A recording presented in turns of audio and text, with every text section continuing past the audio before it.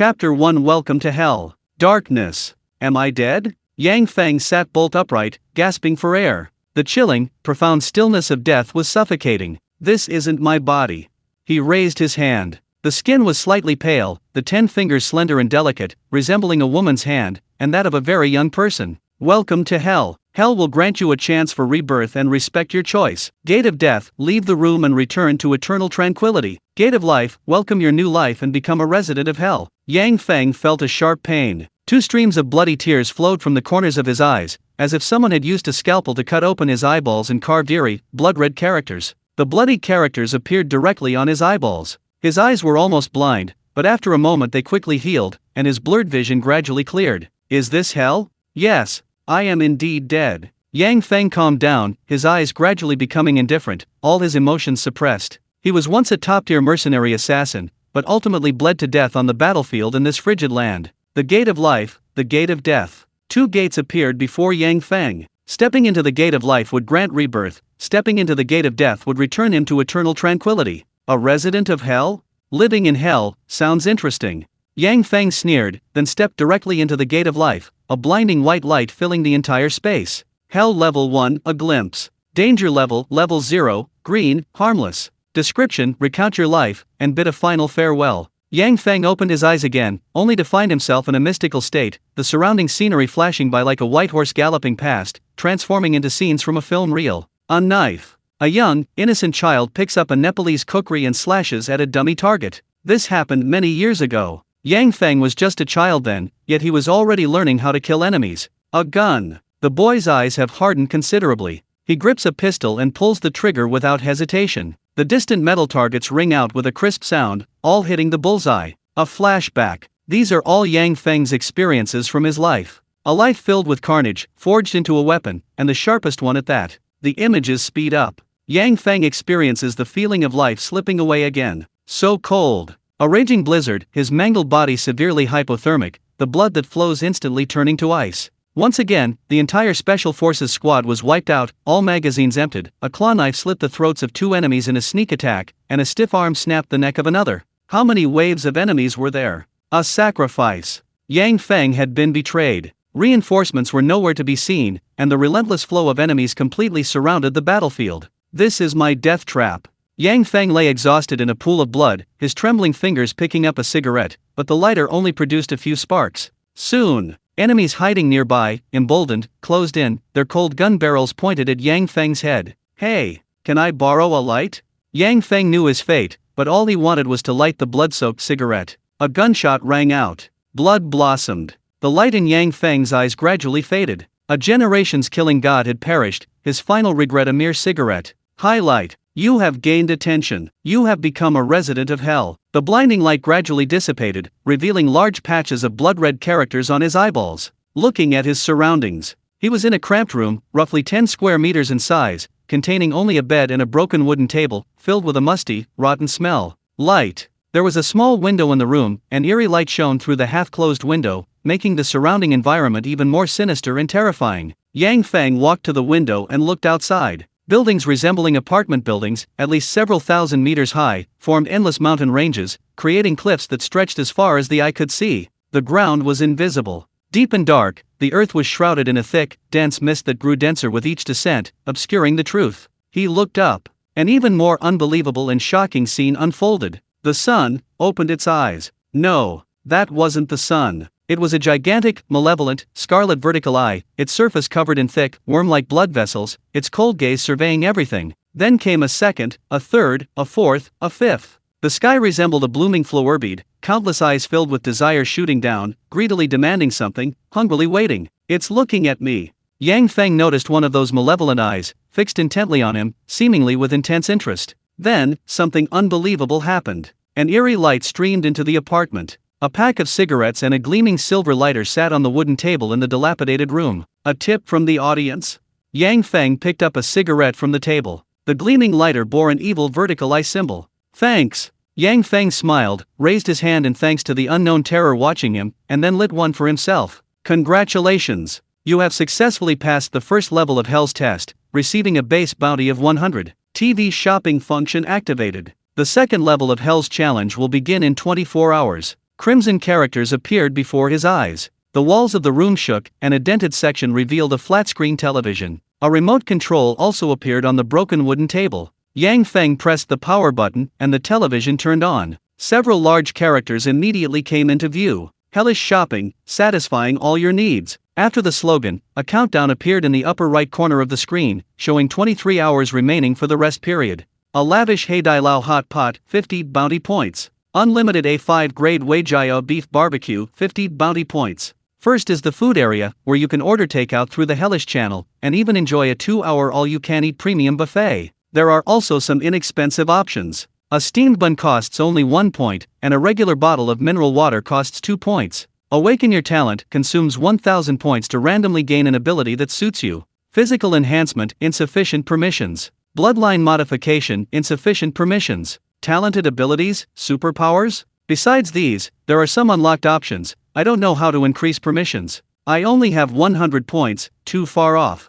Yang Feng shook his head. Although permanent ability enhancements are tempting, they are currently too expensive, more like a pie in the sky. Weapons. Armor-piercing dagger, 50 points. Tungsten steel claw knife, 50 points. Iron-cutting Miao sword, 100 points. Hell Zero pistol, 100 points. Includes 5 magazines. Yang Feng switched to the weapon channel. A dazzling array of equipment was on display. Small melee weapons were generally cheap, while long weapons like the Miao sword were much more expensive. Firearms were even more outrageous. A pistol cost 100 points. Not simple. This Zero pistol looks very much like 2011. It uses composite metal materials, resulting in a more heat-resistant barrel, a faster rate of fire, and greater accuracy. Yang Feng carefully examined the weapon's detailed parameters. The pistol could be modified, with attachments like laser sights added. Unlimited ammo module, 1,000 points. The most prominent icon in the modification options was the unlimited ammo module. After modification, the weapon would activate unlimited ammo mode, eliminating any need to worry about running out of ammo. Black technology. Unlimited ammo. Although he didn't know how it worked, since Yang Feng had already arrived in hell, things that defied common sense had become normal. Yang Feng began to consider how to spend 100 points. This body is a bit weak, it needs energy replenishment. An ordinary person going 24 hours without food or water would experience a rapid drop in blood sugar, leading to general weakness, lethargy, and in severe cases, even fainting. Tungsten steel claw knife, durable backpack, 5 bottles of mineral water, 3 energy bars. On the TV shopping channel, the corresponding items were selected. Suddenly, the door to the room opened, and an invisible hand placed the supplies at the entrance. Next is just waiting. Yang Feng finished an energy bar, his weak body gradually regaining strength. He then picked up the tungsten steel claw knife and began toying with it. The blade flashed. The tungsten steel claw knife could cut a hair in an instant. Its hardness far exceeded that of refined steel, making it a good value for money. Soon, the 24-hour rest period ended. The shopping TV in the room was turned off, and eerie, blood-red characters reappeared on the screen. Second layer of hell, abandoned city of the apocalypse. Danger level, level 2, orange, dangerous. Curse pressure, 1. Description: a dilapidated and abandoned post-apocalyptic city, filled with mutated monsters. Defeating them will earn extra bounty points. A deafening rumble echoed. The apartment shook violently, dust billowing down, the view outside the window shifting rapidly as if the building were plummeting downwards. A few dozen seconds later,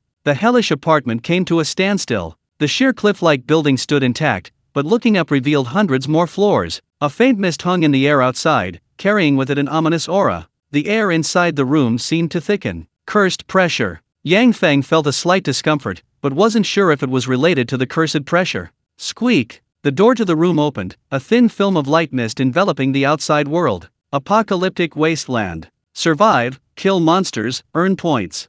Rebirth in hell, looks rather interesting. Yang Feng's lips curled into a slight smile. He slung his backpack over his shoulder and stepped through the mist-shrouded door. A new life begins. Chapter 2, Survival Mission, The Hunt Begins. A post-apocalyptic wasteland. The setting sun painted the horizon a blood-red hue. The flames of war had long since died down, ruins lay everywhere, countless skyscrapers collapsed. The asphalt roads were riddled with bullet holes, weeds grew rampant through the cracks, and even rusty cars were covered in bacteria. Bounty points, 0. Hellish mission, survive for 72 hours. Hint, kill as many infected as possible and collect valuable resources. You will be automatically teleported back to your apartment upon completion of the mission. Yang Feng's eyes filled with blood-red characters, and a countdown began, the number of seconds shrinking to the upper right of his field of vision. The countdown is updated in real time. Some unknown force can transmit information through the eyes. Does this mean they can also see everything in front of me? Yang Feng had some guesses in his mind, like a fleeting glimpse of the first level of hell, where a certain evil, cold, vertical eye noticed him and bestowed a reward. Now is not the time to think wildly. Yang Feng observed his surroundings. It seemed he had entered a public restroom. The air reeked of stench, the walls were covered in stains and dried blood, and several desiccated corpses lay on the floor, their deaths extremely gruesome. Mummy! Dead infected. Yang Feng cautiously drew his tungsten steel claw knife, crouched down, and slowly approached the mummy. Then, his arm flashed, the blade slicing through the mummy's wrist and ankle. The tendons in his hands and feet were severed. Whether this infected was dead or alive, their mobility would be impaired. Ugh, ugh. A beast-like growl trembled from the mummified corpse's throat. They had terrifying, grotesque faces, sunken, deathly white eyes, and ripped mouths filled with sharp teeth, brownish-yellow mucus constantly dripping from between them. Rotting corpse. The bodies of these infected individuals underwent severe mutations, their flesh rotting and decaying, yet they could still move, becoming mindless, unresponsive beings. Still alive. Yang Feng saw the rotting corpse slowly rise, but he wasn't frightened by its horrific appearance. He was slightly surprised by its vitality, then quickly regained his composure. Falls. One rotting corpse attempted to stand, but its severed Achilles tendons caused it to involuntarily collapse. A cold, sharp blade flashed, a tungsten steel claw slit its throat. A few drops of foul blood flowed from the dried flesh, but the rotting corpse seemed unaffected. A throat slit isn't fatal. With the flesh decayed to this extent, further destruction is pointless. Yang Feng quickly analyzed the situation. Perhaps only destroying the brain could kill the infected, or perhaps, he moved swiftly. Yang Feng circled around to the side of a rotting corpse. His tungsten steel claw blade drew a perfect arc, slicing open the corpse's nape, the bone exposed, and piercing the spine. Central nerve. If the brain can control the body, the central nervous system and the cervical spine is the conduit. Killed a corpse, reward, 10 bounty points. A small notification appeared in the upper right corner of Yang Feng's eyeball. After killing a corpse, his bounty points immediately increased by 10. Sure enough.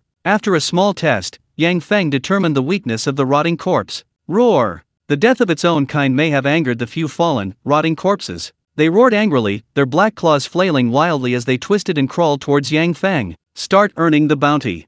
Yang Feng's eyes were icy. He raised his foot high and slammed it down, kicking the corpse's neck with tremendous force. Crack! The sound of a neck snapping rang out. Several corpses had their cervical vertebrae crushed one after another, becoming lifeless corpses on the ground. Killed corpse, reward 10 bounty points. Killed corpse, reward 10 bounty points. Killed corpse, reward 10 bounty points. The bounty increased rapidly, but the crimson characters somewhat obstructed his vision. Although it was only a small area in the upper right corner of his field of vision, it could still have a negative impact. Can I hide the kill notification? Yang Feng asked himself, but the message etched on his eyeballs actually responded, and the kill notification disappeared. There was a response. Those mysterious, eye-catching characters actually possessed a certain level of intelligence. At the very least, they could understand his commands. Interesting. The blood-written characters could issue commands, but they also had auxiliary and prompting abilities. Perhaps there were even more functions waiting to be discovered. He wiped his claw blade. Yang Feng searched the restroom but found nothing worth collecting. He crept away.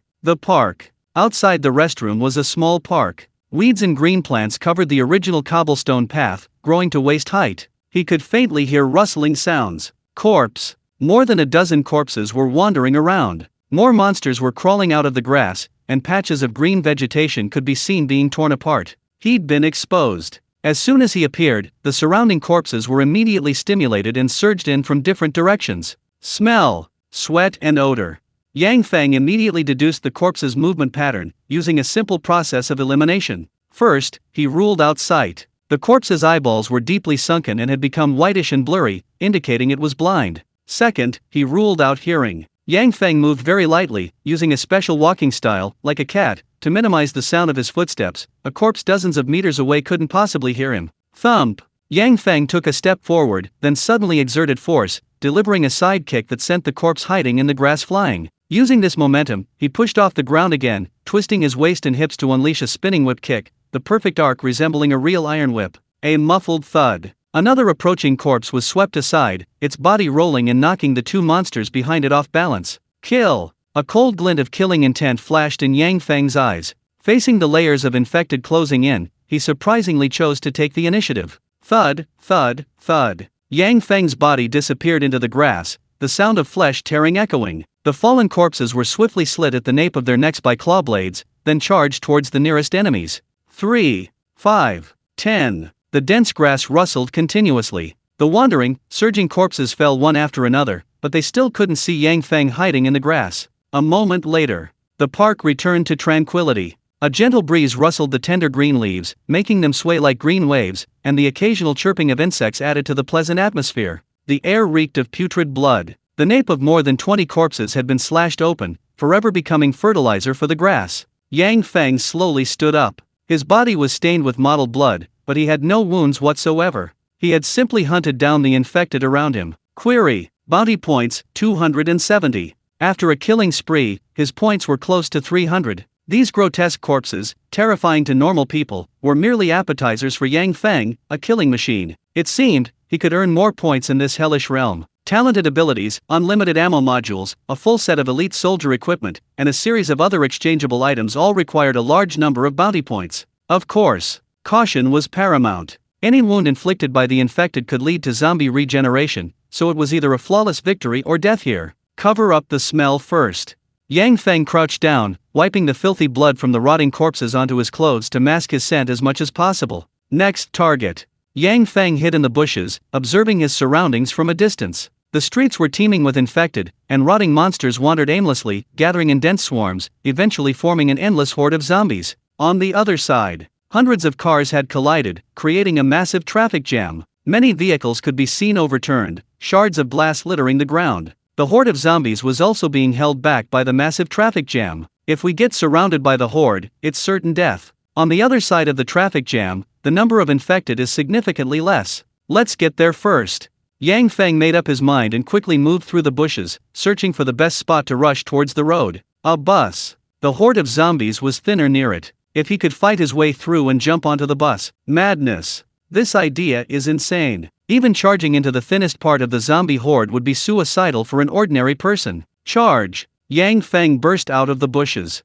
The human scent was masked by the filthy blood. The rotting zombies didn't immediately notice Yang Feng and quickly surged onto the road. Exciting! Yang Feng charged towards the zombie horde. A dozen monsters blocked his path, but he delivered a powerful kick in midair, sending a large number of rotting zombies crashing down. Thud, thud, thud. Yang Feng trampled over the bodies of the rotting zombies, his eyes flashing with madness, his claw blades flashing as he slashed at the nape of the necks of the zombies in front of him. He leaped. Thump, thump, thump. Yang Feng's feet repeatedly slammed against the bus, his hands gripping the roof, and he pushed off again. Success! Yang Feng climbed directly onto the roof of the bus. Roar! Roar! Roar! Roar! Roar! The infected, who had been knocked down and kicked, finally reacted, letting out furious roars. They frantically pounded on the sides of the bus, their sharp claws flailing wildly, leaving scratches on the metal. The rage of countless infected even caused the bus to shake violently, but overturning this behemoth was impossible. A large number of abandoned cars supported it on the other side.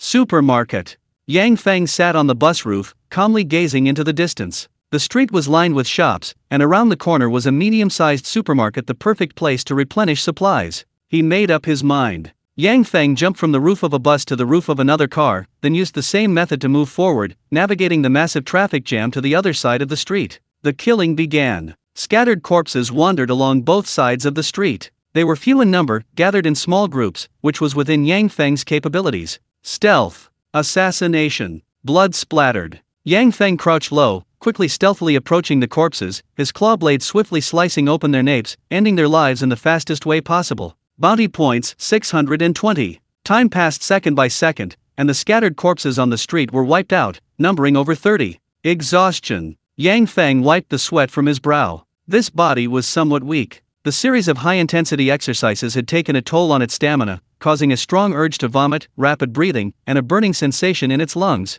If the fighting continued, the body would enter a state of oxygen deprivation, making it difficult to concentrate, and the profuse sweating would produce a strong odor, attracting the attention of the rotting corpses again. It needed to rest. Yang Feng opened his durable backpack, took out a bottle of mineral water, took a few sips, then ate an energy bar. After waiting for his body to adjust, he drank about half a bottle of water. The fatigue in his body felt much better, and the nausea gradually subsided. All right. Now, let's scavenge at the supermarket. There's only one energy bar left. Hopefully, he can find some canned food or other supplies here. Chapter 3, 7 steps away, the gun is fast. Hualong's supermarket. The main door was half open, the roller shutters pulley chain severely rusted and stuck at waist height. It was pitch black, shelves were overturned everywhere, various goods and shards of glass scattered all over the floor. Yang Feng cautiously approached, waiting until his eyes adjusted to the darkness before venturing deeper to avoid a sudden monster attack. He crept in silently. Most of the goods were severely expired, judging by the city's state of disrepair. They had been there for at least 20 years. The milk had turned into a filthy, rotten liquid. The instant noodles were also long expired, mold seeping into the packaging. Dog food cans. A batch of canned food lay scattered on the pet section shelf. The canned food had a long shelf life, theoretically able to be stored indefinitely. Although the consistency and taste would change, it was still edible. It can be used to stave off hunger if necessary. Yang Feng didn't mind and carefully placed the cans of dog food into his backpack. There's a smell of blood in the air. Yang Feng continued exploring, but then detected a strong stench of blood and a faint scent of gunpowder. A gun! Someone's armed in the supermarket. Yang Feng immediately became alert. He hadn't expected anyone else besides himself to be in the supermarket. Could it be someone else, like him, had been transported to the abandoned city of the apocalypse by the hell apartment? Sure enough. A few meters ahead, a corpse appeared. It was a dead, rotting carcass with several gunshot wounds and a gaping hole in its skull, its fatal injury. He continued stealthily. Several more corpses appeared, and scattered on the ground were many yellow bullet casings. The infected must have heard the gunfire and all rushed over. There's fresh blood stains on the wall. That person is injured. Yang Feng observed carefully. The blood of the rotting corpse was a murky blackish brown, while the blood stains on the wall were fresh, indicating the person had been injured by the corpse. The blood stains extended into the employee passageway. Quite clever. There's only one path here. Hiding in a single passageway would prevent enemy ambushes and avoid being attacked from both sides. Yang Feng slipped into the darkness and entered the employee passageway. A woman sat slumped against the wall in the distance, holding a Zero-type Hell pistol. Bloodstained strips of cloth were wrapped around her arm, now beginning to fester. A ruthless character. Clearing the first level of Hell only yields 100 points. This woman didn't eat or drink, ignoring her weakened state, directly exchanging for a Zero-type pistol, completely disregarding survival. She was definitely a ruthless character. He approached silently. Using the darkness, Yang Feng quickly closed to within 10 meters. At that moment, the woman finally noticed something. Who goes there? Don't move. The woman abruptly stood up, her brow furrowed in pain from the wound on her left arm, but her right hand still gripped the gun, aiming it at Yang Feng. Wait. I'm not infected. Yang Feng immediately spoke, stopping her from firing, and continued, I'm like you, I was teleported here. Human? The woman didn't fire immediately, but instead carefully examined Yang Feng. Her name was Gu Qing, also a resident resurrected from hell, who had gambled away a Zero-type pistol and was lucky enough to be teleported into the supermarket. In a panic, Gu Qing killed several corpses, but was also injured. You're injured. I can help you. Yang Feng gave her a kind smile, even showing a hint of gentleness. Gu Qing was a beautiful woman, with long black hair cascading down her back. Her beautiful face had a touch of aloofness, and her fair skin was smooth and radiant. However, her alluring appearance was merely an exterior. What kind of soul lay hidden within was unknown. Get out of my way. Gu Qing was wary, naturally not trusting a stranger she had just met. She coldly continued to rebuke him, I don't need your help. Death was imminent. Yang Feng thought to himself, judging from the woman's wounds, if she didn't receive timely treatment, her life would soon be in danger, or she might even become infected. There was no need to take any more risks. Don't be nervous. I'll leave right now. Yang Feng shrugged helplessly, then slowly backed away. At that moment, Gu Qing called out to him again. You can't leave. Gu Qing's expression shifted between anger and uncertainty. Her mind raced, and she bit her lip, continuing, You want to wait for me to die, then take my equipment? Human nature is treacherous. Gu Qing considered the worst-case scenario. If the man in front of her deliberately attracted infected, she would be trapped in the cramped room and eventually torn to pieces. Staying was out of the question. Leaving was also out of the question. This woman was clever. A few more seconds of hesitation and she would understand the pros and cons, then pull the trigger. I really meant no harm, and I pose no threat to you whatsoever. Yang Feng's face was full of sincerity, his eyes even showing a hint of wronged grievance. His acting was incredibly convincing as he continued, I'm hungry and thirsty, I just want to. He stopped mid-sentence. A murderous glint flashed in Yang Feng's eyes. Taking advantage of the fact that his opponent was still listening to him, he suddenly lunged forward, simultaneously throwing his backpack over his shoulder to his chest. 7 paces away, the gun was fast. Within 7 paces, the gun was both accurate and fast. Bang! Gu Qing reacted a fraction of a second slower, but still pulled the trigger, firing a shot haphazardly at Yang Feng. The gun barrel spat fire, the yellow cartridge case bounced up, the blinding light briefly illuminating the passage, reflecting a cold, gleaming blade. Blood splattered. Gu Qing's face was filled with disbelief. He seemed to hear the whistling wind in his ears, but it was the sound of blood gushing from an artery. The tungsten steel claw knife had slit his throat. Gu Qing's zero hell pistol fell to the ground. His hands limply clutched his neck, the light of life fading from his eyes. He died in the corner.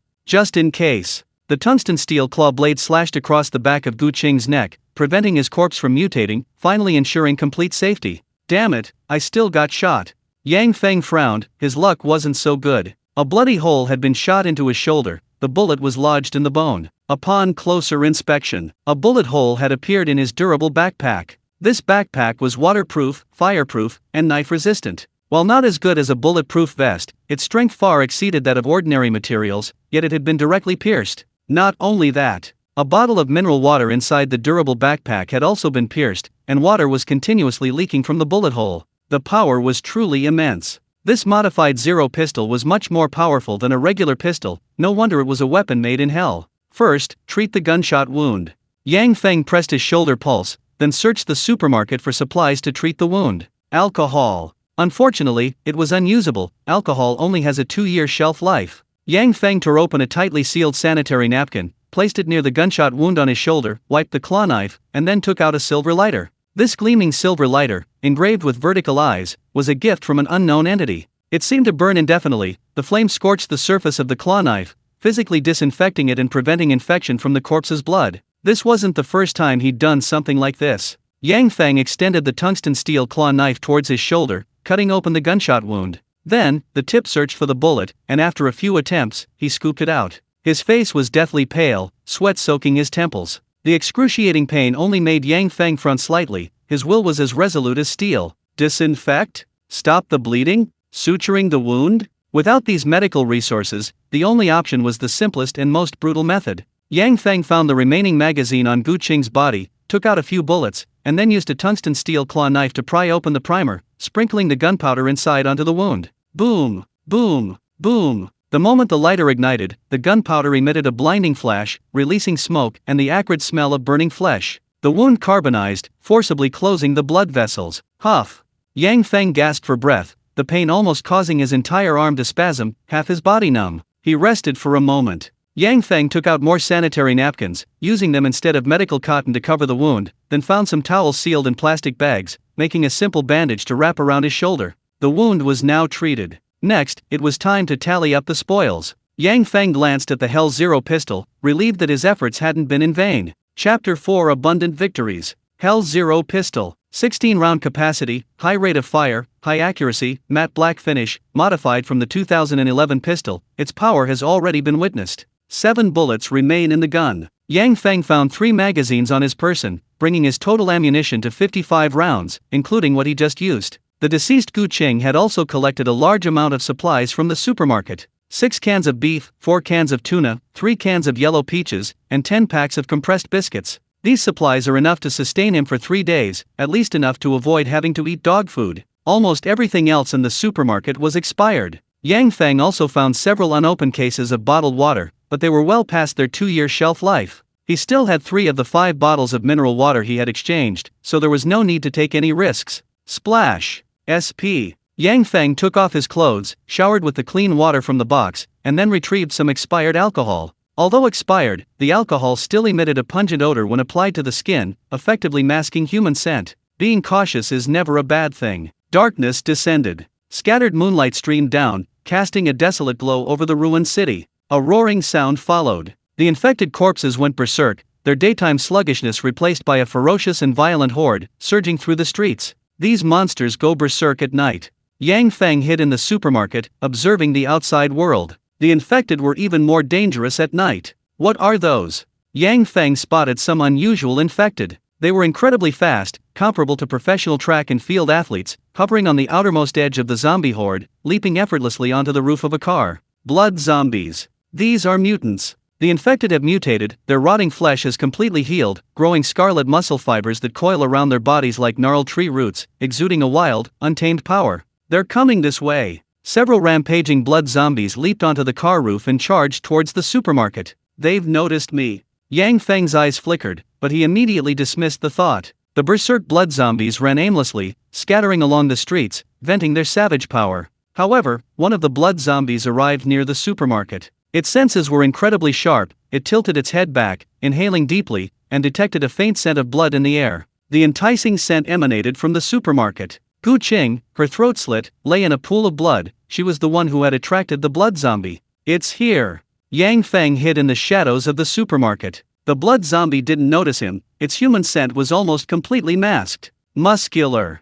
Strong jumping ability. A heightened sense of smell. Yang Feng assessed the aberration not far away, raising his zero-type pistol with both hands, aiming without a tremor. The blood zombie ventured deeper into the supermarket. It approached the dead Gu Qing, excitedly lunging forward, eager to enjoy this delicious meal. Bang! A gunshot rang out. Yang Feng aimed at the blood zombie's leg, shattering its kneecap with a single shot. The monster, losing its balance, immediately collapsed. The joints aren't fatal, but they can render it immobile. Yang Feng remained calm, then aimed at the blood corpse and fired again, hitting its left chest. A burst of blood erupted. This shot shattered the blood corpse's heart, but the mutant seemed largely unaffected, opening its massive maw and roaring furiously. Roar! Roar! Roar! Roar! Roar! The blood corpse roared madly, and despite losing a leg, it still lunged forward 2 meters. A shattered heart isn't fatal, and a crippled leg doesn't prevent it from fighting. Its mechanics are similar to the previous monsters.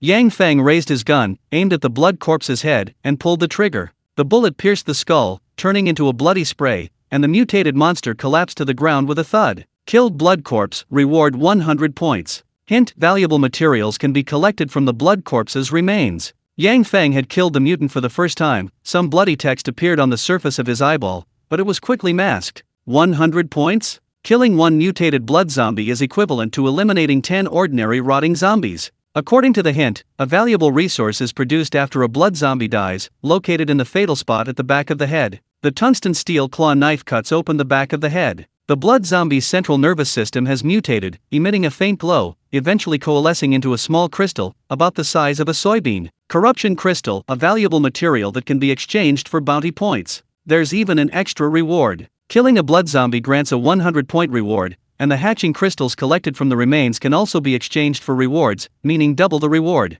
Hunting these kinds of mutants seems much more worthwhile. Sorry, I have to use you a little more. Yang Feng walked to Gu Qing's corpse, smiled, and apologized, then dragged her body to the supermarket entrance. Fish bait. The smell of blood permeated the air. The frenzied blood zombies, drawn by the scent, swarmed in like sharks. 1, 3, 5. Soon, 5 more blood zombies approached, surrounding Gu Qing's corpse, then crouching down. They were completely unaware of Yang Feng hiding in the shadows. All scents were masked, everything unfolded as expected. Bang, bang, bang. Yang Feng's eyes were sharp as a hawk's, and he quickly pulled the trigger. His marksmanship was divine, a direct hit to the head, sprays of blood, and 3 blood zombies fell to the ground. The other 2 blood zombies sensed the danger, their legs propelling them forward like grasshoppers, leaping high into the air and into the supermarket. Large sections of shelves collapsed. Countless miscellaneous items fell to the ground, and the 2 blood zombies moved swiftly, their angry roars echoing throughout the supermarket. Continue firing. Muzzle flashes shot out, yellow bullet casings bounced high into the air, clattering to the ground with a crisp sound, followed by the tearing of flesh. The suppressive fire continued. Yang Feng attacked the general direction of the 2 monsters, preventing them from making any rash moves. Once his magazine was empty, he immediately replaced it with a spare. There. Through a crack in the dilapidated shelf, Yang Feng saw the legs of a blood zombie and pulled the trigger twice without hesitation. 2 shots hit its knees. The blood zombie fell to the ground with a thud. Calculating its position after falling was quite simple. The 3rd shot pierced the wooden planks at the bottom of the shelf, blood splattering as it blew, instantly blowing the monster's head off. The 4th shot hit the same hole, piercing the temple again. A follow-up shot is always a good habit. Danger! Yang Feng sensed the danger and whirled around. The last blood-soaked zombie lunged at Yang Feng, its claws gleaming coldly in midair. He pulled the trigger. Click. Yang Feng's pupils constricted sharply. The pistol jammed? A 1 in 10,000 chance of failure. The Hell Zero pistol almost never jams, the failure rate is less than 1 in 10,000, yet Yang Feng was lucky enough to encounter one. The black claws drew closer, seemingly about to slit his throat in the next second. Heh. On the ever-changing battlefield, there are so many unexpected events, a moment's hesitation can mean death. But it was precisely these unexpected events that made the battle increasingly interesting. At the critical moment, Yang Feng's face actually showed an expression of excitement, his once icy gaze instantly boiling over. Clang! Yang Feng swung his hand forward. The tungsten steel claw blade was concealed in his sleeve, two flashes of cold light collided, and the black claw spun backward. In a split second, the blood corpse's claw was severed. This was tungsten steel, its hardness and sharpness far surpassed the monster's claw. Thud thud thud. Yang Feng's attacks became even more cunning. The tungsten steel claw blade slashed across his wrist, then cut towards his armpit, followed by a horizontal slice across his spine, a crouching roll to dodge while simultaneously slashing towards his thigh. Suddenly, the blood corpse seemed to freeze. The tendons in his hands were severed, the large tendons in his armpits were broken, the erector spiny muscles along his spine were cut, and then the ligaments in his thighs. The movements were fluid and seamless. Flawless. This series of attacks severed the muscles supporting the body's movement, leaving it virtually paralyzed. The blood corpse convulsed and trembled, collapsing to the ground with a furious roar and wail. Yang Feng twirled the tungsten steel claw knife in his hand, then plunged it into the back of the blood corpse's head, ending its life. Bounty points 1,220. Corruption crystals 6. The spoils of this night were exceptionally plentiful. Chapter 5 The Greater Truth. Dawn pierced the darkness. The raging horde of zombies gradually subsided. Rest in peace. Yang Feng glanced at Gu Qing's mangled corpse, then piled her with the remains of many infected, and burned it all to ashes. He was exhausted. The continuous fighting, coupled with the gunshot wound to his shoulder, had pushed his body to its limits. Remaining time, 58 hours. Ammunition remaining, 2 magazines, plus 11 bullets, totaling 43 rounds. Yang Feng tore open the towel strip on his shoulder, changed some sanitary napkins, and painfully rebandaged it. There was a stainless steel pot in the supermarket. He opened a few cans of beef, lit a gleaming lighter, and heated the pot slightly with the weak flame, managing to eat a warm meal. I need to take some precautions before bed. The empty cans couldn't be wasted. He searched the supermarket for some materials to make a simple alarm. A small hole was carved into the bottom of the tungsten steel claw knife, and some iron spoons were placed inside. These spoons were then tied together with thread to form a large bell. The ends of the thread were tied to the bottom of the door and connected to the bell. If a monster intruded and touched the thread, it would immediately trigger an alarm.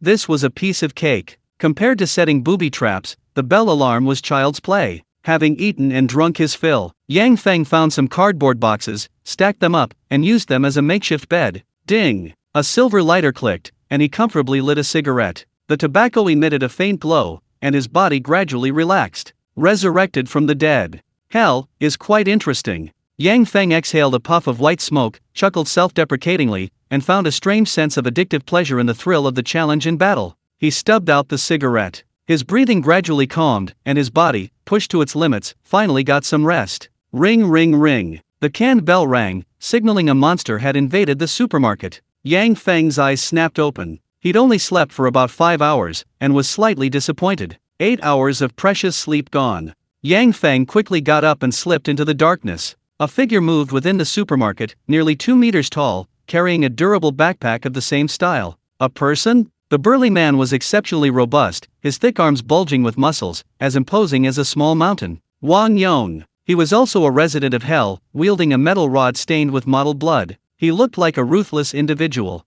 Who's there? Wang Yong's foot touched the thread, triggering the can bell. He cautiously approached, rod in hand, only to discover it was just a small warning device. He reached out and touched the cardboard box beside him. It was warm. Someone was resting there. Who's hiding here? Come out, or don't blame me for being impolite.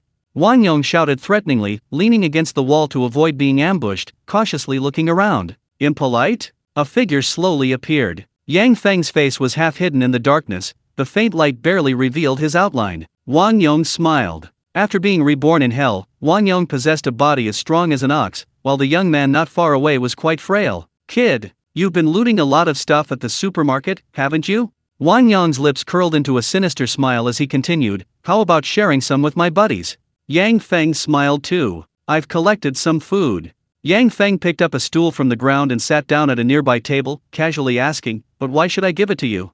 Whoosh whoosh whoosh. Wang Yong brandished a metal rod twice, his bulging muscles bulging with veins, his movements powerful and ferocious. I used to be a murderer, sentenced to death. Wang Yong took pride in this, showcasing his ferocity and immense strength, then continued to threaten in a mocking voice, "There are no laws in hell, you know what I mean?" Of course he understood. Whoever has the strongest fist is right. Yang Feng slightly raised his hand and placed something on the table, his tone still calm. "I understand what you mean. A gun." It was a Type 0 Hell pistol. Wang Yong glanced at the pistol, his fierce gaze instantly changing. Clearly, the gun held more justification. This was awkward. Wang Yong had just been uttering threats, but the next second he was intimidated by the pistol. "Kneel down." Yang Feng commanded calmly, those two simple words causing Wang Yong's expression to change drastically. "Brother, leave a way out for others." Wang Yong's attitude changed, his form of address changed, but his eyes kept darting towards the pistol on the table, calculating something in his mind. Bang! Yang Feng instantly raised the gun and pulled the trigger at Wang Yong. The sound of metal clashing rang out, the bullet struck the iron bar accurately, sending sparks flying. Wang Yong felt a sharp pain in his wrist, the violent impact caused the weapon to slip from his hand, and the iron bar clattered to the ground, the bullet hole and bullet marks clearly visible. "You!" Wang Yong was both shocked and terrified, the bullet had almost hit him. Yang Feng remained silent, only pointing the muzzle of his gun at the ground, signaling Wang Yong to kneel. He knelt down. Wang Yong gritted his teeth, kneeling on the ground in humiliation, his heart filled with resentment and bitterness, a ruthless glint hidden in his eyes. Back to the original topic.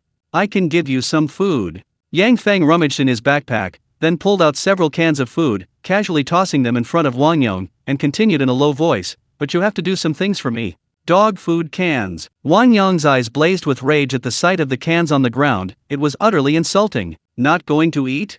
Yang Feng stood up, a hint of regret in his voice. "Since you don't want to cooperate, then forget it." A chill ran down his spine. Wang Yong looked up, the dark muzzle of a gun was pointed at his head. There was only one outcome for not cooperating. "I'll eat it." Wang Yong clenched his fists, then grabbed the cans of dog food, opened them, revealing a sticky substance after they were torn, and stuffed them into his mouth. Great, good luck indeed. The sudden appearance of Wang Yong meant he could do some manual labor, thus speeding up his points accumulation. Yang Feng also took out some food from his backpack. 2 cans of tuna, eaten with compressed biscuits, a stark contrast to Wang Yong's dog food. Throughout this process, the pistol remained on the table. "You've been looking at my gun the whole time." Yang Feng noticed Wang Yong's gaze, then pushed the gun forward slightly. "Try to take it." A decisive blow to the spirit. These words extinguished Wang Yong's hopes. Wang Yong lowered his head, ate another can of dog food, completely under Yang Feng's control. "All right. Take your weapon, it's time to get to work."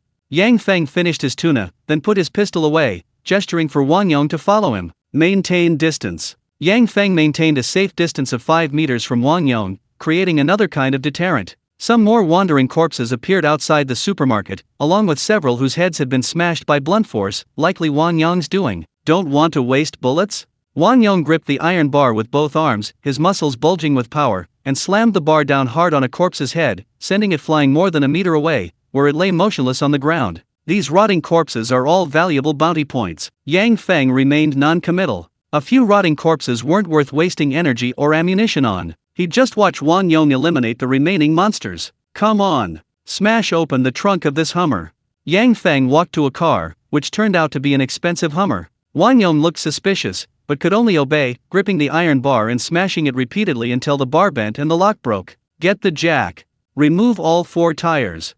Yang Feng continued to give orders. What followed was all hard work. "Tires? What are these for?" Wang Yong looked puzzled, but could only reluctantly comply. After removing all 4 tires, his forehead was covered in large beads of sweat. 26 minutes, 4 tires removed. "Keep it up, remove all the tires." Yang Feng told Wang Yong to continue removing tires, a cruel smile playing on his lips. "Don't slack off, at this rate, remove 50 first." Wang Yong felt a chill. The seemingly frail man gave off a cold, unsettling feeling, making his hair stand on end. "I'm going to buy a pack of cigarettes.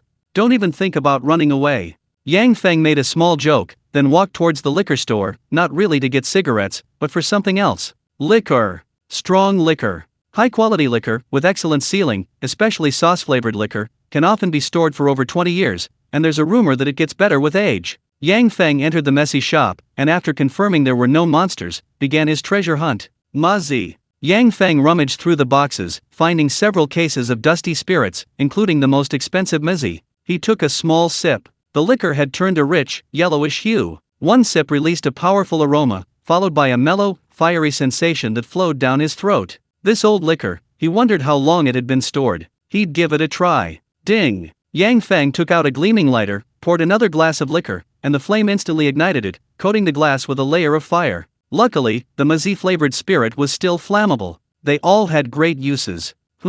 Just as Yang Feng was about to pack up all the liquor, he suddenly saw Wang Yong running away through the glass window. He dropped the jack and dashed into a distant alley. Bang! Yang Feng raised his hand and fired a shot, hitting the wall to Wang Yong's side. Debris and rubble rained down on his face. Wang Yong, still unwilling to give up, continued to flee desperately. The two were over 100 meters apart. How could every shot be so accurate? Wishful thinking. Yang Feng sneered, then gripped his gun tightly, his breathing slowing. 100 meters was nothing. Thud! A bullet pierced Wang Yong's thigh, blood gushing out. He screamed and collapsed to the ground. Yang Feng holstered his gun, calmly packed up the liquor, and finally slowly walked towards Wang Yong. So stupid. The first shot was a warning, the second was punishment. Yang Feng's tone turned cold as he pointed the gun at Wang Yong's head. Do you want to keep working, or do you want this third shot?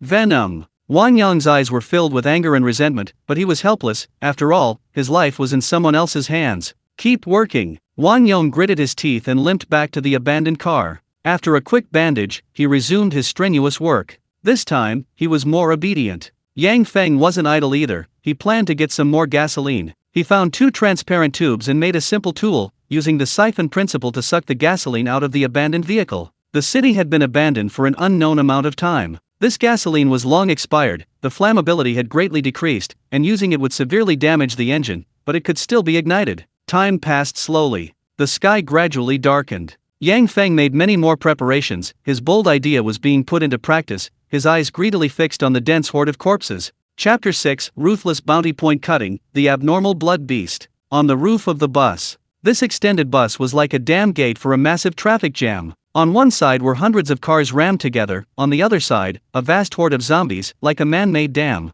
Hiss! Wang Yong clutched his leg, wincing in pain, but still persevered, hoisting the tire onto the bus roof. This was the 53rd. Yang Feng sat on the bus roof, surrounded by tires, several boxes of gasoline, and liquor. Clearly, he was about to do something big. A madman. He really was a madman. Even if Wang Yong was stupid, he understood what Yang Feng was doing, preparing to attack the zombie horde. The time was almost up. All eyes on me. Yang Feng stood on the roof, shouting at the zombie horde, then raised his gun and fired 3 shots. Bang, bang, bang. 3 gunshots rang out, drawing the attention of the dense horde of rotting corpses. Ugh, ugh, ugh, ugh. The grotesque, rotting corpse monsters roared like wild beasts, surging forward like a raging tide, mindlessly crashing into the bus. Clang! A lighter clicked. A tire doused in gasoline was ignited, bursting into flames, then kicked off the bus. The tire struck down several corpses, the flames continuing to burn fiercely, then igniting nearby monsters, turning them into fireballs.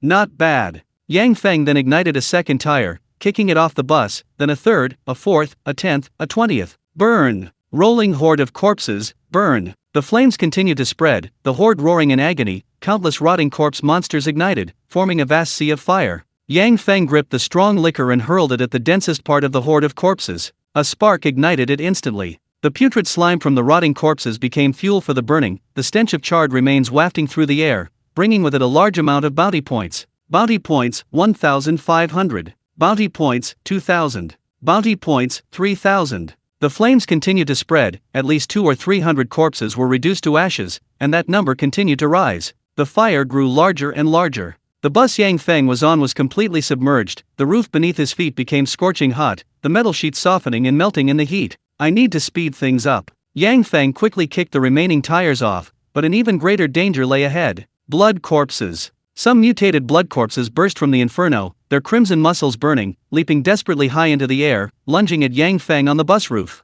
There was no time to think. Yang Feng leaped down, his back slamming into a car, and unleashed a furious barrage of fire, emptying the magazine. The burning blood zombies, their heads pierced mid-air, fell one after another, becoming corpses. Pain. Yang Feng slammed into the car roof, a sharp pain shooting through his back, as if his bones were cracking. He immediately retreated. Yang Feng scrambled to his feet, taking advantage of the fact that no more blood zombies were chasing him, and ran straight towards Wang Yong. Wang Yong!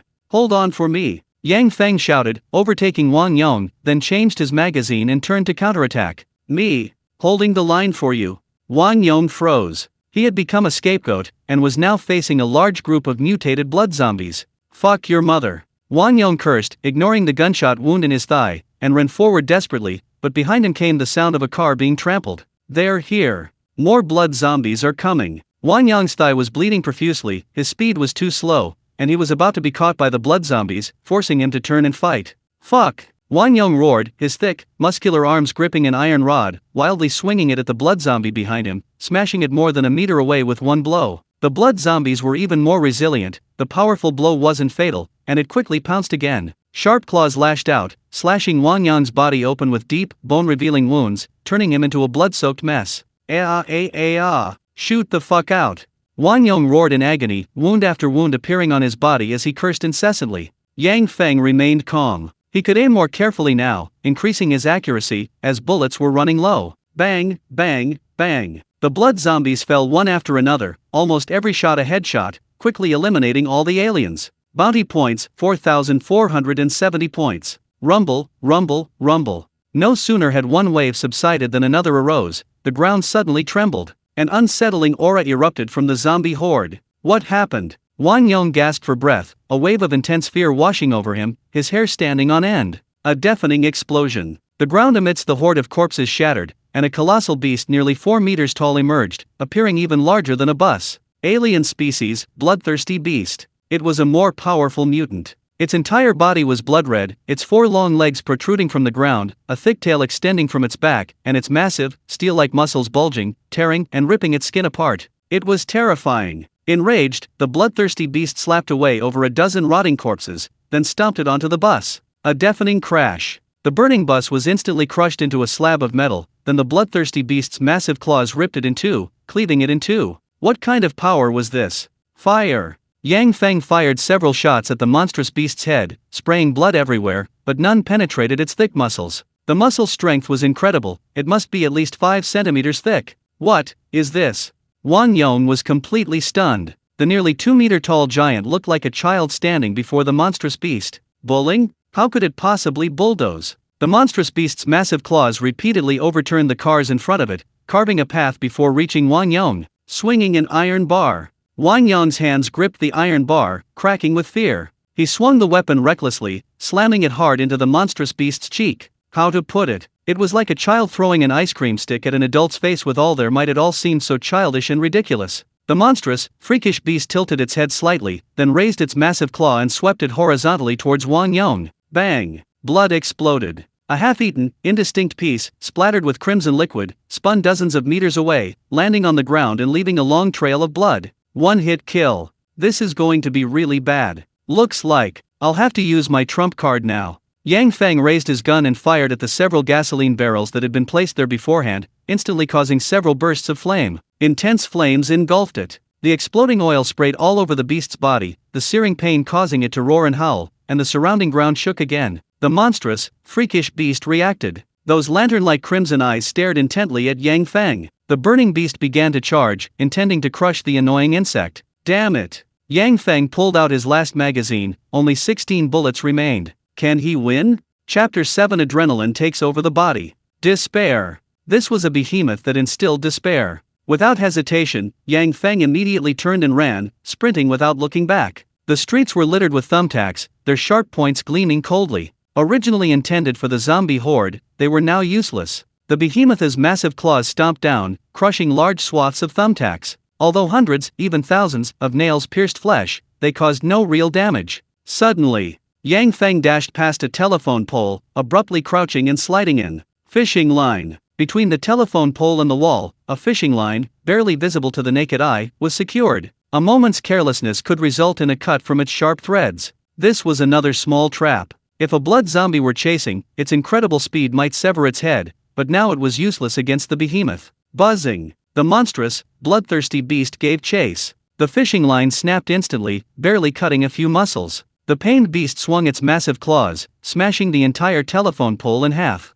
I need to find a small, confined place. Yang Feng fled desperately, finally finding a narrow alley and slipping inside. Ugh, ugh. The rotting corpses whimpered softly, becoming excited at the scent of humans, and began to move towards Yang Feng. There were more than 20 rotting corpses in the alley, blocking his escape route. Rumbling sounds echoed. The monstrous, bloodthirsty beast charged into the alley, its massive body crashing forward. Concrete walls instantly crumbled into rubble, and walls on either side collapsed in quick succession. A pincer attack. Kill! Yang Feng gripped his gun in his right hand and his claw knife in his left, charging towards the rotting corpses ahead. A flash of cold light appeared on his blade as he dodged, tracing a perfect arc as he sliced through the corpses, the entire process flowing smoothly like water. No hesitation allowed. No momentary pause allowed. High concentration was required. The reaction time must be perfect for dodging enemy attacks. The slightest deviation could be fatal. Heart pounding. Adrenaline surging. The intense exertion caused his lungs to burn fiercely, every last drop of oxygen being squeezed out.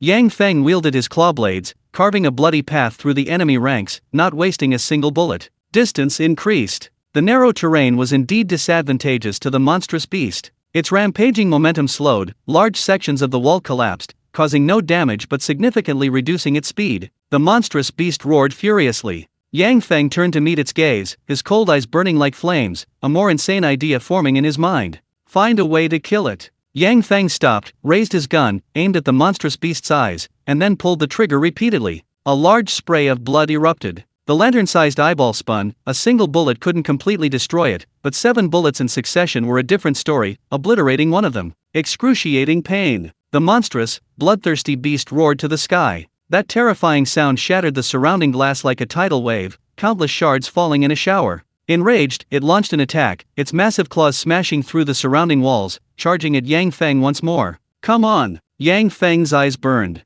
He had never encountered such an enemy before, so powerful it instilled despair, yet also so powerful it thrilled. Yang Feng reached the end of the alley and rushed towards a building, the monstrous, freakish beast close behind, its ferocious power destroying the entire alley. He dodged and weaved. Many infected appeared before Yang Feng again, but he had no time to fight them. His movements were as agile as a butterfly, narrowly dodging each attack. He charged into the building. The monstrous beast behind him crushed countless corpses with its massive claws, then smashed through the glass doors of the lobby, its body slamming heavily into a stone pillar. The pillar collapsed with a roar, and dust rained down from the ceiling. Good. That's it. Come on. Yang Feng had found a way to win. If the monstrous beast could smash through all the load-bearing pillars, the entire building would collapse, and tons of stone would bury the beast. Rumble, rumble, rumble. The monstrous, freakish beast attacked Yang Feng, smashing another stone pillar so thick it would take 2 people to encircle it. The ceiling shook again, and dust rained down. 1, 2, 5 pillars.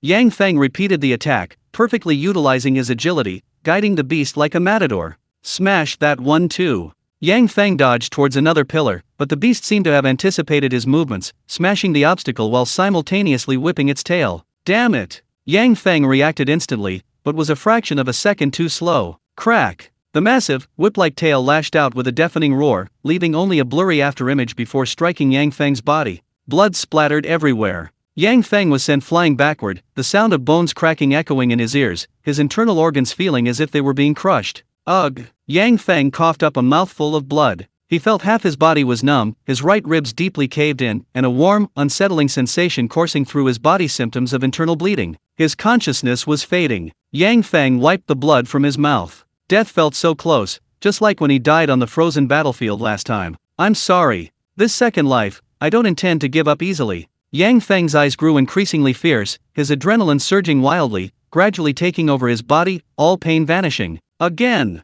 Yang Feng raised his gun and fired at the other eyeball of the freakish beast. The remaining bullets poured out, exploding like water balloons. It could still see. One of the freakish beast's eyeballs was shattered, but the remaining part still showed blurry afterimages, which thoroughly enraged it. A fight to the death. Then, an unbelievable scene unfolded. Facing the monstrous, deformed beast, Yang Feng actually charged forward. His battered body unleashed unimaginable power. The sound of the wind vanished, leaving only the heavy pounding of his heart. It slowed down. Everything slowed down. Under the threat of death, boundless potential erupted, his scalding blood seemed to burn, and everything before him slowed down, like a scene from a movie in slow motion. He saw it. The giant steel whip-like tail lashed out again, its perfect trajectory crystal clear, and his body reacted instantly. Thud! Yang Feng dodged the giant steel whip's tail, gripping the tungsten steel claw blade tightly. He then sliced through the flesh of the behemoth's claws, cutting forward with each step. The golden ratio. The tungsten steel claw blade cut a long trail of blood along the muscle fibers, as fluid and effortless as a butcher carving up an ox.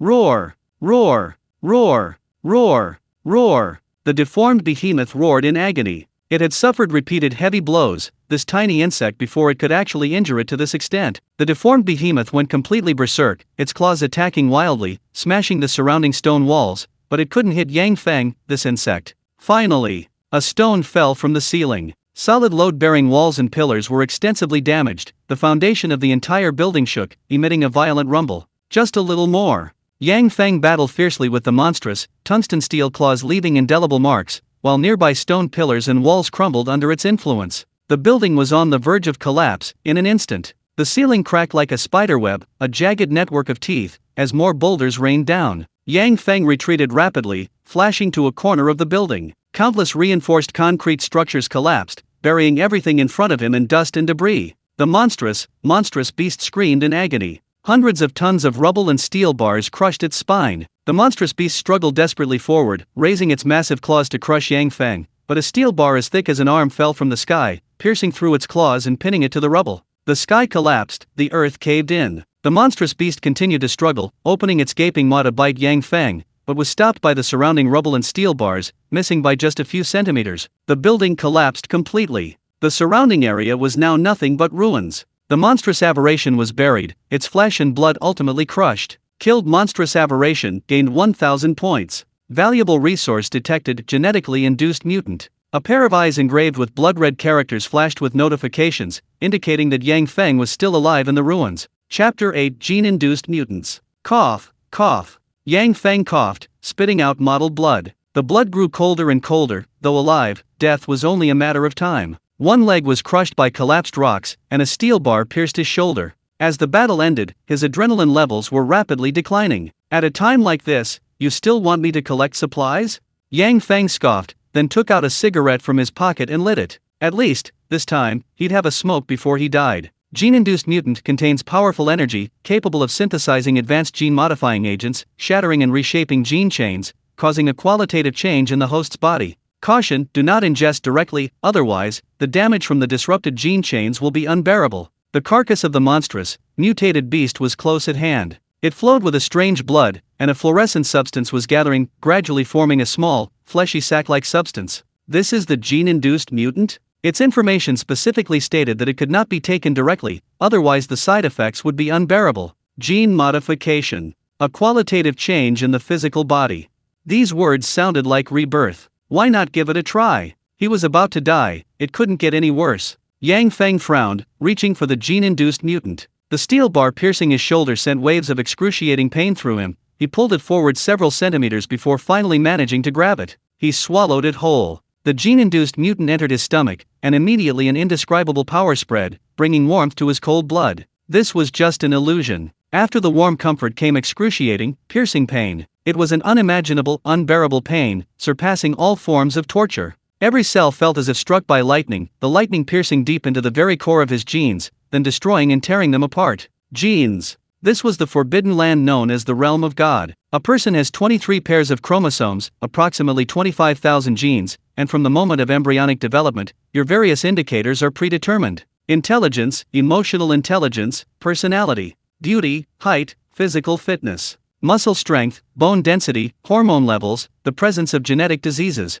Science struggles to determine the function of each gene chain, let alone modify or strengthen it. At most, it can only graft powerful genes from other species. However, gene-induced mutations are different. They completely shatter your gene chains, then strengthen and recombine them, like a giant hammer forging a sword, constantly hammering and forging. Weak genes are destroyed, generating more powerful functions. Powerful genes undergo forging and tempering, becoming even stronger after countless hammer blows. Cells are rupturing. Yang Feng's body is melting. His skin melts like butter, muscle fibers break apart, bones become incredibly soft, and his entire body turns into a pool of blurred matter. A surge of genetically induced energy forcibly maintained Yang Feng's body, preventing him from turning into a pool of blood. Willpower was crucial. Yang Feng remained conscious, but the rate of his central nervous system was actually accelerating, which meant even more unbearable pain. My brain is turning to mush.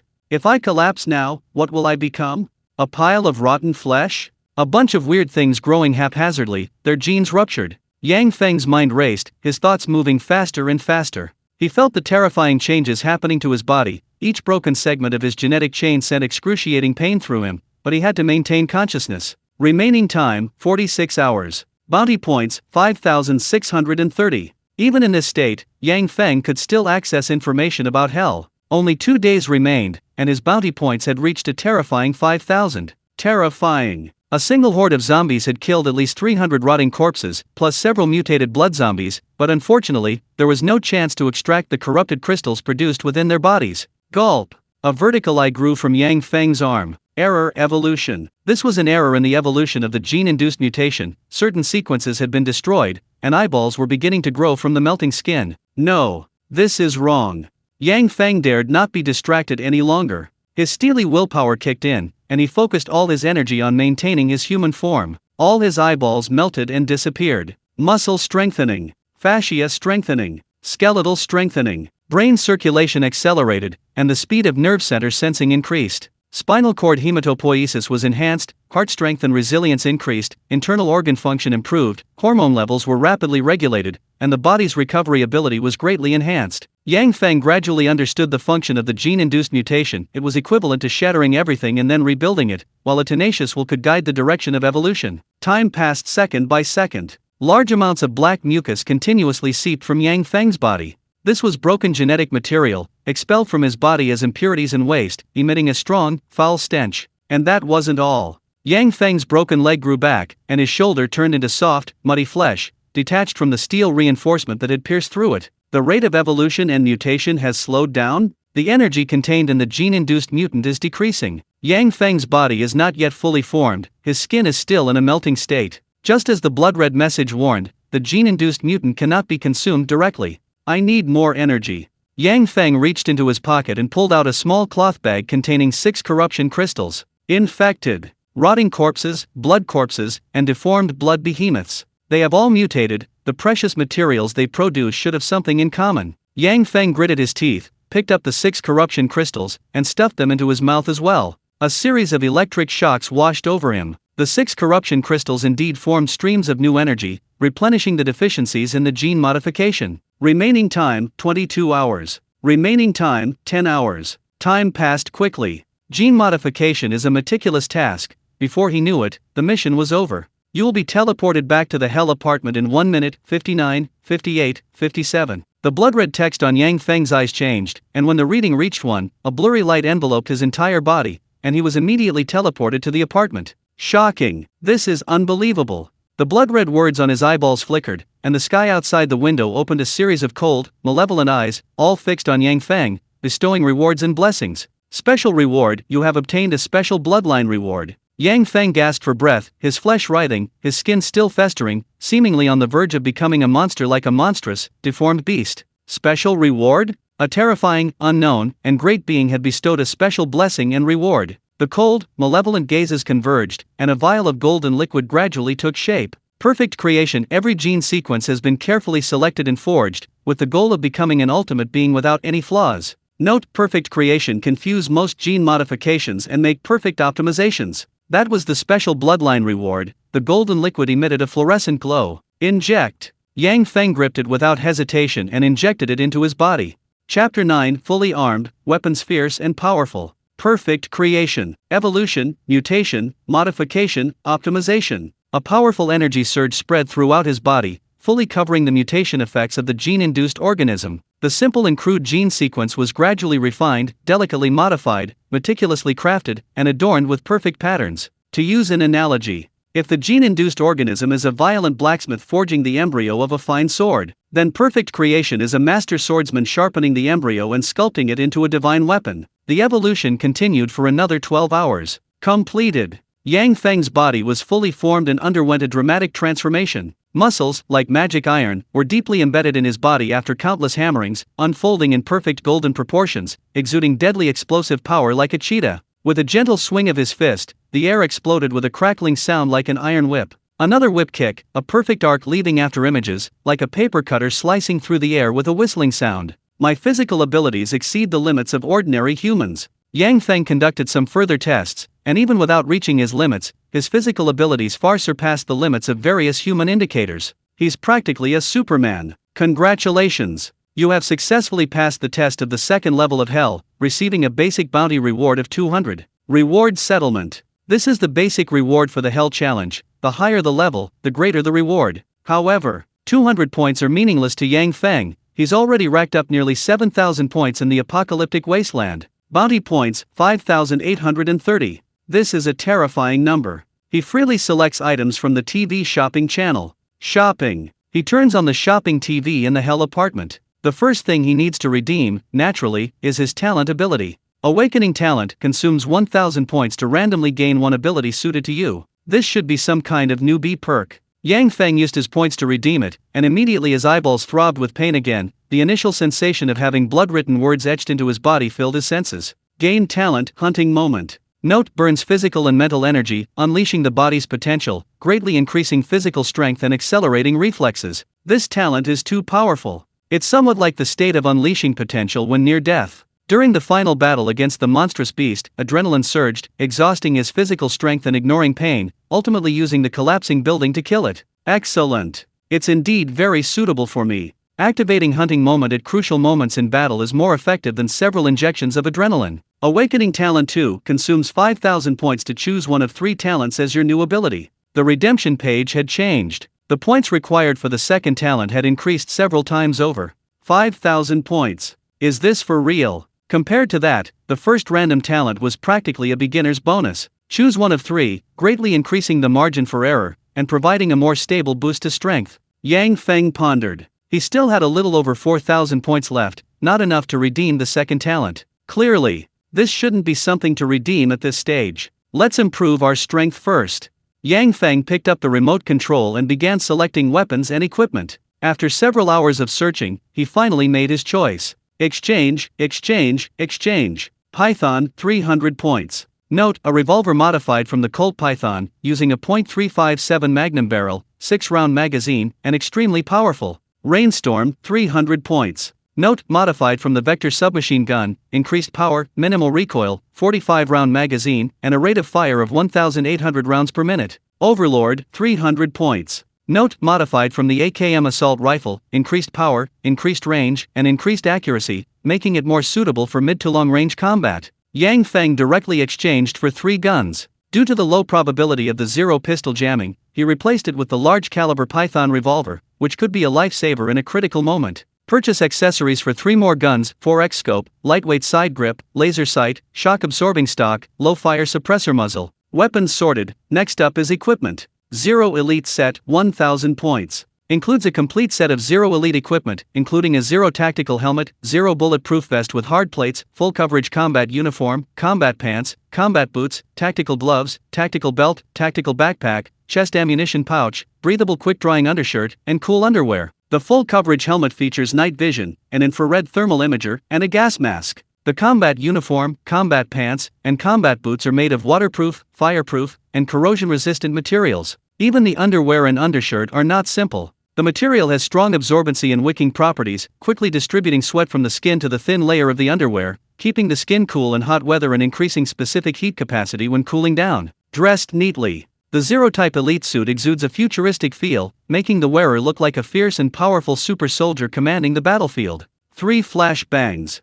3 smoke grenades. 3 high-explosive grenades. 3 boxes of depleted uranium high-penetration rounds. A certain amount of basic ammunition, food, and clean water. After a shopping spree, only a little over 1,300 points remained. After much consideration, he decided to exchange them for an unlimited ammunition module. Rainstorm.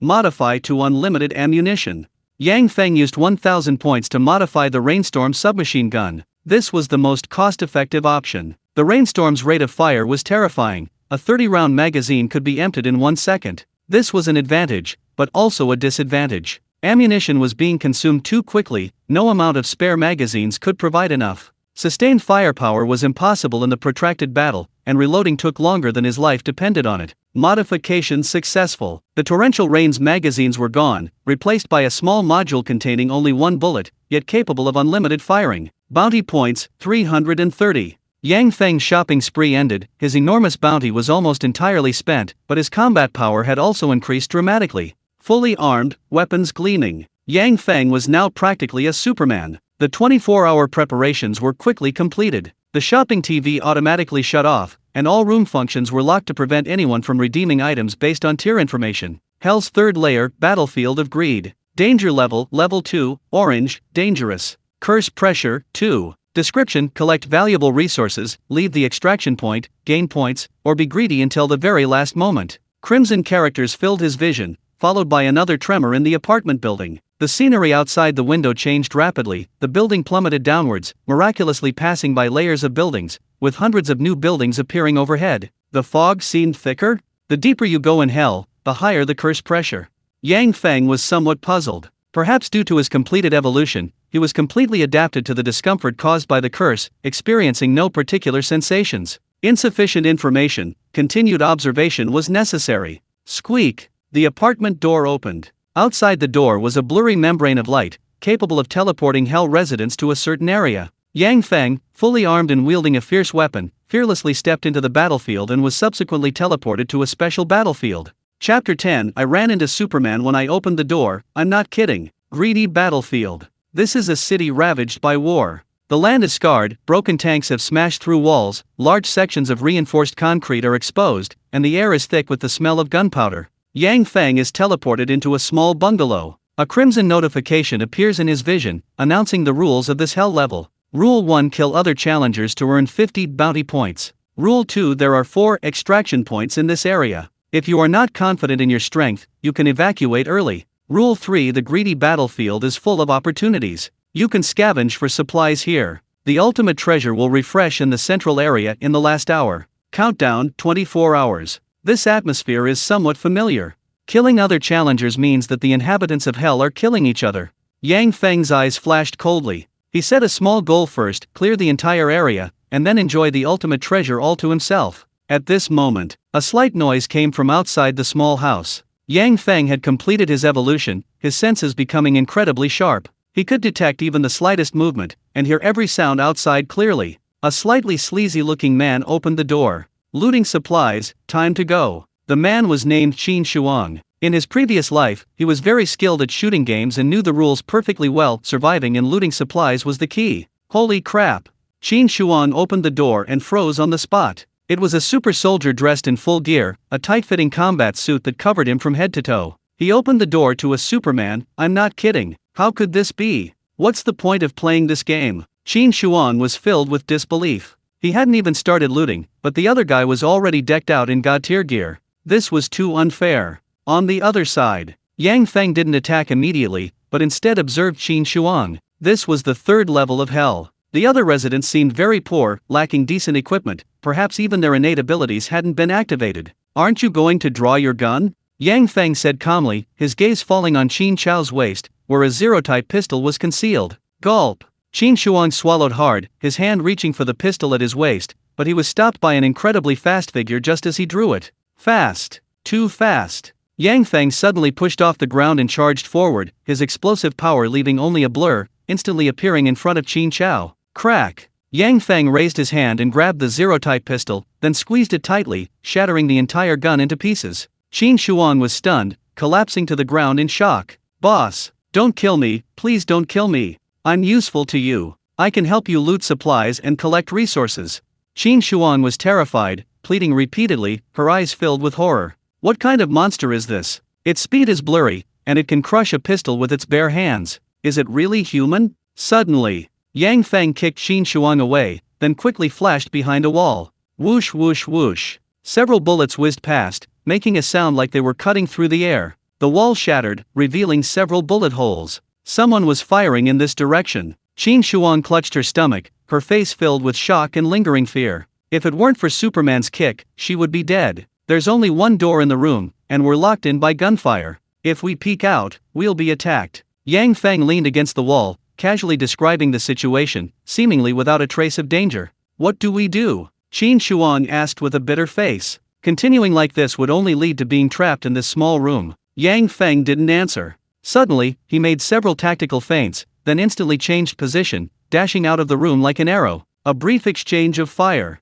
The sound of assault rifle fire came from outside the door, but quickly ceased. Qin Shuang saw a notification in blood-red text. One challenger in Sector C has died. The challenger's death information will be transmitted to everyone in blood red text. Outside, Yang Feng was unharmed. The blood red text indicated he had killed a challenger and was rewarded with 50 points. What's your name? Yang Feng killed the enemy, then beckoned to Qin Shuang with his finger. You just said you could help me collect supplies, right?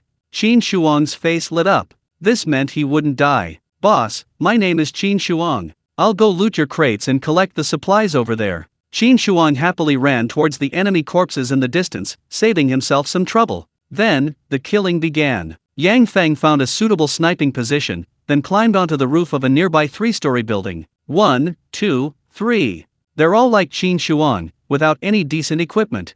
Yang Feng didn't attack immediately. The greedy battlefield was large. He let them loot the supplies first, then kill them when they were well fed. A dozen minutes later, he silently marked many enemies. It was almost time to reap the rewards. Rat-a-tat, tat-tat, tat-tat. The Dominator assault rifle spat out long tongues of fire, yellow bullet casings flying high into the air before landing and releasing plumes of hot smoke, accompanied by a screen full of death notices. One challenger dead in Sector C. One challenger dead in Sector C. One challenger dead in Sector C. Challengers fell one after another into pools of blood, their names quickly appearing on the screen in blood red text. Terrifying. This is terrifying. Yang Feng was like a demon on the battlefield, precisely eliminating any challenger who hadn't taken cover. A moment later, the challengers were all terrified. They scrambled into the buildings, trembling with fear, too afraid to even approach the windows. This won't do. Yang Feng adjusted his helmet and activated the infrared thermal imager. Blurry red lights appeared, revealing the approximate locations of people hiding behind walls.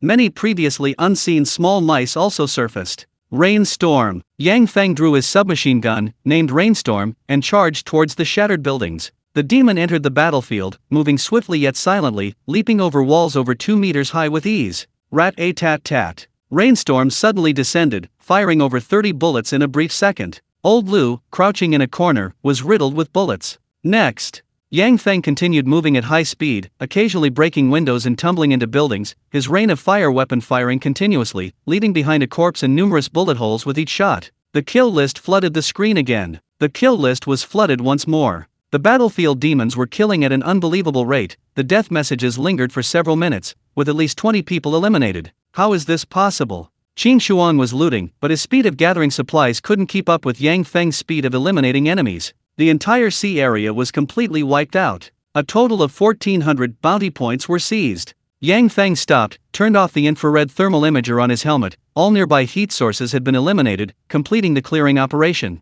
Qin Shuang, how's your loot over there? Yang Feng walked towards Qin Shuang. The supplies he had collected were also quite valuable. Chapter 11 went viral again, featuring X-ray vision and wall-penetrating abilities. Boss. Qin Shuang's mind went blank. The shock in his heart was beyond words. A total of 28 people had been eliminated in Sector C, all killed by Yang Feng. Is he cheating? Boss, wait for me a moment. I need to loot a little longer, I won't miss any good stuff. Qin Shuang nodded and bowed, feeling deeply fortunate. If he hadn't encountered Boss Yang Feng, he probably would have died mysteriously like those challengers. 20 minutes later, Qin Shuang collapsed to the ground, exhausted, experiencing a bittersweet feeling. He never dreamed that looting could be this tiring, his hands numb from collecting so many items. Boss, all the valuable supplies are here. Qin Shuang wiped the sweat from his face. 2 durable backpacks, one on his chest and one on his back, were stuffed full of various supplies. Yang Feng nodded slightly, then began checking the items in the backpacks. First, let's look at the weapons and equipment. The greedy battlefield is scattered with various weapons, but their quality is far inferior to the enhanced firearms obtained from the Hell apartment. The same goes for the body armor and helmets. They're not very useful. Second, there are some supplies for collection. 1 kilogram gold bar can be exchanged for 100 bounty points. Supercomputing unit can be exchanged for 200 bounty points. 4090 graphics card can be exchanged for 50 bounty points. Camera lens can be exchanged for 15 bounty points. Most of these collectibles were miscellaneous junk, with only a few rare finds fetching high prices. However, all the collectibles added up to a considerable sum. Additionally, Yang Feng also discovered a battle map. This map clearly marked the details of the greedy battlefield, with 4 areas, A, B, C, and D, and the central treasure location. Escape points. Yang Feng looked at the 4 escape point markings. Challengers could escape from these points if they felt afraid. Let's go. Yang Feng waved, signaling Qin Shuang to follow. Qin Shuang followed along, but quickly realized something was amiss. The big boss didn't seem to be planning to go to the central treasure location. Boss, aren't we going the wrong way? Qin Shuang scratched his head, whispering to Yang Feng, the central area is in another direction. Yang Feng paused slightly. His eyes were hidden behind his dark goggles, but Qin Shuang was terrified, fearing the boss would be angry and kill him. The direction is right. We're not going to the treasure map, we're going to the D area's extraction point first. Yang Feng's calm reply, a simple sentence, made Qin Shuang's heart skip a beat. D area extraction point. Is the super boss planning to ambush at the extraction point and wipe out all the challengers in D area? A moment later. Following the map's markings, Yang Feng arrived at D area. Intense gunfire erupted in the distance. Two groups were exchanging fire, and soon, announcements of challenger deaths came. These two groups must number over a dozen. Yang Feng, listening to the gunfire, estimated the number of people engaged. One side's firepower was gradually weakening, indicating they were being suppressed. Isn't this malicious teaming up? Qin Shuang said indignantly. Logically, every challenger entering the greedy battlefield should be alone. These people maliciously formed a gang, which is extremely unfair to solo challengers. Fair? Yang Feng chuckled, a hint of mockery in his voice. Weren't we maliciously forming a gang too? Indeed. Although Qin Shuang was just a gopher, she had indeed become Yang Feng's accomplice. We're different. Qin Shuang felt somewhat embarrassed, and also realized her naivete. This hell world isn't a video game, seeking fairness here is utterly foolish. I'll go break up the fight. Yang Feng, carrying his overlord assault rifle, rushed towards the battlefield. From 500 meters away, he could see the situation clearly. 7 or 8 people surrounded a building. 3 or 4 people were desperately resisting inside. Rat-a-tat, rat-a-tat, rat-a-tat. The overlord fired continuously, bursts of blood exploding. Those challengers standing in the open area were all shot in the head. In less than 5 seconds, 4 were killed. Take cover. They have accomplices. The leader shouted, quickly taking cover behind a bunker, cautiously searching for the enemy's location. Yang Feng fired a few more shots. At 500 meters, the bullet's power diminished. Ordinary ammunition shattered the earth and rocks behind the bunker, but didn't completely penetrate it. Bunker?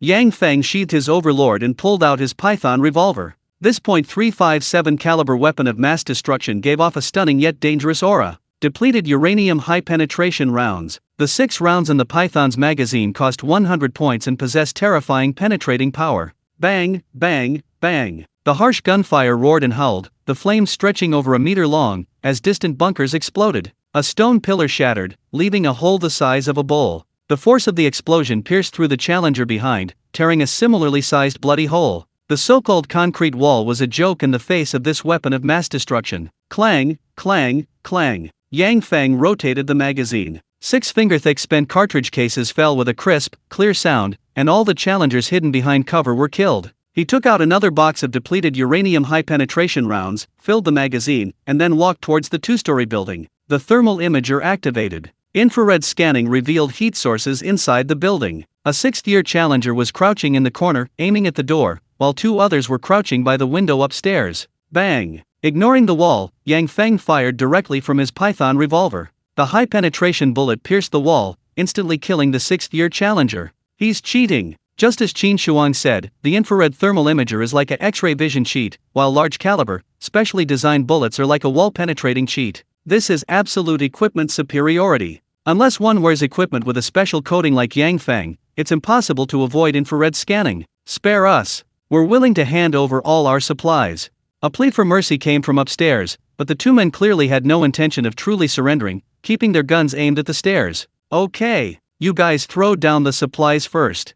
Yang Feng responded from below, then pulled out a high-explosive grenade, pulled the pin, waited 2 seconds, and threw it against the wall. Fun fact, anyone who frequently throws grenades knows that throwing a grenade directly makes it easy for the enemy to kick it away, or even pick it up and throw it back. By shortening the detonation time, and with the grenade bouncing off the wall, the enemy has even less chance to react. Boom! The high-explosive grenade exploded, shaking the entire building, and the enemies upstairs fell completely silent. Too easy. These untrained ordinary people were powerless against Yang Feng. Leaving the low building, Yang Feng then took out his rainstorm submachine gun with unlimited ammo. A max-level pro slaughtered the newbie village, his incredibly fast figure weaving across the battlefield, kill notifications flooding the screen once again. 1 challenger dead in Sector D. 1 challenger dead in Sector D. 1 challenger dead in Sector D. Yang Feng learned his lesson and blocked the escape point in Sector D. Whether it was the challengers trying to leave or the little mice hiding everywhere, none of them had a chance. Soon, Sector D returned to calm. Chapter 12: The Evil Spirit in the Smoke, Death wielding his scythe. Bounty points, 2,820. First, Area C was completely wiped out, then the challengers in Area D were all eliminated. Yang Feng's kill count exceeded 50, sending shivers down the spines of the entire battlefield. Everyone was gripped by fear. Should we run? It's too terrifying. Areas C and D are gone, next will be Areas A and B. The challengers weren't stupid. With death messages flooding the screen, staying was practically suicide. Run! Many challengers chose to retreat. Some, seeing the opportunity, collected a considerable amount of supplies and quickly left through the evacuation points in Areas A and B, while others chose greed. Many people converged on the central area. An hour later, Yang Feng searched Areas A and B, but only managed to kill a few scattered challengers. Nothing much left. Yang Feng was somewhat disappointed. The rapid kills had created panic and terrified the people. With 22 hours left, he figured he should take it slow, perhaps he could earn more points that way. Boss. Qin Shuang followed, panting heavily, completely exhausted. He carried 4 backpacks, 2 crammed full of various weapons, and the other 2 filled with all sorts of collectibles. Those collectibles were worth over 2,000 points, a considerable haul. We're going to the central area. Yang Feng pulled out a map. The central area was a science museum, the final treasure trove. Qin Shuang's eyes lit up. Finally, they were going to the central area. Having witnessed so much along the way, Qin Shuang's heart was numb, and his gaze towards the boss had completely changed. Worship, respect, anticipation, and a deep-seated fear. Rebellion? That last shred of resistance or escape had long since vanished. Central area, Science Museum. The Science Museum was unique, its glass decorations formed a giant sphere, enveloping the entire building and exuding an incredible futuristic feel. Unfortunately, this beauty was shattered. A large hole had been torn in the spherical dome, and a large transport plane had crashed into the building, its wreckage scattered throughout. Something's wrong. It's too quiet. There's no gunfight in the central area, which means Yang Feng, hidden in the shadows, observed using the Overlord's 4x scope. The distance was too great for infrared thermal imaging to make out clearly, but he could vaguely make out large, blurry clusters of light, roughly estimating that more than 20 people were gathered together. Cooperation. These people were all quite capable, unwilling to give up the ultimate treasure in the central area, and had no choice but to unite against a certain killer who was dominating the scene. There's light. An unnatural light flashed across the Science Museum. It was a reflection from a lens. Someone was using a sniper rifle, waiting for their prey. Boss, I'm hiding first. Qin Shuang was smart, sensing the tense atmosphere. He quickly slipped away and hid in a nearby grove of trees. This was troublesome. The terrain was too open, rushing towards the Science Museum would inevitably expose him. A high-risk, high-reward charge, he was quite good at that. Yang Feng's lips curled into a slight smile, then he dashed off, running at full speed towards the Science Museum. His glasses flashed again. The concealed sniper noticed him, he had to change his movement speed. Ha! Yang Feng roared, pushing off with his feet again, leaping several body lengths forward, his entire body swooping down at a 45-degree angle. Boom! The ground exploded, leaving a crater over 10 centimeters in diameter, striking the spot where Yang Feng had just been. Such immense power. That was probably an anti-material sniper rifle, capable of penetrating tanks with special ammunition, and judging from the accuracy, the shooter was definitely a master. Rat-a-tat-tat. Bang bang bang bang. The glass of the Science Museum shattered continuously, shards of glass sparkling in the sunlight. More than 20 people obeyed the order, simultaneously raising their guns, aiming at Yang Feng's position, launching a 360-degree saturation attack. There was no way to dodge. There was no way to avoid it. A torrent of bullets rained down, the air filled with the whistling sound of bullets piercing the air. Several bullets pierced his combat uniform, only to be stopped by the carbon fiber plates of his bulletproof vest. The bulletproof vest won't last long. Yang Feng's body was struck by bullets, but his speed didn't decrease in the slightest. At this crucial moment, he activated his innate ability. Hunter's moment. Adrenaline surged wildly, countless blood vessels filled his eyes, and his scalding blood seemed to burn. His brain raced, the electrical currents in his central nervous system surged wildly, and he could only hear his heartbeat and breathing. Everything around him slowed down. Trajectory. Yang Feng's naked eye could even see the trajectories of each bullet. The air rippled blurrily as it was torn apart. Sniper. Yang Feng's thoughts raced faster and faster. The world he saw stretched out before his eyes. A sniper in the Science Museum was aiming at him, his finger pulling the trigger. Instant turn. Yang Feng stomped his feet hard on the concrete, cracking the surface, and abruptly changed direction, his thigh muscles and ankles bearing immense pressure as he narrowly avoided the shot. Meanwhile, in the Science Museum, Zhang Ping's eyes were filled with shock. What? He's dodging bullets? Zhang Ping gripped her anti-material sniper rifle, having missed 3 consecutive shots. It was unbelievable. This anti-material sniper rifle had a muzzle velocity of 1,200 meters per second, almost 4 times the speed of sound. No one could dodge it. That man, he anticipated the shot and made a dodge? How did he predict it? He could accurately anticipate the moment of each shot. Was it really just a coincidence? On the other side, Yang Feng, with his unbelievable speed, finally approached the Science Museum. 3 smoke grenades were thrown, the thick smoke gathering and obstructing vision completely. The semi-enclosed environment would last at least 10 minutes. In an instant, a figure swooped in like an arrow and disappeared into the smoke, motionless. Frenzied firing. The surrounding 20-odd challengers fired wildly into the smoke-covered area until their guns were empty, but still nothing happened. Is he dead? The man who rushed into the smoke must have been shot dead. Suddenly, 3 round objects were thrown out of the smoke. A flashbang. 2 high-explosive grenades. Oh no! Get out of the way! Zhang Ping shouted, immediately turning around and shielding her eyes with her arms. A blinding flash. The scorching light covered her eyes. She could see nothing but the glare. Boom! Boom! The high-explosive grenade exploded, causing heavy casualties. Arms and legs were sent spinning through the air, followed by agonizing screams. A demon in the smoke. A figure burst out of the black smoke. Yang Feng held a rainstorm submachine gun, its fire surging like a torrent, effortlessly piercing the challenger's body, the blossoming blood a beautiful sight. 1 challenger in the Central District is dead. 1 challenger in the Central District is dead. 1 challenger in the Central District is dead. Death wielded its scythe. The message screen was flooded again. Yang Feng maintained a state of constant focus, his control of the weapon extremely precise and rapid, shifting targets every 0.2 seconds. His single-handed firepower instantly suppressed the entire squad. Corpses littered the ground. The squad was mostly wiped out, with only a few clever individuals hiding behind cover. Yang Feng ceased firing, his terrifying figure vanishing into the black smoke, reappearing behind one of the challengers. A tungsten steel claw knife gleamed coldly. Yang Feng slit a throat with a single blow, then disappeared back into the black smoke. Where are they? Is anyone still alive? The remaining people died one after another, the terror overwhelming until the hall fell silent. Zhang Ping. She was the last survivor. She was a woman with a perfect figure, short, dashing hair, a pistol at her waist, and a military knife strapped to her leg wraps. Let's talk. There's no need to fight to the death. All the rewards are yours. With our skills, we might have a chance to cooperate in the future.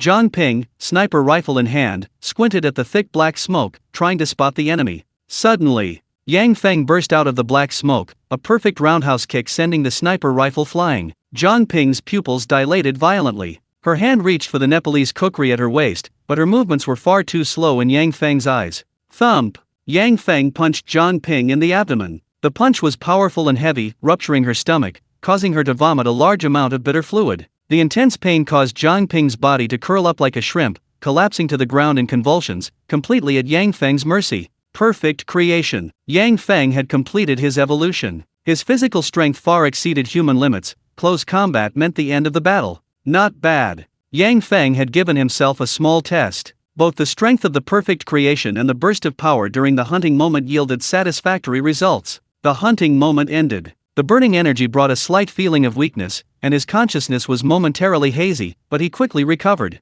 5 minutes. The burst of power during the hunting moment should ideally be controlled within 5 minutes.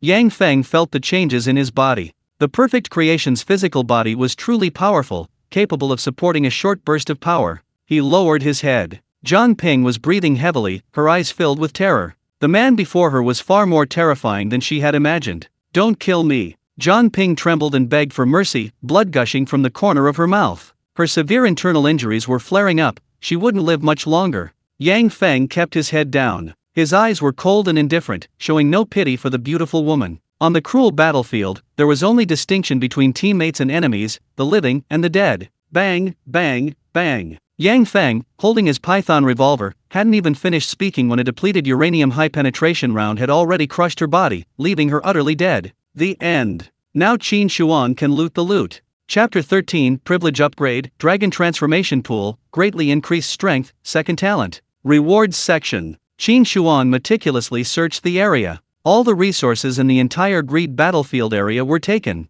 Boss.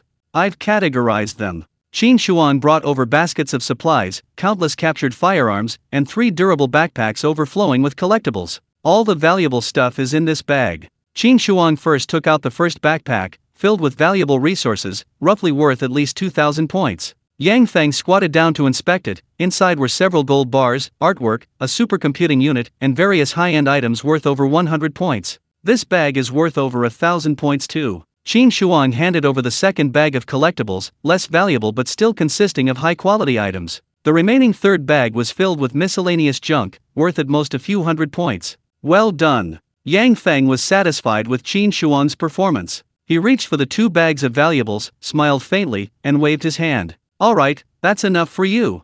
Qin Shuang was taken aback. Was the boss letting him go? I'm not a psychopath. You did my work, so you have to pay me something. Yang Feng removed his tactical helmet, revealing a young and resolute face. He then took out a cigarette, put it in his mouth, and lit it for himself. Principles. Yang Feng was actually a principled person, at least trustworthy in some aspects. Qin Shuang had performed well, he hadn't betrayed them, hadn't run away, and hadn't even slacked off. He had diligently looted the bags, collecting valuable supplies from various locations. This could be considered a temporary collaboration. Thank you, boss. Boss is mighty. Boss is generous. Boss is awesome. Qin Shuang was extremely grateful, his face full of flattery. He hadn't expected that after surviving, he'd been showered with so much wealth and attention. This sniper rifle is mine. The rest of the junk is your reward.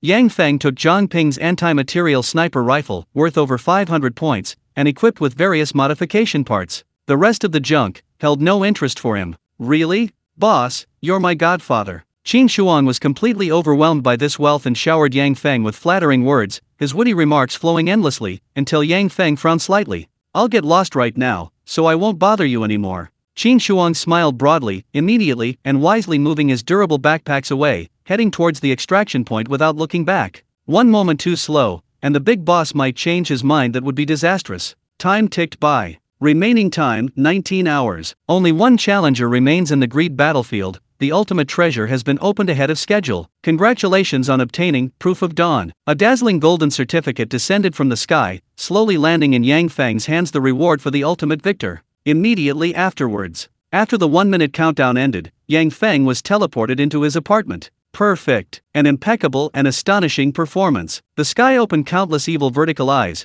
giving high praise to Yang Feng's performance, and then countless beams of light shone into the room. Rumble. The apartment trembled violently. The sound of hammering echoed around, walls shattered on all sides, and the ceiling miraculously remained suspended. The building itself did not collapse. Your apartment has been upgraded. The blood-red text on Yang Feng's eyes flashed. The originally cramped 10-square-meter room rapidly expanded, countless hammer blows creating new flooring, extending it to over 100 square meters. Renovation. A separate bathroom was partitioned off. The floor transformed into luxurious mahogany, the walls into a slightly reddish, unknown material, and a floor-to-ceiling window faced the abyss of hell. A breathtaking view. A cliff-like mountain of apartment buildings stretched to the horizon, the blood-red sunset casting its afterglow, until the sky opened countless eerie eyes. In short, the terrifying, unknown, supreme being was generous, directly transforming the dilapidated little house into a luxurious, expansive apartment. This is a gift of perfect performance, a reward for a warrior. Congratulations!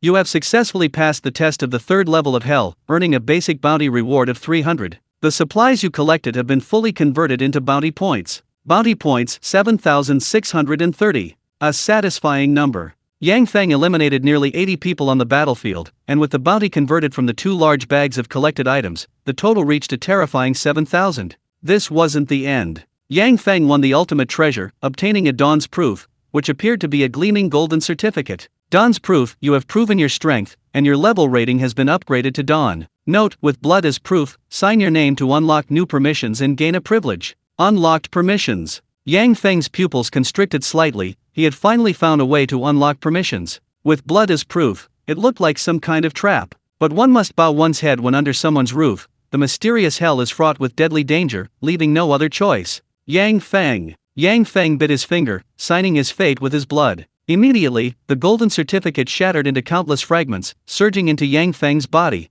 You have gained a privilege. Privilege upgrade, you have unlocked the enhancement function. Privilege upgrade, you have unlocked the bloodline function. A series of blood-red characters appeared before his eyes. Numerous functions were activated, and the room vibrated. The open space in the center of the room sank, and warm spring water seeped upwards. A hot spring? A clear spiritual liquid quickly filled the pool, and a layer of mist rose from the shimmering surface, adding to its mystery. Dragon Transformation Pool. Function 1. Cleanse the body and heal injuries. Function 2. Prepare spiritual liquid to strengthen the physical body. Function 3. Transformation of bloodline, emerging from the cocoon to become a dragon. The Dragon Transformation Pool possesses incredibly powerful functions. Soaking in the spiritual spring will heal all wounds on the body, strengthening the physical body. This spiritual liquid nourishes the physical body, slightly enhancing physique and soothing the mind. Let's try it. Yang Feng removed his blood-stained clothes, revealing muscles as sharp as refined steel and demonic iron. The shimmering water made his bronze skin glow with a metallic sheen. He stepped into the Dragon Transformation Pool.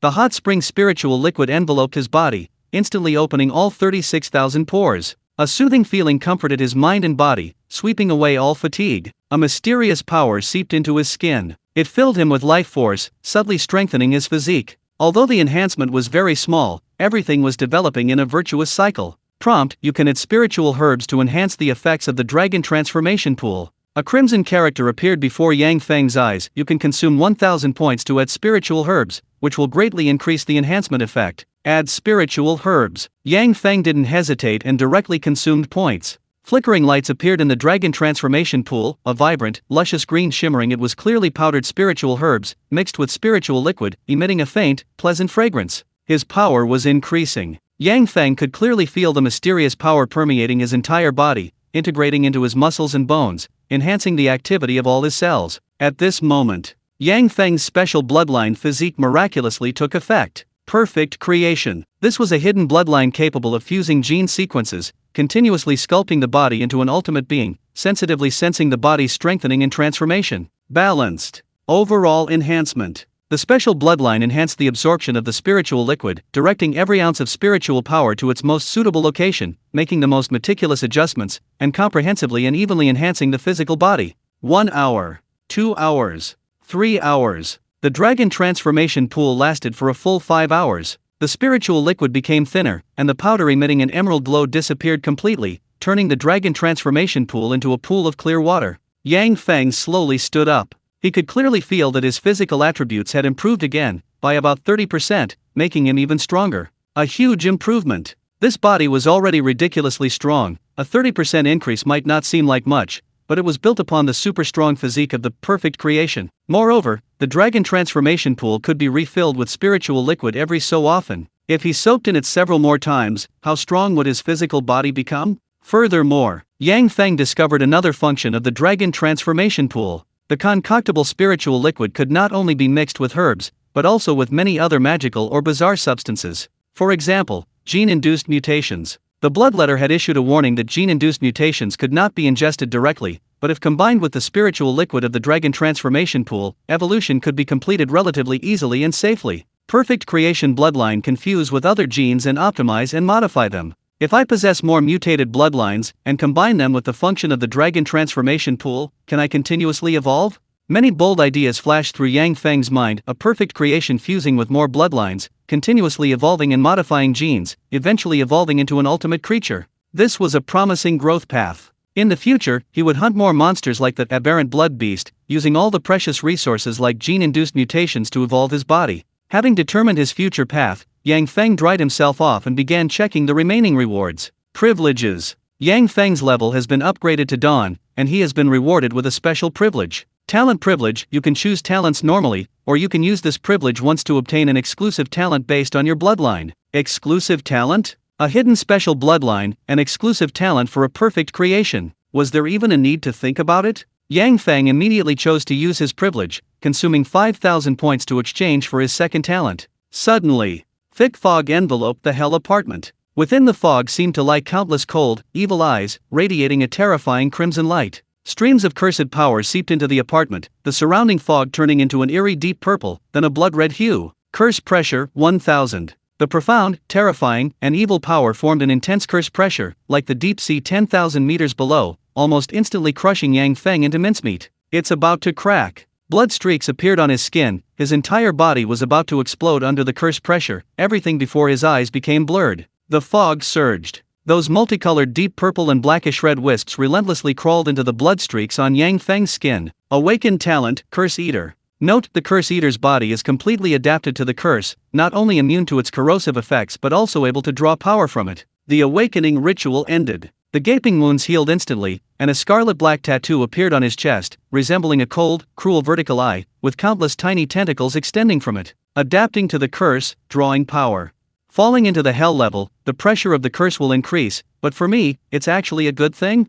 Yang Feng stood beside the mirror, carefully observing the shape of the tattoo. The evil eye was eerily lifelike, subtly absorbing the curse power of the surrounding environment. Exclusive talent. As expected, it didn't disappoint. Chapter 14: The Fake Dormitory. Very strong. Yang Feng is terrifyingly strong. His performance in every hell level is perfect, earning him enormous bounty points, and his strength has explosively increased accordingly. Yang Feng. Bounty points 1630. Level rating Dawn. Level Hell Level 3. Yang Feng stood in front of the mirror, blood-red characters appearing above his eyes, seemingly a new function brought about by an upgrade in privileges. Dawn Level. This is a special rating system in Hell. Obtaining a Dawn certificate is often extremely difficult, only the most exceptionally talented have a chance to seize it. Yang Feng won the ultimate treasure from the Greed battlefield, which had attracted over 100 participants, and finally obtained the identity of Dawn Messenger. However, currently, there is too little information. Besides the opening of exchange privileges, the other privileges of the Dawn Messenger are still unknown. Time passed.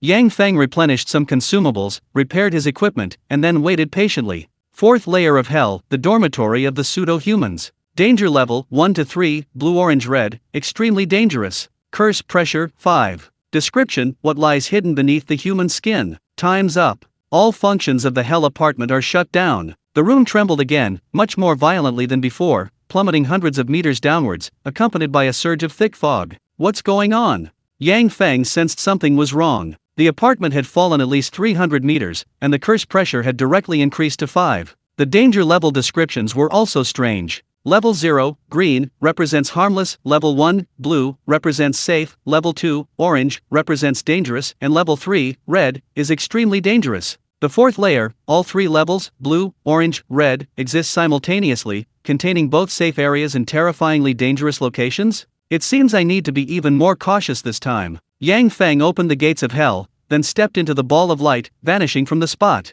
The pseudo-human dormitory. The blurry light and shadow gradually became clear. This was a high-class dormitory room with only 2 beds, but all the basic necessities were provided, and some snacks were laid out on the table. Yang Feng sat up on the bed. His roommate opposite him was a girl. She was a young and beautiful girl with long, glossy black hair, an oval face that showed her delicate features, the kind of girl whose beauty grew on you. My head hurts so much. The girl seemed to be enduring intense pain, large beads of sweat appeared on her forehead, and veins bulged on her slender, white palms. Cough, cough, cough. The girl coughed violently, spitting out a mouthful of blood, but the crimson liquid was stained with mottled deep purple, as if she had been poisoned by some kind of deadly poison. Curse pressure. Yang Feng possessed exceptional physical abilities, already easily resisting the effects of the curse. Furthermore, having acquired the Curse Eater talent, he could even absorb the power of the curse. The others, however, were in a much worse situation. The curse corroded their bodies like a potent poison. The sudden surge in curse pressure was suffocating, the air becoming unbearably thick, making it difficult to adapt. You're so strong. You adapted to the curse so quickly? The girl had recovered somewhat, looking at Yang Feng with surprise, her eyes filled with a mixture of fear and curiosity. Powerful, unknown, mysterious. Yang Feng wore a sniper suit, his face obscured by a full-face tactical helmet. He carried 3 guns on his back, and his chest pouch and tactical belt were crammed with various magazines. He was practically a mobile arsenal.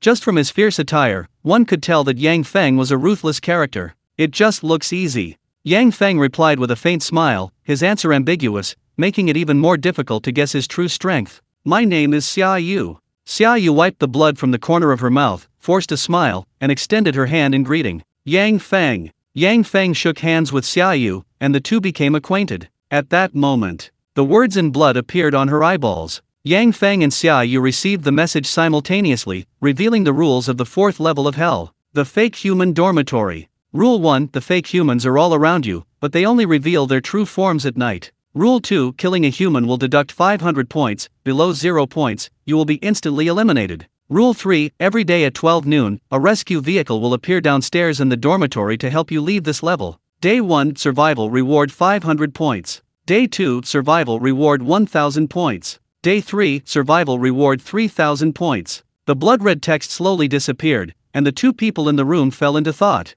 Werewolf? This is practically a large-scale werewolf game. The fake humans are hidden among the crowd, anyone could be an enemy. A terrifying monster lurks beneath the human skin. The best way is to kill everyone. Whether they are normal humans or hidden imposters, kill them all without exception. However, there is a special mechanism on the 4th level: killing the wrong person will deduct points, and if the points reach a negative number, the person will be instantly eliminated. This is troublesome. Yang Feng looked up and found Xia Yu glancing at him furtively. I'm not an imposter.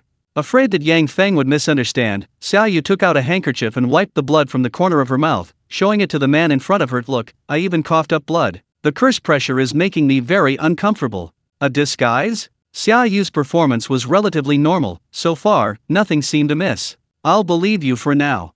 Yang Feng said calmly, but suddenly leaned forward, staring intently into Xia Yu's eyes, and asked in a low voice, "Don't you doubt my identity?"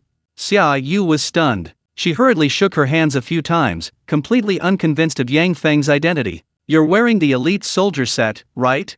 Xia Yu's face was full of envy, but her tone fell. Since my rebirth, I've only accumulated a little over 1,000 bounty points. Clothes make the man, and gold makes the Buddha. How could a top-tier expert in such top-tier gear be a fake? Just then, a commotion erupted outside the door. Hey, everyone inside, come out and assemble outside. A group of people were knocking on doors in the corridor, occasionally punctuated by curses and insults. Soon, a large crowd had gathered. Those who want to live, come out. Xiang Hongfei arrived at the door of room 404, and just as he was about to knock, the door opened by itself. Xia Yu, a beautiful young woman, opened the door. Xiang Hongfei's eyes lit up. His gaze lingered on Xia Yu's shapely figure, and after indulging his visual pleasure, he pointed to the crowd behind him. Hurry up, everyone's discussing their strategy. Okay, Xia Yu nodded, but didn't leave immediately, wanting to wait for her companions to leave together. Xiang Hongfei was somewhat annoyed and casually called out into the house, "Hey, you inside, hurry up, don't keep everyone waiting." A figure approached. Yang Feng was fully armed, equipped with a large amount of heavy gear, like a mobile arsenal. His steady steps moved like a small mountain slowly advancing. Xiang Hongfei's throat tightened, his voice softening considerably, and he unconsciously made way for him. Terrifying. A sense of fear crept into Xiang Hongfei's heart, his imposing aura completely suppressed. How could this be? Most reborn inhabitants of hell could only barely survive in times of crisis, but the man before him was fully equipped and composed. There's only one answer. Only the truly strong have the resources to take on challenges and reap greater rewards. Maybe they're all bark and no bite. Xiang Hongfei consoled himself. If he had that many bounty points, he definitely wouldn't waste them on equipment. Instead, he'd exchange them for the awakening talent, which costs a full 1,000 points. After all, weapons and equipment are all consumables, easily damaged or even stolen. Only true personal strength is the guarantee of survival in the hell level. While daydreaming, Xiang Hongfei continued knocking on the next dormitory door. Soon, all 20+ doors opened, and residents gathered in the corridor. There were quite a few. The number of hell residents who had been teleported over was more than 50. Yang Feng leaned against the wall, observing the moving figures. The so-called pseudo-humans were hidden among the crowd. Chapter 15. Thinking is not as fast as a bullet. Hello everyone. My name is Bai Weiren. I apologize for the rude way I brought you all together. A middle-aged man stepped out from the crowd. His voice carried an air of quiet authority, instantly silencing the noisy crowd. Bai Weiren. I've heard of him, the chairman of the Bai Group. He's been in the news quite a few times. That old man was over 80. He was admitted to the intensive care unit a few years ago. He handed over all power to his son long ago. Many people had heard of Bai Weiren. He was the chairman of a multinational corporation, lived to be over 80, and died in the intensive care unit. So what if he's Bai Weiren? This is hell. You can't bring power here. Do you expect to burn more money in your family? Many people were indignant. No matter how much money and power you had in life, it all turns to dust after death. You can't lord it over others anymore. Bai Weiren smiled slightly. With his hands clasped behind his back and a kind, approachable expression, he continued, "Of course we are all equal. I, Bai Weiren, have absolutely no intention of being superior. However, if we want to survive in this perilous hell, unity is the best way to have a greater chance. Bai Weiren, true to his age and experience, first lowered his stance, then used his approachable words to subtly become the leader. Chairman Bai, just tell us what you need to do. Xiang Hengfei stepped forward. He was Bai Weiren's roommate, and with just a few words, he had been persuaded to become a staunch supporter. Yang Feng watched all this silently. This old man named Bai Weiren was indeed quite capable. Even without all his money and power, decades of experience in the business world had cultivated the aura of someone in a high position. Wouldn't the weak be drawn to him? Indeed. After his performance, many people sided with Bai Weiren. Many hands make light work. Sticking together always brings a sense of security, eliminating worries about future crises. All problems can be left to the leadership. A fake person has infiltrated the crowd. I suggest establishing some rules. First, we need to conduct screening and investigation. I hope everyone will do their best to prove themselves. Bai Weiren explained, outlining some feasible solutions, which gained more approval. Screening. Xiang Hengfei moved out a table, then took out a notebook and pen, beginning to record everyone's name and details. My name is Li Shui, 19 years old. I used to own a large Flying Eagle motorcycle, which I modified. Li Shui spoke eloquently, revealing that in his past life he was a young man who died in a car accident. Who asked you that? Xiang Hengfei said fiercely, you need to prove you're not a fake person. Li Shui then realized what was happening and began to recount the events at the Hell apartment. I live in a small apartment, and outside the window are countless eyes. It's terrifying. Look at my eyeball, there's a cut in it. Those messages fill my eyes every time. At first, it terrified me, but now I'm used to it. Li Shui recounted his painful experience, but these experiences were common knowledge. Every resident of Hell had similar ordeals. Uncertain. Li Hengfei recorded it, categorizing Li Shui on the uncertain list, unable to determine whether he was human or a pseudo-human. My name is Lu Yao. First Hell Challenge, a quick look. Second Hell Challenge, the terrifying forest. Third Hell Challenge, the game of the brave. A woman began registering her information, and this announcement sparked a noisy debate. Different. The hell levels that Lu Yao experienced were completely different from everyone else's. She's a fake. The second Hell Challenge is clearly the desert of death. Someone shouted from the crowd, but this only fueled more debate. Breaking news. Yang Feng's eyes flashed. He immediately understood something. Everyone would experience a quick look of the Hell Challenge, signifying a complete abandonment of the past, while the subsequent levels were entirely random. Quiet. Everyone, please stop arguing. Bai Weiren stepped forward, and the arguing gradually subsided. He explained, everyone's Hell trial is different. We will be transported to different worlds to face our own unique challenges. This sparked an even more heated discussion, which subsided after a few minutes, and the registration and screening work resumed. At this moment, a thin man approached. The man was shirtless, his eyes filled with a fierce glint. He stated decisively, I am 100% not a fake human. Why? Did he have a way to identify fake humans? My past name doesn't matter, but I have a completely new name now. Rage Flame. Rage Flame spoke as he spread his hands, and then something incredible happened. Flames. 2 blazing flames appeared in his palms, then quickly spread to his arms, finally covering his entire upper body. The flames roared, the surrounding temperature rose rapidly, and gasps of astonishment filled the air. A special talent. He redeemed a special talent. 1,000 points, that's a whole 1,000 points. People were stunned. The awakened talent granted Fury the ability to control fire. Envy. So enviable. Most of the inhabitants of Hell could only barely survive, their points barely enough to buy food and daily necessities, maybe 1 or 2 weapons for self-defense. Accumulating 1,000 points was simply too far off. Good. Awakened a special talent, he's definitely one of us.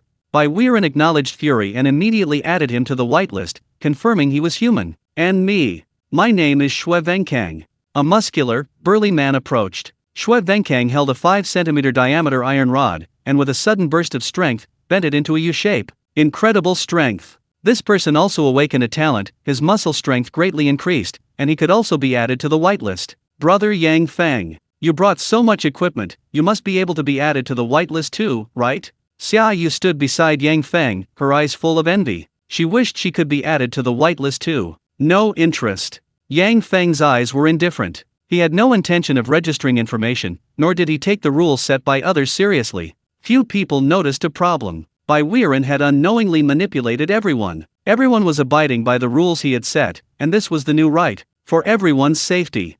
I suggest everyone hand over their weapons to prevent imposters from taking advantage of the chaos and to avoid accidentally injuring teammates. Bai Weiren's startling statement immediately caused an uproar among the surrounding crowd. Handing over their weapons for self-defense? Wasn't that suicide? Don't be afraid. We will form a guard team to protect everyone's safety. The guard team will be composed of members on the whitelist. Handing over your weapons to them is safer, you can rest assured. Bai Weiren bared his fangs. Those on the whitelist were not suspected of being imposters, so their status and position naturally rose, and as the leader of the organization, their power expanded accordingly. Disarm! Fu Huo, Shui Venkang, Xiang Hongfei, and several others began confiscating the weapons from the crowd and recruited several strong men as temporary members of the guard team. The people dared not speak out. Faced with a powerful figure, they could only obey and obediently handed over their weapons. It was unimaginable that in such a short time, Bai Weiren had built his own power base and subjugated the other residents. Your turn. Xiang Hongfei walked up to Yang Feng. Now a member of the guard team, he felt a bit more confident and said with a touch of arrogance, I see your equipment is pretty good. I'll give you a chance to join the guard team. Don't refuse, or I'll have to confiscate your weapons.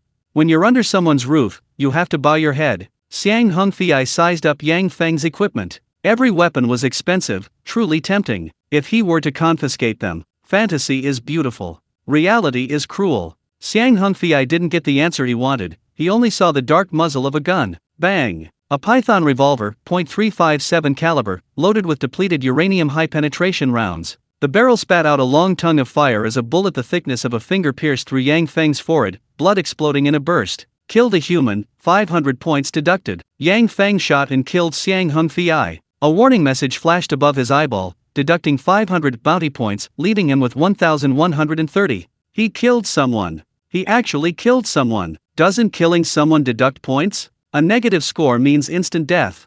The surrounding people gasped in shock. Xiang Hongfei's body fell to the ground, a whimsical smile still lingering on his lips, but a hint of confusion flickered in his shattered eyeball. Dead? He just died like that, so inexplicably? Perhaps. Xiang Hongfei had no thoughts at all. After all, his mind couldn't keep up with the bullets. The Duhua organization responsible for thinking was also scattered, their fragments landing on the walls. Chapter 16 Pseudo-Human Blood Core. Idiot. Yang Feng sneered, offering only two simple words of assessment. If one had eyes that weren't blind, one could discern who shouldn't be provoked. Xiang Hongfei wasn't blind, and he didn't dare provoke Yang Feng, but there's a kind of courage called collective courage.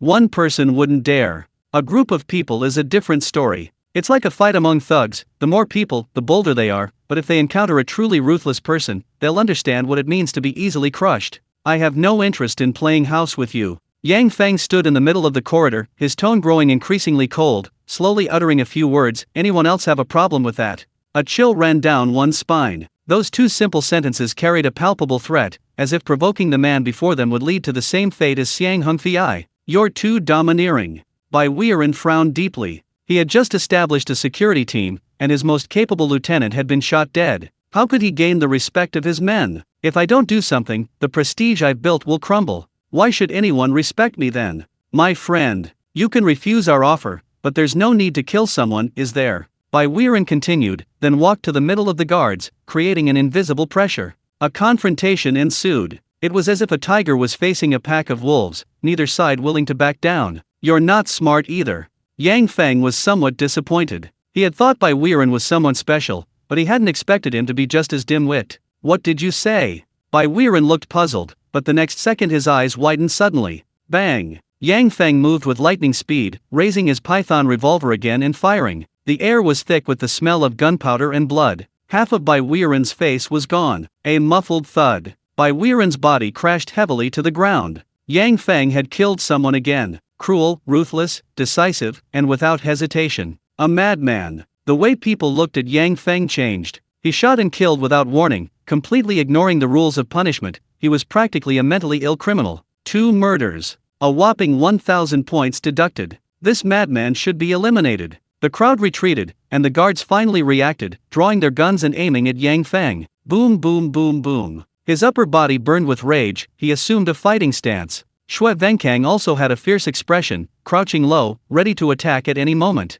Suddenly, a strange change occurred. Bai Weiren's corpse mutated, his entire body covered in disgusting scales, from which a viscous liquid oozed, finally transforming into a terrifying monster. A fake human. Bai Weiren was actually a fake human. Killed a false human, reward 500 bounty points. Blood appeared on Yang Feng's eyeballs, but it wasn't the punishment for killing someone, it was the reward for killing a false human. Everyone was stunned. The leader among humans was actually a false human. Bai Weiren's disguise was too good, he displayed the demeanor of a superior flawlessly. No one could have guessed his true identity. He's a false human. How could this be? Everyone trusted Bai Weiren so much.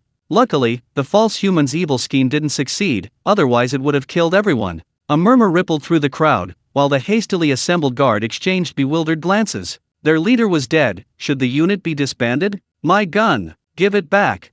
A bunch of bastards, trying to steal my weapon. The inhabitants of Hell swarmed forward, demanding the guns they had just confiscated back, plunging the scene into chaos. Meanwhile, Xia Yu stood beside Yang Feng, her eyes filled with admiration, and excitedly asked, "Brother Yang Feng, how did you see through Bai Weiren?" See through? Yang Feng shook his head. He hadn't seen through Bai Weiren's disguise, he had simply eliminated an enemy who posed a threat. A preemptive strike. Defused the threatening time bomb before it exploded. That was undoubtedly the optimal course of action. Points? Points could be earned again. That's terrifying. Xia Yu couldn't help but shudder. Thankfully, she wasn't Yang Feng's enemy, otherwise, she wouldn't even know how she died. Thud. Yang Feng pulled out a tungsten steel claw knife and slashed open Bai Weiren's monstrous body. Pseudo-human blood core. This monster indeed contained precious resources. Its purified blood coalesced into a crystal core near its heart, which Yang Feng then yanked out. All right. If there's nothing else, it's best not to bother me. Yang Feng placed the pseudo-human blood core into a transparent jar and left without looking back. The crowd erupted in chaos. Many of the hellish inhabitants understood something. These terrifying monsters were, in fact, another kind of precious resource. The seeds of desire were sown. People looked at each other, their eyes filled with suspicion and longing. Anyone could be a monster. Monsters prey on humans. Humans can also kill monsters. This is a game for the brave. 12 p.m. Time passed, and soon it was noon. Yang Feng had killed twice. No one dared to provoke this ruthless star anymore. Even those who had awakened their abilities consciously chose to stay away from Yang Feng. No one wanted to deal with a serial killer. However, things were incredibly lively outside. Gunshots rang out intermittently from outside. Someone had pulled the trigger, killing their roommate, and they had actually uncovered several hidden imposters. Ah! A crimson light enveloped a man. His body melted like butter, finally turning into a pool of pus and blood. Points deducted. This man killed the wrong person, incurring a 500-point deduction as punishment. Because his score dropped to negative, the elimination mechanism was triggered. Whoosh! The roller shutter door at the end of the dormitory corridor opened. An SUV troop carrier appeared outside. With 7 seats remaining, it was the rescue team indicated by the blood-red lettering. Brother Yang Feng. It's a complete mess outside. Everyone's in the lobby. Xia Yu returned to her room excitedly. As her roommate in room 404, she was the only one who dared to approach Yang Feng. He's here. Yang Feng's eyes flickered. The opportunity he'd been waiting for had finally arrived. SHH. That person's out. Keep your voice down. Let's stay back and watch the show. The restless crowd quieted down considerably, wisely making way for Yang Feng, even avoiding looking him in the eye, afraid of causing trouble. The corridor ended at the dormitory lobby, connecting to the only exit. Many people gathered, but led by Fu Huo and Shui Venkang, they whispered amongst themselves about what to do. Today is day 1. If we survive tonight, we'll get 500 points. Why not take a gamble? People discussed, but almost no one was willing to leave in the rescue vehicle. After all, 500 points was no small sum. A young man caught Yang Feng's attention. He was a pale-faced man, barefoot, sitting in the corner, vigorously rubbing his feet with his fingers, a disgusting gesture. There are 46 people left. 500 points on the first day, the chances of survival are. The young man calculated, rubbing his feet more and more vigorously, even rubbing off several patches of dry skin. I want to get in the car. The young man stood up and walked straight to the rescue team's SUV, thus giving up all the survival rewards. Fool! If they could stay here for 3 days, they could get a full 4,500 points. Leaving now would be foolish. At that moment, Yang Feng grabbed the boy's arm and forcibly pulled him to his side. Tell me, why are you running away now? Chapter 17. This is the real boss. Adai. This boy was named Adai. His memories of his previous life were hazy. He only knew he lived in a mental hospital and was studied by different doctors every day. Let me go. Ah, it's you. Adai looked at Yang Feng before him, his emotions calming down. He muttered, the probability that you're a fake human is less than 2%. Crazy. Adai's speech was incoherent, his calculations were flawed, and the data seemed more like nonsense. Tell me more. There's still some time. Yang Feng became interested, hoping Adai would say more. Too easy. Adai sat cross-legged, then rubbed his feet with his palms, slowly moving them. Danger level, blue, orange, red. Time, time, time. Reward points 500, 1000, 3000. Danger, danger, danger. Odd-Eye pointed at himself, then at Yang Feng, followed by anger, then at Xue Venkang, shaking his head vigorously. I'll tell you a secret. My roommate is a fake human, I have to run away. Odd-Eye started rambling again. A woman nearby paused, then her face immediately showed anger. Crazy. What nonsense are you spouting? The woman shouted angrily. She was Odd-Eye's roommate, unjustly accused of being a fake human. Bang! A bullet exploded, shattering her head. Yang Feng drew his python sword and, before he could finish speaking, pulled the trigger, killing the woman instantly. The crowd gasped. Yang Feng actually believed the madman's words. Killed a fake human, reward 500 bounty points. The reward notification appeared above his eyes. The woman's body rapidly mutated after death, growing huge, spider-like, sharp limbs. A fake human. She really was a fake human. Is Crazy Odd-Eye just lucky, or does he really have some skill? You're right. The blood message already gave the hint. Yang Feng agreed with Odd-Eye, walked to the spider-like android, used his claws to cut open its body, took out another android blood core, and carefully placed it in the glass jar. The rules of the blood message can be seen as a kind of information. Level 1, blue, safe. It's safe now, the android will only reveal its true form at night. Level 2, orange, dangerous. Once night falls, the android will reveal its true form and hunt down humans. Level 3, red, extremely dangerous. This is probably also related to time. The survival score on the last day is as high as 3000 points. Does this mean all the androids will go berserk, or perhaps an even more terrifying crisis? Yang Feng could roughly understand Odd-Eye's words. This was due to mental confusion. Even after being reborn in hell, he hadn't fully adapted immediately. As a top-tier mercenary assassin, Yang Feng had undergone brutal interrogation training. Initially, it was just slamming his head against a wall, head restraint, slapping, and verbal abuse. Then came hypothermia, confinement in a box, sleep deprivation, stress positions, and so on. Further advanced methods included waterboarding, placing insects, simulated burials, and so on. These methods could make someone cold-blooded and ruthless, unafraid of any torture or interrogation, but they could also cause mental breakdown and memory loss.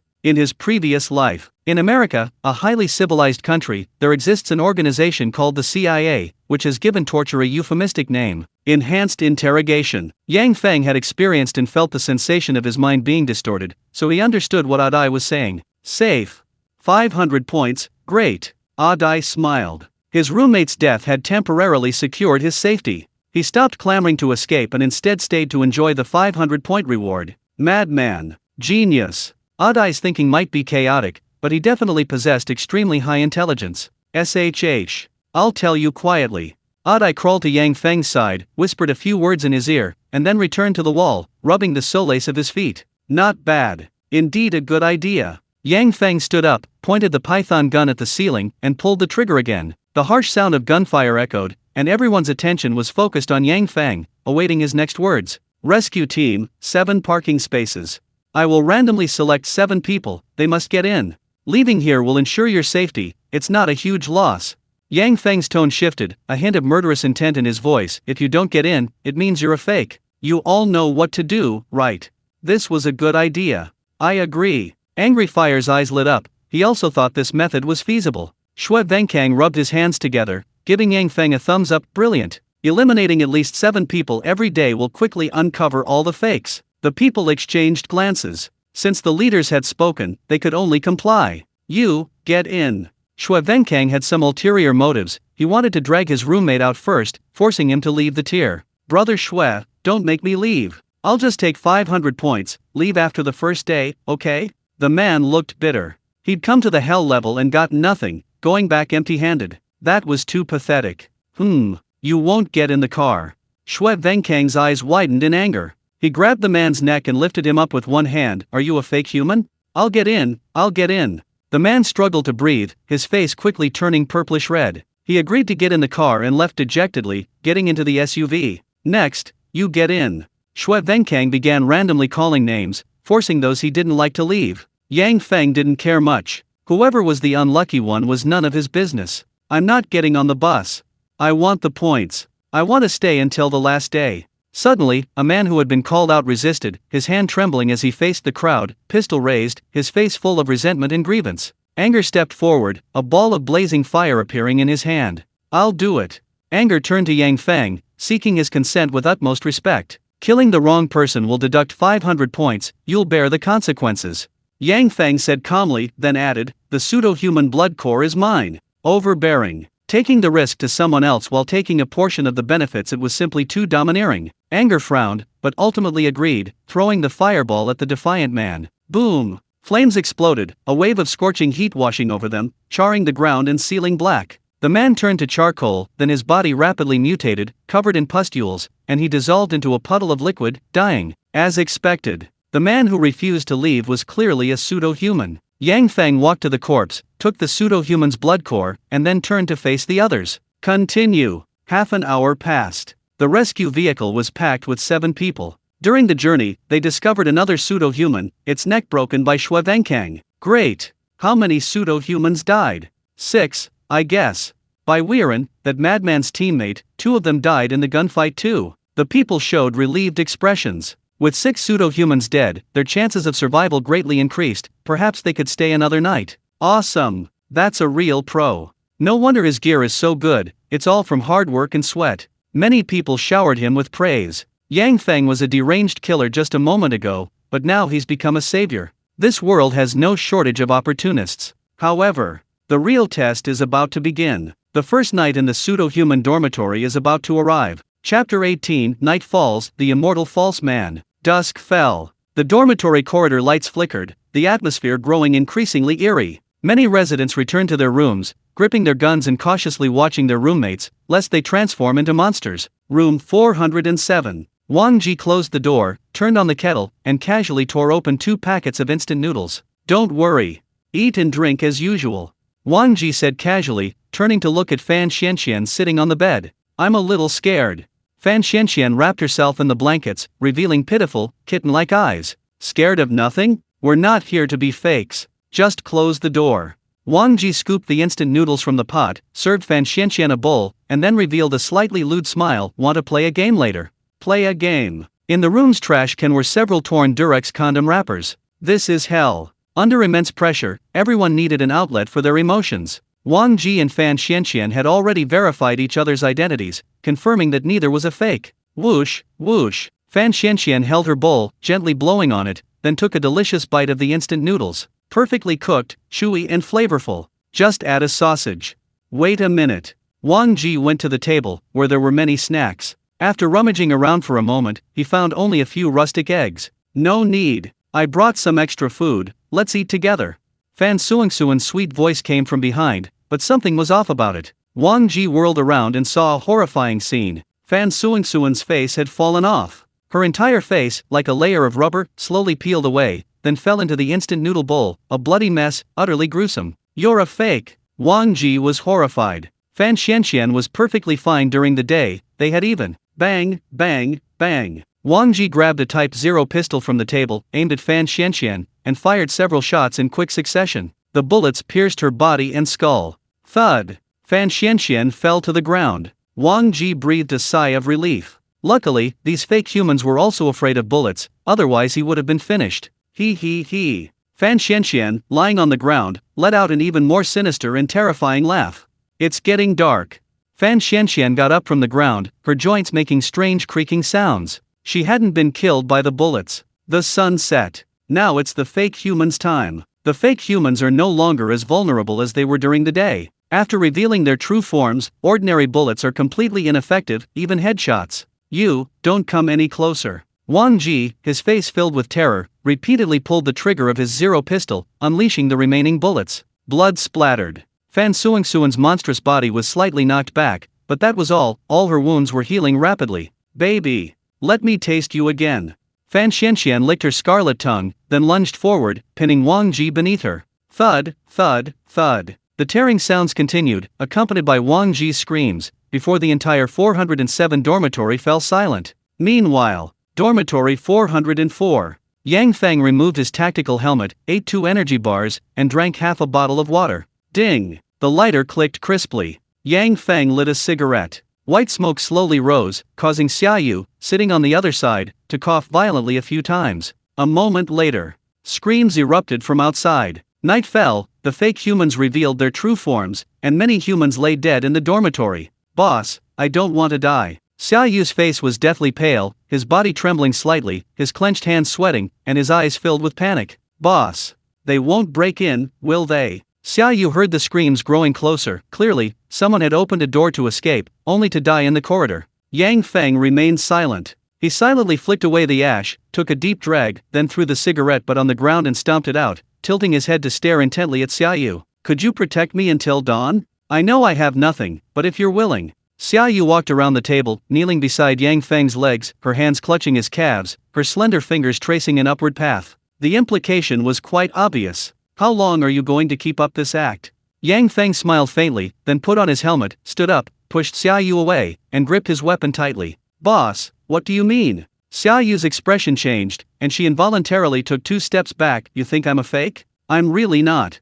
Ha ha. Yang Feng chuckled coldly. This roommate was very good at disguising herself, especially her initial performance of vomiting blood during the day, as if she had genuinely been injured by a curse. But she was too eager. Xia Yu, like Bai Weiren before her, was trying to lead people step by step in the wrong direction. These were secondary, though. Yang Feng had killed many, and looked directly into many eyes. Xia Yu's performance, however, was somewhat overdone. Although she appeared panicked and tense, there was no genuine fear deep in her eyes. Bang! The python gun shattered half of Xia Yu's head. The woman lay in a pool of blood, but all the flowing crimson liquid trembled violently, flowing back into Xia Yu's body. Where did I go wrong with my acting? Blood seeped from Xia Yu's skin, quickly turning her into a horrifying blood-soaked figure, a chilling voice emanating from the mouth beneath half her head. It doesn't matter. Yang Feng shook his head, then sheathed the python gun and drew his rainstorm submachine gun. Rat-a-tat-tat-tat. A torrent of steel surged, sharp bullets transforming into a dense rain of tiny bullets, relentlessly shattering Xia Yu's body. In an instant, Xia Yu's body was shattered, but he didn't die immediately. His filthy blood writhed, seemingly possessing a life of its own, and began to coalesce again. Undying? This was a characteristic of the pseudo-humans in the darkness. Their vitality became extremely tenacious, even when reduced to minced meat. They didn't die instantly. Whoosh! A tentacle made of blood emerged from Xia Yu's body, then suddenly solidified and hardened, transforming into a sharp curved blade, gleaming coldly as it slashed down fiercely. Clang! The crisp sound of metal clashing rang out. Yang Feng drew his tungsten steel claw blade. The sharp blades clashed together, sparks flying. Bullets have limited effect. Yang Feng narrowed his eyes, then his pace quickened abruptly, his leg slicing through the air like a paper cutter, slamming into Xia Yu's side. It exploded. Blood splattered everywhere.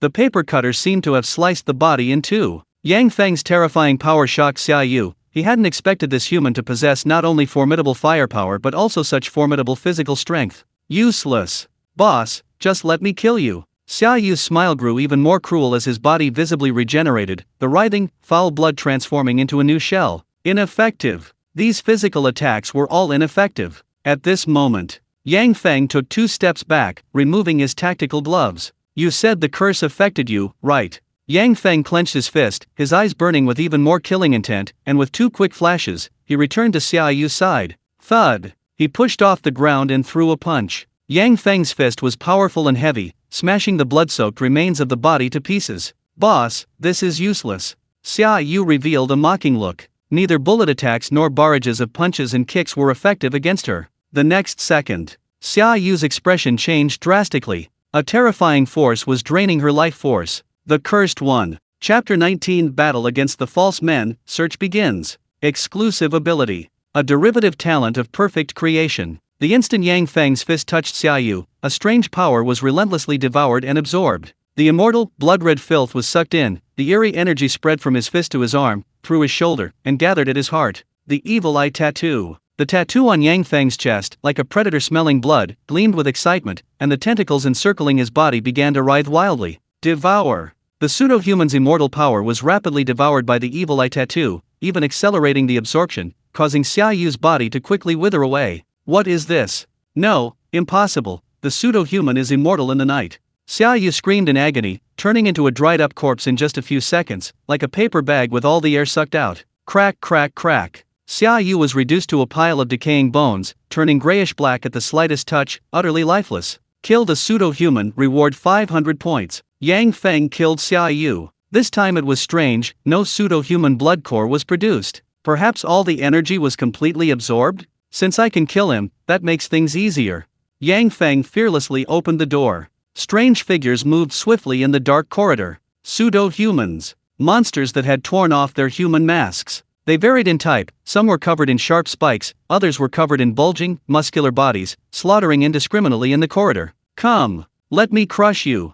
Yang Feng's expression gradually became ferocious, feeling his body growing increasingly hot. Battle mode. Adrenaline was surging. The perfect creation's bloodline adjusted the body's hormone levels, sharpening perception and activating the vitality of every cell. Rat-a-tat-tat. A torrential downpour. A fine hail of bullets whizzed through the corridor, striking the fake figures and exploding into sprays of blood. The dark corridor was illuminated by gunfire, as bright as day, accompanied by the pervasive stench of blood and gunpowder. The god of slaughter began his rampage. They opened fire. He charged forward. As Yang Feng pulled the trigger, his tungsten steel claw blade flashed, severing half an arm in a flash, which spun and fell to the ground. Thud! A flying kick. The dummy attacking Yang Feng from the side was sent flying. Smash! Yang Feng stepped on the body of a dummy, bullets shattering its flesh, his foot crushing its chest, filthy blood writhing wildly. The cursed one. A powerful, heavy fist slammed out. Yang Feng's punch pierced through the shattered body of the fake man, and then the power of devouring activated, frantically absorbing the eerie, immortal energy. Killed the fake man, reward 500 points. Again! Yang Feng was getting into the swing of things, his blood was heating up, and he simply released the rainstorm submachine gun, directly engaging the fake man in close combat, tearing flesh apart. His fist left after images. His whip kick sliced through the air. Yang Feng was proficient in fighting techniques and also knew some ancient martial arts killing techniques. Crack! His feet slammed into the ground, creating a dense network of cracks, and he instantly twisted his waist and hips, unleashing all his power. Buzzing! His back broadened, every muscle taut, transforming into a drawn bow, his fist striking out like an arrow. Boom! Yang Feng threw a punch at the strongest of the fake men. The man was over 2 meters tall, with hands as large as fans, clenching his fist and smashing it towards Yang Feng. Fists collided and struck each other. The next second, a dull thud from the violent impact of the fists exploded. The giant-like fake man was forced back, his broken arm hanging limply, finally stopping only after smashing through the wall several times. Aha! The resident hiding in the room trembled with terror, letting out a scream. Then, the resident witnessed an unbelievable scene. A fully armed human leaped onto the giant, relentlessly pounding his body with fists, snapping the fake man's thick neck. Streams of foul, dark power surged up, flowing from the man's arm down his body, quickly turning the giant into a desiccated corpse. 3 heads. 4 heads. 5 heads. Yang Feng had gone berserk. The sounds of fierce fighting in the corridor gradually reached a climax, but subsided with the death of the last pseudo-human. This battle resulted in the deaths of 7 pseudo-humans. Not bad. Yang Feng spread his hands, feeling a great sense of relief, like he had just finished warming up. Accursed eater. This talent is somewhat beyond imagination. Yang Feng began cleaning up the battlefield. None of the pseudo-humans had left behind any blood cores. The cursed eater's appetite was truly enormous. Bounty points, 6,130. Yang Feng killed a human, deducting 500 points. Including day and night, a total of 10 pseudo-humans were killed, making up for the losses and causing his score to surge to over 6,000. This was only the first night. If he could hold out until the last day, breaking 10,000 would be a certainty. Boom, boom, boom, boom. An explosion rang out from afar, and a door spun and flew backward. Die! Burn to ashes! The raging fire roared, its writhing, foul blood burning away completely, finally turning to ash. Thump! The raging fire, panting heavily, collapsed weakly to its knees. A deep, bone-revealing wound marred its thin, naked upper body, a grievous injury inflicted by a fake human. Not bad. This person could kill a fake human, proving they have some strength. Yang Feng thought to himself, assessing the raging fire's strength, it was likely far superior to the other inhabitants of hell. Who are these? The raging fire struggled to its feet, turning to look down the corridor. It froze. Although most of the fake humans had turned to ash, their numbers were definitely no fewer than 5. A look of horror crossed the raging fire's face. It deeply understood what this meant. Only one person. The raging fire's neck stiffened, and it swallowed hard. He turned his head with difficulty to look at Yang Feng. He had killed all the monsters. It was unbelievable. A true master. Angry Fire was initially somewhat unconvinced. Many people thought Yang Feng was just well equipped, having spent all his points to exchange for top-tier armor and weapons. Now it seemed that wasn't the case at all. Hey, do me a favor, guard the corridor. Yang Feng walked to Angry Fire's side and casually tossed him a medkit. Angry Fire nodded, bewildered. Did Yang Feng have something else planned? What was he going to do? Angry Fire stood in the middle of the corridor, watching Yang Feng walk towards dormitory 401. Knock knock knock. Yang Feng knocked 3 times on the door. Open the door. Inspect the imposters.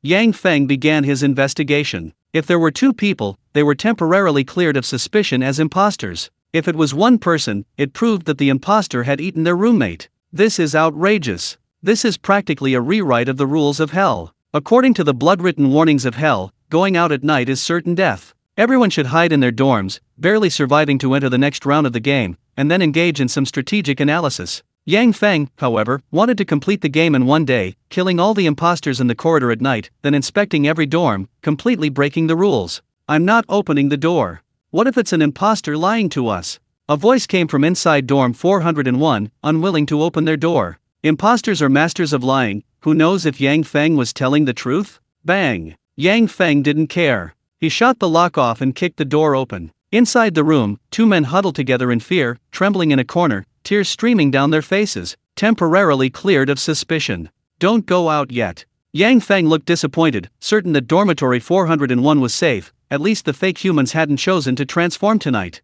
402. Open the door, check the fake humans. Yang Feng continued searching, but the person in the room still refused to cooperate. He shot the lock, smashed the door, and kicked it open. Fake humans. Only 1 human survived in 402, now a monster, devouring his roommate. Yang Feng slipped into the room. Gunshots and sounds of fighting rose and fell, then subsided after a few seconds. He emerged unharmed. 403. Open the door, check the fake humans. Yang Feng repeated the process, checking every room. His points were rapidly increasing. Tonight had become a night of hunting fake humans. Dawn was breaking. All Hell residents receive 500 points. The first day's survival rewards have been tallied, leaving just over 20 residents surviving on the entire dormitory floor. Great! We're still alive. We got points. I'm so excited I could cry. 500 points, a whole 500 points. The Hell residents huddled together, jumping and dancing with excitement, some even weeping with joy. This wasn't an exaggeration. Yang Feng, a killing machine, was an exception among exceptions. Everyone else was struggling to survive. Even someone like Fury, who had just awakened his talent, was considered a strong individual. More than 20 people left. Today and tomorrow, each person has 1 chance to leave. The rescue vehicle can carry 7 people. A total of 14 people will leave. Those who refuse will be considered false survivors and killed immediately. We should be able to eliminate them all. Yang Feng gathered everyone together and began announcing the next steps. Everyone had to obey, or they would be taken away by a bullet. Yang Feng, Adai, Nu Huo, Shua Venkang, are currently confirmed to be human. Adding the 14 residents who left in the rescue vehicle, they will likely be able to perfectly clear this level and receive unprecedented praise. The boss carrying us is awesome. I'm convinced, I'll completely follow the boss's orders. He, all the fake humans are killed, we can enjoy the rewards for another day. 1,000 points. Just thinking about it is exciting. I can awaken my talent too. The surrounding inhabitants of Hell chattered excitedly. The survival reward for the second day was a full 1,000 points, making everyone envious. With a powerful figure in charge, these 1,000 points were practically free. Thinking about this, none of the Hell residents wanted to leave, begging Yang Feng to let them stay another day so they wouldn't be sent away by the rescue team too early and could enjoy the benefits a little longer. At this moment, Adai stepped forward. This guy, whom everyone else considered crazy, walked shakily to Yang Feng's side and said in a pleading tone, "Can I leave today?" Yang Feng was somewhat puzzled. This guy, both crazy and genius, actually gave up getting 1,000 points for free and chose to quit while he was ahead. Did he foresee something? Adai is not simple, perhaps he sensed danger and chose to slip away early. Yang Feng pondered for a moment, then nodded, "You can leave. The other 6 can be chosen by Nu Huo." Around noon, Adai left with the other 6 residents. A little mishap occurred during this process. 2 people cried and refused to leave, and were subsequently burned to ashes by Nu Huo. One was indeed a hypocrite, and the other was a fearless fool. One gained, one lost, neither gained nor lost. Yang Feng replenished his energy and returned to his room for a rest. Next, was the second night. Chapter 20. If you don't leave now, you will die. The second night. Twilight deepened. All the inhabitants of Hell returned to their rooms as instructed. Yang Feng sat quietly in the dimly lit corridor, waiting. How many of the remaining 20-odd humans were actually fakes? I'll help too. Angry Huo stepped out of his room, his bare upper body bandaged, choosing to fight the fakes alongside Yang Feng. Me too. Shua Venkang, wielding a metal baseball, swung it around making a whooshing sound, also wanting to take advantage. Things were different now. With the powerful Yang Feng in charge, even the darkness felt safe. The fake monsters trembled in fear. Bang! Bang! Bang! Bang! All the dormitory doors suddenly exploded, turning into countless fragments. The inhabitants of hell cried out in alarm. Without the dormitory doors as a barrier, the fakes could burst into the rooms and begin their slaughter at any moment. I see. Yang Feng understood somewhat. The pseudo-human apartment had its own unspoken rules. During the day, the pseudo-humans were extremely vulnerable, a single bullet could kill them. At night, the pseudo-humans were incredibly powerful, physical damage was almost ineffective, and most residents faced certain death. Of course, the pseudo-humans weren't absolutely invincible. A single, fragile dormitory door could keep them out. The first night was the easiest. The second night, the door was destroyed, and the pseudo-humans could be killed at will. Yang Feng's eyes flickered. He guessed the other unspoken rules of the pseudo-human apartment, the difficulty increasing day by day. Phew, that scared me to death. Not a single pseudo-human monster. People peeked out. Outside the broken door were only Yang Feng and a few other big shots. Where were the terrifying pseudo-humans? Ha ha ha. Great, great. Boss Yang Feng has wiped out all the fake humans. We can get our rewards again. The surviving residents showed expressions of joy and greed. Just as they said, all the fake humans had been eliminated beforehand. Cleared, perfectly cleared the hell level. In this way, not only can they not get today's 1000 points reward, but they can also greedily grab tomorrow's 3000 points. Is that all? Is it really that simple? Yang Feng was somewhat doubtful. The undead fake humans were indeed powerful, but they didn't quite deserve the rating of extremely dangerous. That madman, Adai, had sensed the danger early on and escaped in a rescue vehicle. The key is the third day. The extremely dangerous third day is the main event. Time passed. Dawn broke. All hell residents received 1000 points reward. The words appeared in blood on the surface of the eyeballs. All survivors received a reward of 1000 points. Hooray! The boss is awesome. The boss is mighty. The boss is awesome. Ha ha ha, a total of 4500 points. When I get back, I'm going to exchange for a talent and then buy the same equipment as the boss. People became frenzied, starting to fantasize about how to spend this huge amount of points. I need to rest. There might be a fierce battle today. Ignoring the frenzied crowd, Yang Feng returned to his room, lay down on his bed for a short rest, and adjusted his condition to be at its best. Noon. The clock hand pointed to 12 o'clock. Yang Feng opened his eyes. His biological clock was as precise as a machine. Even top soldiers underwent similar special training. According to the rules, the rescue vehicle would appear at noon. The surviving residents gathered together, all accustomed to the rules of the past 2 days. The higher UPS would randomly select unlucky individuals to leave. I really don't want to leave. Day 3, 3000 points. Amitba, God bless, let me enjoy the rewards for 3 days. The fanatical people muttered to themselves, completely forgetting the dangers brought by the hell level. Look! Suddenly, someone shouted. People around pressed against the windows, looking towards the direction below the dormitory building. Pseudo-humans. Pseudo-humans were everywhere below the dormitory building. These pseudo-humans were bizarrely shaped, their bodies mutated in various ways, and they were eyeing the 4th floor of the dormitory building menacingly. It was daytime. How come the dormitory building was surrounded by mutated pseudo-humans? Make way. The boss is here, don't block the way. The lackeys pushed through the crowd, and Yang Feng, who had just woken up, walked over step by step, his cold gaze surveying the situation downstairs. The rescue vehicle arrived, but it didn't stop downstairs. The rescue vehicle moved away from the encirclement of the fake monsters and stopped in an open area more than 100 meters away from the dormitory. Something's definitely changed. Yang Feng's eyelids twitched twice, and he turned to look at the emergency exit in the dormitory lobby. This emergency exit led directly from the 4th floor to the 1st floor. The 14 people selected a couple of days ago were able to leave directly in the rescue vehicle without any danger. Now it's different. If they want to leave, they must break through the dense encirclement of the fake monsters and risk their lives to get on the last rescue vehicle. What do we do now? I don't want to go down there, the fake humans will definitely eat me. Let's stay in the dorm. The crowd erupted into chaos. No one was willing to risk their lives to leave. After all, the big boss was still in the dorm. If the sky fell, the big guy would hold it up. Bang! A rough gunshot rang out. Yang Feng pulled out an anti-material sniper rifle and blasted one of the fake humans' heads apart. This heavy weapon was the one he'd seized from the greedy battlefield. Killed a fake human, reward 500 bounty points. During the day, fake humans can be killed using physical methods, even after they've turned into monsters. Bang, bang, bang. Yang Feng fired continuously, killing several more fake humans and gaining a large number of points. The fake humans began to scatter and flee, hiding in blind spots where guns couldn't reach them. Their eyes are terrifying. These fake humans, won't they charge up here? The monster's blood-red eyes were filled with hatred, mixed with a lust for flesh, as if they wanted to rush up and tear everyone to shreds immediately. Rules.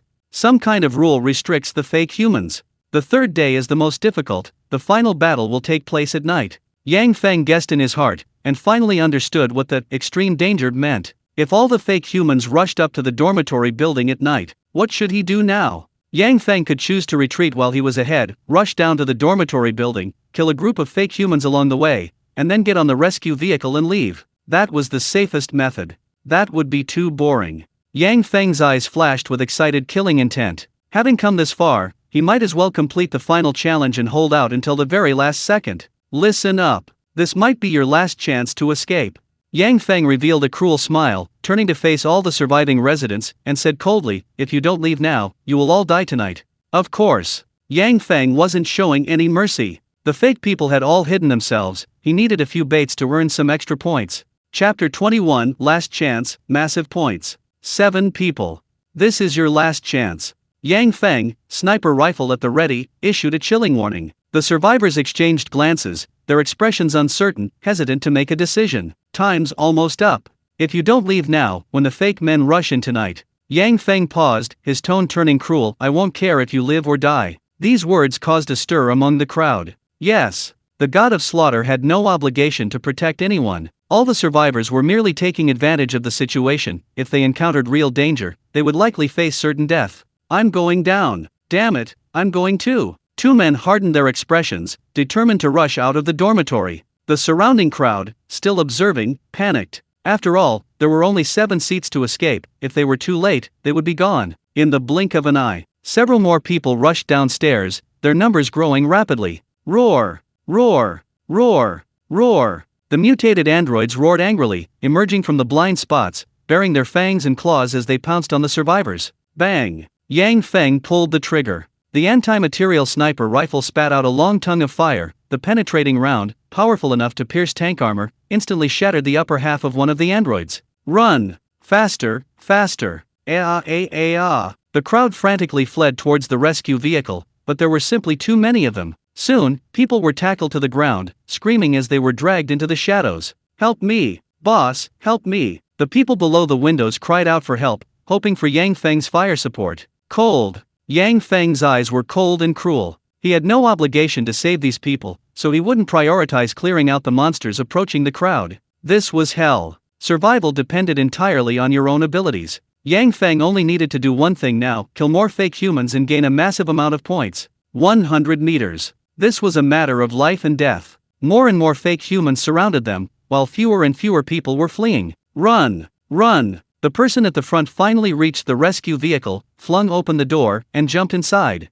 Others followed, but before they could even get on, they were grabbed by the giant monster, their joy instantly turning to deep despair. Finally, 4 lucky ones managed to board the vehicle. The rescue vehicle slowly started, and with the roar of its engine, it quickly disappeared from sight. As for the others, they all died on the way. After the vehicle left, the fake humans had lost their target. One by one, their comrades fell. The fake humans fled in disarray, hiding again in blind spots, low growls escaping their throats, their eyes growing increasingly frenzied. No chance. This group of humans had absolutely no chance. The last rescue vehicle also left. Everyone would be torn to pieces in the night. On the other side, Yang Feng retrieved his sniper rifle. Throughout this escape, he had sniped at least 20 fake humans, gaining a full 10,000 points. A huge windfall. If he could return alive this time, he would receive an unprecedented and enormous boost. "You did this on purpose. Those people are all dead, all because of you." A woman's voice rang out from behind. The woman had witnessed the entire process.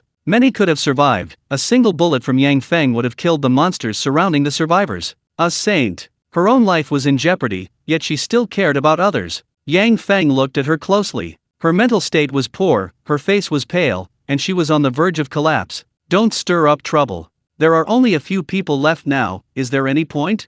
Yang Feng immediately raised his hand and fired a shot. The immense destructive power of the python shattered a bloody hole. A fake. The woman fell to the ground, dead, her body rapidly transforming into a monster, the fake person who had been hiding until now. Too stupid. The few people remaining in the dormitory were either cowardly and afraid to leave, or desperate madmen. Stupid people wouldn't have survived this long. Anyone with a brain wouldn't have clashed with Yang Feng, this god of death. At this moment, a man stepped forward. His face rapidly mutated, transforming into a sharp bird's beak. He. Your arrogance won't last long. Tonight at midnight, my brothers will tear you to pieces. The last remaining imposter, revealing its identity, stepped forward, its throat emitting a hoarse, inhuman sound, announcing the death of everyone. I'll handle it. Xue Venkang swung his baseball bat and smashed it hard against the imposter's head, severing the beak. Several blows later, it was dead. Pack your gear.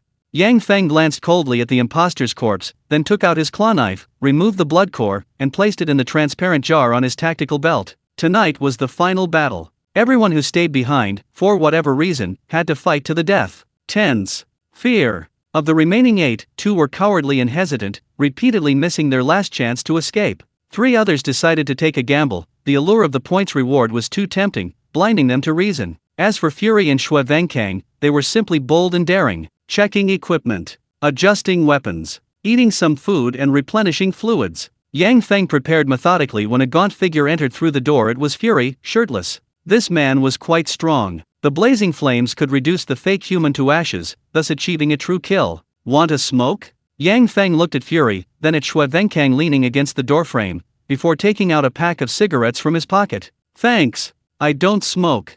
Fury declined the offer, then extended a finger, a long flame shooting out, and offered to light Yang Feng's cigarette. Smoke swirled around them. Yang Feng asked directly, what do you two want? Nu Huo and Xue Venkang exchanged a glance. Xue Venkang hesitated for a moment before saying, we have quite a few weapons, but their firepower is too weak, it's completely insufficient. Let's fight together tonight. Could you lend us your weapons? Weapons. The other Hell residents were using cheap equipment, their firepower clearly inadequate. Look at Yang Feng. His weapons were fierce, his firepower formidable, each gun cost over 300 points and was loaded with various accessories. Overlord. Assault rifle, high penetration, magazines are all here. Mad Dragon. Anti-materiel sniper rifle, find someone who knows how to use it. Yang Feng removed the 2 guns from his back, then took the corresponding magazines from the magazine pouch and tactical belt, placing them in front of the 2 men. As for the Rainstorm, equipped with an unlimited ammo module, and the Python, armed with depleted uranium high-penetration rounds, they couldn't be given to anyone else. Xue Venkang's face lit up with joy, and he reached for the 2 guns. Snap! Yang Feng grabbed his hand, a cold glint in his eyes. These 2 guns are for the people outside. You have your own weapons. The chilling killing intent made Xue Venkang take 2 steps back. His weapon was a metal club. Was he going to fight the fake humans hand-to-hand with that? I understand. Without further ado, Yang Feng picked up the weapons and magazines from the table and distributed them to the capable people outside. Fully prepared. The sky gradually darkened. The final battle was about to begin. Chapter 22. A great battle is imminent. The real threat of the fake dormitory. They're here. They're coming. The crimson sunset gradually dimmed, shrouding the dormitory building in darkness. The howls of the pseudo-humanoid monsters rose and fell, accompanied by the dull, heavy footsteps and the rustling sounds of arthropods crawling through the emergency exits. Obstacles. The lobby was piled high with obstacles tables, chairs, and beds that people had moved from their dormitories attempting to stop the pseudo-humanoids. SHH. Yang Feng made a shushing gesture. Silence. The atmosphere was incredibly tense. All sound vanished, except for the heavy breathing of the people around him. Roar! Roar! Roar! Roar! Roar! Suddenly, a deafening roar echoed through the corridor, shattering the emergency exit and revealing a gigantic monster nearly 3 meters tall. The giant was massive, his body covered in grotesque muscles, his skin a deep purple metallic sheen. With a powerful swing of his fan-sized hand, he shattered large sections of obstacles. Fire! Yang Feng commanded, and everyone pulled the trigger. Rat-a-tat-tat-tat. Various firearms spewed long trails of flame, a torrent of steel instantly engulfing the entire corridor. Blood splattered from the purple giant's body, but most bullets only grazed his skin before being stopped by his steel-like muscle fibers. Sniper! Yang Feng, while continuing to fire his own weapon, reminded the man beside him holding the sniper rifle. Bang! A rough sound rang out as a bullet, as thick as a finger, blew half of the giant's head open. Not dead. Not fallen. The purple giant merely tilted his head slightly, took a half step back, and withstood the fatal blow. Undying. Night fell, and the imposters were granted immortality. Even with half their heads blown off, they showed no signs of death. Charge! The purple giant transformed into a raging bull, charging forward with its shoulders, shattering obstacles in the hall and bursting into the narrow corridor. More monsters appeared. One after another, bizarre imposters burst from the safety passage behind the purple giant, roaring and howling with excitement. The battle had barely begun for half a minute when the entire dormitory hall was overrun. Despair! Could they really win? Click, click, click. The men gripping guns were so engrossed in pulling triggers that they looked down to find their magazines empty. Fear spread. They even forgot how to reload, mechanically continuing to pull triggers, emitting a series of empty clicks. Change magazines.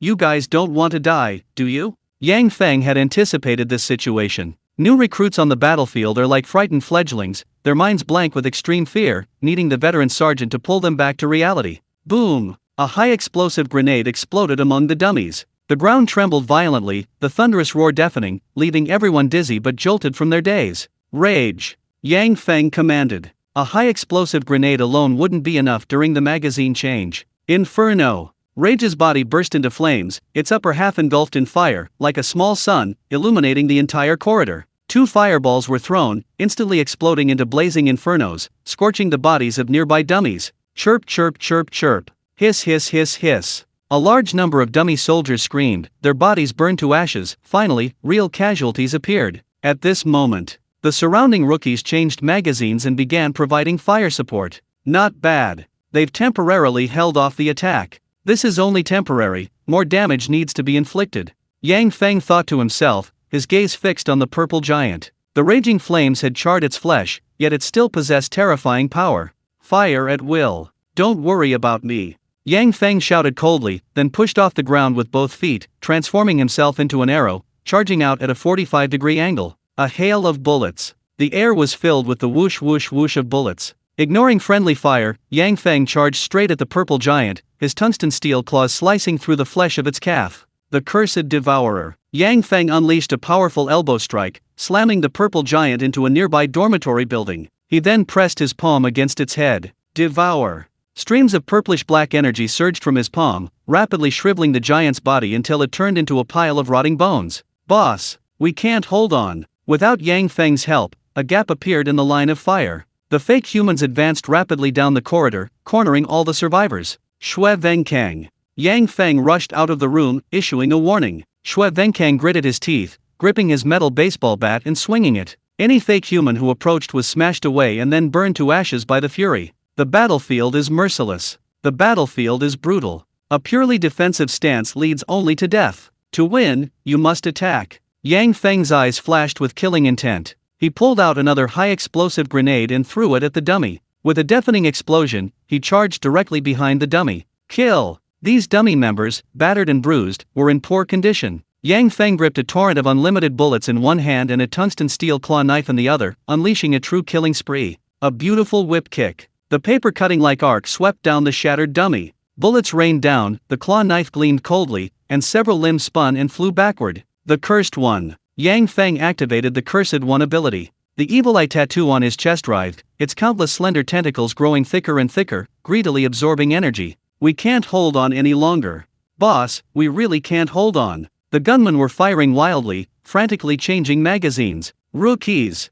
The time spent reloading magazines was longer than their lives. But that wasn't the worst part. Shui Venkang was being forced back by the gunfire when suddenly a cold glint flashed in his eyes. Bang! Shui Venkang raised his iron bar, his eyes gleaming with a vicious, sinister light, and slammed it down on one of the gunmen. The gunman died instantly, killed by Shui Venkang's blow. You! Angry Huo's eyes widened, completely bewildered. What was going on? Why was Shui Venkang killing his own men? Die! Ignoring Anger Huo's confusion, Shui Venkang slammed the iron bar down on his side, the sound of a vertebra breaking faintly audible. Thud! Shui Venkang's right arm tore through flesh and blood, sprouting a sharp bone blade over a meter long, which swiftly pierced Fury's chest, piercing his heart. Instant kill. Ugh! Fury spat out a mouthful of blood, his face filled with disbelief. You're actually a fake human. That's right. Shui Venkang was a fake human. He was the best at disguising himself, his immense power deceiving everyone. To conceal his identity, he even killed his own kind.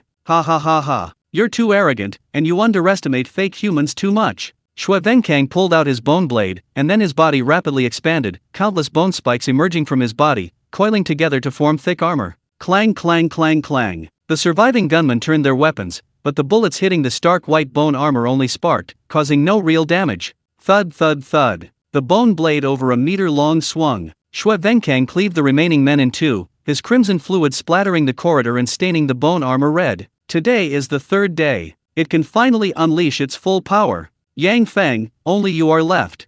Xue Venkang's deformed mouth managed to utter harsh human words, his eyes filled with a frenzied killing intent. Extreme danger. This is the true crisis of the pseudo-human dormitory. Chapter 23: The Dead Bones, Fighting to the Death. Dead bone. The aura emanating from Xue Venkang was completely different from the other pseudo-humans. Its entire body was encased in a stark white bone armor, seamless and without any flaws. A bone blade over a meter long extended from its forearm, encasing its original hand. Power. The dead bone simply standing there exuded a powerful sense of oppression. Boom boom boom. The dead bone suddenly moved. With each step it took, a booming sound echoed beneath its feet, shattering the floor and creating countless cracks. So fast. Yang Feng, who was fighting the other pseudo-humans, kept his eyes fixed on the dead bone out of the corner of his eye. Suddenly, he felt a pang of fear and reacted swiftly. Swoosh! The two pseudo-humans beside Yang Feng were instantly sliced in two by the dead bone's white blade, as easily as a hot knife through butter. Thump thump thump. Yang Feng staggered back several steps, a flicker of surprise in his eyes. A few strands of hair fell slowly past his ears, he had almost had his neck severed. The speed was incredible. The strength was immense. The white blades of dead bones wrapped around his arms were extremely sharp, a single blow would end the fight. Yang Feng retreated to the center of the hall, and the surrounding pseudo-humans receded like a tide. The monsters, as if receiving some kind of instruction, huddled around the room, trembling, and crouching down, looking fearfully at the dead bone being. A one-on-one duel? The dead bone being was preparing for a one-on-one duel. You're very confident. Yang Feng took a deep breath, his brows slightly lowered, adjusting his physical state. Hunting moment. Burning physical and mental energy, unleashing the body's potential, greatly increasing physical strength, and accelerating reflexes. Hot. Yang Feng's body grew increasingly hot. His heart pounded faster and harder, hot blood surged through his body, and his temperature soared. Adrenaline surged. Neurons became more active, electrical signals transmitted faster and faster, almost forming an electromagnetic network covering his entire nervous system. Come on, let's officially begin. Yang Feng suddenly opened his eyes, his gaze flashing with excitement and madness, his fighting spirit reaching its peak. Boom! A deafening explosion erupted. Yang Feng and the bone demon simultaneously shattered the ground, transforming into blurry afterimages as they charged towards each other. He saw it. The bone demon's white blade sliced through the air, creating subtle ripples almost invisible to the naked eye, leaving a perfect arc as it slashed towards his body. Yang Feng's footwork abruptly changed, almost brushing past the bone demon's blade, and then his tungsten steel claw blade attacked at an even more cunning angle.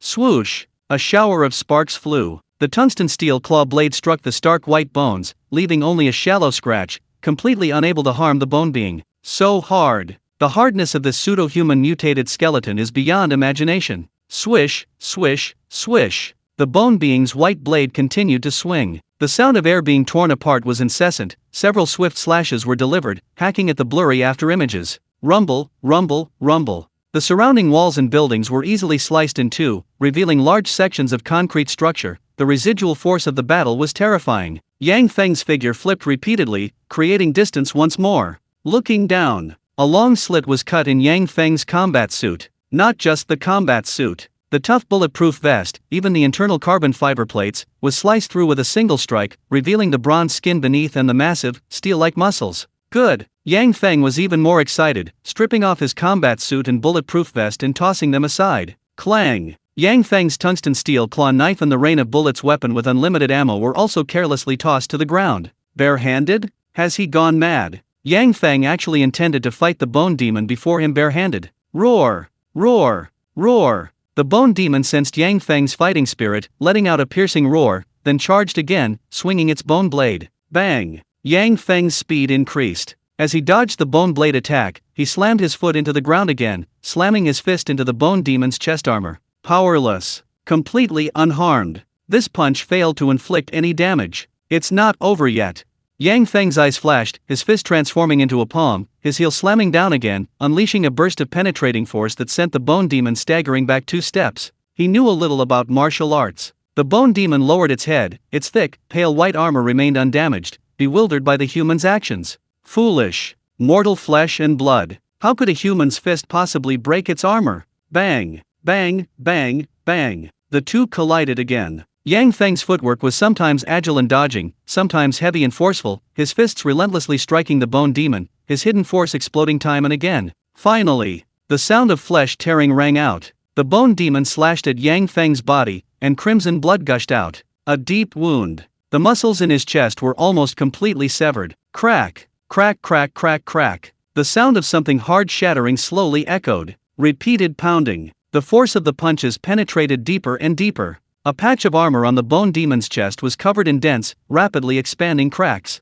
How could this be? A human fist of flesh and blood could actually shatter the bone demon's armor. Are you afraid? Yang Feng crouched down, wiping the blood from his chest, his expression turning ferocious. Injured? This was unacceptable to the bone demon. The terrifying bone demon trembled violently, its aura becoming even more ferocious. Its wounded blade grew half an inch longer, and its roar shook the entire floor. Huff. Hiss. Yang Feng, in his state of extreme excitement, surprisingly calmed down. His heart clenched violently, gushing out even more blood in a self-destructive manner, like a high-pressure water pump, instantly pushing the pressure to its maximum. Explode! Yang Feng stomped the ground, almost crushing the floor beneath his heels, the terrifying force flowing to his waist, followed by a violent hip rotation. His entire body tensed. His bones stretched his muscle fibers. The muscles in Yang Feng's back morphed into the shape of a demon's face, his spine bearing unimaginable pressure, then transferring all the power to his arm. Bang! Yang Feng threw a punch, creating a sonic boom. His entire body hummed, transforming into a bowstring that propelled his fist outwards, all power concentrated on a single point.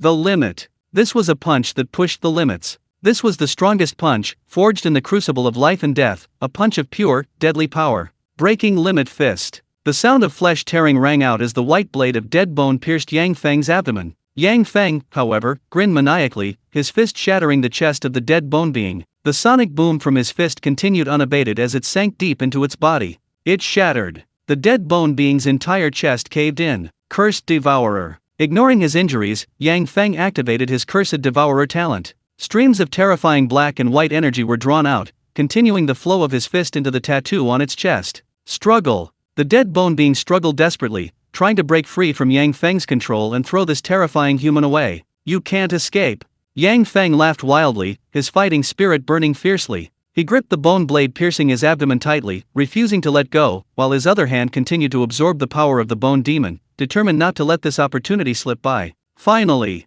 the bone demon's power waned. Its body rapidly withered, its bones becoming increasingly fragile, decaying at a visible rate. Killed the bone demon, reward 3,000 points. A notification appeared on Yang Feng's eyeballs. The bone demon was finally and completely killed. Too strong. This human is terrifying. After the bone demon's death, the surrounding pseudo-humans were also frightened, fleeing the dormitory hall and quickly disappearing through the emergency exits. You have completed the challenge. Survival reward bounty, 3,000 points. Your injuries detected. Teleporting back to Hell apartment in 10 seconds. 9, 8, 7. The blood-red text on Yang Feng's eyeballs updated in real time, followed by a beam of light enveloping him, and the next second he was back in Hell apartment. Chapter 24 Mutated Dead Bone Being, Advanced Bloodline, Golden Substance, Perfect Evolution. Hell apartment. The first thing Yang Feng did after being teleported back was jump into the dragon transformation pool. A bloody hole the size of a bowl pierced his abdomen, and there was also a deep wound on his chest, exposing the bone. He needed immediate treatment. Dragon transformation pool. The spiritual liquid, slightly viscous, gathered near the wound, miraculously stopping the bleeding. Tender buds of flesh could be faintly seen growing. Hint, you can add spiritual herbs to enhance the effects of the dragon transformation pool. Blood characters covered his eyeballs. The situation was the same as last time. You can consume 1,000 bounty points to enhance the effect. Add spiritual herbs. Yang Feng chose without hesitation. Soon, specks of emerald green fluorescence floated in the dragon transformation pool, emitting a refreshing aroma, and the medicinal effects were greatly enhanced. Congratulations! You have successfully passed the challenge of the 4th level of Hell, receiving a basic bounty reward of 400 points. Each level completion grants a basic reward. 400 points is a generous reward for an ordinary Hell resident. But Yang Feng didn't care about such a small amount. Bounty points, 38,130. Nearly 40,000. Killed the Bone Killer, gained 3,000 points. 3-day mission challenge, a total of 4,500 points. On the first day, he killed 10 fake humans, on the second day, he sniped a batch from the window, and on the third day, in the final battle, he killed even more. All the points added up to a staggering number. Absolutely outrageous. The other inhabitants of Hell were still struggling for a few hundred points. Yang Feng, however, had already surpassed several versions, becoming a millionaire with tens of thousands of points. Shocking. This is simply unbelievable. Outside the floor-to-ceiling windows of the luxury apartment, more terrifying eyes opened, casting gazes that carefully observed Yang Feng. He received cheers. He received applause. Those terrifying gazes revealed a hint of admiration as their immense power coalesced, slowly forming a dull gray ring. The ring's shape was ancient, with some ancient characters engraved within its band, seemingly unremarkable. Of course. How could a reward from a supreme being be an ordinary object? Sumura ring contains spatial power, capable of storing 1 cubic meter of items. Yang Feng picked up the ring by the pool and slipped it onto his left index finger. A slight stinging sensation followed as blood soaked into the ancient symbols on the ring's inner band. Then, the ring emitted a strange sensation, as if he could see an independent space suspended in endless nothingness. Spatial technology? Yang Feng touched some blood-stained clothing nearby, and with a thought, stored it within the independent space, then retrieved the clothing. Miraculous. Mysterious. Incredible. Truly a reward bestowed by supreme beings. Yang Feng studied it for a moment longer. The ring itself was very light, and after being stained with blood, it was bound, meaning others should be unable to use it. The independent space remained in a vacuum, meaning he could store 1 cubic meter of items without any cost, and food wouldn't spoil. An hour later, Yang Feng's wounds had healed completely. The new flesh was slightly immature, and his skin color was lighter. Query bloodline evolution function. Yang Feng took out a small, transparent jar containing the blood cores he had obtained from killing the fake humans. Perfect creation. Yang Feng's bloodline possesses the ability of infinite evolution. Could he absorb the genes of the fake humans? Meets evolution conditions. Please place the materials in the evolution dragon pool and pay 5,000 points. The blood-red notification flashed. Bloodline evolution was incredibly expensive, requiring a full 5,000 points. This was definitely not a feature he should be unlocking at this stage. However, 5,000 bounty points were nothing to Yang Feng. He opened the glass jar and poured all the blood cores into the dragon transformation pool. Glug glug glug. The dragon transformation pool gradually boiled, the temperature rising rapidly, and more mist rising. One by one, the fake human blood cores melted, dyeing the entire pool a strange blood color. And that wasn't all. After consuming 5,000 bounty points, a certain substance appeared inside the dragon transformation pool, emitting specks of purple light. A curse? It was a special compound, mixing with the surrounding blood-red pool water, rapidly undergoing a chemical reaction that quickly thickened the water. A thick soup. The dragon transformation pool was now like a pot of simmering, viscous, filthy soup, and Yang Feng was like a top-grade abalone, absorbing all the broth and nutrients. Fusion. Evolution. Mutation. The thick soup eroded his body, his 36,000 pores opening to undergo DNA-level genetic modification. A familiar feeling of pain surged forth.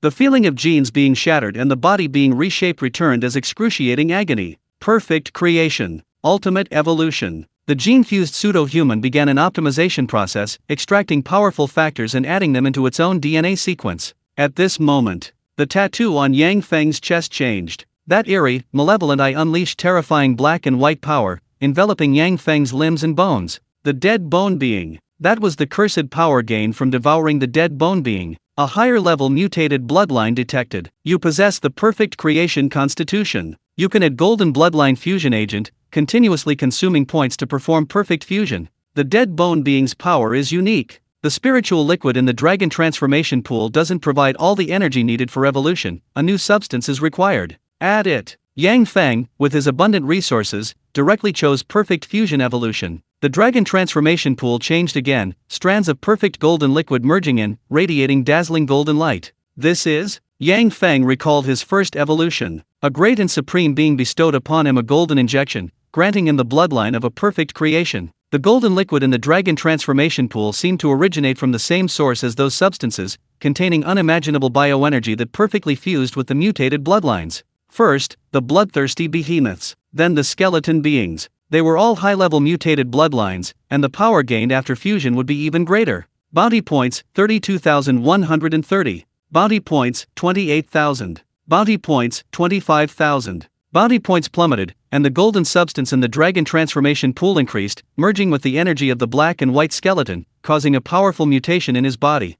Dead bone blade. Yang Feng's arms gradually became covered with a layer of pale white bone, gaining the power of the skeleton's mutated body. No! Yang Feng's mutation was even more perfect. The bones became increasingly tough, the stark white now possessing a metallic sheen, spreading from the elbow to the palm, extending into a meter-long blade. The tip was like a bee's sting. The edge resembled a cloud trail. This blade seemed to have been meticulously crafted by a master artisan, becoming slender and long, like a wisp of cloud disappearing without a trace. A work of art. Truly the best improvement upon a perfect creation, it was a flawless work of art. Of course, perfect transformation requires more energy. The golden liquid continued to replenish, and the bounty points were decreasing at an increasingly rapid pace. Not enough. A pair of dead bone blades alone was far from sufficient. The evil eye tattoo continued to release energy, drawing more of the false man's curse into the dragon transformation pool, fusing with golden matter to accelerate mutation. Armor. A sheet of white bone armor, as thin as a cicada's wing, covered Yang Feng's body.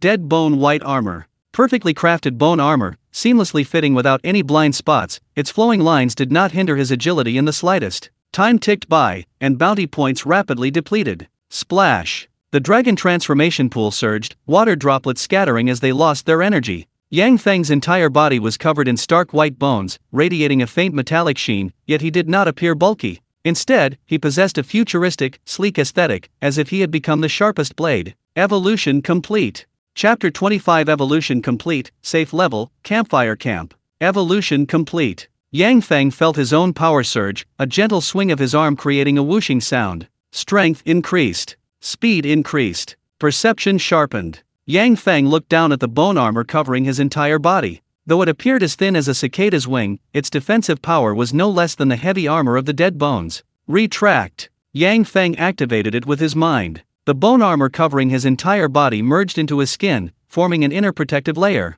The dead bone's blade did the same, like a limb controlled by his consciousness, merging into his skin at his command, returning to a normal human state. Two forms, switchable at will. A pleasant surprise. The dead bones could switch forms at any time. First form, dormancy. In the dormant state, the dead bones merged into the body, forming a protective layer under the skin. Second form, activation. In the activated state, the dead bones covered the body surface, transforming into powerful weapons and armor. Additionally, the dead bones are quite flexible, they can be activated selectively. Dead bones white blade. Yang Feng activated only the dead bones in his right hand with his mind. A layer of sharp, white bone blades covered his right hand, emitting a chillingly sharp light. After a few swings, it reintegrated into his arm. However, perfect evolution has a huge drawback. It's too expensive. Bloodline evolution consumed 5,000 points. The mutated special bloodline also continuously consumes golden matter, and bounty points are disappearing like water. Even Yang Feng, a wealthy man, is finding it difficult to cope.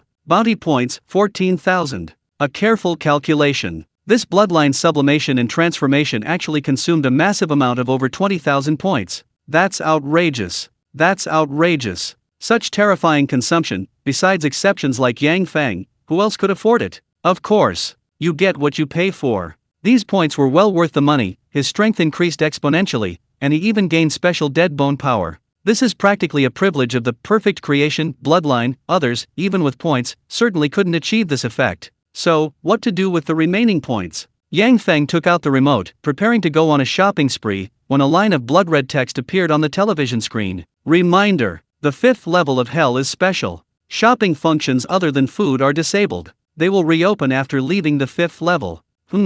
Yang Feng frowned. The shopping function was disabled. Hell residents can only buy basic food, even with points, they can't spend them. What's going on? The 5th level is a special level, could it be related to bounty points? Yang Feng speculated, then exchanged some food to replenish his stamina, waiting for the 5th level of hell to open. 5th level of hell, campfire camp. Danger level, level 0, harmless, green. Curse pressure, 0. Time limit, 72 hours. Description: you must be tired after your long and arduous journey, right? Harmless level. This is an absolutely safe level. The first level of hell, a quick glimpse, is level 0, green, and harmless. After rebirth, it's a simple farewell to the past life, causing no damage to the physical body. The floor hasn't decreased. Yang Feng stood before the floor-to-ceiling window, everything was unchanged. Outside lay a magnificent and awe-inspiring landscape, the sky twinkling with star-like, malevolent eyes, while below lay an endless, deep abyss of darkness. This confirms it even more.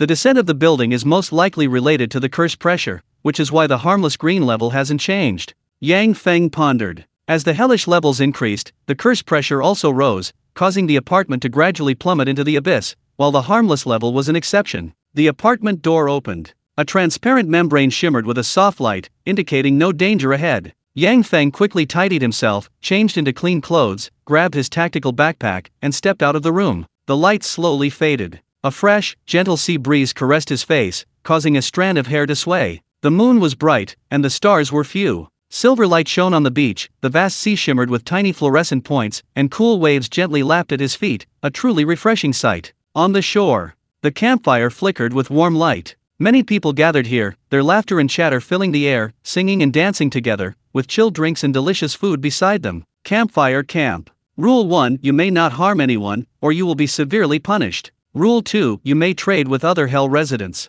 Rule 3: You can spend points to extend your stay. 10 points will be deducted for each hour exceeding the limit. Rule 4: Food, drink, and lodging are all free. The rules appeared in blood red text. Welfare tiers. The hell residents, having endured life and death trials, were already exhausted, both physically and mentally. The campfire camp was a place specifically for relaxation and entertainment. Trading is possible. Points can also extend your stay. Yang Feng carefully read the rules. No wonder there were so many people at the campfire camp, everyone had been teleported in at different times. Extending by 1 hour is 10 points. Extending by 1 day is 240 points. Yang Feng had 14,000 points. A preliminary calculation suggested he could extend his vacation by about 58 days, nearly 2 months. Of course, Yang Feng wouldn't waste his points on something like this. To survive in hell, becoming stronger was the only way. Hi, new brother, need a guide? A sweet voice rang out from not far away. The girl had a ponytail and 2 cute dimples on her cheeks.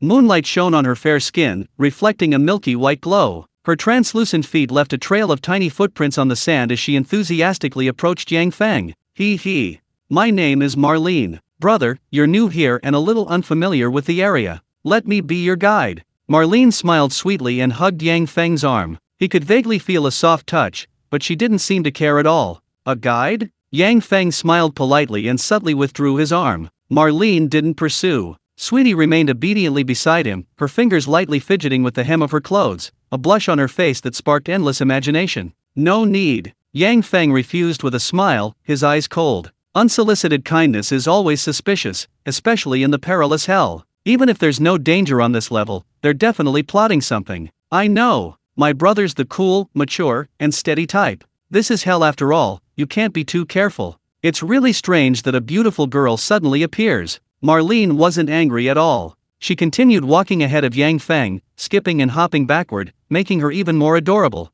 Something's not right. Yang Feng narrowed his eyes, carefully observing the cute and playful girl. You've hosted many people.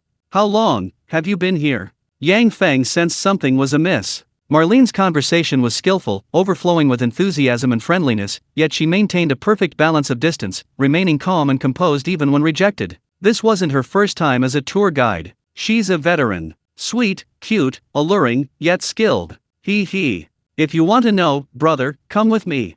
I'll show you around and let you have fun. Marlene smiled mysteriously, then beckoned Yang Feng to follow her. Interesting. Someone's been staying in the safe zone all along? Yang Feng didn't refuse Marlene again and followed the girl towards the campfire camp filled with laughter.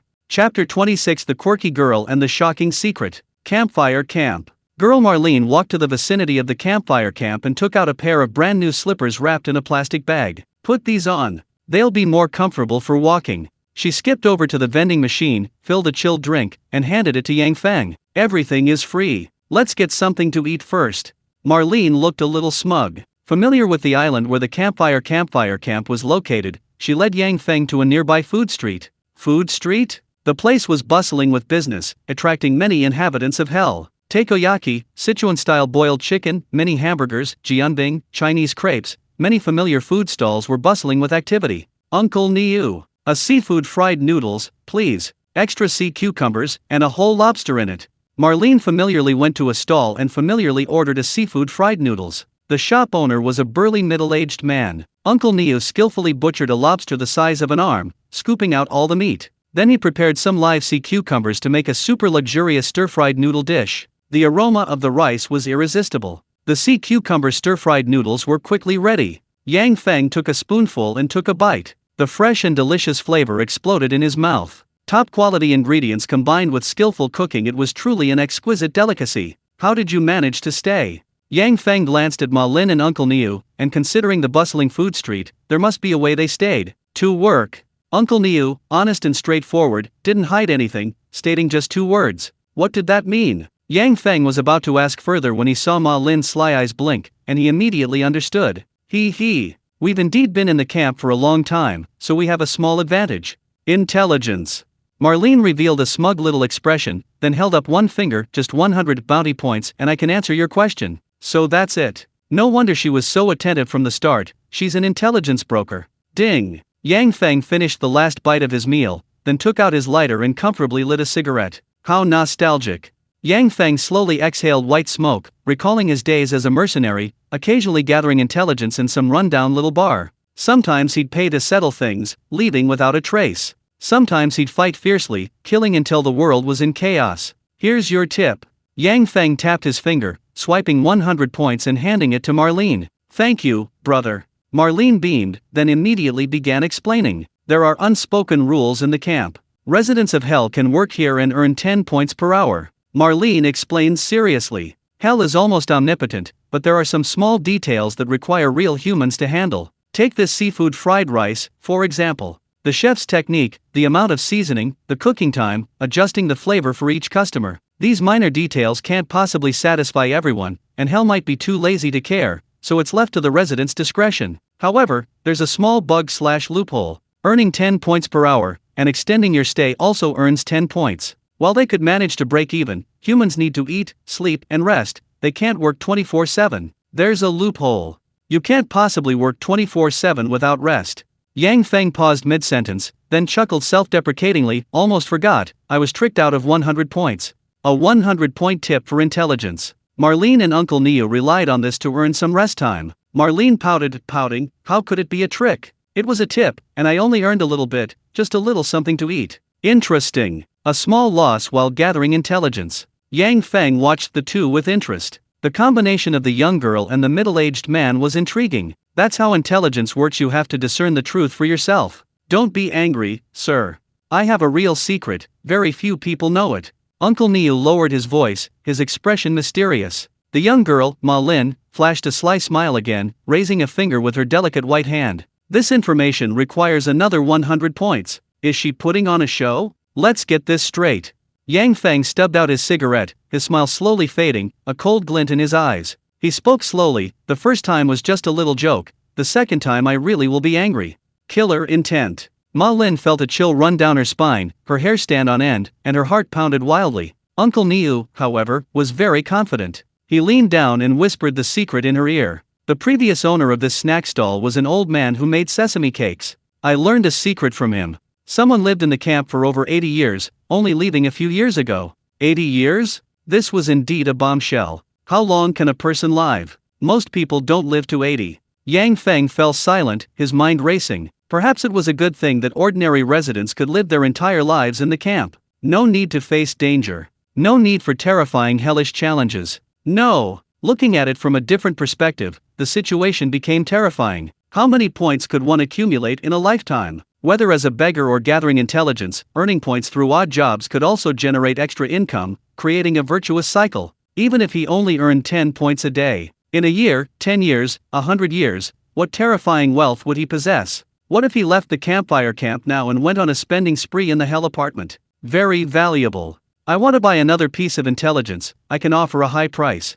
Yang Feng's gaze grew even colder as he looked at Marlene beside him. How many points have you accumulated? Uncle Niu was taken aback. This man before him was indeed meticulous. He immediately connected the dots. Brother, I'm so sorry. It's my little secret. Marlene winked playfully, her face full of coquettish charm, seemingly trying to get away with it. This little girl is suspicious. Yang Feng's gaze grew increasingly cold. Uncle Niu beside him sighed and stepped in to defuse the situation. Sigh. To tell you the truth, I've been here for 3 years and have accumulated over 3,000 points. Although Marlene arrived earlier than me, her situation isn't much better. The market is getting worse and worse.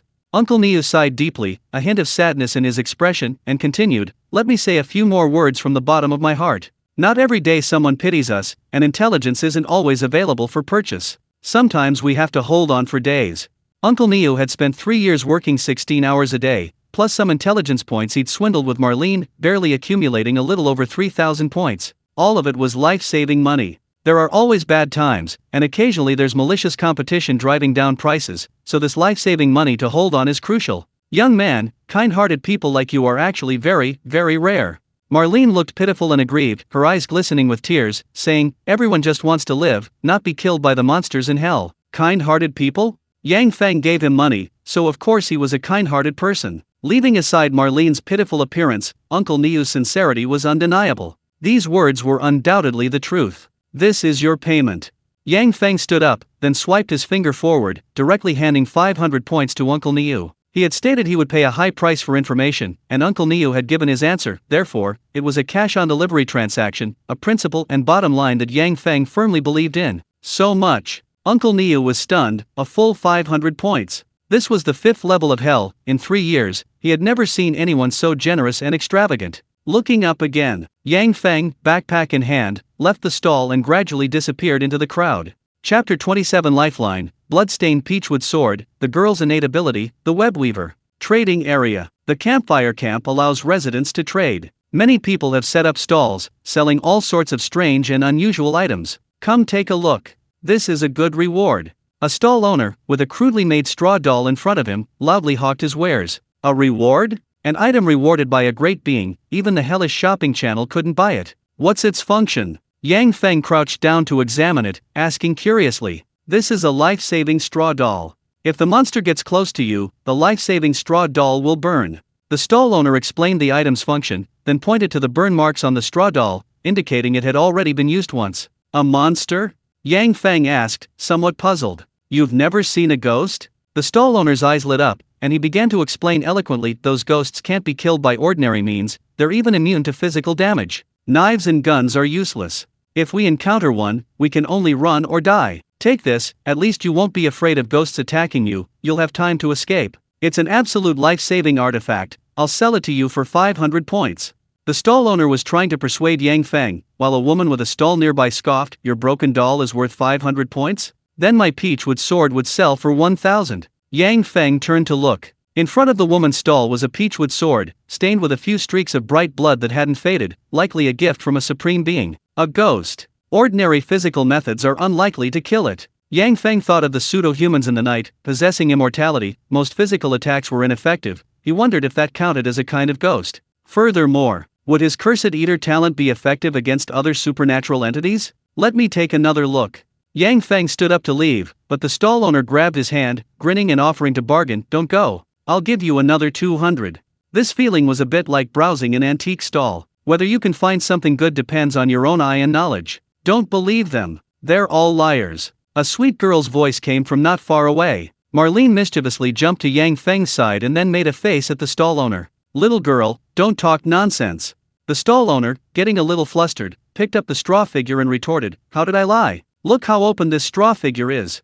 Marlene sneered, pointing to the burnt spots on the straw figure and exposing her, you obviously burned it yourself. Your straw figure weaving skills are terrible, not even as good as mine. The campfire camp rules prohibited harming others, but they didn't say you couldn't deceive others. There are always various swindlers taking advantage of the situation, and the stall owner was one of them. Overwhelmed with shame and fury. You! Completely exposed, the stall owner was speechless with anger, but helpless. In the end, he simply packed up his goods and slunk away. Actually, Yang Feng had already seen through the stall owner's trick. The burn marks on the straw figure were too clumsy, but he hadn't exposed him on the spot. Little brother, I saved you some money, do you want to thank me? Marlene raised her little fist and proudly tilted her head. You're helping me save money so you can make more money off me. Yang Feng saw through Ma Lin's little scheme. The girl was a cunning little con artist, only much smarter than the stall owners. Hee, you caught me. Ma Lin skipped a couple of times, walked ahead, and started acting as a little tour guide again, but hey, I promised to take you out for food, drinks, and fun, so you have to keep your word.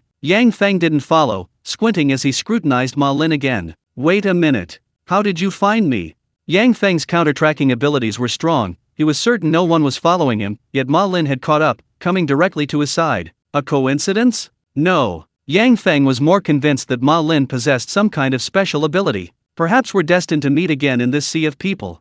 Marlene's eyes sparkled, but the cold man before her wasn't buying it, so she quickly changed her tune. Beautiful girls all have little secrets, right? Awakened talent. Yang Feng had some guesses in his mind. This was the 5th level of hell, the number of people unlocking talents would increase accordingly. Yang Feng's senses were sharp, there was nothing unusual about his body, so he shouldn't have been marked. The next second, Yang Feng took off his tactical backpack and immediately noticed something amiss. A small black spider, no bigger than a grain of rice, was lurking in a blind spot. That's what was tracking me, isn't it?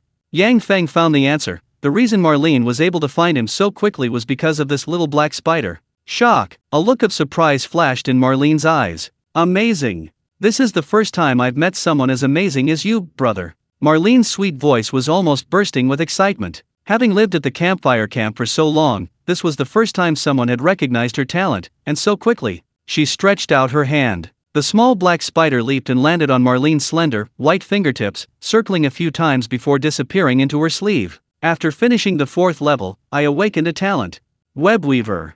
It can track and scout. Marlene's voice changed, gaining a touch of mature sophistication. Since her talent had been discovered, there was no need to hide it any longer, she might as well reveal the truth. As expected, it was indeed a tracking ability. Webweaver, it sounded somewhat similar to Curse Eater. The rice grain-sized black spider was almost weightless, making it difficult to spot when hiding in corners. Truly an impressive ability. You sound much better when you're not straining your throat.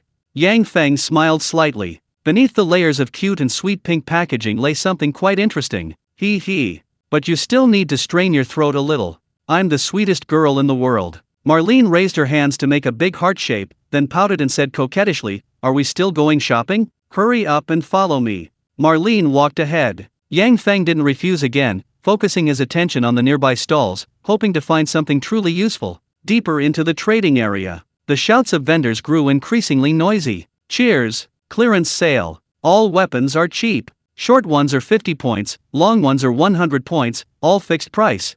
A man shouted at the top of his lungs, his voice drowning out all the other vendors. He was selling a huge pile of junk. Gun of all models. Pistols, submachine guns, shotguns, assault rifles, and more. All kinds of firearms were available, though the quality couldn't compare to those sold in Hell's apartment, but his prices were very low, and discerning buyers would always stop to carefully select their items. Qin Shuang. This man had appeared in the Greed battlefield on the 3rd level of Hell, and was lucky enough to be carried by a powerful figure, ending up with hundreds of junk guns and a huge pile of low-level collectibles. "It's you, little brat, don't run away." Qin Shuang, with her eyes and ears open, suddenly spotted Ma Lin not far away, and instantly flew into a rage. Marlene, using her beauty and cunning, captivated the naive boy, manipulating him completely and swindling him out of a significant number of points twice. He. Brother Qin Shuang, those points were all given voluntarily. Marlene spoke with sly, teasingly, then linked arms with Yang Feng, revealing a mocking, provocative expression. This was just playing with a fool. The rules of Hell level were clear, harming others would be severely punished, so she was practically fearless. "You two scoundrels."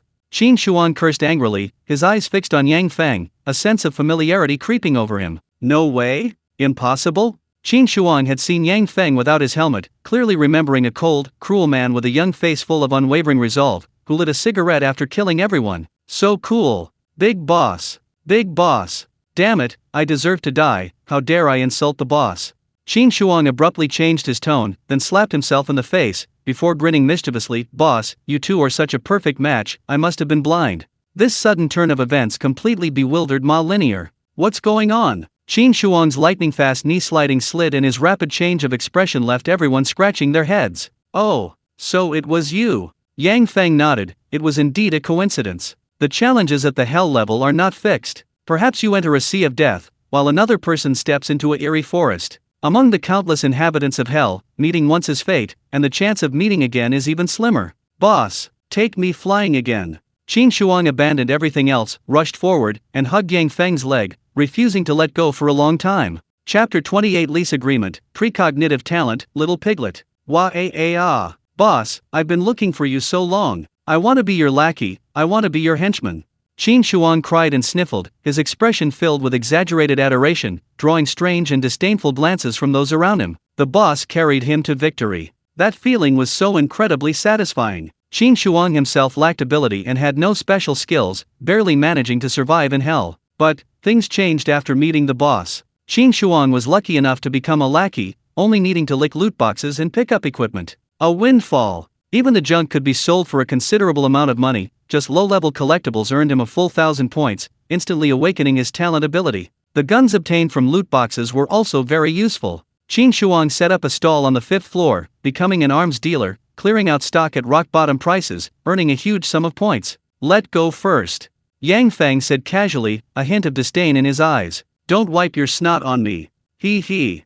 Boss, I'll wipe it clean for you. Qin Shuang gave an awkward laugh, quickly releasing Yang Feng's leg, then pulled out a tissue and vigorously wiped his pants. The peasant's behavior was utterly contemptible. More people cast puzzled glances. Is it really necessary? Is this guy your father? So filial? Qin Shuang, this arms dealer, was just a moment ago all arrogant, acting like he was the most important person in the world, but in the blink of an eye, he's become a lapdog. Cough. Brother Yang Feng, brother Qin Shuang, so you know each other. Ma Lin was also a little embarrassed. Seeing more and more passers-by coming to watch the commotion, she whispered, too many people, let's find a quieter place. Yang Feng nodded and turned to walk towards the campfire. Wait for me, boss. Ouch, I still have so many guns to sell. Qin Shuang looked at the weapons on the stall, his face contorted with pain. 20 points each. All weapons are 20. Don't miss this opportunity. Qin Shuang gritted his teeth and shouted at the top of his lungs, a true clearance sale. A few minutes later, Qin Shuang's weapons were all snapped up. He quickly squeezed through the crowd and hurriedly chased after Yang Feng in the direction he had disappeared. Campfire. Small bonfires lit up on the beach. People gathered in small groups, their laughter and chatter occasionally breaking out. Some drunkards caused trouble, even leading to fights. A flash of light. The troublemakers were immediately expelled, forcibly removed from the campfire camp. They were just expelled? Yang Feng sat down on a sand dune, watching the flashing blue teleportation lights, completely different from the previous elimination punishment. Yes, duck. It's always been like this. Troublemakers are deported, and as for the specific punishment, Marlene paused, then flashed two small tiger teeth. We can't go out and ask the people involved, they definitely wouldn't know. Just then, a small cart loaded with food and drinks drove by. Marlene familiarly stopped it, took a few bottles of chilled beer and a plate of grilled sausages. Brother Yang Feng, relax. There's still plenty of time left in 3 days, enjoy yourself first. Marlene skillfully opened 2 bottles of beer and handed one to Yang Feng. Is enjoying life in hell a form of finding joy in hardship? Yang Feng didn't refuse, taking a large gulp of beer. The refreshing feeling instantly spread throughout his body, it was indeed invigorating. A moment later, Qin Shuang appeared near the beach, anxiously searching several small campfires before finally finding Yang Feng and Ma Linear. Boss. I'm here. Qin Shuang rubbed his hands together with a grin, his sly eyes darting around before he asked in a somewhat lewd low voice, did I disturb you too? Ma Lin gave him a slightly resentful look. Brother Qin Shuang is so heartless. He said he'd take me away from the campfire camp, and now he's handing me over to brother Yang Feng. Good grief. That Qin Shuang actually made such a promise. Serves him right for being tricked into giving up points by a woman. Enough with the joking around. Yang Feng interrupted the playful banter, asking coldly, Qin Shuang, you said you've been looking for me. What's wrong? Qin Shuang dared not continue his frivolous act, his expression becoming much more serious. Boss. I want to follow you from now on, please give me a chance. Qin Shuang pleaded, his eyes full of sincerity. Follow me? Yang Feng frowned. Whether or not to take Qin Shuang as a follower was another matter, but how to proceed was another question. Hell apartment was independent. Each resident was assigned a separate apartment, facing different challenges, making the chance of meeting again extremely slim. Don't worry, boss. I have a way to team up. Qin Shuang understood his boss's confusion, then pulled a paper contract from his jacket pocket, continuing to explain, after that challenge, the star in the sky gave me this lease contract. This is a gift from an unparalleled and great being. A glint of light flashed in Yang Feng's eyes. Could there really be a team-up item? Brother Qin Shuang. I didn't expect you to actually have something like this. A hint of surprise flashed in Ma Lin's beautiful eyes. Qin Shuang hadn't lied to her, he really did have some valuable stuff. You know about this too? Yang Feng glanced up at Ma Lin, then took the rental contract in his hand and examined it carefully. Of course I know. Ma Lin had lived on the island for who knows how long, so she was naturally very knowledgeable. She had encountered all sorts of strange and unusual things. Pointing to the rental contract, she continued, rental contracts aren't rare, many people have them. If people want to survive, relying on the strong is the best way. The strong are the landlords. The weak are the tenants. If you want the protection of the strong, a rental contract is essential, so the price is generally over 1,000. Ma Lin confirmed the truth of Qin Shuang's words. Then what is the price? Why would the strong protect the weak? The answer is rent. Landlords can collect rent from tenants, which can also be understood as protection money. Boss, I can pay you rent, 1,000 points per level, credited immediately as long as I'm alive. Qin Shuang's eyes lit up. If he could get on the boss's good side, even paying 1,000 points would allow him to make some extra. 1,000? Too little. 2 fake people are only worth 1,000, carrying a burden is too much trouble. No, too little money, and you're not really useful to me. Yang Feng refused Qin Shuang without hesitation and handed back the rental contract. 1,000 points and you still think it's too little? Qin Shuang was completely dumbfounded, but considering the power of the big shot in front of her, 1,000 points really wasn't enough. Big shot, I'm useful. Qin Shuang gritted her teeth, took a deep breath, and continued, I've awakened a talent and gained an ability. Prophecy. Qin Shuang stated the name of her talent and continued to explain, I can make prophecies and see the content of the next hell level challenge in advance. Very powerful. This ability is extremely useful. The hell apartment has a 24-hour rest period, after which all functions are shut down, and the challenge level information is announced later. If one can foresee the challenge content in advance, purchasing supplies and weapons accordingly will greatly increase the survival rate and chances of winning. It does have some effect. Let me think about it.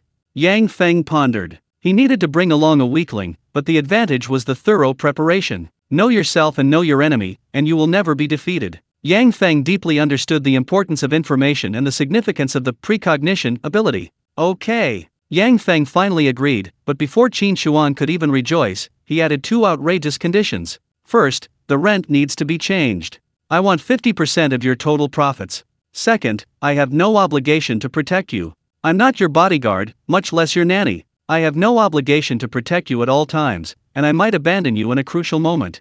Yang Feng's first condition was quite acceptable. Which was more worthwhile, 1,000 points or 50% of the profits? Qin Shuang was a little unsure. As for the second point, wasn't it a bit too cold-blooded? Qin Shuang clenched her fists, her mind racing with internal struggle, before finally raising her head sharply. Fine, I agree. The big boss's protection, have to be handed over, have to keep it sounded fair, and there was no need to worry about not being able to pay the rent. Qin Shuang signed and handed over the contract. Yang Feng took the contract, carefully reviewed it again, added amendments, and finally signed his name as the landlord. The contract was effective. The lease agreement transformed into a golden light, merging into Yang Feng and Qin Shuang's bodies respectively. Qin Shuang becomes your tenant. Blood appeared on Yang Feng's eyeballs. The contract was officially in effect. Don't be afraid. Yang Feng's lips curled slightly as he patted Qin Shuang's shoulder reassuringly. Relax, you're now my little piglet, I won't let you die so easily.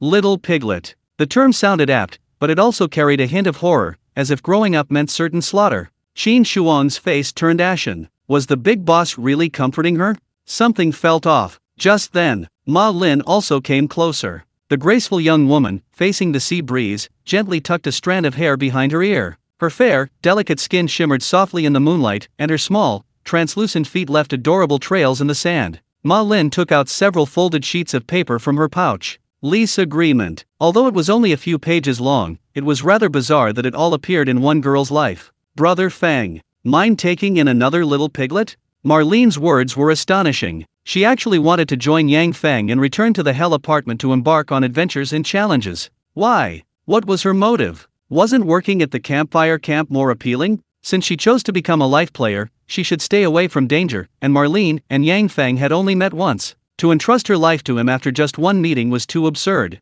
Yang Feng was surprised. Qin Shuang, on the other hand, felt incredulous. Qin Shuang had witnessed the true strength of this powerful figure and was naturally willing to follow this peerless killing god, but why was Marlene doing this? I've been at the campfire camp for a long time. The girl Marlene's eyes gradually changed as she gazed at the boundless blue sea, her tone becoming more complex. I've seen many people come. I've seen many people leave. The scenery is beautiful, but after seeing it so many times, it gets a bit tiresome.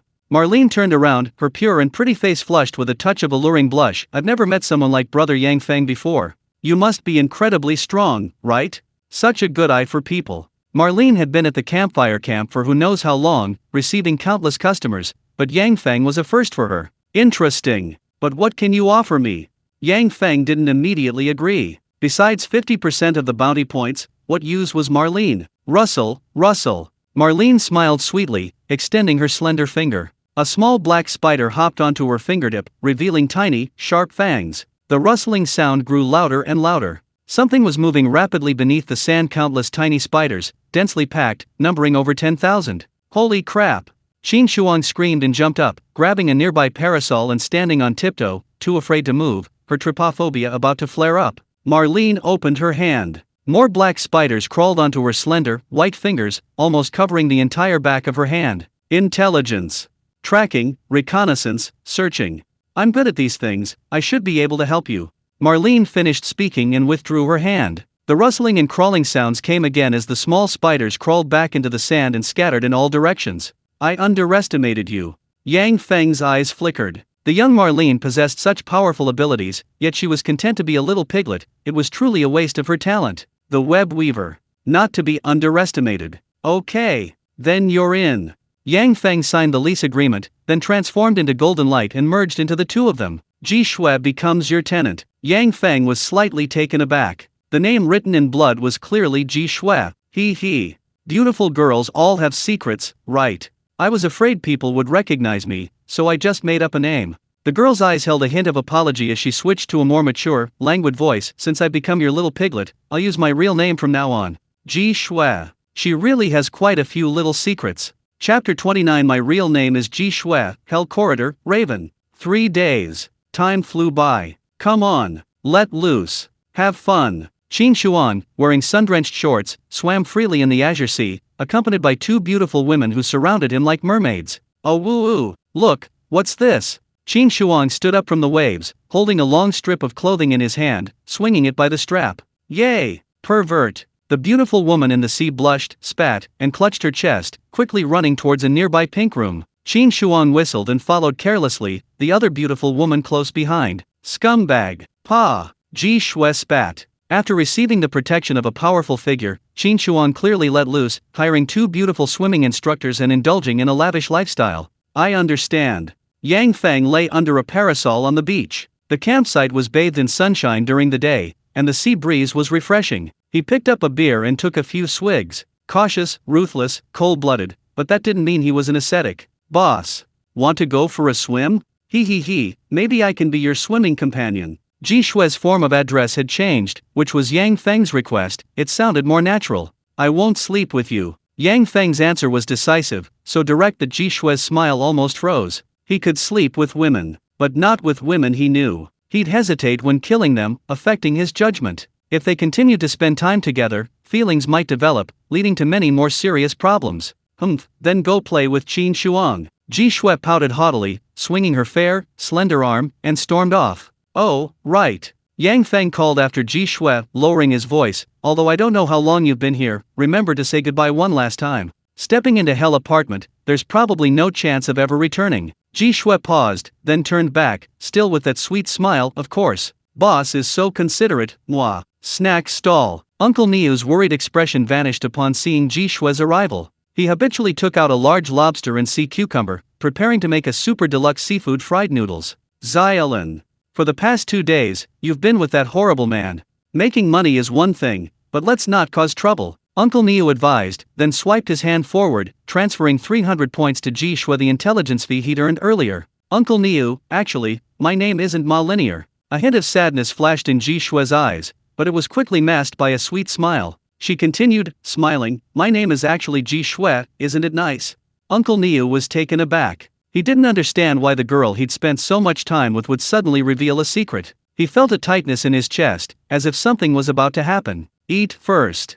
Uncle Niu didn't ask why. Instead, he placed the seafood fried noodles in front of Ji Shui, his eyes filled with affection. Uncle Niu. This is the last time I'll eat your seafood fried noodles today. Ji Shui ate her food while recounting the harsh reality. I'm going back to Hell's apartment. Uncle Niu was stunned for a moment, somewhat incredulous, yet it seemed perfectly natural. I see. Looks like you've made up your mind.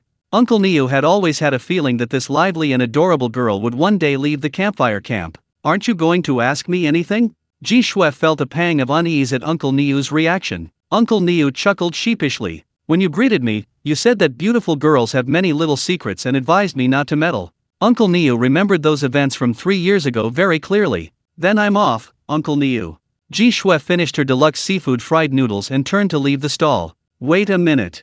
Uncle Niu suddenly called out to Ji Shui, hesitating for a few seconds before saying, "Let me tell you a little secret. Actually, I'm quite young. I was only 20 in my previous life, it's just that this body looks a bit old."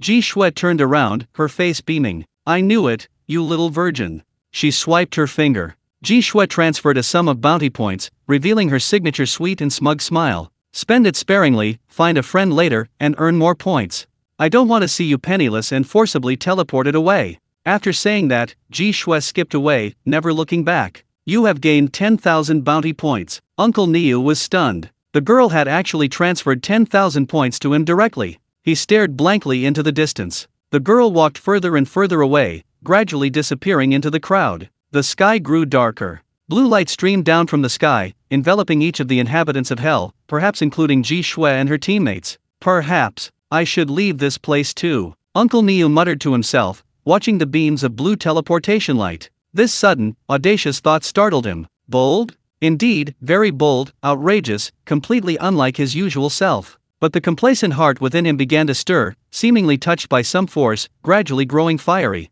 "That's right. I really should leave this place." Uncle Niu's eyes grew increasingly resolute, as if he had made a firm decision. Hell apartment. The 72-hour bonus period ended. Yang Feng was teleported back to the apartment. Everything was as usual. The luxurious penthouse was filled with a misty spiritual energy, and the spiritual liquid in the dragon transformation pool was once again filled. Yang Feng raised his hand, his mind racing. The independent space of the Sumura ring appeared in his mind. He hadn't been idle these past 3 days, purchasing many treasures through the trading area, mostly items for dealing with ghosts. Ancient coin dart, soul driving bell, celestial master thunder talisman, 3-foot red thread stained with black dog blood. These were all treasures he found in the trading area, costing him over 2,000 points, just in case. At this moment, the evil eyes of the supreme and great being outside the window transformed into beams of light, shining into the room. Ordinary, though boring, it's worth the wait. This is the evaluation of the welfare level. Because it's so boring, many horrified viewers have shifted their attention elsewhere, trying to find new entertainment. Losing followers? Yang Feng understood somewhat. The supreme and great unknown beings actually prefer to see the thrill of rivers of blood. Those reborn from hell are like competitors in an arena, or crickets in an insect jar, needing to perform exciting dramas for the supreme beings, preferably with a touch of blood and a hint of smut. Congratulations! You have successfully passed the challenge of the 5th level of hell, receiving a basic bounty reward of 500. You have successfully collected 250 rent points from Ji Shui. You have successfully collected 250 rent points from Qin Shuang. Basic reward credited. There are also 2 other rent collection messages, earning half the points from the 2 little piglets. Privilege upgrade. Hell corridor activated. Blood-red words appeared on his eyeballs, followed by a violent tremor in the room and a deafening roar from outside. A moment later, silence returned outside the apartment. Yang Feng opened the door, revealing a long corridor. The floor was covered in a dark reddish-black material, and the walls were etched with numerous unintelligible characters. Room 0. A blood-stained number appeared above the doorframe, representing Room 0, where the landlord resided. Squeak! The door to Room 01 opened. Qin Shuang peeked out furtively, and upon seeing Yang Feng, immediately adopted a fawning expression. "Hello, boss. Wow, I'm actually your neighbor, boss. What an honor." Qin Shuang glanced at his room number, a large 01, indicating he was the first tenant. Meanwhile, the door to Room 02 opened, and several small black spiders quickly crawled out, surveying the surroundings. Confirming there was no danger, Ji Shui stepped out of the room, flashing a sweet smile at Yang Feng and Qin Shuang. "Hello, boss." "Hello, brother Qin Shuang." Upon closer inspection, both of their rooms were old, dilapidated 10-square-meter shacks, the cramped space reeking of decay. "Holy crap. Boss is awesome. You live in a luxurious penthouse?" Qin Shuang peeked through the crack in the door at Yang Feng's room. It was practically a top-tier luxury apartment. "Boss." Ji Shui grabbed Yang Feng's arm, shaking it playfully. "My room doesn't even have a proper toilet. Can I come to your room? I can warm your bed." "No." Yang Feng decisively refused, closing the door behind him as he continued his inspection of the entire hellish corridor. Currently, there were only 3 rooms. Number 0, Number 1, Number 2. The rooms are adjacent, evenly spaced, making their size impossible to discern from the outside. Opening the door reveals a stark contrast. The others are cramped 10-square-meter rooms, while Yang Feng enjoys a luxurious, single-level apartment befitting a Dan-level individual. Undoubtedly, this is spatial technology. The hell corridor extends for dozens of meters, likely enough to fill 20 rooms, meaning it can rent and recruit 20 teammates? Finally, at the end of the corridor is another large door, the portal to the Hell Challenge, usable by everyone. Interesting. The permissions of Hell are constantly being upgraded, and its various derivative functions are becoming increasingly abundant. Yang Feng has only explored 5 layers of Hell. This is merely the beginning. Many more unimaginable things await him ahead. Please name your apartment. A striking blood-red message appeared in his vision, requesting the landlord to name his apartment. This signifies the establishment of a new force. Yang Feng recalled his code name from his previous life. God of Slaughter represented death and misfortune. Wherever he went, someone would perish, leading enemies to their demise. Raven. Yang Feng said calmly. Raven. Naming successful. Qin Shuang and Ji Shui also showed surprise at the same time. The blood-red message indicated that they had joined Raven apartment and officially become long-term tenants. Alright, time to get down to business. Yang Feng looked at Qin Shuang. Your ability is precognition, right? What's the challenge for the next layer of Hell?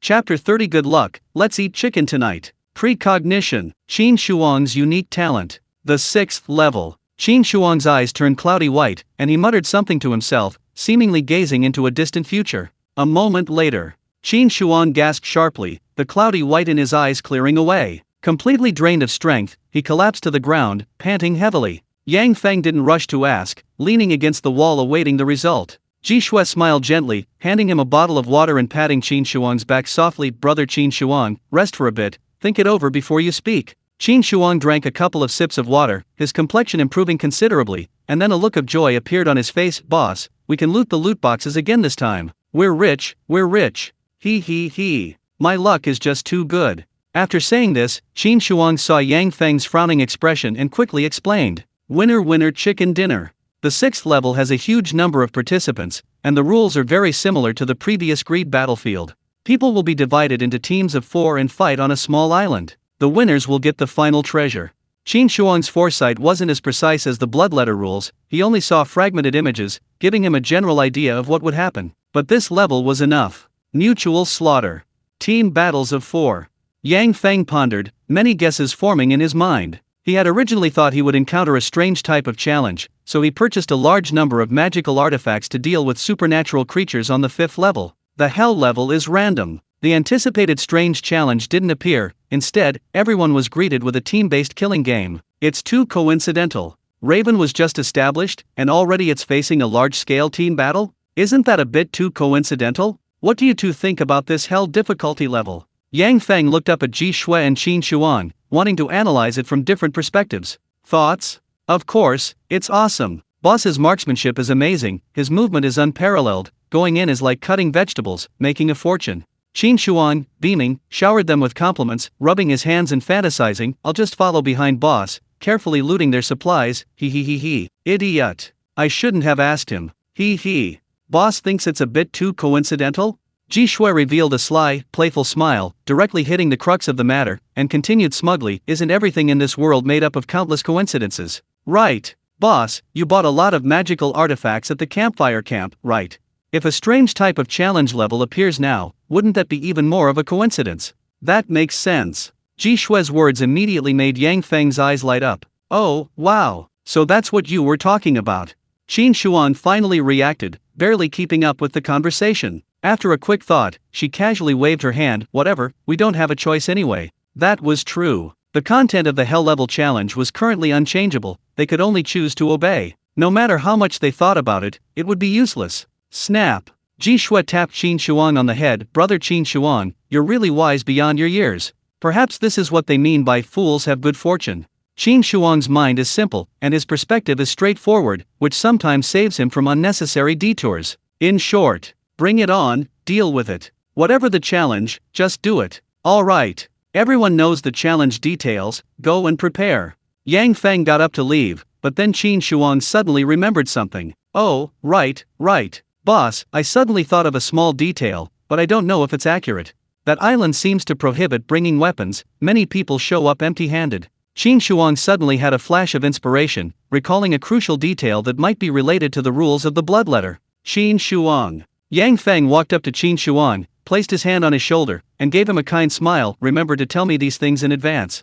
This was the most crucial intelligence. Sweating profusely, a chill ran down his spine. Looking at his boss's sunny smile, Qin Shuang was almost scared to death. He felt a chill run down his spine, as if he might be torn apart at any moment. Ji Shui couldn't help but chuckle to herself. After Yang Feng left, she teased him again. Brother Qin Shuang, is the boss really that scary? Are your pants wet? Let me feel them. Go away. Qin Shuang blushed and slapped away Ji Shui's delicate hand. You'll soon find out how scary the boss is. Maybe he's not as scary as me. This was going to be interesting. Ji Shui's beautiful eyes looked towards room 0, her gaze filled with anticipation. Yang Feng was strong, but just how powerful? We'll have to wait and see. Apartment room. Add spirit herbs. Yang Feng soaked in the dragon transformation pool. The spirit liquid permeated his skin, strengthening his body. Spending 1,000 points to enhance the effect, tiny specks of emerald green spirit herbs appeared. Taking a bath. This had become a daily routine. Every time he returned from the Hell Challenge, he would cleanse himself with spirit liquid and spirit herbs, a kind of limited purchase method of becoming stronger. However, the effects were waning. Yang Feng's strength was increasing, and his physical body was approaching perfection. The medicinal bath effects of the spirit liquid and immortal herbs were gradually decreasing. It seemed he needed to mix in something more potent. Perfect creation, genetic evolution, optimized DNA sequences, the bloodlines of various mutated bosses were better ways to become stronger. The 6th level of Hell. Weapons and equipment are prohibited, but that's an advantage for me. Yang Feng opened his palm, and a finger covered in dead bone extended a sharp spike several centimeters long, becoming a deadly weapon. No weapon needed. Yang Feng himself is the deadliest weapon. Also, there's another special item. I wonder if it's against the rules. The Sumuru Ring. A terrifyingly powerful and supreme being, a reward bestowed upon the brave, capable of storing items within a cubic meter of space. Is storing weapons and equipment in a special space against the rules? Let's try it.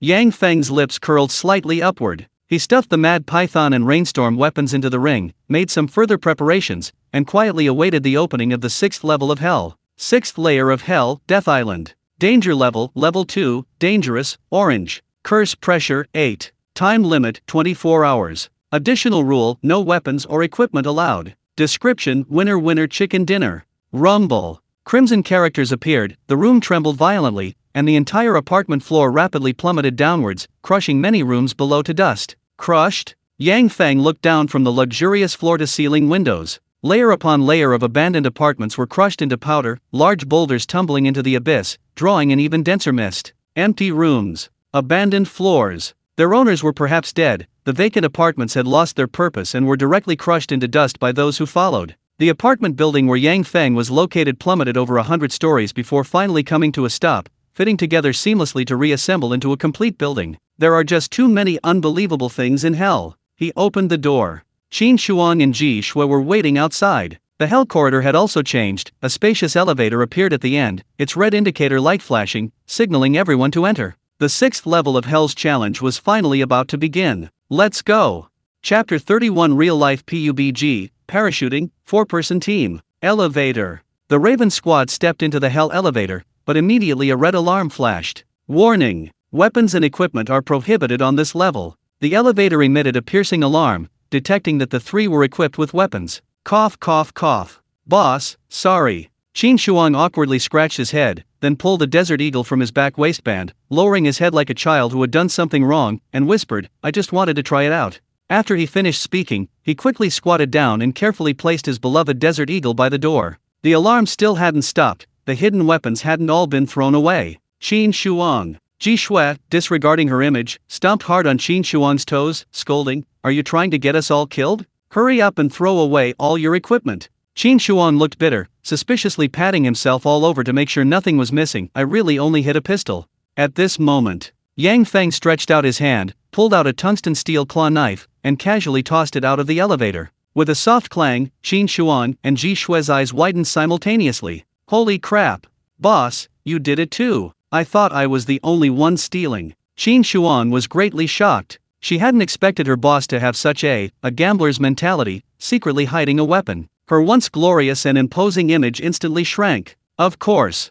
There's no penalty in the rules, just trying it out. Yang Feng said matter-of-factly. Carrying the weapon was also to verify something else. The Sumuru Ring. Will it be excluded by the elevator like the other weapons? Teleportation in 10 seconds, 9, 8, 7, 6. The elevator doors slowly closed, no longer emitting warning sounds. The Sumuru Ring had successfully completed its smuggling, carrying a cubic meter of weaponry and equipment, and passed the detection smoothly. Privilege. This was the gift bestowed by an unparalleled being. The countdown ended, and a brilliant blue light flashed. The people in the elevator were enveloped in a layer of blue light and instantly vanished. Hercules transport ship. A trail streaked across the blue sky as the steel beast burst from the clouds, circling a small island. An airplane? Yang Feng slowly opened his eyes. The dimly lit cabin was crammed with people, most of them unconscious, at least 140 in number. Ropes. Parachutes. Everyone wore parachutes, tied together in groups of 4, forming makeshift teams.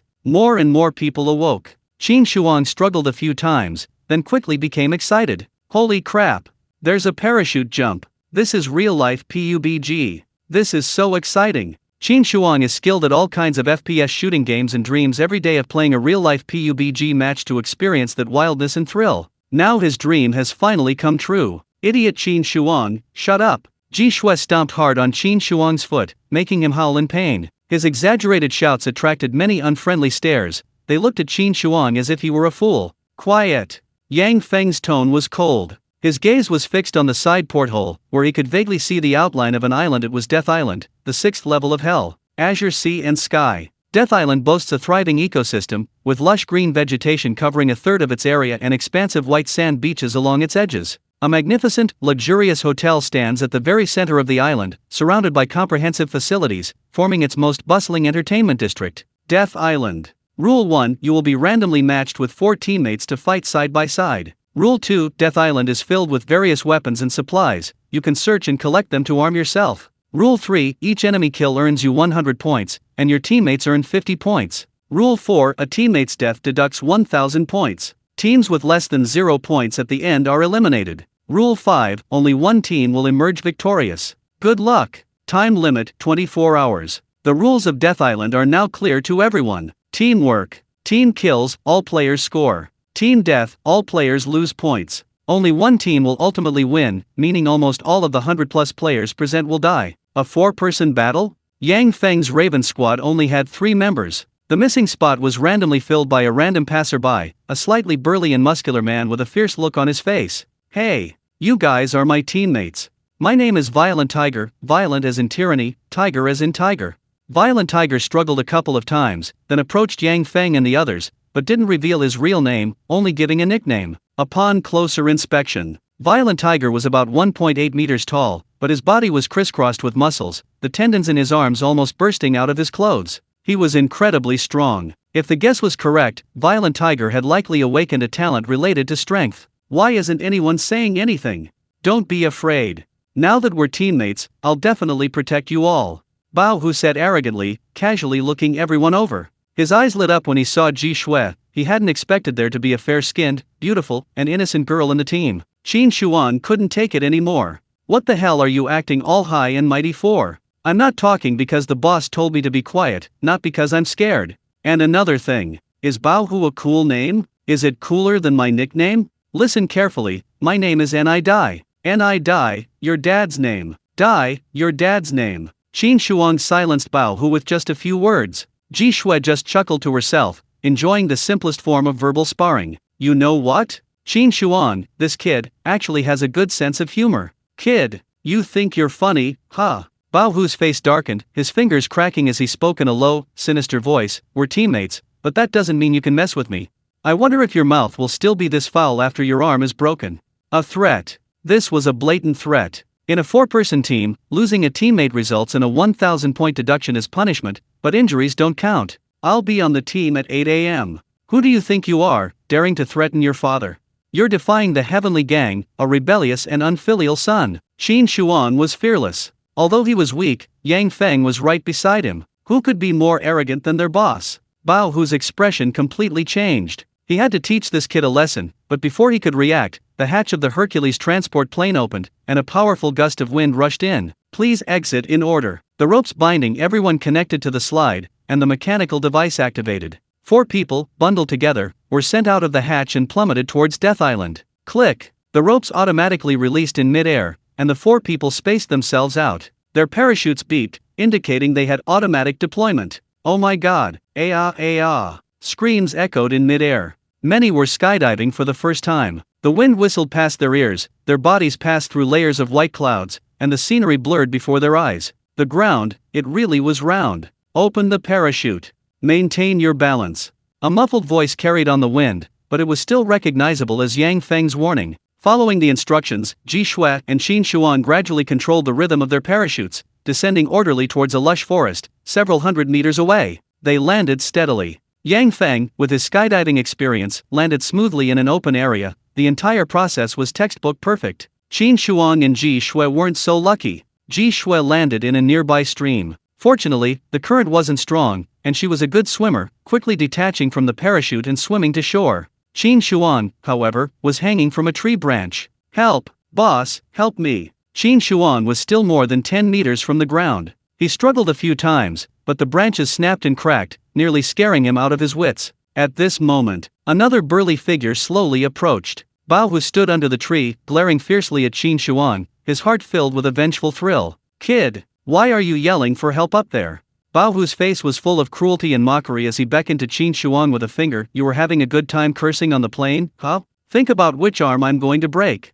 Just then, Qin Xuan's face suddenly lit up with joy. He had finally seen his savior. Boss, I'm here. Chapter 32. Boss, are you cheating? Yang Feng arrived. Ji Shui followed beside him, her clothes soaked through by the stream, clinging to her fair, delicate skin, making her appear even more alluring. You're so annoying. If only the parachute had been a little more off-center. Now that we've landed in the stream, you've all seen everything. Ji Shui pouted, her hands half covering her graceful, delicate body. Her cute, innocent face, coupled with her coquettish manner, was the perfect embodiment of both purity and desire. Qin Xuan, hanging in the sky, stared wide-eyed. Bao Hu's eyes were also fixed on Ji Shui, but the approaching Yang Feng gave him a peculiar feeling. Cold? No, not quite. It should be described as dangerous. A young face, indifferent, cold eyes, a perfectly proportioned body. It gave him a strange, unsettling feeling. A knife. A sword, temporarily sheathed, concealed all its sharpness. Brutal Tiger, unable to see through the young man before him,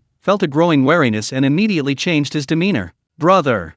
We're teammates, let's get acquainted. Brutal Tiger greeted him with a smile, displaying a friendly attitude, then extended his large hand, a test in his heart. Heh. Yang Feng sneered and shook hands with Berserker Tiger. With force. Brutal Tiger didn't just want a handshake, he wanted to test the man before him, to see if he truly possessed strength. Muscles bulging. Brutal Tiger's arm muscles bulged, veins standing out, exerting all his strength on his palm, wanting to give Yang Feng a warning. Something's wrong. If it were an ordinary person, such a sudden blow would probably cripple their entire hand. Unmoved. Bao Hu felt as if he were shaking hands with a block of steel. All his strength vanished without a trace, leaving not a ripple. You should have awakened your strength talent, right? Is this all you've got?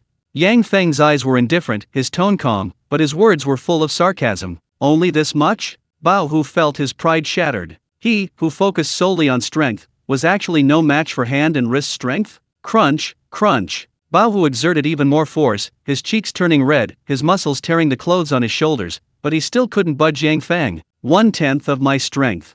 Yang Feng said calmly, and these words only further provoked Bao Hu. What did that mean? Was this man saying that he had only used 1/10 of his strength? This was outrageous. Don't you dare look down on me. Ha! Bao Hu used every ounce of strength he had, his face turning a purplish red, his arms and body trembling uncontrollably, his veins almost bursting, leaving finger marks even on steel. At this moment, Yang Feng spoke again. Half the force. Yang Feng increased his strength, like a hydraulic crane, the force constantly increasing, causing Bao Hu's palms to emit tearing sounds of bone and flesh rubbing together. How is this possible? Bao Hu's face was filled with disbelief, only feeling Yang Feng's strength suddenly double. Even with his full effort, he couldn't withstand the heavy grip. His bones were about to break. Sweating profusely, the excruciating pain made him clench his teeth, blood seeping from his gums, but the next second filled him with despair. 3/10 of your strength. Yang Feng's tone remained calm, his hydraulic crane-like hand continuing to increase pressure, quickly reaching a critical point. Crack! Bao Hu's hand was crushed. His fingers, pressed together, were severed, flesh turned to mush, mixed with bone fragments, twisted grotesquely. Bao Hu screamed, clutching his shattered hand and frantically retreating, his pupils shaking violently, his eyes filled with deep fear and panic. Monster! Are you a monster? Bao Hu's voice trembled. He possessed a talent for specializing in strength, yet in the other's hands, he was like a chick. What other explanation could there be but monster? Invincible. Cold-blooded. Powerful. Qin Shuang and Ji Shui finally realized just how strong Yang Feng truly was. This simple handshake was enough to demonstrate that Yang Feng's strength had reached the level of a superhuman monster. Bang! Yang Feng's figure moved suddenly, leaving a blurry afterimage, and then his fist slammed into Bao Hu's abdomen. The force of the punch was unstoppable. Bao Hu felt a terrifying force explode within his body. Ugh! Bao Hu spat out a mouthful of blood mixed with lumps, his eyes filled with countless dense blood vessels, his consciousness almost shattered. It's over. His internal organs were displaced, and a slightly warm liquid made his body feel warm, as if something had ruptured. You want to kill me? Bao Hu was even more incredulous. They had only met once, exchanged a few harsh words, and shaken hands to test the other's strength. He was going to die? Like a stray dog being easily slaughtered. We're teammates. Killing me will deduct points. Bao Hu coughed up blood, his eyes gradually losing focus, but a sliver of hope remained. His opponents certainly wouldn't dare kill a teammate. Deducting 1,000 points was no small matter. This wasn't just about points and money, the team battle had just begun, and losing a combatant immediately, how could they win? You're an unstable factor. Killing you makes things easier. Yang Feng's eyes grew increasingly brutal, and then he delivered a powerful kick to Bao Hu's chest. Thud! The mangled body flew backward, a streak of blood shooting through the air, before slamming heavily into a giant tree not far away. A muffled thud followed, accompanied by the sound of a water bag bursting. The lush, towering tree, requiring several people to encircle, shuddered violently, shedding a shower of tender leaves. Teammate dead, 1,000 points deducted. Ha! Dead! Qin Shuang, perched in the tree, stared blankly at the spot where Bao Hu had fallen, then painfully checked his points. 1,000 points really had been deducted. Boss is so cruel. Ji Shui covered her eyes, but her fingers peeked out through a crack to look at Bao Hu's gruesome corpse, seeing only pieces here and there. So horrible. Ugh, so disgusting. Let me look again. Ji Shui looked a few more times, but she showed no fear, her face full of excitement. Whoosh whoosh whoosh. Yang Feng picked up a pebble from the ground and threw it towards the tree branch above Qin Shuang. The tree branch snapped with a cracking sound, and Qin Shuang broke free of his restraints, falling with a scream. Ah! Qin Shuang lay face down, his scream echoing through the jungle. Just as his head was about to hit the ground, a hand grabbed his calf. Yang Feng, lifting Qin Shuang with one hand, like holding a duck upside down, pulled him to safety. Wah! Boss, you're so good. Saving a life is better than building a 7-story pagoda. Qin Shuang was moved to tears, though his choice of words was somewhat inappropriate. Yang Feng released him. Qin Shuang screamed again, slamming his face to the ground, but he was unharmed. He dusted himself off and quickly stood up. He ran to where the tiger had died and looked at the gruesome scene, which made him feel physically uncomfortable. He almost vomited. Wow, amazing. As expected of my boss, a one-hit kill. This tyrant tiger, what was he pretending for? It's too late for regrets now, isn't it? Humph, he even said he'd break my hand. Doesn't he know whose underling I am? Qin Shuang's portrayal of a bully using his connections was perfect. Even Ji Shui was itching to kick him again. Quiet. Yang Feng glanced at Qin Shuang and said calmly. Qin Shuang immediately obeyed, making a zipper-like gesture to completely shut his mouth. Yang Feng then looked at Ji Shui. Your clothes are all wet. Take them off. These words immediately stunned Qin Shuang and Ji Shui. As expected of the boss, his words are always shocking. Can anyone else say something so shameless without batting an eye? Boss. Ahem, cough cough, isn't that a bit inappropriate? Let's gather supplies first. If we find some clothes and armor, we can change out of these wet clothes.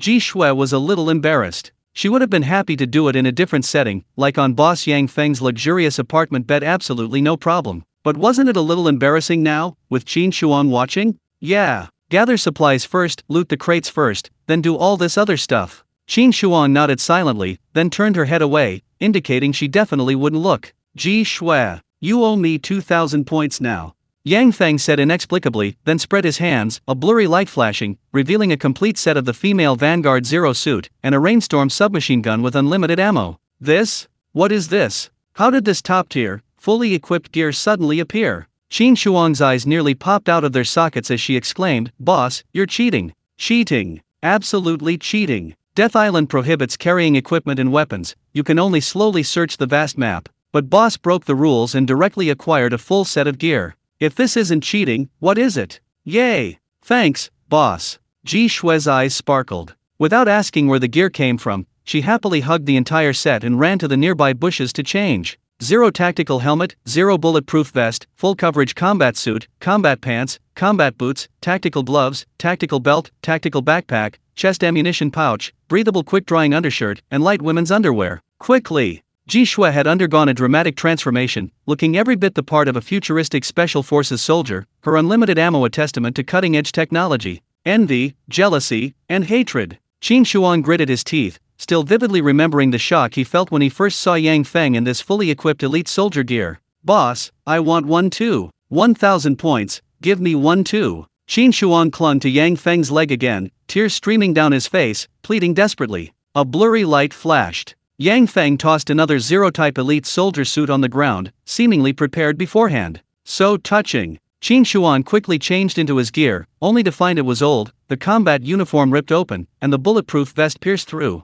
Blood stains. The gear was covered in blood stains, seemingly the result of countless battles. Boss, is this equipment? This set of equipment was clearly old, and had been discarded by Boss Yang Feng, then sold to this unfortunate fellow at cost. Yang Feng snorted. You have a problem with that? Qin Shuang immediately trembled, quickly adding a smile, no problem, of course no problem. Wearing equipment used by the boss is my greatest honor. Even if the durability of level 6 armor is a bit low, it's still much better than other junk. Qin Shuang's words weren't wrong. Although this elite soldier set was worn out, it was still several levels better than ordinary equipment. This time, Yang Feng recouped a considerable amount of his investment, selling off most of the old equipment for a good price. We wasted a lot of time, let's get down to business. Yang Feng watched as the two little pigs changed their equipment, the team's strength greatly improved, at least they could protect themselves without needing extra care. Next, the real business began. The slaughter began. Chapter 33, Wiping out the squad, terrifyingly powerful. The forest was damp. Towering trees, their canopies blocking out the sun, occasionally let in a sliver of sunlight through the gaps in their verdant foliage. The rain had softened the soil, and colorful mushrooms grew beneath the tree roots. Turning over dead branches revealed swarms of insects crawling out. Swish, swish, swish. Several small black spiders slithered about. Thud. Zhang Dejin casually swatted an insect dead, then climbed to the treetop,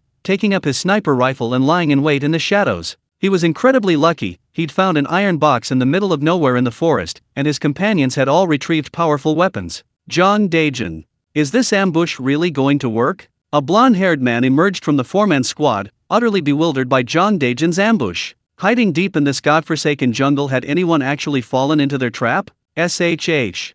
Don't speak. Zhang Dejin made a shushing gesture, and the other team members nodded helplessly, choosing to obey the most experienced and powerful member of the team. Meanwhile, on the other side of the forest, Ji Shui sensed something. This jungle was teeming with poisonous insects and ants. She controlled many small spiders and easily located several small teams. The web weaver. Her greatest strength was reconnaissance. I've found them all. Two teams are lying in ambush in the center of the island, and another team is at the 3 o'clock position on the flank. Ji Shui unleashed her ability. Enemies within a 1 kilometer radius were all exposed to the web weaver's talent. Powerful. Convenient. Ji Shui was practically a full-range biological detection radar. Very good. I'll take care of the enemies at 3 o'clock first. Yang Feng was satisfied with Ji Shui's abilities, then glanced at Qin Shuang nearby. Come back in 2 minutes to loot. Looting. This had become Qin Shuang's exclusive task. Okay, boss, just watch. Qin Shuang readily agreed. He couldn't speak for other tasks, but looting was definitely professional. Walking leisurely, Yang Feng, dressed in thin clothing and unarmed, strolled through the jungle. He seemed to be leisurely walking in his own backyard, or like a tourist relaxing on vacation, completely without a trace of tension. Here they come. Zhang Dejin, hidden in the treetops, aimed his sniper rifle and spotted Yang Feng. People tensed up. The enemies had finally walked right into their trap. Should we just shoot him? The blonde-haired man asked in a low voice from behind a large tree, but Zhang Dejin shook his head, a greedy glint in his eyes. Wait a minute, his teammates might be behind us. Ambush them all. Zhang Dejin's appetite was truly enormous. He wanted to wipe out the entire enemy team. Closer. Closer still. This guy has no awareness of defense, a complete newbie. No protection whatsoever, not even looking for cover, just swaggering down the middle of the tree path. Zhang Dejin judged in his mind. The man in the scope was completely unprepared. A simple pull of the trigger would blow his head off. On a battlefield, he would have died hundreds of times over. Zhang Dejin, shall we make a move? He's heading towards the metal box. Huang Mao, hiding under the tree, was ecstatic, itching to grab his gun and charge out, unleashing a hail of bullets. SHH. There's a booby trap I set over there. Don't talk anymore. He's too close, he'll easily spot us.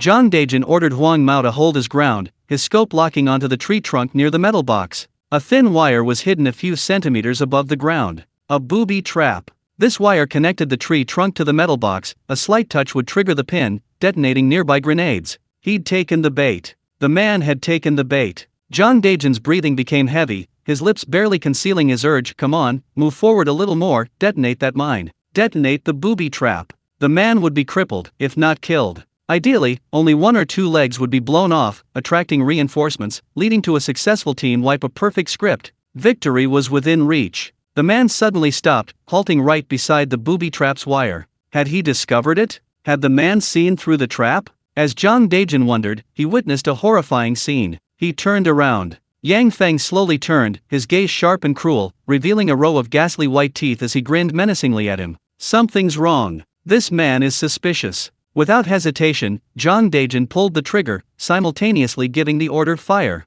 Bang! Rat-a-tat-tat. His companion, hidden in the woods, appeared. The blonde-haired man rushed out with an AK-47, unleashing a hail of bullets in Yang Feng's direction. Gunfire erupted. Smoke filled the air. Birds in the forest were startled and fled the danger zone. The air reeked of gunpowder, and gleaming bullet casings lay scattered in the mud, but the man in the distance had vanished. Vanished? In the blink of an eye, the blurry figure vanished from the spot, like something out of a horror story. So fast. Zhang Dejin's eyes widened in astonishment. Just as he pulled the trigger, the eerie man seemed to have anticipated his movement, reacting instantly. Pulling the trigger again, it was too late. Where is he? Yellow Hair shouted, quickly changing magazines and continuing to fire in the direction the eerie man had disappeared, but only managing to create gaping holes in the tree trunk. No one answered. Yellow Hair was astonished to find that no one responded. Turning around, he witnessed a horrifyingly cruel scene. A teammate lay slumped against a tree trunk, his neck and above empty, crimson sap splattered on the ground, his head nowhere to be seen. Ah! Yellow Hair screamed in terror, his legs giving way and he nearly collapsed to the ground. He touched something warm. Wet, sticky, and still slightly warm. My God, this is so creepy, we've encountered a ghost. The blonde-haired man screamed in terror, his face contorted in extreme pain, his eyes filled with unknown fear. Thud! The blonde-haired man heard a whooshing sound. He felt the world spinning, the whole world flipping around, and then he landed on the ground with a thud. What happened? The blonde-haired man saw a familiar figure, mud-covered boots, and unwashed black trousers. It was his own body. This was the first time he'd ever seen it from this angle. The blonde-haired man's pupils dilated and widened.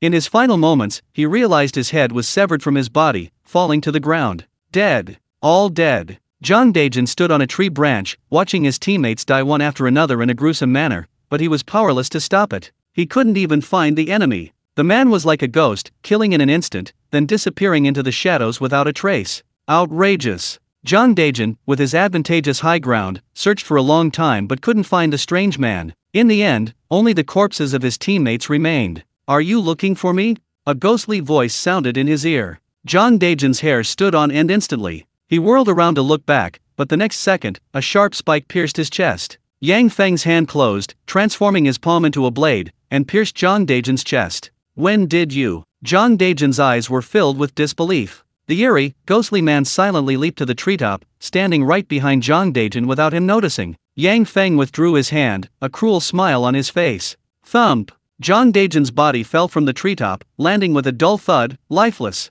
Enemy killed, bounty points plus 100. Rental fee collected from Ji Shui 25 points. Rental fee collected from Qin Xuan 25 points. The blocked messages silently recorded 100 points for killing an enemy, 50 points for a teammate. The two little pigs received points, but also had to pay half the rent, fulfilling the rules of the lease agreement. Thus, the points for each enemy killed skyrocketed to 150 points. If I'd known, I should have brought a few more piglets. Yang Feng jumped down from the treetop, his blood-stained hand flicking out, the blood forming a sharp arc as it fell to the ground, easily dispatching a 4-person team. Soon, Qin Shuang and Ji Shui arrived. So ruthless. Holy crap, what did you kick? You scared me half to death. Qin Shuang arrived 3 minutes as agreed, but accidentally kicked a spherical object. After looking closely, his face turned green. Looking at the scene, Qin Shuang felt his stomach churning, he almost vomited up his dinner from the night before. Hurry up and loot the bag. Yang Feng, unconcerned, patted Qin Shuang's shoulder encouragingly. Who could possibly loot this bag? No choice. The boss spoke, absolutely no waste. Qin Shuang pinched his nose and began carefully searching the remains of everyone, looking for valuable supplies. Ji Shui. Yang Feng's gaze returned to Ji Shui, and he asked calmly, has the enemy's location changed? Ji Shui sensed the webweaver's response. The little spider transformed into a biological radar, providing real-time information. They've started fighting. Their position has changed drastically, roughly around the 10 o'clock position. Yang Feng nodded after hearing this, then made a 3 sign to Qin Shuang, same as always, follow in 3 minutes and clean up the battlefield. The next second, Yang Feng vanished before Ji Shui and Qin Shuang's eyes. Terrifying. Truly terrifying. Qin Shuang felt that her boss was becoming increasingly frightening. When Greedy Battlefield first encountered boss Yang Feng, he was fully equipped and unstoppable, a force to be reckoned with. But the current boss is even more terrifying. He doesn't even wear combat gear, wiping out enemies with his bare hands, twisting their heads off. Terrifying indeed. Phew. Someone else is going to be unlucky. Ji Shui sighed. Those people in the forest were truly exceptionally unlucky. Chapter 34. Was the hunt enjoyable? Assassin. In the deepest, darkest part of the forest, a sinister, ghostly figure loomed. Yang Feng approached the battlefield. In the distance, a dense barrage of gunfire erupted. Two groups were locked in a violent exchange of fire, the sounds of screams and roars barely audible. Rat-a-tat-tat. A hail of bullets rained down, cracking the ancient, sturdy tree, splinters flying everywhere. The survivors hiding behind it trembled. Ha ha ha ha. Are you even up to it? Don't hide, come out and fight me. Xiong laughed arrogantly, a heavy machine gun swung between his arms, crates of large caliber chain ammunition at his feet. A single bullet would blast a bloody hole into flesh. Crack! The ancient tree grew thinner and thinner, finally pierced by the heavy machine gun fire. With a deafening roar, the colossal structure collapsed. Rumble! The earth trembled violently, ancient trees crushed large swathes of bushes, and the few rats who had hidden there could only flee in terror. Clearly, Xiong's firepower was simply too fierce. The other group was completely overwhelmed and began to flee in the opposite direction. Run! Let's run! Figures scattered haphazardly, a heavy machine gun aimed at one of them, a large caliber bullet instantly piercing him, a bull-sized wound exploding into a cloud of blood mist. Ha ha! One dead. Xiong released the trigger, giving his teammate a look. Luo Hao, it's your turn. Luo Hao didn't take out a gun, but held a short blade that emitted a ghostly glow, a cruel smile playing on his lips. Chasing down fleeing enemies was one of Luo Hao's strengths. After his physical abilities were greatly enhanced, he was even more sensitive to the smell of blood. Run! Are you scared? Luo Hao moved swiftly, his agile figure leaping and tumbling through the jungle like a bloodhound hunting its prey, his eyes growing increasingly frenzied. The stench of blood grew stronger. Were any of the three fleeing men injured? Perfect. I can play a little longer. Luo Hao's face grew increasingly ferocious. The thrill of the hunt made him lose himself, only concerned with enjoying the moment. Suddenly, a figure appeared ahead. Yang Feng walked slowly, his clothes stained with mottled blood, his eyes cold and indifferent, waiting for his enemies to walk into his trap. Run! Why aren't you running? Luo Hao stopped, his eyes flashing with madness and excitement, his face full of mockery. Don't give up, it'll be boring. Clearly, Luo Hao misunderstood, mistaking Yang Feng for fleeing prey. Quite calm. Unlike them, who panicked. Luo Hao gripped his dark blue dagger, twirling it gracefully, and slowly moved forward, instilling a sense of pressure in his prey with each step. Something's wrong. This man, who had given up resistance, was too composed, far too calm. Luo Hao approached Yang Feng, his heart pounding. His body instinctively sensed danger, and the hairs on his arms stood on end. He sniffed. Luo Hao's nose twitched. The smell of blood nearby was too strong, unlike what one would expect from a fleeing prey. Enjoying the hunt? Yang Feng's words stunned Luo Hao. A powerful sense of oppression washed over him, every word seemingly carrying the scent of blood. Luo Hao's expression changed instantly. He immediately understood one thing: the man before him was not the prey he had hunted, but rather a predator eyeing him menacingly. Who are you? You're not one of those three. Without hesitation, Luo Hao assumed a fighting stance, his hand gripping the dark blue dagger tightly, his body slightly bent, ready to attack at any moment. Do you even need to ask? Yang Feng's eyes grew even colder, his words further provoking. Luo Hao, the one who will kill you. His pupils constricted. A flicker of panic crossed Luo Hao's mind. He rashly chose to take the initiative, roaring, "Die!" The dark blue dagger gleamed coldly, stabbing towards Yang Feng at a tricky angle, its speed so fast it was almost blinding, even producing a series of whistling sounds. He slightly shifted his body. Yang Feng easily dodged the dagger attack, his feet subtly shifting, seemingly narrowly avoiding a series of subsequent deadly stabs. A speed-type enhancement? Yang Feng sensed Luo Hao's speed and abilities, concluding that Luo Hao had awakened a speed-related talent. Too weak. Luo Hao's physical attributes were strong, and his speed far surpassed that of ordinary people. An average person couldn't last 2 seconds against him. However, Yang Feng possessed a perfect creation bloodline and had undergone a deep evolution. His strength was far beyond Luo Hao's, differing by more than one level. Suddenly, Yang Feng, having grown tired of the game, ended his test of Luo Hao's strength, his hand forming a blade as he lightly swung it. Blood exploded. Luo Hao's right arm, gripping the azure dagger, was severed like tofu, spinning and tossed into the air. The wound was smooth and clean, like a mirror, as if cut by a precise CNC machine. Dead bone white blade youth version. Yang Feng's fingertips had only become sharper, enveloped in a thin layer of delicate dead bone. They hadn't yet reached their perfect form, but it was more than enough to deal with Luo Hao. Luo Hao screamed, clutching the broken shoulder, waves of pain washing over him, his bloodshot eyes filled with terror. Monster! You're a monster! Luo Hao looked at Yang Feng's hand, the white bone covering the sharp fingers gleamed with a chilling sharpness. It couldn't possibly be a human hand. To be honest, Yang Feng was practically shoving fish. His upgrade and evolution were far too advanced. Most of the inhabitants of the 6th layer of hell hadn't unlocked the bloodline function, which was why the appearance of the dead bone blades was so terrifying. Your companions are here. Yang Feng's keen senses detected the approaching footsteps. Luo Hao gritted his teeth, abruptly turned his head, and desperately fled towards his teammates. The self-assured hunter had become the fleeing prey. On the other side, Xiong arrived with his teammates and waved to Luo Hao in the distance. Luo Hao, what happened? Not a single kill. You caught them all? Xiong shouted casually, assuming the powerful Luo Hao had subdued all the enemies, but the next second he witnessed a horrifying scene. Luo Hao knelt down. He was missing an arm, his legs slowly sinking to the ground, the ball-shaped object around his neck rolling off, revealing the man standing behind him. Oh no! That's the enemy! Xiong roared, raised his heavy machine gun, and unleashed a burst of fire. Clang! Clang! Clang! Sparks flew everywhere. Sparks erupted from Yang Feng's body, accompanied by the clanging of metal on metal. A closer look revealed a layer of white armor seeping through his skin. Dead bone white armor. The gossamer thin white armor clung perfectly to his skin, possessing fluid, graceful lines. Even large caliber bullets couldn't damage it. What? I definitely hit him. Xiong's eyes widened. The machine gun's all-around firepower would turn anyone into mincemeat, yet it had no effect on the man in the distance. Thump! Thump! Thump! Yang Feng vanished into the shadows of the trees in a few flashes. His rapid footsteps pounded the ground like raindrops, and in a matter of seconds he was on the flank of Xiong and his group. Where is that person? Xiong panicked, his heavy machine gun sweeping wildly towards the footsteps and the shadowy figure, but then a perfect arc, like a cloud trail, swept in. Thud thud thud. Crimson splattered. Xiong and his teammates fell one after another, their necks severed by the deadly white blade. Points added. Ji Shui and Qin Shuang finally arrived, albeit belatedly. Numb. Qin Shuang was completely numb to his boss's terrifying combat power. Killing one person is killing. Killing a whole team is killing too. Qin Shuang now believed that even if 10 more teams came, it wouldn't change the outcome of total annihilation. Loot the loot.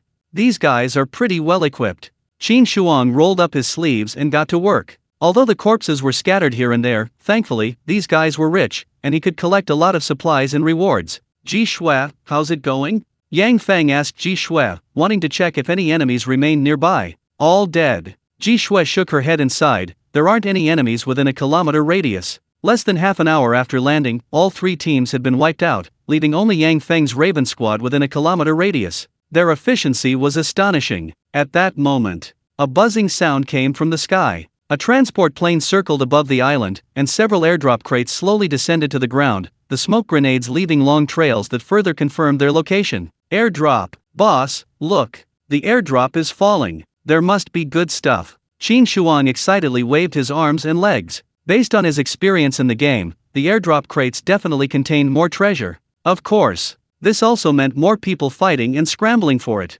Boss, shall we go? Ji Shui blinked, but unfortunately, wearing a tactical gas mask, she couldn't show her playful and cute side. Of course we'll go. Qin Shuang, hurry up. Yang Feng looked at the signal smoke grenades in the sky, a hint of excitement flashing in his eyes. Let's go to the nearest airdrop point and have some fun. Chapter 35 Top Tier Killing God, Points Galore, Airdrop Treasure Chest. Boss, The airdrop crate is coming towards us. Qin Shuang was excited. The group was getting closer and closer to the airdrop crate's landing point. The airdrop crate swayed with the gliders, its brightly colored smoke flares leaving long trails. It was unclear how many teams were rushing towards it. Stop! Yang Feng ordered the Raven squad to halt, not in a hurry to claim the airdrop crate. It would be there sooner or later anyway. Ji Shui, start casting the net. Clear the area first, then take the airdrop crate. Yang Feng's tone was calm, but his words were ruthless. He was using the airdrop crate as a trap to lure more teams to fight over it, then wipe them all out in one fell swoop. With a thought, the independent space of the Samura ring flickered. Yang Feng opened his hands, blurring and shifting light and shadow, and a large briefcase appeared in his palms. Opening the briefcase, neatly arranged inside were gun parts. Yang Feng meticulously assembled the precision parts, revealing the Mad Dragon anti-material sniper rifle. Its thick, dark barrel alone was a full meter long. Unfortunately, the space in his storage ring was a bit small. It couldn't hold the assembled Mad Dragon weapon, making it slightly inconvenient. This sniper rifle is fucking awesome. Seriously, is this thing really for shooting people? Qin Shuang looked at the Mad Dragon's imposing design. The barrel was thicker than his thumb, and with depleted uranium high-penetration bullets, what boy wouldn't be mesmerized? A speed bump for boys. This was practically the dream sniper rifle of his dreams. Maximum range, 7,000 meters. A precise effective range of 2,000 meters, targeting mostly armored vehicles, aircraft, fuel tanks, radar. Yang Feng installed the automatically calibrated 8x scope. The battery was at 100%. The outlines of distant enemies were clearly delineated. It was practically an aimbot. A massacre ensued. Qin Shuang had witnessed Yang Feng's terrifying marksmanship, and with the top-tier Mad Dragon sniper rifle, what followed was a one-sided slaughter. Finally, the airdrop crate landed a few hundred meters away, about 600 meters. Yang Feng estimated the distance, then glanced at the number displayed on his optical lens. The precise measurement was 596 meters, not far off from his estimate. His eyes were practically rulers. Rat-a-tat-tat. Bang, bang, bang. Gunfire erupted. The greedy squads met, and it immediately turned into a treasure chest scramble, each taking cover and attacking the other. The number of people increased. 1 squad, 2 squads, 5 squads. The fight for the airdrop crate devolved into a chaotic free-for-all, with all sides displaying their skills, including some ruthless individuals with awakened talents mixed in. Another team is coming. Ji Shui's expression grew much more serious. An SUV was speeding towards them in the distance, carrying 4 fully armed soldiers. They looked formidable. Time to close the net. Yang Feng, concealed in the shadows of the treetops, breathed evenly and steadily. Locking onto the moving target while calculating the wind speed, he decisively pulled the trigger. Bang! Rumble! The sniper rifle roared, depleted uranium high-penetration rounds exploding out, instantly piercing the SUV's fuel tank, turning the entire vehicle into a violently burning fireball. An elite squad of 4, their excellent equipment wasted, death messages flooding the screen. It began. Yang Feng, like the Grim Reaper atop a mountain, relentlessly pulled the trigger, firing at the enemies already spotted. Hiding behind a stone pillar? Die. Hiding under a tree? Die. Hiding in a room? Die. Depleted uranium high-penetration rounds instantly pierced through obstacles, their momentum undiminished as they blasted through enemy bodies, tearing and spinning wounds that ripped open bull-sized holes. Nowhere to hide. Unfair. Even a slight glancing blow resulted in a bloody mess. A hip-fire bullet instantly blew the unfortunate man in two, screaming as he crawled on the ground, quickly succumbing to blood loss.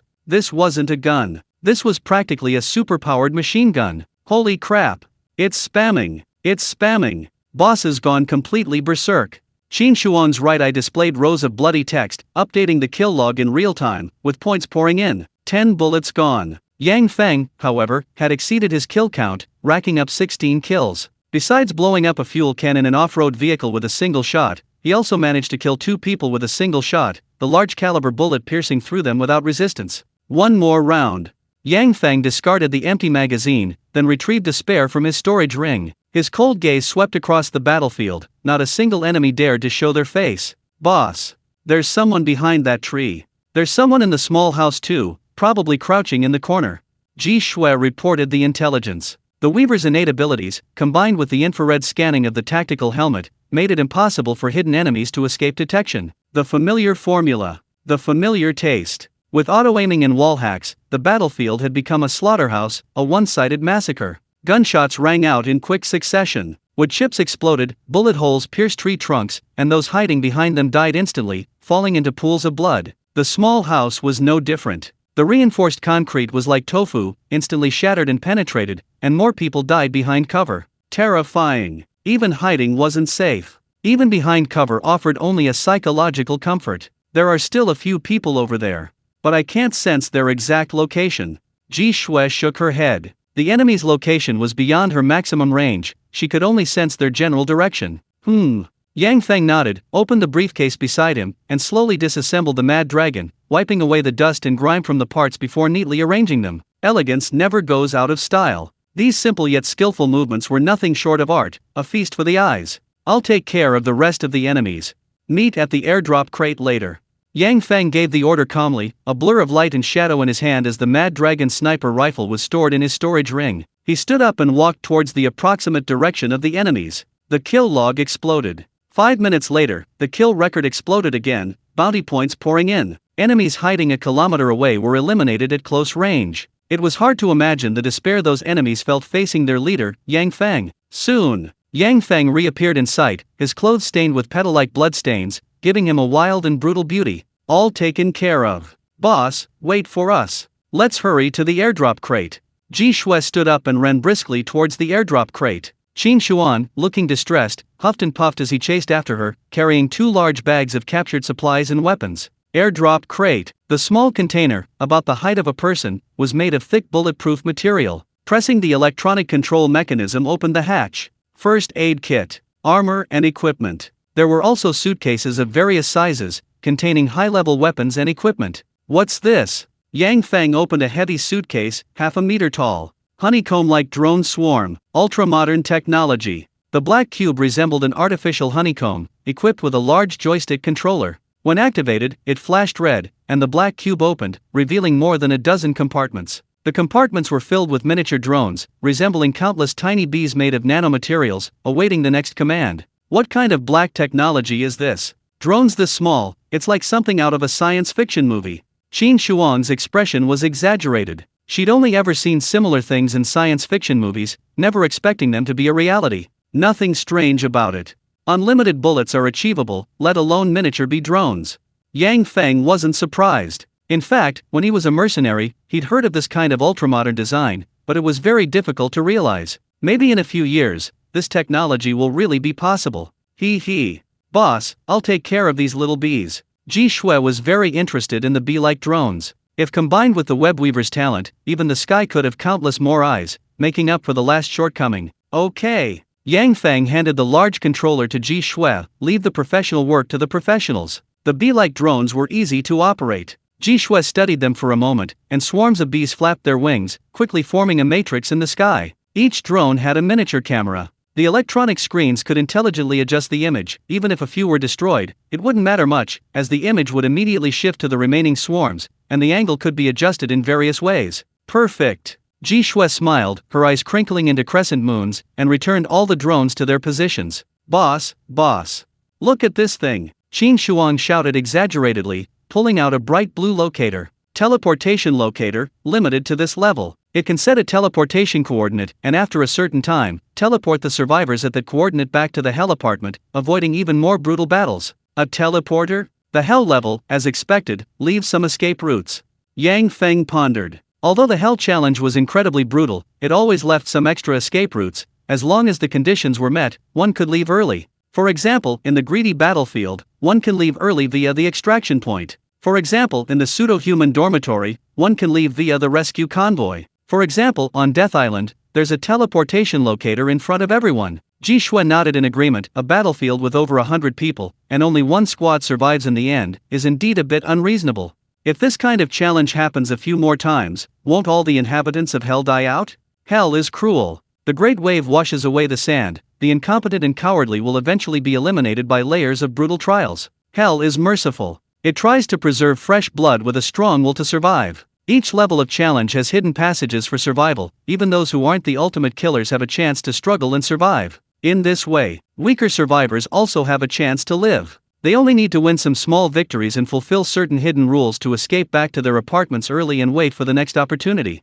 Perhaps, these survivors will eventually unleash their full power, gaining a series of formidable strengths and ascending to the very top of the pyramid. So, hell is practically a breeding ground for venomous insects. Qin Xuan complained. Those who remained grew increasingly stronger, like venomous insects in a jar, undergoing a massive venomous insect breeding experiment. Of course, if Qin Shuan could see it, Yang Feng and Ji Shui certainly could too. The higher the level, the stronger the enemies. Everyone has to fight their way up step by step. Yang Feng's eyes flickered. He wondered how many more levels of challenges he would have to overcome before encountering an opponent who could rival him. However, judging from the current level of hell difficulty, Yang Feng's strength surpasses several versions, still in the happy smithing stage. Suddenly, a blood-red announcement flashed, appearing before everyone's eyes. Curse descends. Death Island's outer edge eroded by mist. A layer of pale purple mist rose, tightening inward around Death Island, compressing everyone's living space. Holy crap, a poison circle. A cursed version of the poison circle? Qin Shuan was all too familiar with the situation. The poison circle would continuously shrink inward, and the confined living space would inevitably lead to even more intense battles. Qin Shuan, Ji Shui, you two gather your equipment and supplies. Yang Feng gave the order, and the two little pigs started looting, quickly collecting all the valuable items. Poison circle. Cursed poison mist. Yang Feng turned around, looking at the churning, cloud-like mist, and a bold idea suddenly formed in his mind. The cursed one. What would happen if someone deliberately stepped into the poisonous fog? Chapter 36. Stepping into the cursed mist, the wild wolf girl. A cursed mist. A deep purple, hazy mist churned, enveloping the outermost forest of the Death Isle. The lush, towering trees withered and fell, their vibrant green leaves corrupted and decaying, turning to purple ash on the ground. All done looting. All done looting. My god, that poison circle over there is terrifying. Let's retreat quickly.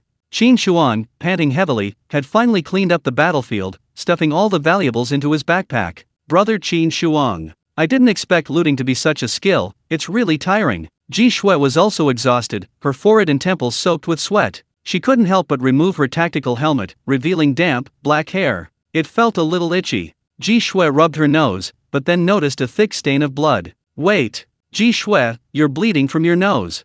Qin Shuan quickly came over and found only a single drop of blood, nothing serious, but the color of the blood was strange. Curse erosion. Yang Feng also came over, his hand directly grasping Ji Shui's pretty face, examining it carefully. Her beautiful, delicate face showed a sickly pallor, and the veins on her slender neck were slightly bulging, their veins clearly visible like the veins of a leaf. Purple fluorescence. A faint purple fluorescent substance flowed slowly along the veins. The power of the curse was subtly seeping into her flesh and blood. Boss, I'm fine. It doesn't hurt or itch, it's probably just a side effect of the curse's strong pressure. Ji Shui chuckled softly. The purple fluorescent veins were somewhat eerie, but she herself felt nothing special. The curse hadn't produced many adverse reactions. Oh crap, I've been hit too. Qin Shuan quickly took off his equipment and checked his body, finding similar symptoms on his arms and shoulders, even more severe than Ji Shui's. We're doomed, we're doomed. We didn't even touch the poison circle. Qin Shuan complained fearfully. They had escaped the purple fog, but why were they still affected by the curse? This isn't caused by the cursed fog. Yang Feng guessed the answer. The cursed power of hell was omnipresent, its density expressed numerically the curse pressure value. Until now, the curse pressure value continued to accumulate, reaching 8, gradually causing adverse reactions. What do we do? Boss, are we going to die from the poison? Qin Shuan panicked. The hell level accumulates curses, and no one knew what the final effect would be, but it was definitely not a good thing. As far as I know, the stronger one's physique, the weaker the effect. Yang Feng didn't hide anything. Since obtaining the perfect creation bloodline, the effects of the curse had become even weaker, and after awakening the Curse Eater talent, he was completely immune. Qin Shuang and Ji Shui exchanged a glance, both having the same thought: they must strengthen their physical bodies as soon as possible. You two move towards Death Island first. I have some things to confirm, I'll come back to you later. Yang Feng gave the order, turning to look at the purple, pervasive poisonous fog, a series of daring ideas forming in his mind. Ah! Ji Shui gasped, covering her mouth in shock. Realizing her boss's crazy idea, she blurted out, "Boss, you're not going to barge in, are you?" Qin Shuang also realized what was happening. Was their boss planning to enter the poison circle? That was like an old man hanging himself, courting death. Boss, please don't do anything rash. The poison circle is no joke. What if something happens to you? Qin Shuang suddenly realized his words were somewhat ominous and quickly spat twice. Tui, slap my mouth. Anyway, boss, please don't go. Yang Feng turned back with a smile, but the curve of his lips was somewhat unnatural, appearing rather eerie. I completely understand your good intentions. Whether they're genuine or feigned, they touch me a little. But don't get one thing wrong, my orders are not open to questioning. Yang Feng's smile gradually froze, a murderous glint flashing in his eyes, causing Qin Shuang and Ji Shui to simultaneously take a step back. They had overstepped their bounds. Although everyone was getting to know each other better, and the atmosphere within the team was filled with joy, even allowing for harmless jokes. However, never forget who the real boss is. Orders given must be carried out immediately. As subordinates, they must understand their place. I overstepped my bounds. I'm sorry, boss, I shouldn't have spoken out of turn, and I especially shouldn't have questioned your orders. Ji Shui and Qin Shuang immediately admitted their mistake, lowering their heads like children who had done wrong. The consequences of angering their boss, Yang Feng, were unbearable. Yang Feng remained silent. That cold, cruel gaze cut like a razor blade. There will absolutely not be a next time. Whatever the boss says, I'll do it. If you dare utter another word of dissent, I'll kill myself on the spot. Qin Shuang vowed, raising 3 fingers in a solemn oath. Ji Shui was much smarter, her eyes were filled with pitiful tears, her aggrieved expression speaking volumes. All right, proceed according to plan. Yang Feng, his killing intent subtly concealed, gave the two a chance, turning and heading towards the poisonous fog-shrouded forest. Phew! Qin Shuang let out a deep breath, patting his chest. I thought I was going to be killed. Boss Yang Feng is terrifying. Slap. Ji Shui tapped Qin Shuang on the head. So, you dare talk bad about the boss, huh? Qin Shuang's head shook like a rattledrum, quickly zipping up his mouth. As the saying goes, loose lips sink ships. The more you say, the more mistakes you make. Look how scared you are. The boss said to follow orders, not that you can't joke around. Ji Shui chuckled, even encouraging Qin Shuang to continue. Forget it. You woman, as venomous as a snake, you're definitely trying to harm me. Oh, right, you tricked me twice at the campfire camp, you bad woman. Qin Shuang was so scared he almost peed himself, refusing to say another bad word. He. The poisonous fog is coming from over there, let's hurry up and go. Ji Shui flashed 2 adorable little tiger teeth, then picked up the case of the bee-like drone, grinning. As compensation, I'll take you flying. The forest. The cursed mist grew thicker, a stinging pain shooting through the skin. Talent activated. Streams of purple energy surged into Yang Feng's chest along his pulse. The evil eye on Yang Feng's chest seemed to come alive, countless tentacles writhing and churning around it,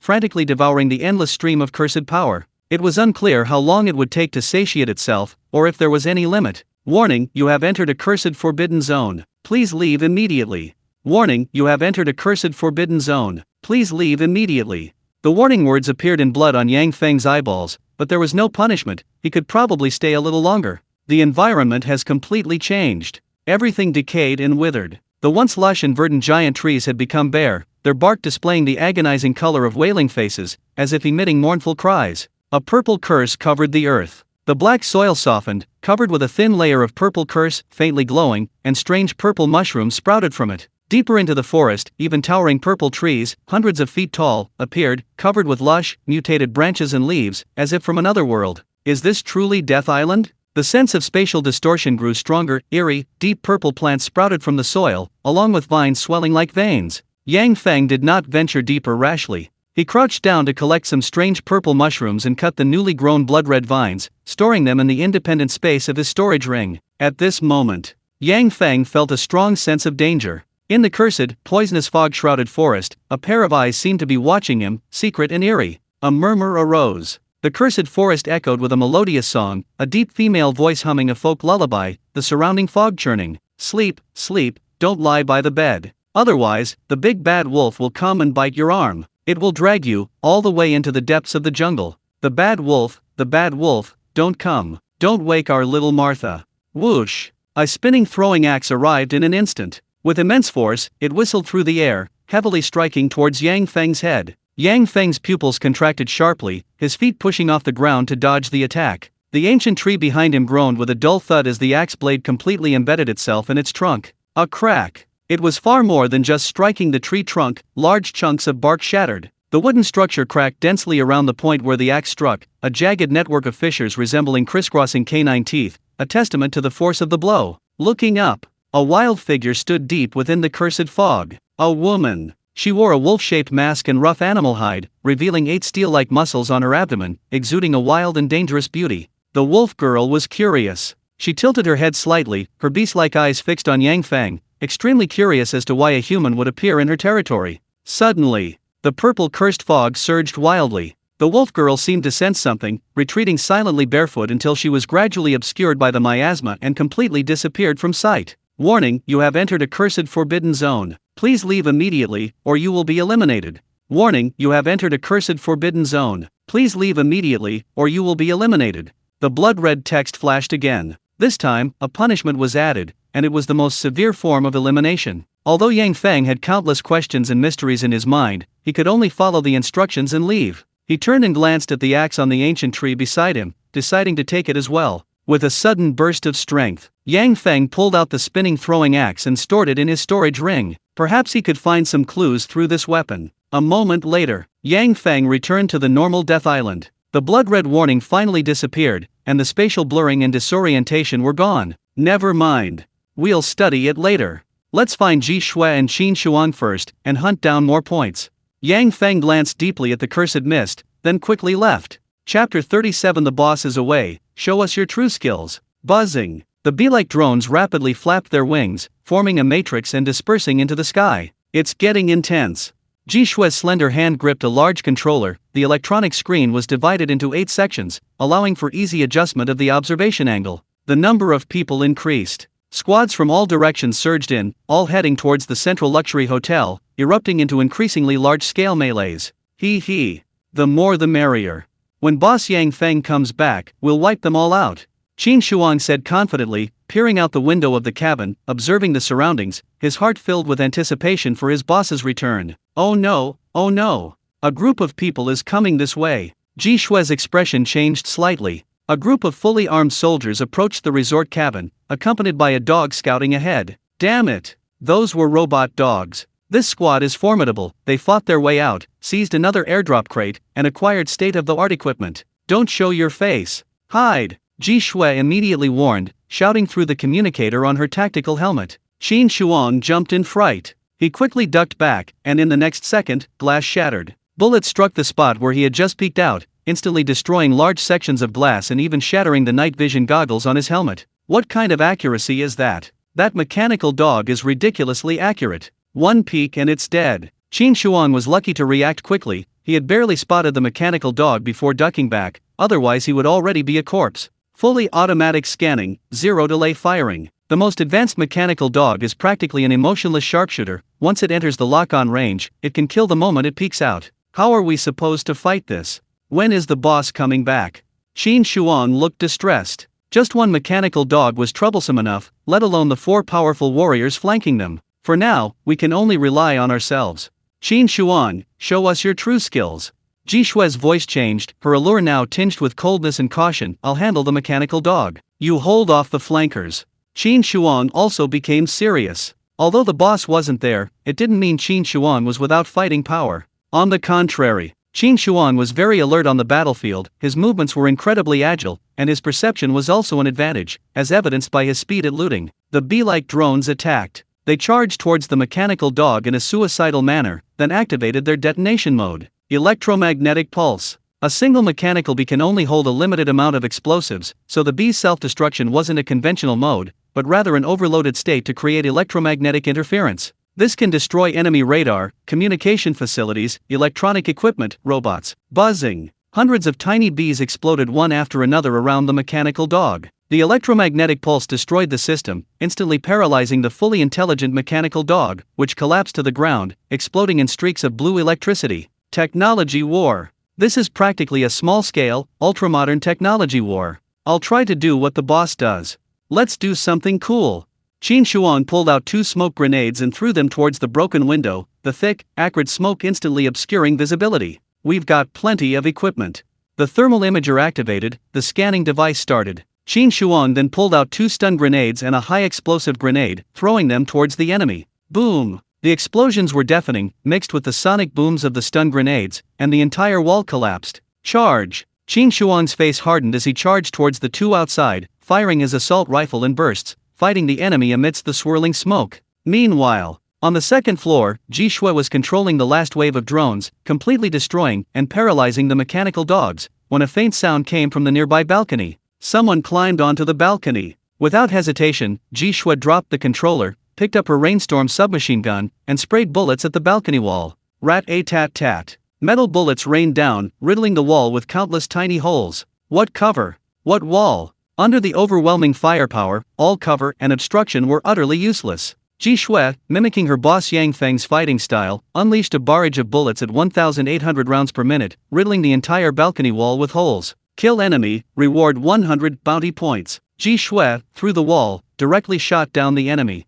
Suddenly, the glass window beside Ji Shui shattered with a deafening roar. A nimble soldier circled around from the rooftop, kicking the glass away and attacking Ji Shui, knocking the submachine gun from her hand. Fists and feet clashed. Ji Shui fought the soldier barehanded, but quickly found herself at a disadvantage. A sharp military knife flashed, piercing her combat uniform and spurting crimson blood as it pierced her shoulder. Thud! The knife pierced her shoulder, pinning Ji Shui against the wall. A large hand gripped Ji Shui's swan-like neck, fingers twisting inward and tightening, seemingly trying to strangle her. Trying to kill me? Ji Shui's face flushed red as she unleashed her full power as a webweaver. A rustling, crawling sound came from around her. From the wound in her shoulder, black spiders began to emerge. What is this? The soldier's pupils constricted sharply, clearly terrified by the sight before him. More black spiders crawled onto his body, his ankles, his trouser legs, his back, and his neck, quickly covering him with a dense swarm of tiny creatures. A series of sharp, stinging pains shot through the soldier as the black spiders' sharp teeth tore at him. The furry texture only added to the chilling sensation. Get away!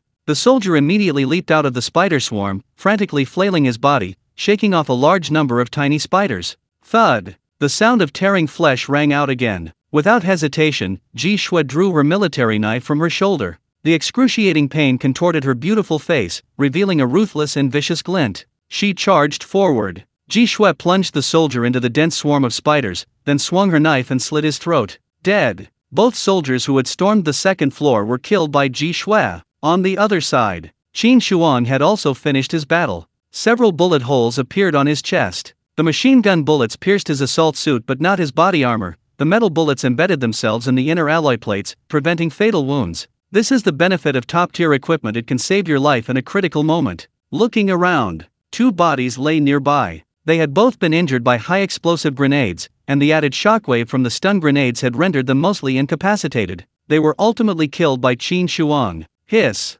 Qin Shuang cried out in pain. Although the bullets were stopped by his body armor, the powerful impact was undeniable. He had at least broken several ribs. Qin Shuang, are you still alive?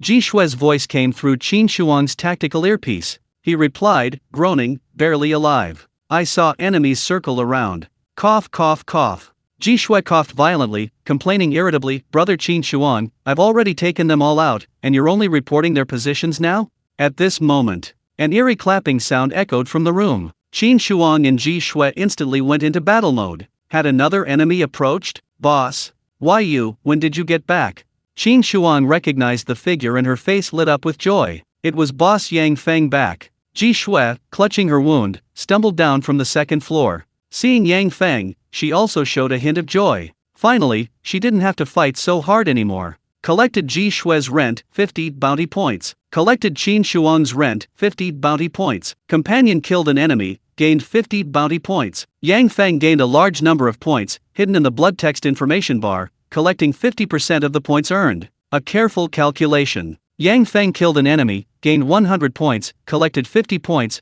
for a total of 150 points. The piglet killed an enemy, gaining 50 points and collecting 75 points, for a total of 125 points. Only 25 points difference? Yang Feng seemed to understand why capitalists were so happy, because they didn't have to do anything, just lie there and reap the lion's share of the profits. You guys did a pretty good job. Although it was full of minor flaws, for newcomers without systematic training, it's a passing grade. Yang Feng praised with a smile, seemingly very clear about the entire battle. Boss, you've been watching the whole time?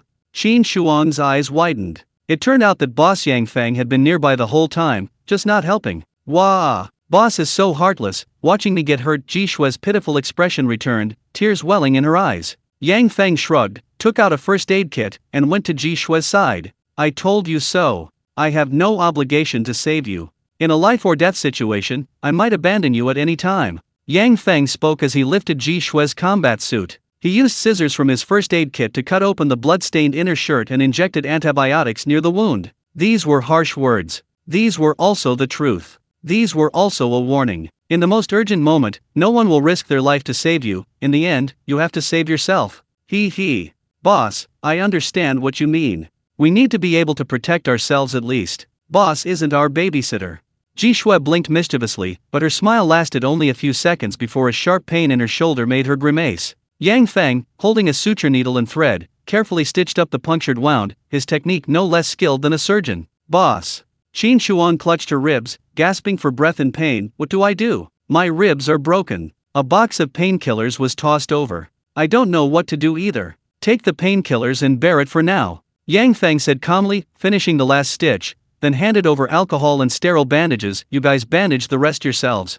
Surprisingly, this cold-faced killer actually had a gentle side. Ji Shui looked at the stitched wound on her shoulder. This wasn't the first time Boss had done something like this. He must treat his teammates often. She wondered what kind of environment he had lived in. Time's almost up. Yang Feng looked out the window. The battle in the distant luxury hotel was growing increasingly intense. It was time to end it. Yang Feng prepared to close the fight and officially begin his killing spree. Hooray! The classic high-heat finish. Qin Shuang got excited. Once their boss got serious, it meant points and kill records would be flooding the screen. Go, boss. We're here to give you our moral support. Ji Shui also raised her little pink fist, revealing her cute little tiger teeth. As long as the rent covers it. Wait for me a minute. I'm going to wipe them all out.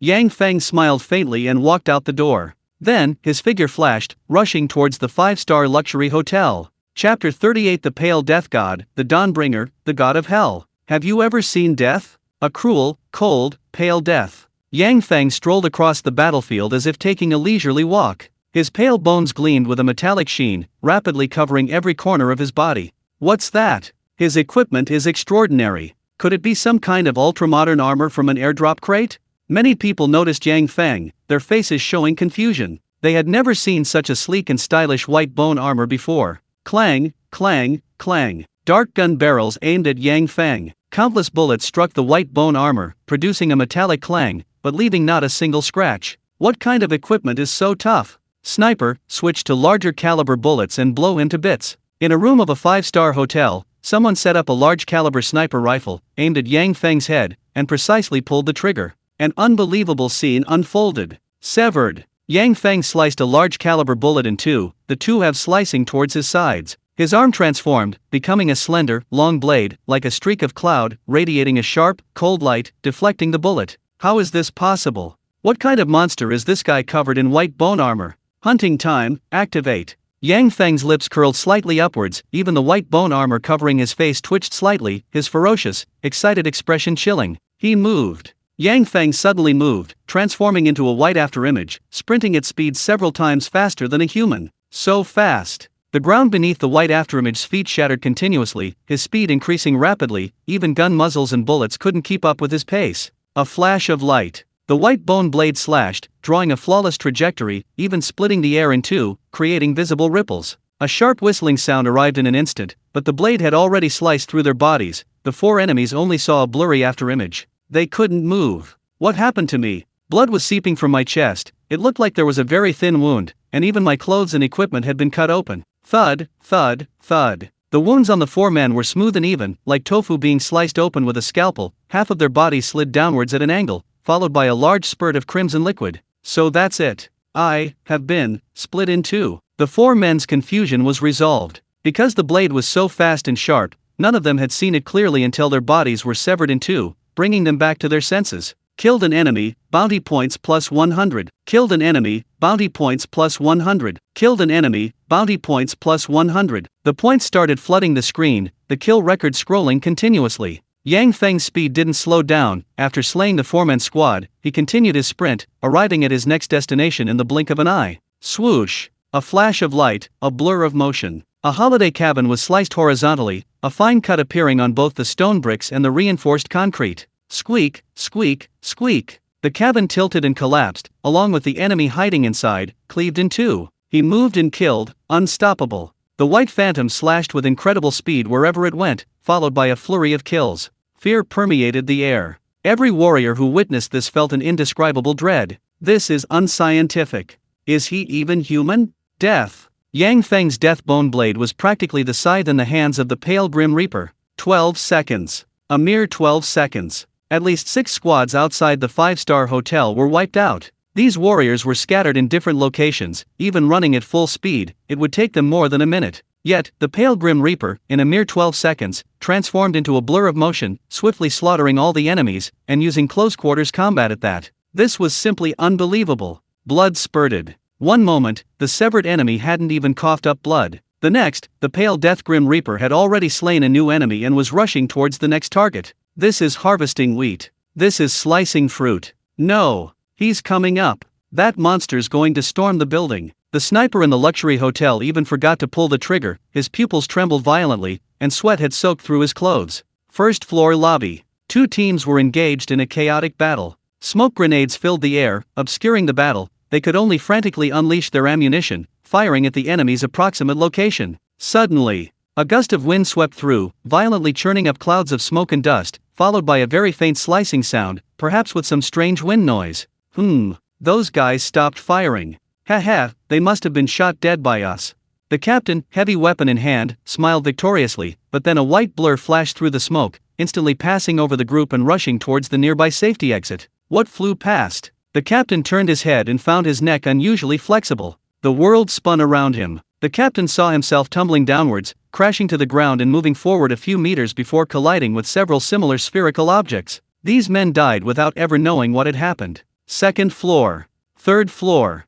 4th floor. The pale death was running at breakneck speed through the stairwells. Many traps were set on the ground and in the stairwells, and booby traps were laid, but the explosions couldn't keep up with the speed of the blurry blur. Boom, boom, boom. The pale death was faster than the explosions. It seemed nothing in the entire hotel could stop him. Swish, swish, swish. Thin trails of cloud flashed, yet the blade remained unstained by blood. Even now, the hunt had only been underway for less than a minute. Something's wrong. The sniper hidden on the 5th floor had a bad feeling. Escape. He had to escape immediately. That white monster would eventually wipe out everyone in the building. Asterisk boom. Asterisk. The wall collapsed. The pale death grimace merely swung its arms a few times, and the wall protecting the sniper was sliced open in one piece. My turn. So soon it's my turn. How could it be so fast? The sniper was incredulous. Had the monster already wiped out everyone downstairs? A flash of light. The sniper felt nothing, but with a slight exertion of force, the sniper rifle, made of a special alloy, snapped in two.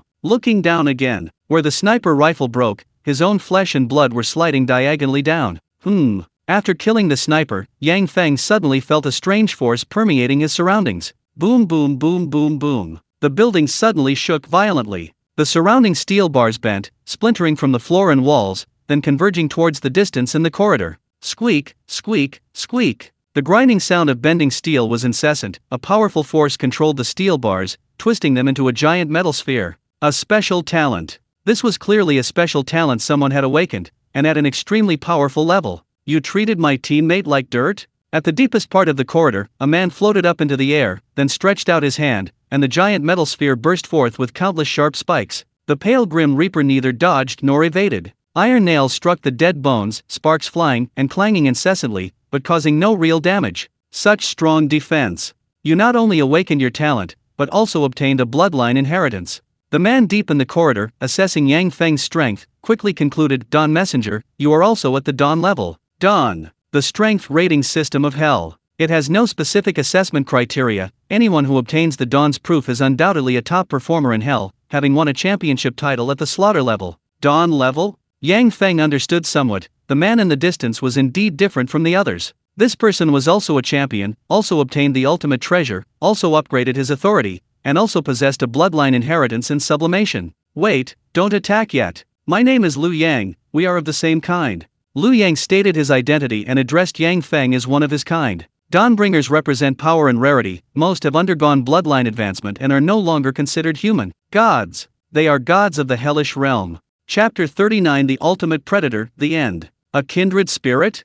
The grudge of killing your teammate, just like that? Yang Feng's gaze sharpened, gleaming with cold killing intent. He scoffed mockingly, you don't mind if I chop up your teammate like a piece of cake? Liu Yang chuckled and shook his head. That sniper? He was just a tool for gaining points. He's dead, so he's dead. Liu Yang showed no mercy, treating his teammate as a pure tool for exploitation. He continued, leasing contract, you've also kept some slaves, haven't you? Indeed, the Dawnbringer, powerful as a god from hell, radiates light to protect ordinary residents, and the price is merely collecting rent. Yang Feng's percentage is 50%. Lu Yang's percentage is a staggering 80%. So, Yang Feng's expression remained unchanged, his tone still icy. So we should cooperate. Two Dawnbringers appearing simultaneously in the 6th level of hell. You don't want us both to suffer heavy losses, do you? How about we discuss cooperation and try other methods to divide the rewards? Lu Yang extended an invitation to Yang Feng, perhaps hoping to meet again in the future and cooperate to overcome the various difficulties of the Hell Challenge.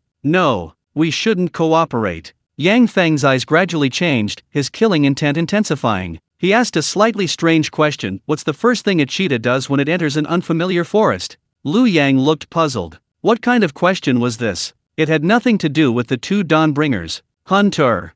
Unrestrained hunting. Not to hunt for food, but to confirm its position in the food chain. Yang Feng's face was filled with excitement, as if he had opened the door to a new world, eager to unleash a carnage. Predator theory. What's the first thing a cheetah does when it enters an unfamiliar forest? What's the first thing a carnivorous Tyrannosaurus Rex does when it arrives in a new territory? What should a top predator do when opening the door to a new world? Fight. Slaughter. Test and measure its own strength. Top predators test themselves through killing, confirming their position in the food chain and recognizing their true status. So, how strong is Yang Feng among the Dawnbringers? You're too arrogant. You're using me as a testing tool? Lu Yang understood Yang Feng's meaning. He was being treated as prey to be hunted at will, a tool to measure and test his strength, like a touchstone. Come on, the weak strike first. Yang Feng's bone-white blade pointed at Lu Yang, his provocation and taunt reaching its peak. You're courting death. Lu Yang was enraged. A fight was inevitable, so he manipulated the giant metal sphere to smash it down. The sound of metal scraping against metal was deafening. Countless steel bars transformed into sharp spears, accompanied by numerous metal nails, and, amplified by powerful psychic energy, shot towards Yang Feng. The pale, blurry figure advanced instead of retreating. His flowing cloud-like trajectory traced perfect arcs, and the moment his blade touched the steel bars and nails, he shattered them into countless tiny pieces. And that wasn't all. Yang Feng unleashed both blades simultaneously, his cloud-like marks slicing through the giant metal sphere like slicing a cake, cleaving it into dozens of pieces, temporarily losing control of it with his mind. Wait! Lu Yang's expression changed drastically, his eyes filled with horror. He raised his hand, trying to stop Yang Feng. Thud! A bloody gash ran across his flesh. Lu Yang's body was severed without a doubt, cut in two like the sniper before him. It seems, there is a difference even among those at the Dawn level, and a significant one at that. No difference. You are not one of my kind. Yang Feng looked at Lu Yang lying in a pool of blood. With this level of strength, he was far from being one of his kind. At most, he was just a larger prey. In other words, Lu Yang and his tenants and servants were all easy prey. Killed Dawn Messenger, bounty points plus 3,000. Wow. Yang Feng killed Lu Yang and was directly rewarded with 3,000 points. Dawn Messengers are indeed rare, the reward points are comparable to those of the bone wielders in the pseudo-human apartment. Not many left. Clean up a bit more. Yang Feng turned around and continued searching every corner of the building, eliminating the remaining enemies one by one. Meanwhile, Qin Shuang and Ji Shui were completely petrified. What exactly happened in those few short minutes? Kill records and bounty rewards kept flooding the screen, like a waterfall of data. Too terrifying. Too efficient. Too brutal. Too unbelievable. Is this the full power of Boss Yang Feng? Is Boss always this fierce? Ji Shui swallowed hard, her voice trembling. Each reward notification represented a life. Always fierce. Especially fierce today. Qin Shuang nodded with difficulty, recalling the last time she encountered Boss. While the kill record had also been flooding the screen, it was nowhere near as exaggerated as this. Teammate kills Dawnbringer, earning 1,000 bounty reward. Congratulations, Raven Squad wins. Winner winner chicken dinner. More blood-red text notifications flashed, all enemies were wiped out, and Raven Squad achieved final victory. One, just like that? Yang Feng, the leader, took action and wiped out Death Island. In less than 5 minutes, the central area was completely slaughtered. You can leave this level immediately. The members of Raven Squad immediately rejected the blood-red text notification. The most crucial step hadn't been taken yet. Loot the crates. Loot the crates thoroughly. Qin Shuang became excited, carrying several empty backpacks as he rushed into the 5-star building, beginning to collect various valuable supplies. 2 hours later. Weapons piled high, equipment mountains upon mountains, not to mention Ji Shui managed to bring the bee-like drone she obtained back to the apartment, and also retrieved the destroyed mechanical dog. It was repaired and still usable. Qin Shuang also collected a large number of valuable collectibles, which were tallied up at the Hell apartment as a team reward. Boss, look at this. Qin Shuang found a treasure, which appeared to be a heavy metal stone. It was the precious metal they had searched from Dawn Messenger Liu Yang, marked with the blood-red text, Vibration Gold.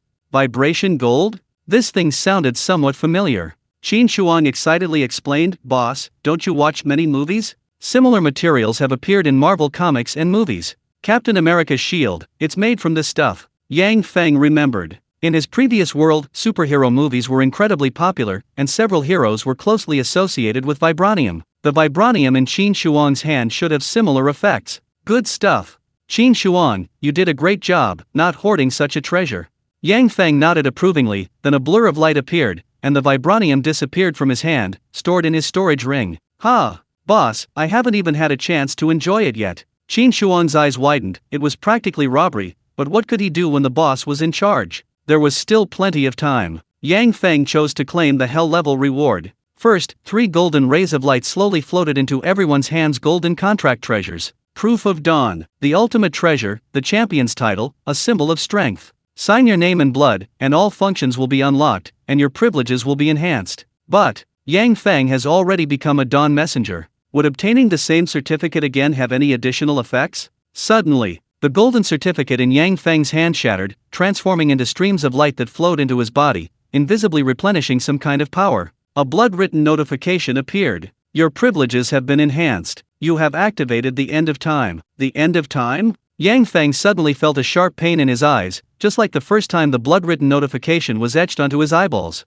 A clock. A clock radiating boundless terror appeared before Yang Feng. Its time was frozen at the eternal 0 point, but because of the proof of dawn, it changed, rapidly moving its hands forward, first to the 6 o'clock position, then to the 8 o'clock position. Dawn, sun, dusk, midnight. The end of time divides the world into 4 periods, representing the cycle of life and death for all things. Yang Feng is the messenger of dawn, representing rebirth. After obtaining the second certificate, the end of time adjusted the hour, eventually reaching the 8 o'clock position, closer to the sun. If the end of time points to 12 o'clock, does that mean I've advanced to the sun level? Yang Feng wondered, but no one gave him an answer, nor told him what advancing to the sun level meant. A moment later, the illusions dissipated, and his eyes returned to normal. Qin Shuang and Ji Shui also signed their contracts, becoming glorious messengers of dawn, their privileges upgraded. I'm a messenger of dawn? Privileges upgraded, functions unlocked. My accumulated points are finally useful. Qin Shuang was excited. Hell notified him that he could activate physical enhancement and modify his bloodline.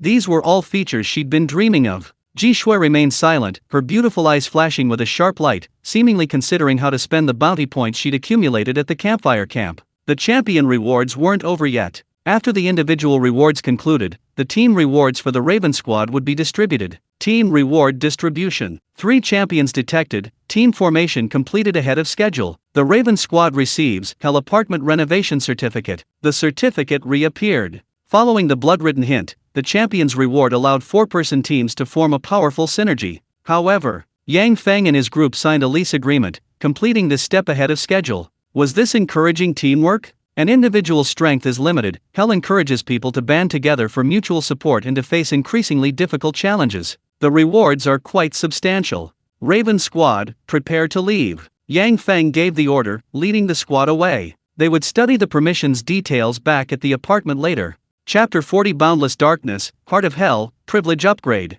Hell Apartment. Yang Feng landed safely back in his luxurious apartment. Congratulations! You have successfully passed the challenge of the 6th level of Hell, earning a basic bounty reward of 600. Collected rent from Ji Shui, 300 bounty points. Collected rent from Qin Shuang, 300 bounty points. The basic reward has been distributed, and including the collected rent, it has reached a considerable amount of over 1,000 points. Bounty points, 32,100. When Yang Feng entered Death Island, he had over 10,000 points, but now it has skyrocketed to 32,000. Great! The little pig provided a large amount of rent, and besides his own share of the reward, he also received an extra 50% profit. It's incredibly lucrative. Reward settlement, you have gained 13,000 team bounty points. The Raven Squad is established. The valuable items collected will become team points. We'll explore the specific functions later. Your permissions upgraded. Available to exchange for high-level items. The apartment trembled violently as the luxurious penthouse expanded, quickly reaching over 400 square meters.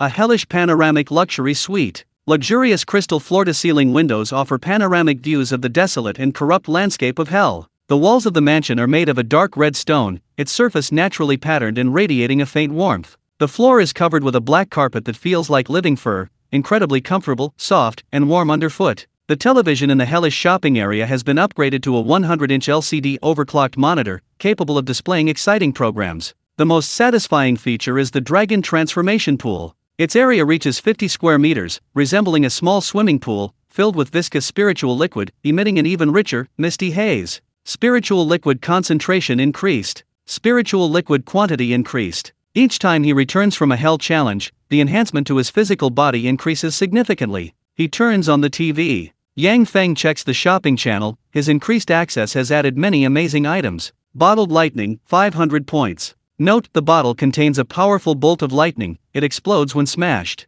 Storm jar, 500 points. Note: the jar contains a storm, it is released when the cap is opened. These are brand new items, imbued with incredible elements, capable of containing lightning and storms within bottles like treasures from mythology. Blood biscuit, 1000 points. Note: eat it when severely injured to quickly heal, it can save your life in critical moments. Cognitive cola, 1000 points. Note: drink it when you lose your mind to restore clarity and prevent you from descending into madness. Abstract. It's far too abstract. A biscuit with congealed blood can rapidly heal wounds. An ice-cold bottle of cola can pull you back from the depths of despair. It's practically like a magical item, wielding wondrous spells. Weapons. Yang Feng checked the weapons. The gun parts enhancement had revealed an even more outrageous item. Magic bullets, 3000 points. Note: have you ever seen bullets that curve? They automatically shoot towards the enemy's body. Recommended for use with the unlimited ammo module. Even more outrageous. Magic bullets have appeared.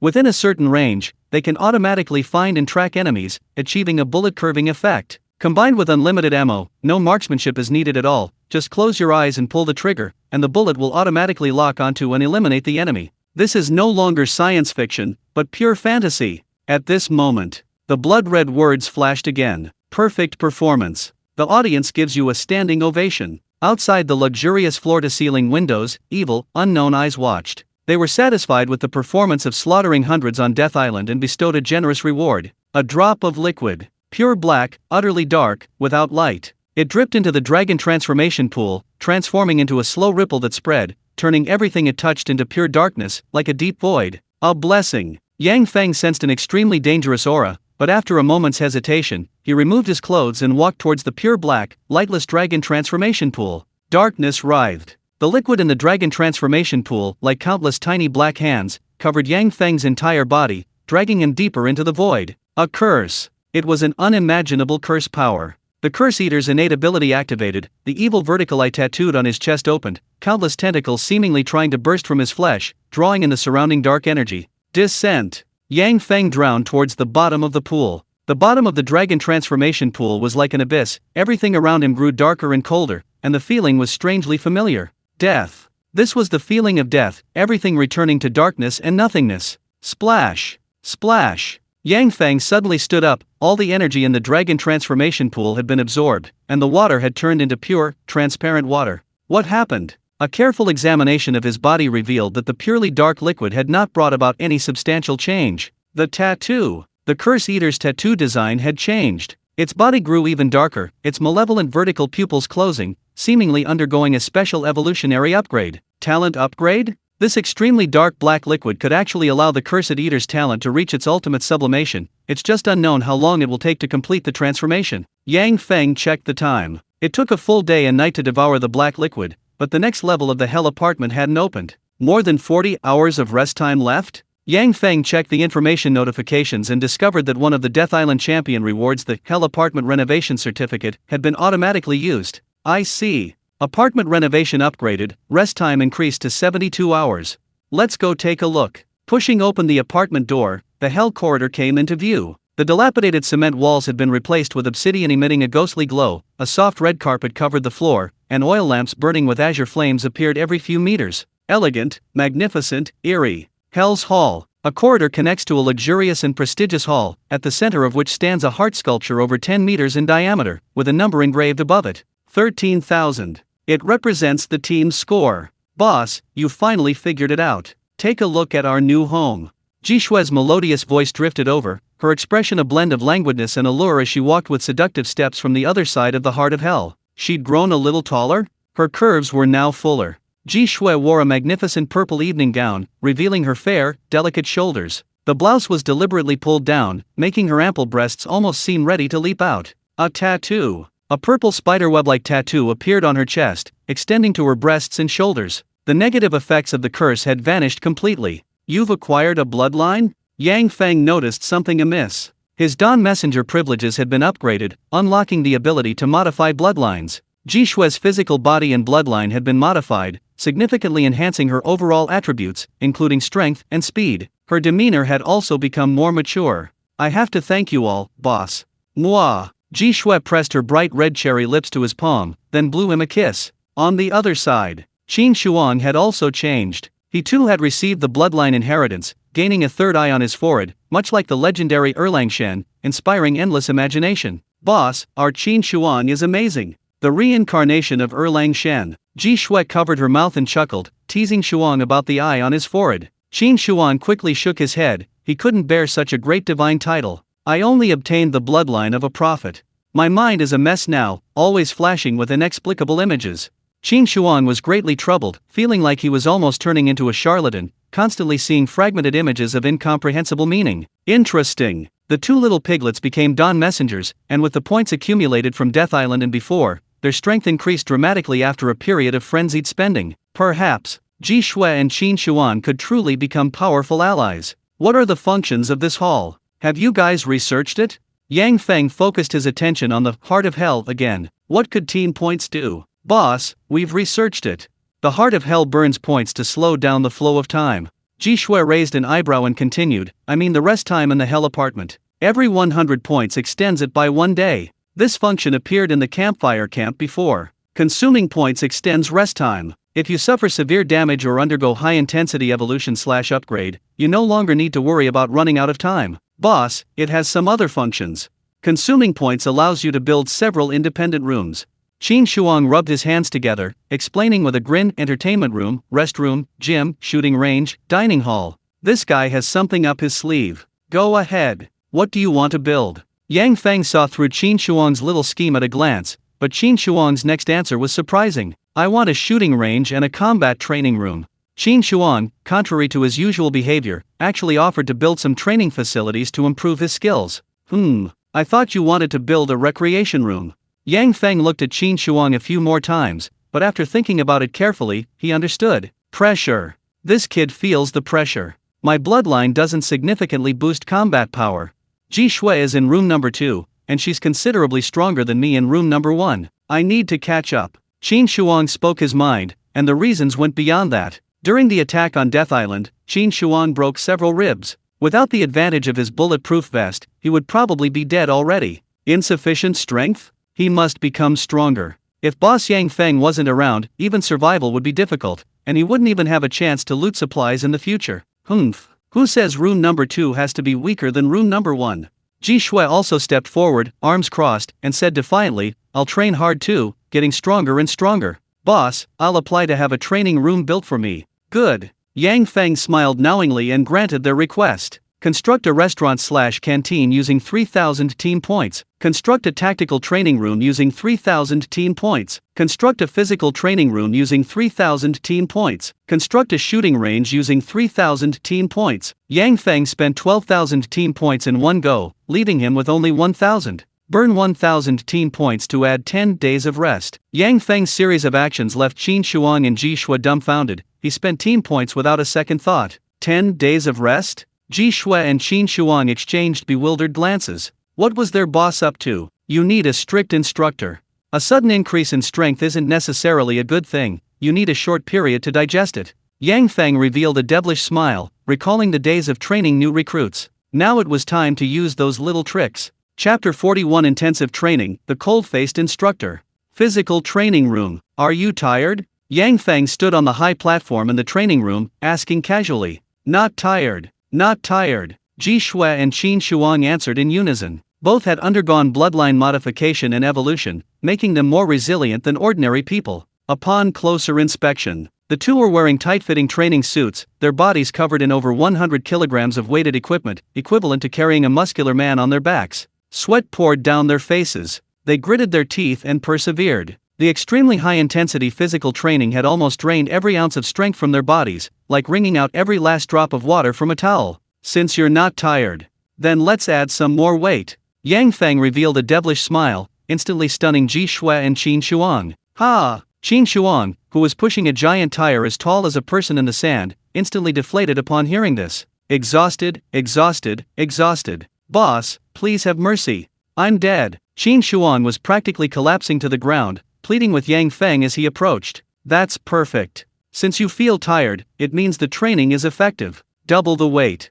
Yang Feng's smile grew increasingly wicked as he strapped weights to various parts of Qin Shuang's body, pushing it beyond its limits. Although he had awakened his bloodline, although his physical body had been strengthened, but humans are still flesh and blood, they can't withstand this kind of torture. Are you still tired? Yang Feng asked Qin Shuang, narrowing his eyes. The poor unlucky fellow shook his head vigorously. No, not at all, cough cough cough. After torturing Qin Shuang, Yang Feng then turned his gaze to Ji Shui. Her physical condition was even stronger than Qin Shuang's during the high-intensity marathon-weighted run, so the weight increase would be even higher. Boss, brother Yang Feng, please, have mercy on me. Ji Shui pleaded, clinging to Yang Feng's arm and shaking it gently, her heavy breathing adding to her allure. He. So you still have the energy to be coquettish. Yang Feng's devilish smile grew even more sinister. Ji Shui's face changed drastically, a sense of foreboding washing over her, but it was too late for regrets. The counterweights had already been added to the equipment. He. Not bad, very spirited, keep training. Yang Feng snapped his fingers lightly, a look of satisfaction on his face. So far, their performance was acceptable. Devilish training. The cold-faced instructor. Yang Feng was once a top-tier mercenary, having undergone various cruel and torturous training since childhood, naturally knowing how to unlock full potential. Humans are fragile. Humans are also resilient. People always underestimate their potential. Pain and fatigue prevent you from reaching your limits. Yang Feng sat on the high platform, lit a cigarette with a gleaming silver lighter, and solemnly advised, your goal is to surpass your limits. Surpass the limits. Surpass the pain. Surpass the fatigue. His lungs struggled to breathe, as if a flame was burning within them. His muscles were almost spasming, feeling like every fiber was about to snap. His heart pounded violently, and his veins and blood vessels bulged horribly, barely sustaining his energy supply. Limits? He was still far from his limits. Qin Shuang and Ji Shui gritted their teeth, their eyes bloodshot, their mouths filled with the metallic taste of blood, yet they couldn't pinpoint the source of their wounds. Have you reached your limit? The weight can be increased further. Yang Feng's training became increasingly frenzied. Just as the two little piglets reached their physical limits, he increased the intensity even further. After the limit, every step is a breakthrough. After the limit, even running one more step, lifting one more pound of weight, is a huge improvement. Yang Feng's words were like a shot of adrenaline, urging the two, already at their limits, to give it their all. Ah! Qin Shuang and Ji Shui roared and screamed like madmen, unleashing their body's potential in a final sprint. At this moment, Yang Feng pulled out several vials of injections, preparing for some high-tech, grueling training. Very good. You've surpassed your limits. Then, training officially begins. Yang Feng, holding the adrenaline injections, smiled as he approached the two. What? The training is only just officially starting. Adrenaline injection. The body enters a state of absolute excitement, fatigue is subsiding, strength is gradually recovering, and all the powerful stamina has returned. Increase the load. Continue to increase the intensity. Second injection in 10 minutes. Yang Feng stared at his watch, calculating the time while observing the changes in the two people's bodies. Overload. This is suicidal training. Their bodies feel no pain or fatigue, but the overload is causing severe damage. You must adapt. After breaking through the limit, continue to increase the load, allowing the body to adapt and maintain this intensity. Yang Feng's cold words continued to motivate Qin Shuang and Ji Shui. Third injection in 20 minutes. Third adrenaline injection. Lethal dose. The two's death-defying special training has resulted in devastating side effects. Tears streamed from their eyes, mingling with the bursting of tiny blood vessels, forming two lines of murky blood. The intense exertion caused thick drops of blood to flow from their nostrils. Their lungs were about to burst. Muscles were snapping. The overworked heart, like an engine about to fall apart, emitted a continuous, mournful wail of exhaustion. The last minute. Hold on. 40, 35, 30. Yang Feng's eyes flickered. The little piglet was on the verge of death, its life seemingly slipping away with each countdown. Asterisk puffed. Asterisk. Qin Shuang spat out a mouthful of blood, his fierce, piercing eyes flashing. Just as his boss Yang Feng had said, every step the tire took now was a huge leap forward. Ji Shui was in the same boat, her entire leg was severely swollen, exaggeratedly inflated to the size of a grasshopper, and if she stopped, there was no chance she could ever stand up again. 3, 2, 1. Finish. As Yang Feng shouted finish, the two little piglets simultaneously collapsed to the ground. Suddenly, Yang Feng burst into full speed, transforming into a blurry afterimage as he rushed to their side, breaking a biscuit in half and stuffing it into their mouths. Blood biscuit, 1000 points. This magical biscuit can quickly repair and heal the body, restoring the user's vitality. Now is the perfect time to consume it. I'm still alive. Ji Shui slowly opened her eyes, unable to believe she was still alive, feeling as if she had just brushed with death. Boss, are there any more biscuits? The first thing Qin Shuang did upon waking was to find another blood-filled biscuit. The half-eaten one she had just been fed wasn't enough. Not bad, you didn't die suddenly. Yang Feng patted the two of them on the shoulders encouragingly. The risks of this suicidal training method are self-evident. It wouldn't be surprising if the piglets suddenly died, and thankfully, the two of them had undergone bloodline modification and evolution, making their physiques much more resilient than ordinary people. You two shouldn't be lying around like that. After strenuous exercise, you need to relax your bodies a little. Didn't your PE teacher teach you that? Yang Feng kicked the two of them, unusually humorous. Indeed, the PE teacher did teach that, but this exercise is way too intense. Qin Shuang and Ji Shui forced themselves to stand up and move around a bit before removing their weighted training gear. They immediately felt a surge of lightness and relief. Wow, boss, I feel like I can fly. Qin Shuang jumped a couple of times. After removing the weights, her body felt incredibly light. Me too. I feel like I can run all day. Ji Shui felt weightless. Running a marathon would be no problem at all. This was only natural. The grueling, high-load training had gradually adapted their bodies to the immense pressure of the overload. Removing all the burden naturally brought immense relief. Don't get too excited. This is only the first day. The intensity will gradually increase over the next 9 days. Yang Feng's lips curled into a gentle smile, but to Qin Shuang and Ji Shui, it was like a demon's. Increased intensity? They were already exhausted on the first day, and the intensity was going to increase for the next 9 days? There's still plenty of time. Take an hour's break, then we'll all have lunch together. This afternoon we'll have tactical combat training, followed by firearms training. Yang Feng had packed the training schedule tightly, and finally reminded everyone each blood biscuit costs 1000 points. You'll have to buy your own adrenaline, and don't forget to pay afterward.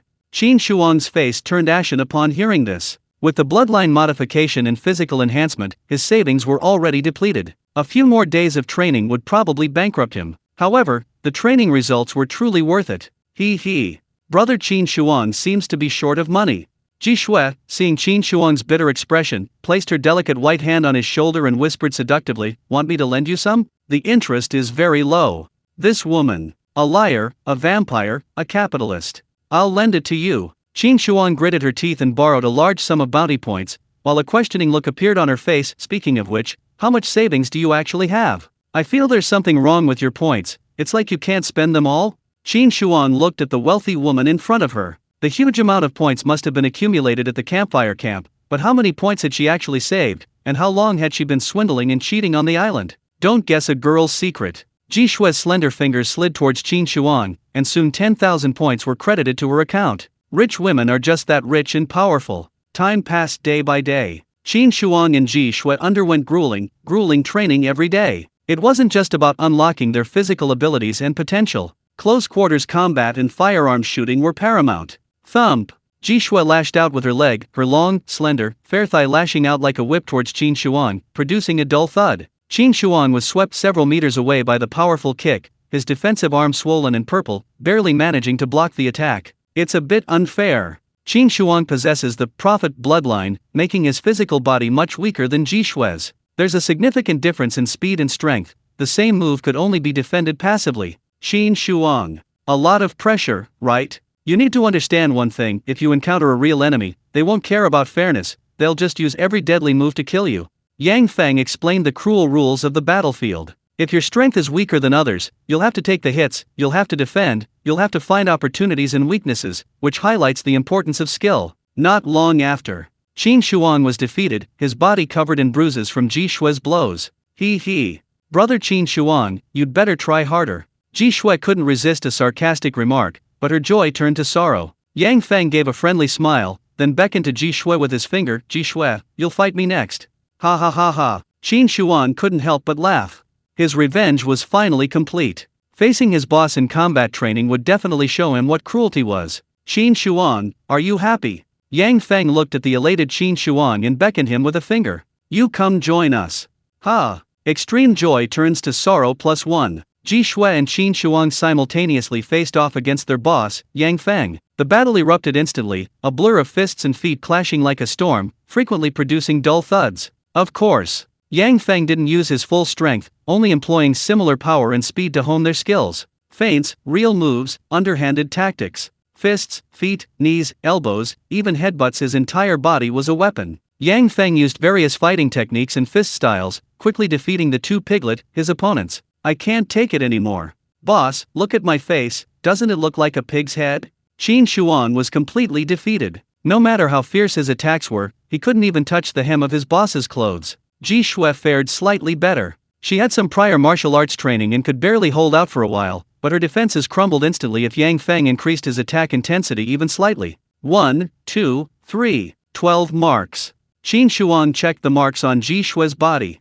Yang Feng had applied paint to his fingers. Fatal attacks left marks indicating how many times you'd been killed. Ji Shue stood beside the full-length mirror, examining herself carefully. Paint on her eyebrows meant she could be gouged out. Paint on her throat meant her throat could be smashed. Paint on her temples meant her head could be shattered. 12 marks meant she'd been killed 12 times in the recent fight. Qin Shuang, you have way too many paint marks, over 30. Ji Shue counted the marks on Qin Shuang's body. He'd lost 30 lives. After these days of intensive training, Qin Shuang and Ji Shue's strength had increased significantly. Being able to exchange a few blows with boss Yang Feng was no easy feat. At least they weren't getting instantly killed like before. Alright, there's 1 day left. You two should rest. Yang Feng checked the time and mercifully granted them a day off. Yay! Shuang, finally we can rest. Qin Shuang and Ji Shue cheered simultaneously, hugging each other joyfully. Family, who understands? These past few days of hardship were unbearable. By the way, Qin Shuang,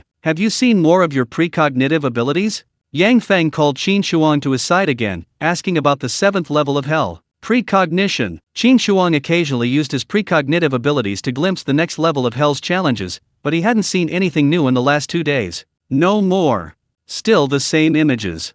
A remote mountain village, where blurry black shadows appear from time to time, looking like a woman. Her hair was very long, obscuring her face and body. It was terrifying. Qin Shuang recounted the images she had seen. Bizarre. This hell challenge is very likely related to the bazaar. Yang Feng nodded, having made many preparations, purchasing a large number of items and tools to counteract the bazaar. Dismissed. The 7th level of hell will begin tomorrow, everyone prepare well. Chapter 42 Qingshui Village. Strange, I've become a key player? Room 0. Glug, glug. The dragon transformation pool was boiling, floating with purple, decaying poisonous mushrooms and blood-red vines. They all originated from the cursed miasma of Death Island, seemingly existing in another space and dimension. This is the last batch.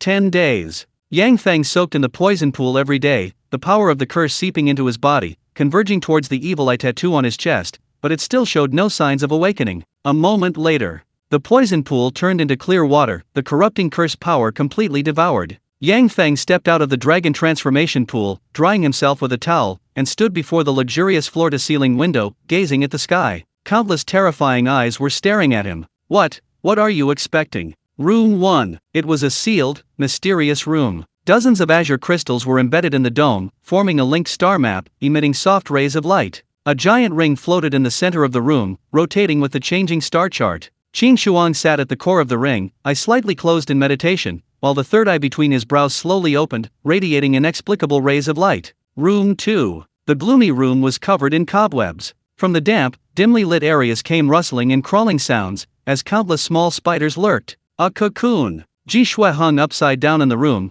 bound by countless silvery white threads, forming a giant cocoon. Hiss. Ji Shue murmured softly. Colorful spiders clung to the giant cocoon, their sharp fangs tearing and piercing Ji Shue's body, injecting venomous substances. Different. After Qin Shuang and Ji Shui became dawn messengers, the apartment underwent drastically different changes. Everyone's path to advancement was unique. Different seeds, different soil, different flowers. Hell. This mysterious place of rebirth after death is becoming increasingly interesting. Time's up. Information released for the 7th level of Hell. 7th level of Hell, Qingshui Village. Danger level, level 3, extremely dangerous, red. Curse pressure, 10. Time limit, 7 days. Description, you're next to die. The information for the 7th level of Hell appeared in blood-red letters above his eyes, and then the entire apartment began to fall. Rumble, rumble, rumble. The room trembled violently as the abandoned Hell apartments were crushed, falling hundreds of meters. Without realizing it, we've fallen so deep. Yang Feng looked up. The densely packed floors stretched as far as the eye could see, at least several hundred levels, probably all newly resurrected and awakened.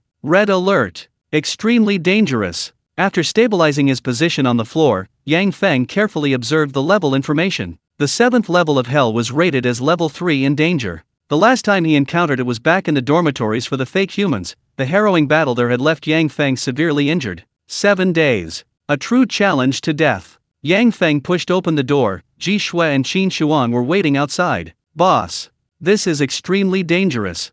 Qin Shuang's expression was somewhat worried. This was the first time he had encountered a challenge of this level. Just from the description, he knew that the 7th level of Hell would be terrifyingly difficult. All those days of training wasted? Ji Shui nudged Qin Shuang and continued, think of it this way, the bigger the storm, the more valuable the fish. Can't we just take down that monster? What a bold move. Even with such a dangerous assessment, he's still thinking of taking the initiative. Yeah, kill the monster. Make a killing of points. Qin Shuang regained his confidence, but his excitement was short-lived, extinguished by Yang Feng's cold water. Good luck to you guys. Yang Feng said calmly, then walked towards the elevator at the end of the corridor. It's over. This is completely over. Let's go. If the boss won't protect you, then protect yourself. Ji Shui was more easygoing and quickly followed Yang Feng. The three of them appeared in the elevator simultaneously, azure light flashing, the spatial power blurring the surrounding environment. A moment later, Yang Feng slowly opened his eyes. He found himself in a dilapidated little mud hut, seemingly very old. Inside the hut was a bed covered with a simple mat. Below the window was a faded, peeling desk, and a black water vat sat not far from the doorway. Qingshui Village. Soul rule, don't die. Time limit, 7 days. The words appeared in blood. As expected of the extremely dangerous Hell level, there were no rules or restrictions. Nothing suspicious. Yang Feng pulled open the drawer of the table by the window, and a cloud of dust fell out. The inside was empty. Just an abandoned little mud hut. Yang Feng carefully searched the entire room, finding nothing suspicious, then pushed open the door and went outside. Qingshui Village. The village wound its way up the mountain road. Many similar little mud huts stood nearby, but most were abandoned. A clear stream flowed in the distance, nourishing the entire mountain village, from which Qingshui Village was named. Rotten. A strange stench emanated from the water vat. Yang Feng opened the lid of the black water vat. A thick layer of green algae floated on the surface, mixed with some filth. Hair. It was strands of black hair, tangled and disordered, a chilling sight. Then, a large number of bubbles rose from the black water vat. A woman's head surfaced from the bottom, its grotesque face deathly pale, its black eye sockets empty, yet creating the illusion that it was staring at you. The next is you. The pale face opened its mouth, countless bubbles rising from the pool, and a chilling, hoarse voice, amplified by the water vat, tore at your ears like a cacophony. Swoosh. Yang Feng transformed his palm into a blade, the dead bones forming a sharp edge, cleaving the black water vat in two. Green algae mixed with a large amount of filthy hair surged out, but the woman's head had vanished. A hallucination? Yang Feng crouched down, parting the algae and clumps of hair to confirm there was nothing else in the vat. This is a bizarre ability? Yang Feng frowned, the woman's last words echoing in his mind. You're next. You're next. A chilling aura enveloped his body. The more he recalled, the colder he felt. At that moment, people who had heard the commotion rushed over. My God, boss, behind you, behind you. Qin Shuang stood at a distance, his body suddenly stiffening, a hint of fear flashing across his face. Heavenly Eye. Qin Shuang's heavenly eye on his forehead opened a crack, revealing an utterly terrifying scene. A female ghost. It was a terrifying figure floating in mid-air. Its filthy hair curled and twisted like seaweed wriggling in water, each strand coiling towards Yang Feng's body, yet the boss remained completely oblivious. Whoosh whoosh whoosh. Light flashed in Yang Feng's hand as he abruptly turned and threw out several ancient coins. The ancient coins, engraved with special characters, streaked across the air, then shattered, several strands of black hair slowly falling from the sky. It was indeed a ghost. Yang Feng retreated rapidly, then grasped a yellow celestial master thunder talisman and took out a small bottle containing silver lightning. Boom, boom, boom, boom. The lightning from the bottle struck the ground, erupting into a massive bolt of lightning. The celestial master's thunder talisman ignited, and a silver pillar of light descended from the sky. The two bolts of lightning converged, transforming into a giant silver-purple dragon, which snaked and struck the spot where it had just been. In mythology, ghosts and demons fear lightning most. Yang Feng had purchased a large amount of consumables to prepare for this hellish challenge. Even a lightning strike would kill it. It's gone, it's gone. The evil thing is gone. Qin Shuang breathed a sigh of relief. Boss Yang Feng's preparations were indeed thorough. On the other side, Yang Feng also sensed the disappearance of that icy aura. The female ghost had temporarily left his side, and it was unknown when she would reappear. A bit troublesome. Yang Feng frowned. The female ghost could not only create illusions, but also lacked a conventional physical body, making her immune to conventional attacks,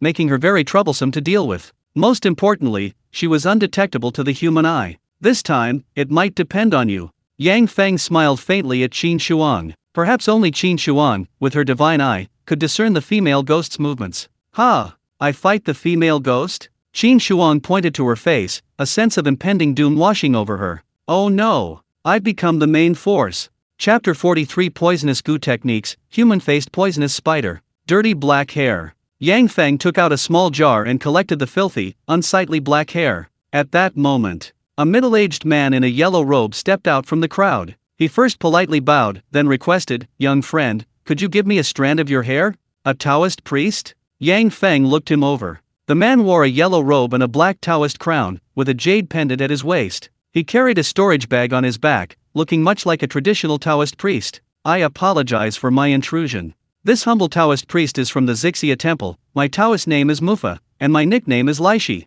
The Taoist priest introduced himself, explaining that he was a proper Taoist priest in his previous life. After graduating with a master's degree, he was recruited to the mountain and spent several years practicing Taoism, specializing in geomancy for others. A proper Taoist priest, a master's degree graduate? Yang Feng listened to the introduction with a puzzled look, glancing at Qin Shuang beside him. Cough, cough, cough. Boss, you might not understand.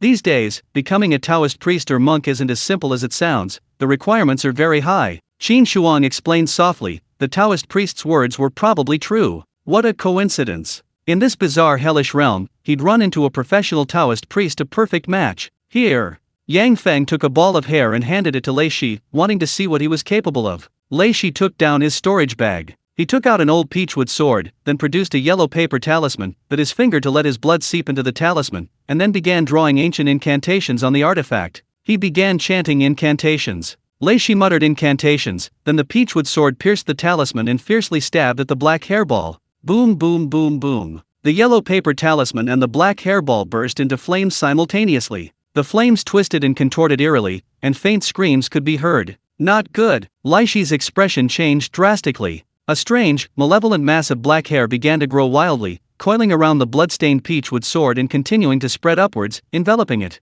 A chilling aura filled the air. The peachwood sword was instantly crushed into splinters. The black hair writhed wildly, as if it possessed a life of its own, coiling towards Lai Shi, who was dressed in yellow robes. Puffed. Lai Shi bit his tongue hard, spitting a mouthful of blood onto the magical weapon in his hand. It then transformed into an even hotter flame, bombarding the writhing, filthy evil spirit. Crackling and popping. The raging flames finally suppressed the evil spirit. The black hair writhed menacingly for a moment before being burned to ashes, sending up plumes of smoke. I can't handle it. Just a clump of hair, and it almost killed me. Lei Shi was still shaken. The pain on his tongue made him grimace. If a vengeful spirit's eerie clump of hair was so powerful, its true ferocity was unimaginable. You know what? This Taoist priest does have some real skill, but his raw strength is a bit weak. Why don't I give it a try? A young man stepped out from the crowd, dressed in a suit and tie, with a short ponytail, a handsome face, and a half-broken eyebrow, his expression carrying a hint of arrogance. Let's get acquainted.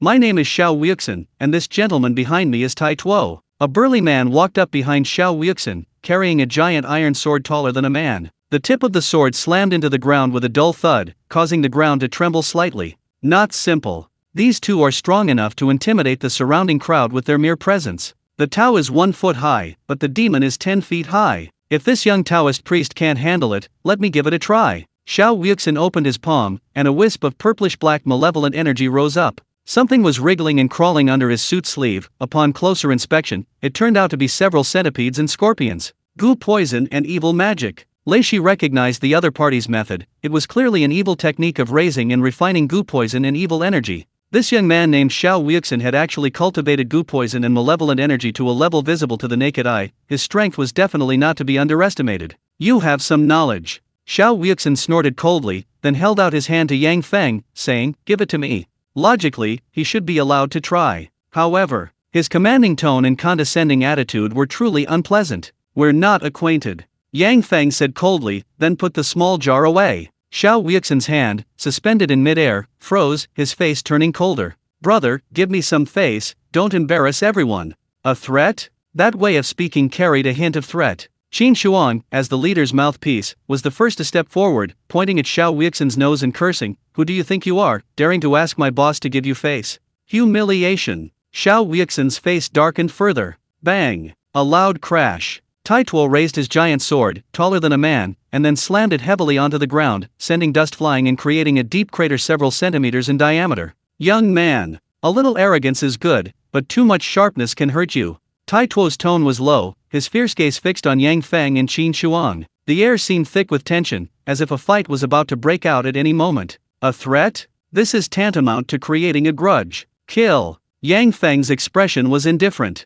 He lightly drew his finger forward, making a command gesture. Rat-a-tat-tat. Suddenly, a burst of fine gunfire rang out from another direction in the crowd. Ji Shui, dressed in a sharpshooter's outfit, gripped her rainstorm submachine gun with both hands, firing a fine hail of bullets towards Tai Tuo's direction, immediately carrying out her boss Yang Feng's order. Bang, bang, bang. Qin Shuang also immediately drew his python revolver and fired 6 shots at Tai Tuo. Blood splattered. The sudden attack caught everyone off guard. Large sprays of blood erupted from Tai Tuo's body. He quickly raised his large, heavy, blunt iron sword, forming a shield in front of him. Clang, clang, clang. Gold clashed, sparks flew. Metal bullets struck the blunt greatsword with a series of crisp sounds, the impact forcing Tai Tuo back several steps. He roared, "Are you all crazy? You're going to kill someone like this? Heh, what else?" Yang Feng's expression remained cold. In this extremely dangerous, high-pressure environment, no detail could be overlooked. Any adverse factor could lead to devastating consequences. Since the opponent had shown malice, they would be dealt with as a poisonous thorn, uprooted completely. Thump, thump, thump. Ji Shui pulled the trigger while charging forward. 10 days of training were beginning to show results. Ji Shui's speed increased rapidly. The torrential rain of unlimited ammunition suppressed her opponent, preventing them from raising their heads. Then, she pushed off the massive iron sword with her feet, leaping and flipping upwards. Perfect. Ji Shui, with her graceful figure, leaped into a perfect somersault, like a diving champion's flawless performance, then leaped over the giant sword and the iron giant's body to continue pulling the trigger. The iron giant's body was riddled with bullets. This giant's physical abilities were indeed strong, but not to the point of being immune to bullets, let alone a dense rain of 1,800 rounds per minute. Large patches of skin tore open. Strong muscle fibers provided temporary resistance, but countless bullets striking the same spot still pierced through bloody holes. Die! The iron giant roared furiously, raising his giant sword to slash at Ji Shui. At this moment, the heavy iron sword suddenly stopped in midair, and under the sunlight, countless fine threads could be seen wrapped around it, emitting a silvery light. Spider silk. Ji Shui's new ability, activating her innate ability, allowed her to control countless silver spider silks, weaving a net of heaven and earth. Splatter. Ji Shui stopped firing, her hand lashing out with a sharp pull, a tearing sound of flesh ripping through echoing. Silver spider silk coiled around Tai Tuo's shattered neck, easily severing blood vessels without the obstruction of muscle fibers or skin. Dead. Tai Tuo was instantly killed by Ji Shui. How dare you? Xiao Wuxin's eyes widened in fury, his hand erupting with murderous aura as he grabbed Ji Shui's arm. In an instant, Ji Shui's combat suit was corrupted and destroyed by the murderous aura, revealing her fair and delicate arm. The poisonous aura seeped into her flesh, large patches of skin turning into rotting flesh and melting away. Such powerful poisonous aura. Rustle, rustle, rustle. From within the rotting flesh, tiny black spiders emerged. These spiders moved with extraordinary speed, their colorful patterns forming a wailing, mournful face, carefully nurtured and cultivated into terrifying venomous creatures. You taste my poison too. The small spider crawled onto Xiao Wuxin's wrist, its sharp fangs tearing at it. The surrounding centipedes and scorpions were also bitten to death, even devoured as nourishment. Human-faced poison spider. Damn it, who are you? Xiao Wuxin was terrified, but it was too late to withdraw his hand. More and more small spiders were biting through his flesh, revealing countless tiny insects crawling and wriggling beneath his skin. Finally, Xiao Wuxin bled from all 7 orifices, kneeling on the ground, dying in agony. The human-faced poison spiders all returned, crawling into the rotting flesh, returning to their master, Ji Shui. All annihilated. Yang Feng didn't need to intervene. Ji Shui alone had killed Xiao Wuxin and Tai Tuo. Danger. Beautiful. Poisonous as a snake. This was Ji Shui after bloodline modification, physical enhancement, and potential unlocking. Chapter 44 Beauty Chu, Vengeful Spirit appears. Who was that person? The many onlookers, the inhabitants of hell, all showed expressions of horror. Agile speed, immense strength, bizarre abilities, coupled with top-tier equipment. Ji Shui removed her helmet.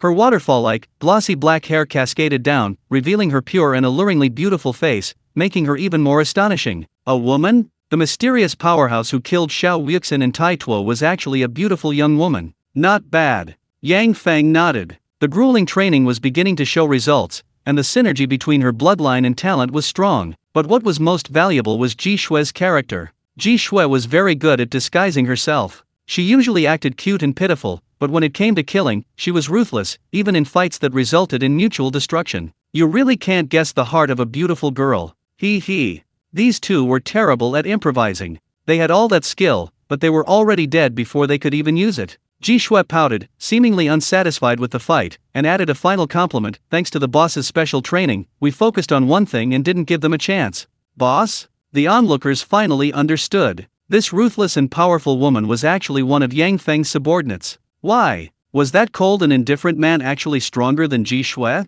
Phew. Lei Shi let out a long breath. The Taoist priest in the yellow robe felt fortunate. Luckily, he was well-mannered and polite to Yang Feng, and hadn't offended this big shot. Otherwise, he would have ended up like those 2 dead men. Boss, should we clear the area? Ji Shui blinked, glancing at the others with ill intent. There were over 20 challengers on the 7th level of hell, most of whom hadn't received the bloodline inheritance, only just awakened their talents. A burden. These people had limited use, and might even be a liability. To prevent any accidents, killing them all was a good option. Anyway, there was no penalty for killing on this level. Don't kill us. Wait, we didn't do anything. The challengers from hell immediately paled upon hearing the words clear the area. They hadn't offended Yang Feng, they had simply been observing from the sidelines, doing nothing wrong. Were they really going to be cruelly killed? Don't be so extreme. Yang Feng patted Ji Shui's shoulder with a faint smile, while Qin Shuang nearly choked. What was the boss saying? Advising others not to be extreme? The most extreme, cruel, and terrifying person here isn't that boss Yang Feng himself? An extremely dangerous challenge, show some respect. Too little information about the vengeful spirits, they're still useful alive. Yang Feng smiled slightly, a gentle smile that looked more like a demon's, and his words sent chills down everyone's spine. Test subjects. Everyone is a test subject for the vengeful spirit strangeness. Go. Get out of here quickly, or we'll catch you and feed you to the vengeful spirits.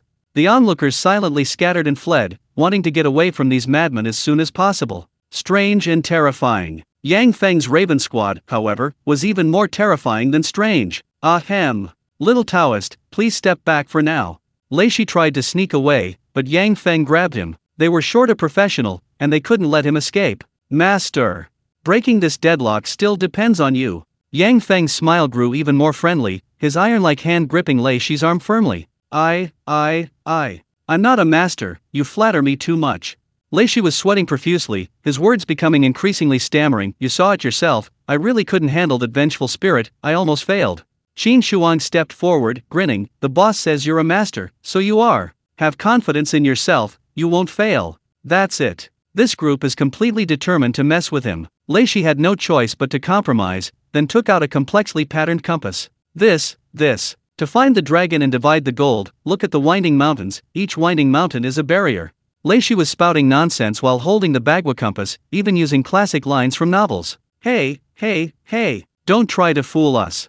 Are you planning to go tomb raiding? Qin Shuang directly exposed him, and the atmosphere became terrifying. Lei Shi only saw the 3 members of the Raven Squad smiling at him, making him feel even more uneasy. This Bagua compass is actually a gift from the eyes of heaven. It can sense special magnetic fields. The strongest magnetic field is to the west. Lei Shi looked towards the west of Qingshui village, following the pointer of the Bagua compass. Let's go. Yang Feng waved, and the three of them led Lei Shi westward, soon seeing a large mansion. The mansion was dilapidated. The ancestral hall displayed many memorial tablets, the most prominent of which bore the inscription Chu Myron, Beauty Chu. Hiss. My head hurts so much.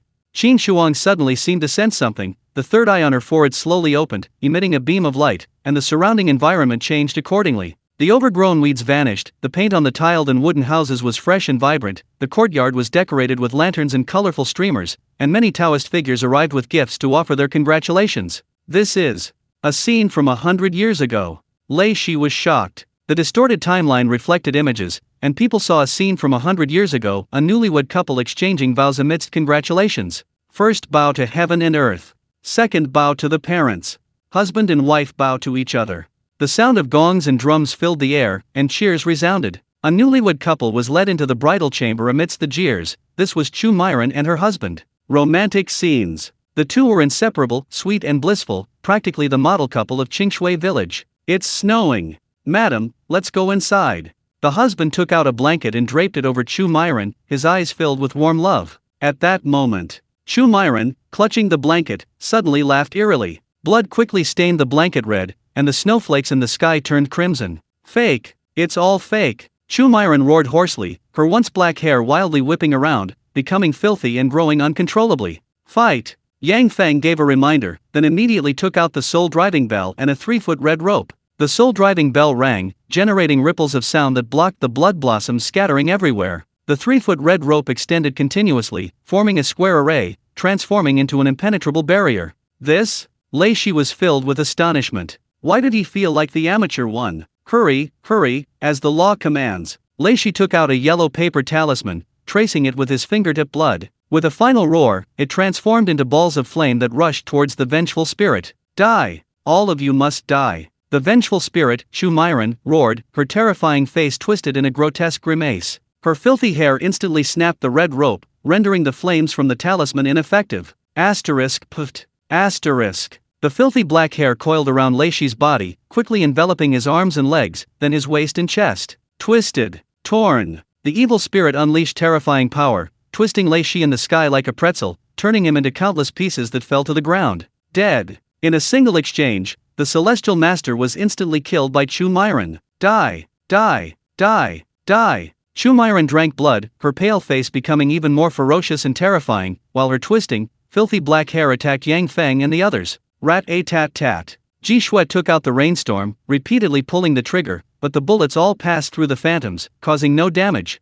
Human-faced poisonous spiders. Colorful spiders emerged from Ji Shui's body, exploding upon contact with the filthy hair, releasing a cloud of black smoke. This black blood smoke carried a dense malevolent aura, briefly blocking Chu Myron's hair, and at this moment, 2 small silver bottles were thrown out. Rumble, rumble, rumble. Yang Feng tossed out 2 bottled lightning bolts. Silver light flashed, and the instant the bottle shattered, thick silver dragon lightning exploded, illuminating the entire courtyard as if it were daytime. One by one, the murky black hairs were shattered by the silver dragon lightning, and 2 empty holes appeared in Chu Myron's phantom. Why haven't you destroyed her yet? Yang Feng's palm blurred with light as he produced a seemingly ordinary axe. This was the sharp axe the wolf girl had thrown at Yang Feng. Appearing within the temporally distorted, cursed miasma, it might be able to harm the vengeful spirit Chu Myron. The axe spun as it was thrown. The strands of hair were severed one by one, and the spinning axe struck Chu Myron's forehead, instantly splitting her hideous face in 2. Chu Myron screamed in agony.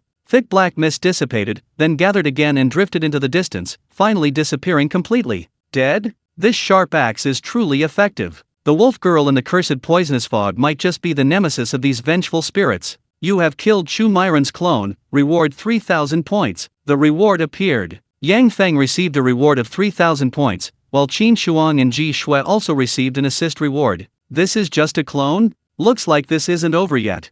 Yang Feng walked to the spot where Lei Shi died, squatted down, and picked up the Luo Gang Bagua plate. This thing could still be used. Chapter 45 The Tragic Life of Beauty Chu. Qin Shuang. Are you alright? Yang Feng approached Qin Shuang and patted his cheek. Heavenly Eye. This ability is extremely taxing on mental energy. After dealing with Chu Myron's clone, Qin Shuang fell into a brief daze, unconscious for a full 2 hours. Qin Shuang, lying on the bed, suddenly sat up. He screamed, clutching his eyes, gasping for breath, a few drops of bloody tears sliding down his cheeks. Boss. Qin Shuang's pupils swayed until he clearly saw Yang Feng and Ji Shui before him, at which point his emotions gradually calmed down. Don't be nervous, speak slowly.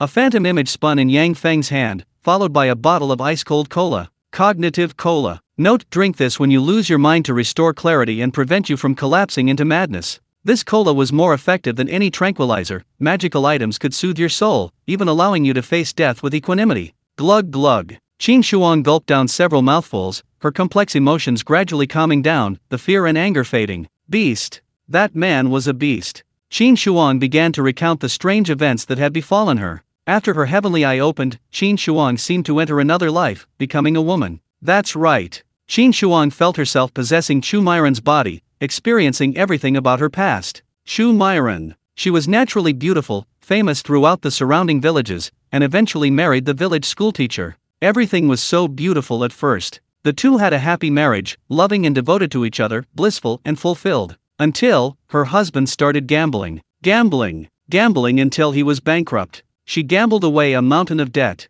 No matter how much Chu Myron pleaded with her husband, she only received a brutal beating. A woman alone, she had no choice but to weep secretly every night. To help her husband pay off his gambling debts, Chu Myron made a humiliating decision. She became a prostitute. Chu Myron began selling her body to pay off her husband's debts. Day after day, Chu Myron endured constant abuse, living a life of hell. The scene ends here. Qin Shuang recounted her story with heartbreaking sorrow. No wonder Chu Myron harbored such resentment after her death. Enduring such inhuman torture and injustice would breed resentment in anyone. Brother Qin Shuang, I have a question. Since you could sense everything about Chu Myron, Ji Shui's eyes darted around, and she covered her mouth with a light laugh. You could also fully experience it? This topic was somewhat suggestive. Qin Shuang raised his head, his face filled with humiliation and complex emotions, and finally nodded. This commotion completely changed the atmosphere. The tragic fate of Chu Myron, the hateful heartless man, all the accumulated emotions were destroyed by Ji Shui's question. Sympathy. Yang Feng also showed a sympathetic look, even lighting a cigarette and handing it to Qin Shuang. How bitter. As a man, Qin Shuang had to completely empathize with Chu Myron, not only experiencing the anger born of love turned to hate, but also making many unspeakable sacrifices. After a few moments of banter, the casual conversation ended. Yang Feng then took out the Luo Gen Bagua compass, intending to use it to continue searching for the vengeful spirit of Chu Myron. What a pity. Laishi is dead. Yang Feng observed the compass, noticing the needle spinning erratically. The vengeful spirit's magnetic field was changing, occasionally pausing to point towards the southwest barn. Are you all right? Can I use the heavenly eye one more time? Yang Feng asked Qin Shuang. The heavenly eye was crucial. It could force the vengeful spirit Chu Myron to appear and reveal past events and causes. Qin Shuang picked up the Coca-Cola and downed the remaining half bottle. No problem. Don't worry, boss. My heart isn't that fragile. Qin Shuang patted his chest, indicating he could use the heavenly eye one more time. Good, let's go. The three packed their belongings. They had just won a major battle, but were now heading to the next battlefield. Speed was of the essence. Delay could lead to unforeseen circumstances. The extremely dangerous hellish challenge was best ended as soon as possible. Half an hour later, the Raven squad continued along the village road. Perhaps due to the approaching evening, the sky grew increasingly dark, as if shrouded in a thin, gray veil. Help! Ah, help! A resident of hell came running from the direction of the barn, his eyes filled with terror and despair, stumbling towards Yang Feng's direction. What happened? Ji Shui stopped him. The man, who had been collapsing, muttered to himself, dead, all dead. They were all killed by that female monster. How terrifying. I'm next. I'll die, I'll definitely die. The man suddenly stood up and ran towards the nearby wasteland. A piercing scream rang out. Countless black hairs emerged from the damp soil, completely binding the man's body and dragging him slowly into the earth. Dead. He died directly underground. Be careful. Yang Feng warned, leading the two forward. Corpses littered the ground. More than a dozen corpses lay along the way. Roughly half of the inhabitants of hell were nearby. Their deaths were gruesome. Some had their bodies twisted and mangled, arms and legs irregularly twisted and turned, their heads turned 180 degrees. Some challengers bled from all 7 orifices, as if they had experienced something utterly terrifying, and had died of fright. Squeak! Yang Feng pushed open the heavy door of the barn, a musty smell wafting out. Several large rats crawled out of the shadows, showing no fear of humans. Hiss hiss hiss. My head is starting to hurt again. Qin Shuang sensed something, screaming in agony from a splitting headache. The vertical pupil of her third eye activated, and the surrounding scene, under the interference of a mysterious power, reverted to 100 years ago. Adultery. The beautiful Chu was having a secret rendezvous with a man in the barn. She was having an affair behind her husband's back, a secret known throughout the village, and all it took was some money. No, Chu Myron wasn't cheating. She needed money to pay off her husband's debts and to deal with the ruthless thugs from the gambling den. Bang! The barn door was kicked open. Chu Myron's husband, with a large group of men, arrived to catch her in the act. Enraged, he knocked her to the ground and began punching and kicking her. No, I didn't cheat. I'm selling myself to pay off my husband's gambling debts. Chu Myron had no words to express her suffering. Her so-called husband was the leader of the group that caught them in the act of adultery. If she uttered another word, she would be brutally beaten again. Kill her. Beat this adulterous wicked woman to death. Sir, everyone in the village knows. Chu Myron is not worthy of you. The men in the adultery catching group all glared menacingly. Chu Myron's husband even picked up a rock the size of a human head and smashed it down on Chu Myron. Hate. I hate. The Chu Myron, who was smashed to death, let out a piercing scream. Puffs of black smoke gathered, and Chu Myron floated into the air, her resentment spreading outwards. I will tear you unfaithful men to pieces. Chu Myron roared hoarsely, her aura becoming even stronger than before, and even her body gradually growing larger. Chapter 46 Bloodbath. A chilling killing intent. Asterisk splash. Splash. Splash. Asterisk. A rain of blood fell from the sky. Chu Myron's eyes were empty, tears of blood streaming down her face, her resentment manifesting as wind and rain. The ground beneath their feet writhed wildly, the filthy, malevolent black hair twisting like intricate tree roots, converging into thick ropes that coiled around them. Asterisk swish. Swish. Swish. Asterisk. Yang Feng, wielding a sharp axe, severed strands of thick black hair, then whirled around and swung it at Chu Myron. The axe hovered in midair. The seemingly ordinary axe swirled, cutting through the strands of hair that blocked its path. Chu Myron stretched out her enormous, ghostly claws, trying to grab the spinning axe, but the sharp blade severed several fingers before shifting towards her shoulder. It hurts, it hurts, it hurts. It hurts so much to have my head smashed, it hurts so much to have my body shattered, it hurts so much to have my heart ache. Chu Myron shrieked, half her shoulder cleaved open, but not a drop of blood flowed. Instead, countless clumps of black hair sprouted from her shoulder. Crunch, crunch, crunch. The spinning axe, enveloped by the hair clumps, emitted a series of ear-piercing friction sounds before being crushed into iron mud and fragments by the terrifying resentment. Damn it! The wolf girl's axe was also destroyed. Swish, swish, swish. The wildly dancing hair transformed into countless sharp blades that fell, and the rapidly blurring white figures retreated one after another. Dead bone white armor. Dead bone white blade. Yang Feng was completely encased in bone armor, his arms transforming into slender blades that extended forward, a faint, ominous aura emanating from him. The Cursed One. Yang Feng activated the power of the Cursed One. Although the Cursed One remained dormant, the subtly absorbed cursed power had permeated the dead bone, giving it some mysterious properties. A flash of light. The dead bone's white blade slashed through the clouds. Large swathes of wildly writhing hair were severed, but for every strand cut, 2 more would regenerate, mingling with the filthy blood falling from the air, emitting an even more foul aura. Splat! Fine wounds appeared on Yang Feng's body. Those blood-stained, malevolent hairs, piercing the ominous power on the surface of the bone armor, then easily tore the white bones apart. Ignoring physical defense? The dead bone armor's formidable toughness could not stop the malevolent black hairs of the vengeful spirit. The terrifying power left countless fine cuts, drops of blood seeping from the gaps. This was the first time Yang Feng had been injured since acquiring the dead bone armor. Boss, I'm here to help you. Ji Shui was in a terrible state, her body covered in fine wounds, almost a blood-soaked mess. Ignoring her own life, she activated the hidden human-faced venomous spider within her body, shattering it into large splatters of venomous blood, mixed with malevolent energy, and smearing it onto the dead bone blade.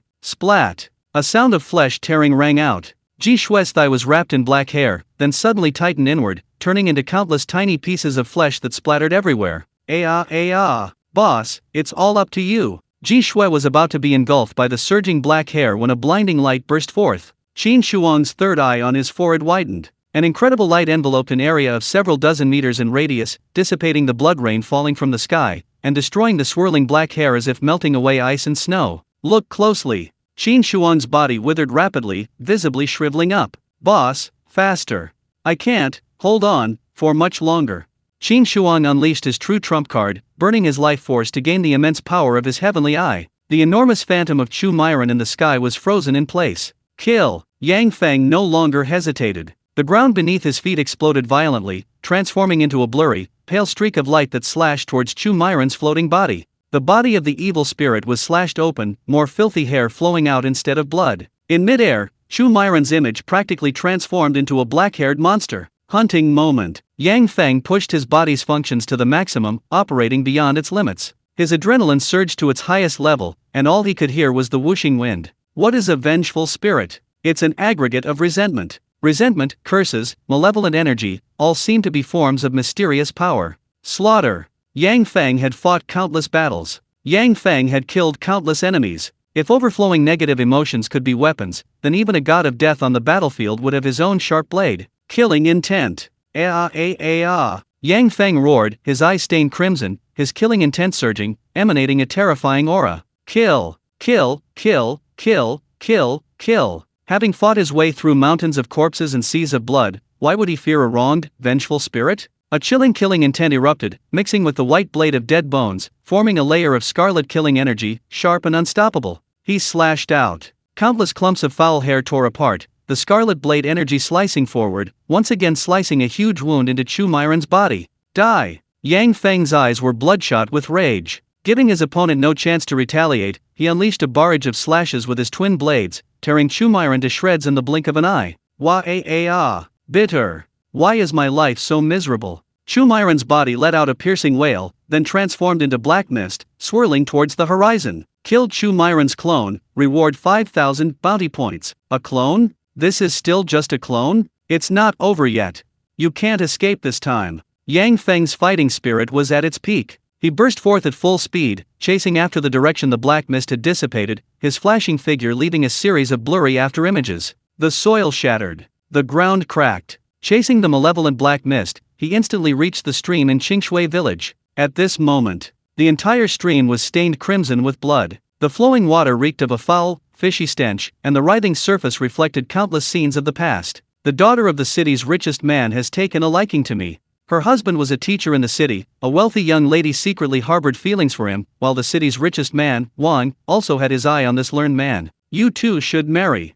The first son will bear the surname Wang, and the second son can take your surname to carry on your family line. Wang said condescendingly, wanting Chu Myron's husband to become his son-in-law. So, only one obstacle remained. Chu Myron. Blinded by power, the man devised a wicked scheme. He didn't actually owe a huge gambling debt, it was all a pretense by her husband. And Chu Myron, foolishly, sold her body and her dignity for him to repay the debt. That day, her husband, accompanied by several strong men, beat Chu Myron to death under the pretext of catching her in adultery, crushing her to death with a rock the size of a human head. Great! The schoolteacher's only stain was erased. He finally became the son-in-law of the city's richest man, enjoying endless wealth and luxury. That day, Chu Myron's husband married the richest man's daughter. Relatives and friends from all around came to congratulate him, the banquet filling half the city. People forgot about Chu Myron. Her resentment deepened, became more intense, more violent, and more intractable. Overnight, a vengeful ghost haunted her. Not only did Chu Myron's husband die of fright, bleeding from all 7 orifices,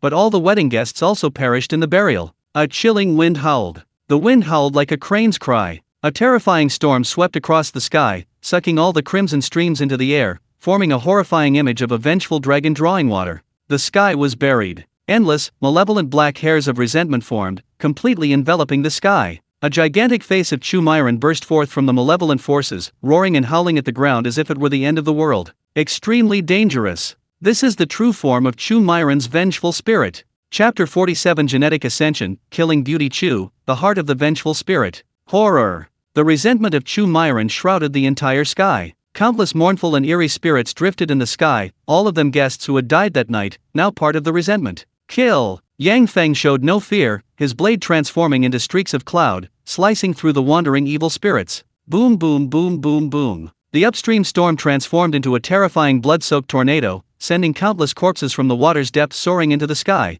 exploding into nourishment for the resentment. The colossal, malevolent face plummeted from the sky, its gaping maw sucking in blood, completely engulfing Yang Feng's body. Darkness. Yang Feng was enveloped by the infinitely expanding maw, the surrounding world buried, leaving only writhing black hair and blood, emitting an unbearable stench of decay. Die! A vast, writhing black mass relentlessly enveloped Yang Feng, attempting to crush and tear him apart. Yang Feng fought with frenzied rage, struggling and resisting with all his might even in the face of this relentless, all-encompassing onslaught, wielding his sharp blade like a spinning top. The sharp, malevolent hairs flowed endlessly. Yang Feng's relentless battle fueled his increasingly ferocious fighting spirit. His eyes turned completely bloodshot, and his entire being was enveloped in a layer of killing intent. Devour. These filthy black hairs, imbued with cursed power, were also an inexhaustible source of energy. Yang Feng forcefully activated his cursed devourer talent, his entire body absorbing the power of the vengeful spirits, channeling it continuously through his deathbone white armor to the tattoo on his heart. Gurgle, gurgle, gurgle. The tattoo of the evil, vertical eye seemed to emit sounds of hungry swallowing, the highest quality vengeful spirit power accelerating the process of his dormant transformation. Puft puft puft. Crack, crack, crack. Yang Feng's white armor shattered repeatedly, countless fine wounds gushing blood. Every moment, malevolent black hair sliced through his flesh, instantly turning Yang Feng into a blood-soaked figure. I will not die. This is not my time to die. This is not my place to die. Faced with the impending doom, Yang Feng revealed a ferocious smile of extreme excitement, his mouth almost stretching to his ears. Kill again, kill again, kill again. Yang Feng completely unleashed his bestial nature and killing intent, his eyes almost devoid of human reason, burning like blood-red flames of rage. Power unleashed at 100%. Every cell in his body went into a berserk state. Every muscle fiber tensed, every ounce of power was perfectly unleashed. That burning heart, like an engine running at full power, roared deafeningly, its blood surging like a raging river. Exhilarating. Yang Feng seemed to hear a shattering sound. The shackles of DNA were broken once more, the chains limiting human power were smashed to dust by a frenzied force. In an instant, the tattoo on Yang Feng's chest slowly opened its eyes. The cursed one completely merged into flesh and blood, all its power mixed into the DNA sequence, the murderous intent like mountains of corpses and seas of blood, along with the devoured vengeful spirits, becoming part of the flesh and blood.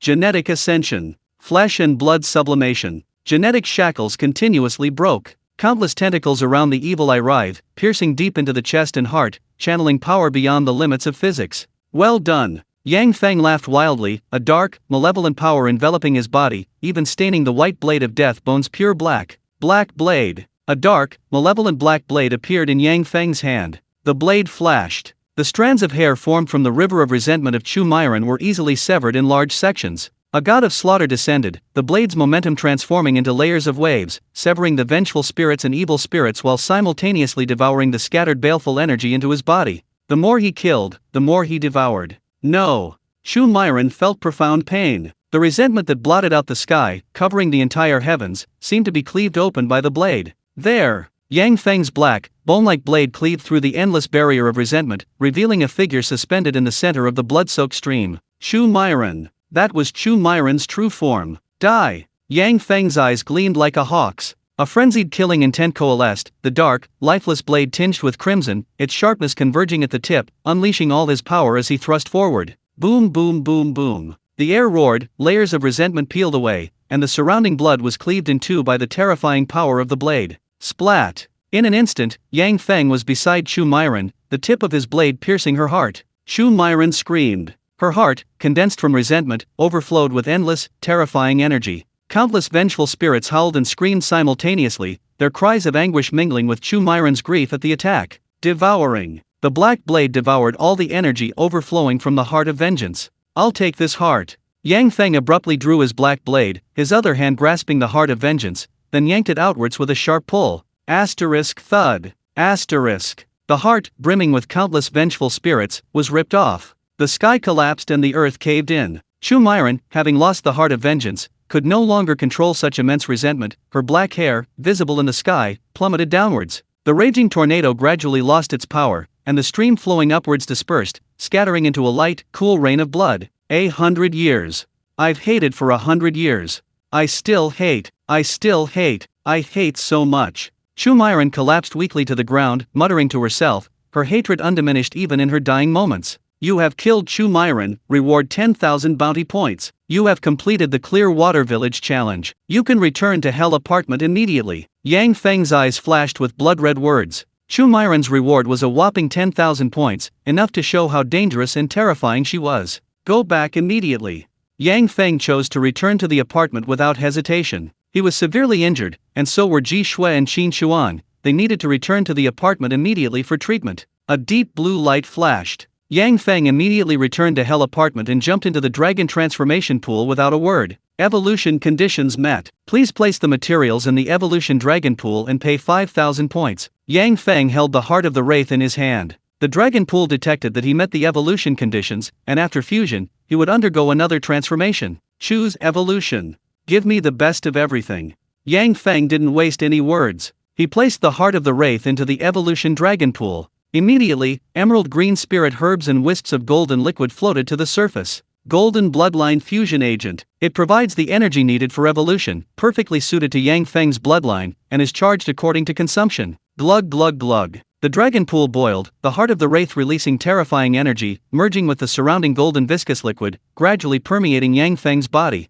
Evolution begins. Chapter 48. The Filthy Infant, the Sands of the Void, Mutated Arthrolimbs. Heart of the Vengeful Spirit. Evil, filthy black hair spilled out, mixing with a viscous golden liquid, gradually merging with Yang Feng's body. Every cell was undergoing a bizarre transformation, pure flesh and blood merged with resentment and killing intent, mixing into an unprecedented genetic sequence. Soul? Body? People distinguish between the two. The body is like a ferry to the other shore, seemingly the soul is the true essence. No. Evolution or cultivation has more than one direction. What will happen when the soul and body truly merge into one? Breaking limitations. Breaking shackles. Spirit and flesh united. Yang Feng seemed to have found the ultimate direction of evolution. The Cursed One's evil eyes fully opened, countless tentacles writhing and dancing wildly, then melting simultaneously with the heart of the vengeful spirit, seeping into Yang Feng's chest. Heart. Yang Feng's heart abruptly stopped beating, enveloped layer upon layer by a surge of energy. Pure, dark energy, accompanied by the tainted resentment of evil spirits,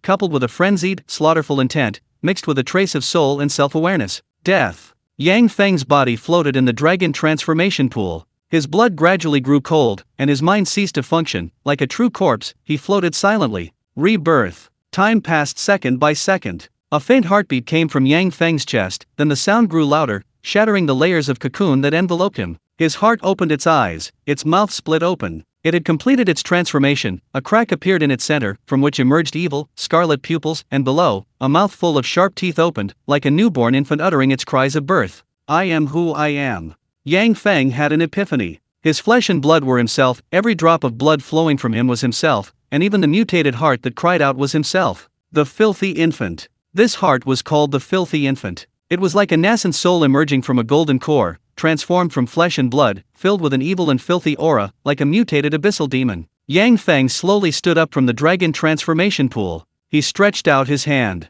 The death bone blade extended out, seemingly unchanged from before. Filthy infant. Yang Feng silently murmured. The heart opened its evil vertical eye, its mouth full of sharp teeth emitting cries and savage laughs, then extended plump, black little hands. Those little hands enveloped the death bone blade, quickly transforming it into an extremely dark and evil blade. Retract. His will stirred once more. The darkness of the evil infant blade faded, and the dead bone blade returned to its normal shape. Evolution complete. The Curse Eater's talent merged with his flesh and blood, transforming into the evil infant and gaining new, terrifying power. Checking the time again. This evolution took an exceptionally long time, a full 7 days and 7 nights. Ji Shui and Qin Xuan, have you extended your rest time? Yang Feng checked the information notification. Due to his special status, the tenants had the right to extend their rest time by consuming points. Bounty points, 28,000. So few? Yang Feng had previously accumulated 30,000 points, and the rewards from Clear Water Village were already maxed out.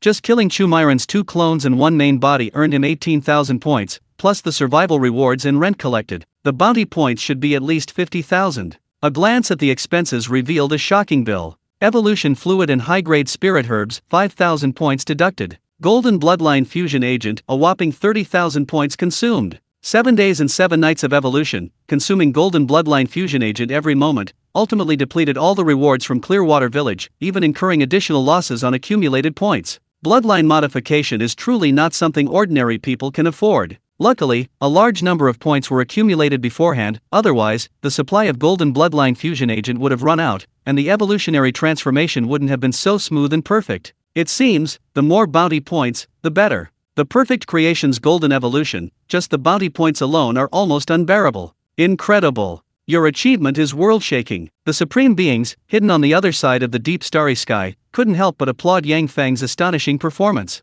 An unbelievable feat. The extremely dangerous hellish level, the 7-day survival limit, struggling to stay alive was so difficult. All people needed to do was evade the attacks of vengeful spirits, decipher the rumors of Qingshui village, find hidden items, and obtain weapons to subdue the vengeful spirits. Yang Feng, however, defeated Chu Myron. Not only her 2 clones, but even her main body was killed. Brutal decryption. Utter force overcomes all techniques. More gazes converged, all wanting to see this new star blazing in hell. Void sand. A seemingly ordinary grain of sand gathered in Yang Feng's palm, emanating a hoarse, murmuring whisper. Break through the void, the opportunity is only once. The Samura ring became scorching hot, then the sand began to melt, finally merging with the ring as if it had never existed. Break through the void? What does this mean? Yang Feng's mind stirred, and he began to observe the interior of the Samura ring. The space was 10 times larger than before, reaching 10 cubic meters, resembling a small room. What's that? At the very center of the 10 cubic meter room, a black singularity floated, and a dangerous tremor was felt when consciousness approached. This must be the opportunity to break through the void. What does it mean? Yang Feng couldn't understand this power, and breaking through the void was described as an opportunity, not a powerful strike to pierce through the enemy. Perhaps it will be useful in the future. Currently, disregarding the central singularity, the Samura ring's upgrade to 10 cubic meters is a considerable improvement. Let's go take a look. Yang Feng checked his condition, dressed, and prepared to leave. The 2 little piglets were also severely injured. He wondered how they were doing. Hell's Hall. One end of the corridor connected to a magnificent hall, with the Heart of Hell sculpture at its center, burning points to extend rest and stay time. On either side of the hall were various functional rooms. Ji Shui and Qin Shuang were sparring in the combat training room, honing their combat skills. Upon closer inspection, both had recovered from their injuries, though some minor issues remained. Ji Shui's thigh had been crushed, but she had used a secret technique to regenerate the limb, growing a spider-like prosthetic. These insect-like thighs possess unparalleled strength, resembling the hind legs of a jumping spider, with grotesquely developed muscles. Of course, for aesthetic reasons, Ji Shui covered the surface of her limbs with a layer of silver spider silk, at least making them less frightening. Barely qualifying as a white silk girl? Bang! Ji Shui unleashed a whip kick, sending Qin Shuang flying more than 10 meters away. Ouch! Holy crap, beautiful girl, can you please not use that move? My arm is almost broken.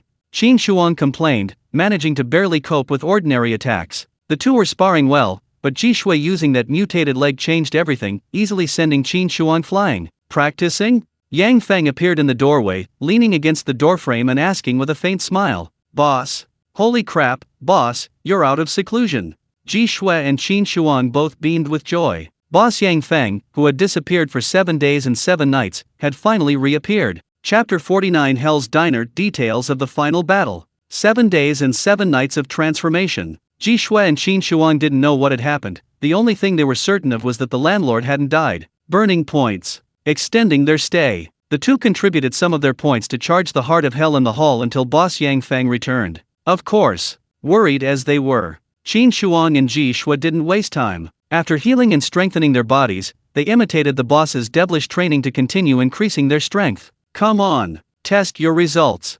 Yang Feng walked to the training ground, then beckoned to Ji Shui with his finger, signaling her to attack him. Okay, boss, be careful. Ji Shui didn't waste any words. Although full of doubts, she still attacked fiercely according to her boss's command. A soft sound. Ji Shui's arthropod feet slammed into the ground, her spider-like thigh muscles bulging and grotesque, unleashing power more than 10 times that of a human, transforming into a sharp arrow that shot forth. Not bad. Yang Feng nodded secretly, carefully observing Ji Shui's every movement. Whoosh whoosh whoosh. Ji Shui unleashed a storm of attacks, her jabs slicing through the air like bullets whizzing past ears. Yang Feng stood with one hand behind his back, like an unyielding ancient pine tree. All the attacks were thwarted. Yang Feng stood motionless, easily blocking all of Ji Shui's attacks with one hand. Your movements are too exaggerated. Too many openings.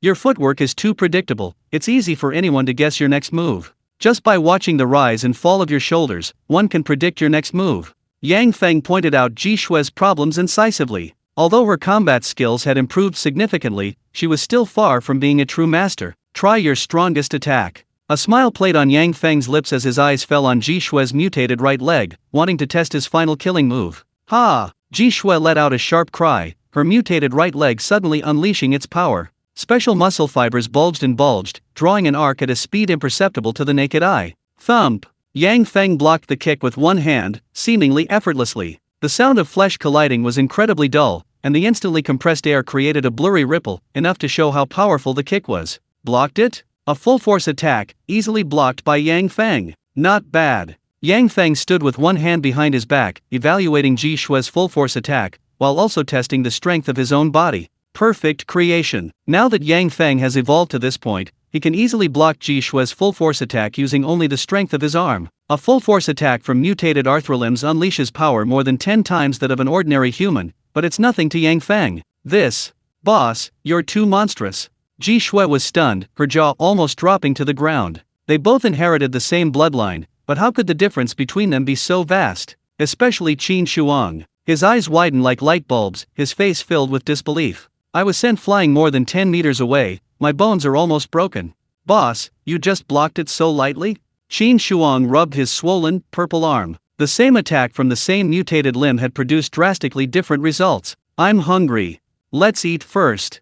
Yang Feng didn't explain further, leaving the operations room first and heading towards the nearby canteen. The canteen in hell was quite unique, with blood-red lanterns hanging around, like adding a sinister filter, making the whole environment eerie. In the center was a giant cauldron over 10 meters in diameter, covered with a roof-like lid, from which steam occasionally billowed, and the sound of frying could be heard from inside. Serve! The command was given. The giant cauldron lid slowly rose, and a huge cloud of steam roared up, filling the entire canteen with smoke. Then, various dishes appeared. Delicious delicacies. Rare and exotic foods. Steamers were filled with fresh lobsters and crabs, their vibrant red color emitting an enticing aroma. The second layer of the steamer contained a variety of exquisite dishes, including braised pork belly with preserved mustard greens, crispy fried pork, steamed spare ribs, and more. The third layer of the steamer held staple foods, translucent shrimp dumplings, juicy meat buns, and soft, fluffy steamed buns. I'll have some rice.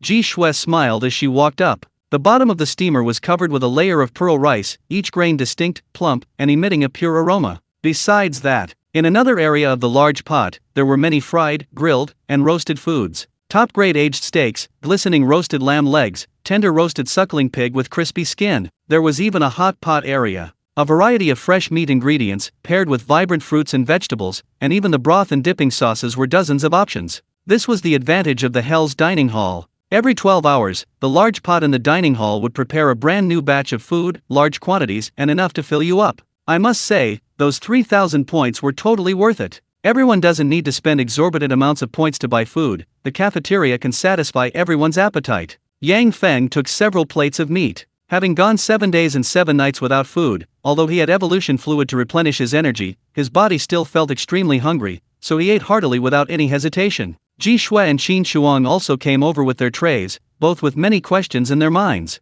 Boss, what exactly happened that day? Qin Shuang inquired about their experience in Qingshui village, the terrifying memory still fresh in his mind, a hint of fear showing on his face. The vengeful spirit Chu Myron was too terrifying. It took the three of them working together to destroy the second clone, and they were seriously injured in the process. Ji Shue's leg was crushed. Qin Shuang was also nearing the end of his life hanging by a thread. In this state, Boss Yang Feng actually launched another attack, chasing after Chu Myron's true form. It's hard to imagine what kind of desperate challenge he will face. Yes, I lost too much blood back then, and I barely survived by forcibly binding the blood vessels in my legs with spider silk.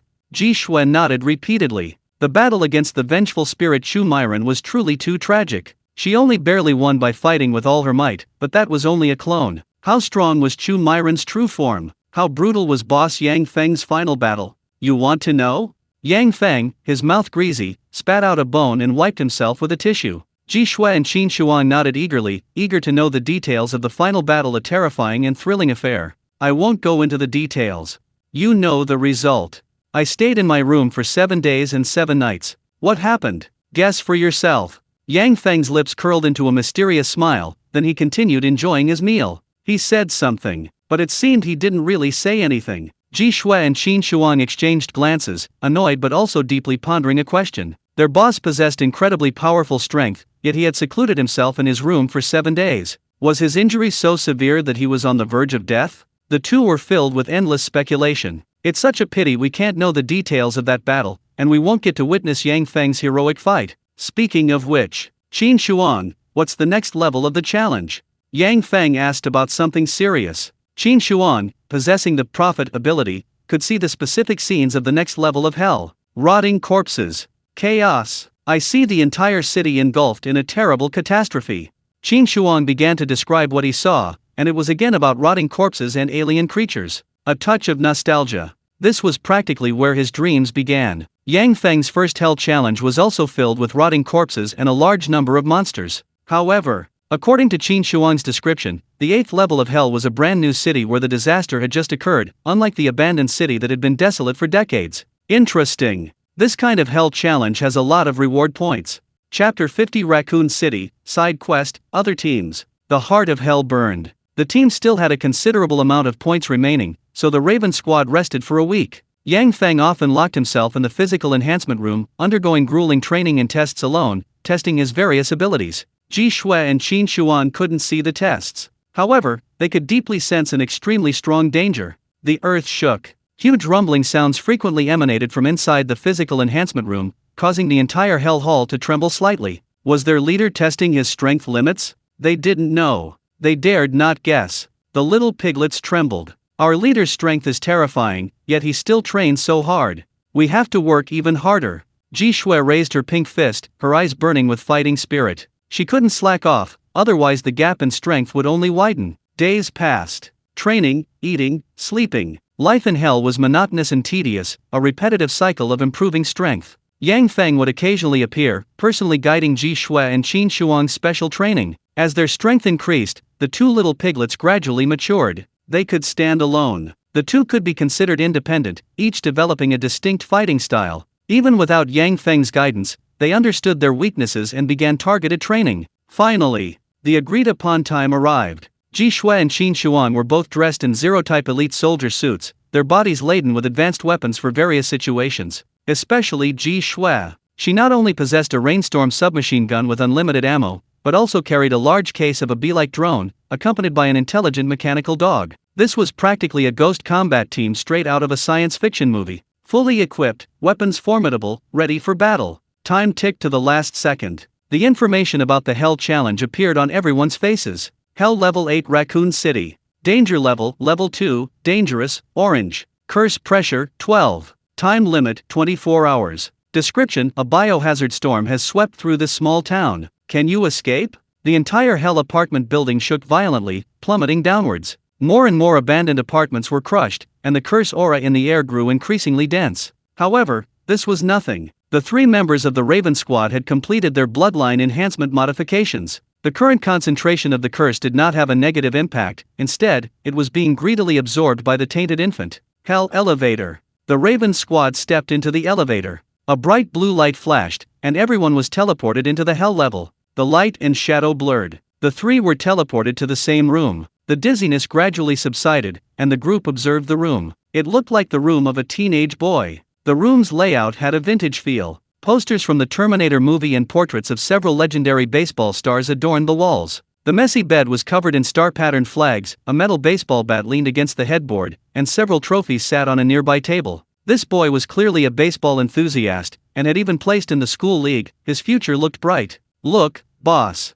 Ji Shui drew back the curtains, revealing a sliver of night. The city was in chaos, flames everywhere, explosions and screams echoing through the air, mingled with the roars and howls of hordes of monsters. Looking downstairs, a police car lay overturned, the ground littered with spent shell casings. Several sheriffs had mutated, becoming grotesque, decaying corpses, their throats emitting low growls. Raccoon City. Rule 1: Escape the city. Rule 2: Kill monsters to earn bounty points. Rule 3: Multiple teams compete in this tier. Each kill earns 500 bounty points. The death of a teammate deducts 1,000 points. Side quest: Find and escort the doctor's daughter away. 3,000 points reward upon completion. Side quest: Find the Veronica virus. 5,000 points reward upon completion. Blood-red words appeared on the eyeballs, revealing the tier rules. Competitors? Side quest? The challenges of the 8th level of Hell have changed. The challengers at this level, like the Raven Squad, have all signed agreements similar to lease contracts, forming different teams.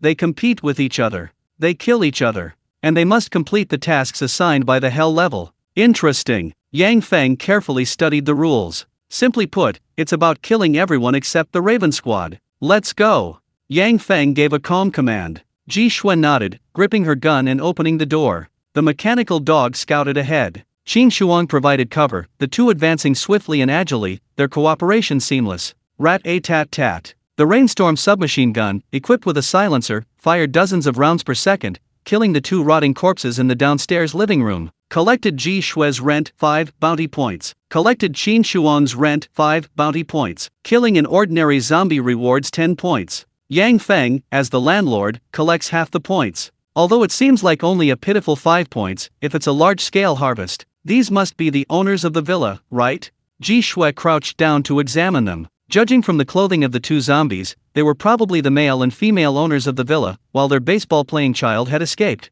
Look! Yang Feng went downstairs and looked at the blood-stained television, which was looping reports about the current situation in Raccoon City. Frontline reporter reporting. The only bridge leading to Raccoon City has now been destroyed by the military. A reporter stood near the crowded bridge, microphone in hand, watching countless innocent civilians weeping in anguish. Destroyed. Minutes ago, a fighter jet roared past, launching a missile that destroyed the bridge connecting the city to the mainland, reducing hundreds of civilians and countless vehicles to ashes. Debris rained down. After the explosion, a large section of the bridge collapsed, sending countless rocks and cars crashing into the sea. Many more innocent people, unable to escape, perished in the icy waters. The military claims that a nuclear missile will be activated in 24 hours to destroy the entire Raccoon City and prevent the spread of the biovirus. As a reporter for Raccoon TV, I appeal to. The reporter on the television was speaking when suddenly the roars and howls of monsters echoed nearby, and several rotting, decaying corpses pounced on her, knocking her to the ground. Then came gruesome scenes, cameramen and staff were disemboweled, and the television program was abruptly cut off. Warning, warning, warning. Survivors of Raccoon City, please proceed to the designated location. The military will dispatch helicopters for rescue. Please evacuate before the nuclear launch. The static-filled screen shifted, revealing a stern, white-haired general giving a final warning to the residents of Raccoon City. A nuclear bomb? In 24 hours, the entire city will be destroyed. This hellish challenge, though without a time limit, is a death knell if it comes with a nuclear explosion. We only have 24 hours. Yang Feng frowned slightly, feeling the time was too tight. He continued, kill the rotting zombie monsters to earn points, eliminate other squad members, complete the side quests, and finally escape the city.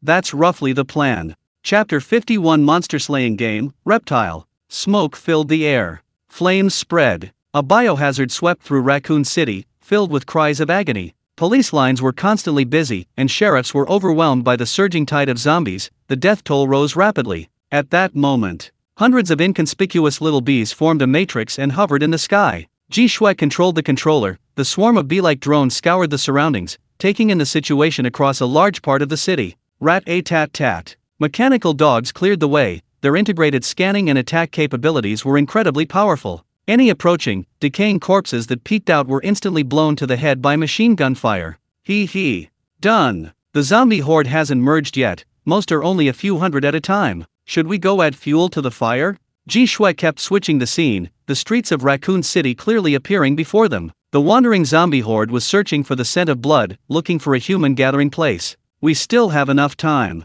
Yang Feng nodded, annihilating the zombie horde was a good warm-up. Da-da-da. Bang, bang, bang. A barrage of submachine gunfire instantly turned the rotting zombies, who were lying on the ground feeding on flesh, into mangled pieces. Qin Shuang, wielding a large-caliber Desert Eagle equipped with an unlimited ammo module, blasted a zombie's head into a bloody mist of dust with a single shot. Oh, I remember the unlimited ammo module can only install regular ammo types. Your Desert Eagle uses magnum tungsten steel armor-piercing rounds, right? Yang Feng noticed that Qin Shuang's powerful weapon, the Desert Eagle, nicknamed the miniature hand cannon, could also be equipped with an unlimited ammo module, and even special types of armor-piercing rounds. Hee. Boss, you know your stuff. Qin Shuang held up his Desert Eagle, a hint of pride in his voice, and said, this is a gift from the stars, so it can be specially modified. I see. A terrifying, supreme being bestows gifts. The Samura ring on Yang Feng's left index finger was a gift from a supreme being. Qin Shuang's Desert Eagle was the same, magnum tungsten steel armor-piercing rounds, plus an unlimited ammo module, and even the gun body was custom-made from an unknown metal material. Soon, the group arrived at the chaotic street. A large number of cars collided in the chaos. The rotting monsters smashed windows, dragging drivers out and tearing them apart with their gaping maws. Ugh. The rotting corpses emitted low, hoarse growls. Their virus-mutated bodies appeared slow, but their strength far surpassed that of ordinary humans. The death toll rose rapidly. Several hundred rotting corpses formed a small horde, converging towards the direction of the gunfire. They're coming. Jishue's face lit up with excitement as she ordered the mechanical dogs to unleash full firepower. Metal bullets rained down, and the guns on the mechanical dogs' backs were equipped with unlimited ammo modules, a testament to Jishue's immense wealth. Hey, Jishue, leave me some. You're killing them too fast. Qin Shuang's face darkened as he watched the horde of corpses fall in droves. The submachine guns rained down like streaks of light, firing over 30 bullets per second at the horde of zombies. Wherever the guns were aimed, large amounts of blood and flesh would explode in a burst. The mechanical dog, equipped with a built-in scanner, rotates its muzzle 8 times per second at full firepower, meaning it can kill 8 monsters. Collected Jishue's rent 5 bounty points. Collected Jishue's rent 5 bounty points. Collected Jishue's rent 5 bounty points. Yang Feng's hidden information bar was flooded with points. The monsters were being slaughtered en masse, and the zombie horde couldn't get close. Qin Shuang panicked. If he didn't act soon, all the points would be gone. Qin Shuang charged towards the zombie horde, repeatedly pulling the trigger of his Desert Eagle. The high-caliber bullets had extremely strong penetrating power, easily shattering the heads of the rotting corpses, continuing their trajectory backward, killing 5 monsters before deviating from their path. 1 shot, 5 dead. If the firing angle were adjusted further, even more could have been killed. Awesome! Ha ha ha ha. Zombie-themed games are my favorite. I never thought I'd get to try it out in hell. Qin Shuang laughed heartily. Killing the zombie horde was as easy as playing a game. Indeed. The Raven Squad was too strong, killing low-level monsters was effortless, like cutting vegetables. Looks like there's no need to intervene. Yang Feng took out a pack of cigarettes, the silver lighter making a crisp sound, and idly lit one. These low-level rotting zombies weren't worthy of Yang Feng's personal attention, he could leave them to the piglets. Collecting rent while lying down wasn't bad either. Yang Feng's gaze drifted into the shadows. In the shadowy alley, strange figures moved about, resembling giant canines, quickly climbing onto houses. Species, reptilian. A massive, scarlet body, its muscles bulging menacingly, had torn through its outer skin, revealing steel-like fibrous tissue. These mutants looked very similar to the Heteranodon, only several times smaller, but still comparable to the strongest bison. Yang Feng exhaled a puff of smoke, offering no warning, wanting to observe the 2 little piglets' performance. Mutant. Qin Shuang, be careful. As a web weaver, surrounded by numerous small spiders, Jishue immediately sensed the reptilian beast and warned Qin Shuang in the distance. Bang! A loud crash. The reptilian beast's massive, scarlet body leaped down, its sharp claws gleaming coldly, lunging viciously towards Qin Shuang. Qin Shuang snorted coldly, quickly rolling backward without hesitation, easily dodging the attack. His special training hadn't been in vain. Whether it was reaction speed, physical strength, or even endurance and mental fortitude, everything had been greatly enhanced. You dare to ambush me? Qin Shuang raised his Desert Eagle and pulled the trigger repeatedly. The reptile's muscle fibers were extremely tough, but they couldn't withstand the magnum tungsten steel armor-piercing rounds. It exploded instantly, spraying blood everywhere, and its head was mostly blown off. Rental fee collected from Qin Shuang, 50 bounty points. This reptile was worth 100 points. Collecting half as rent significantly improved earning efficiency. On the other side, Jishue wasn't idle either,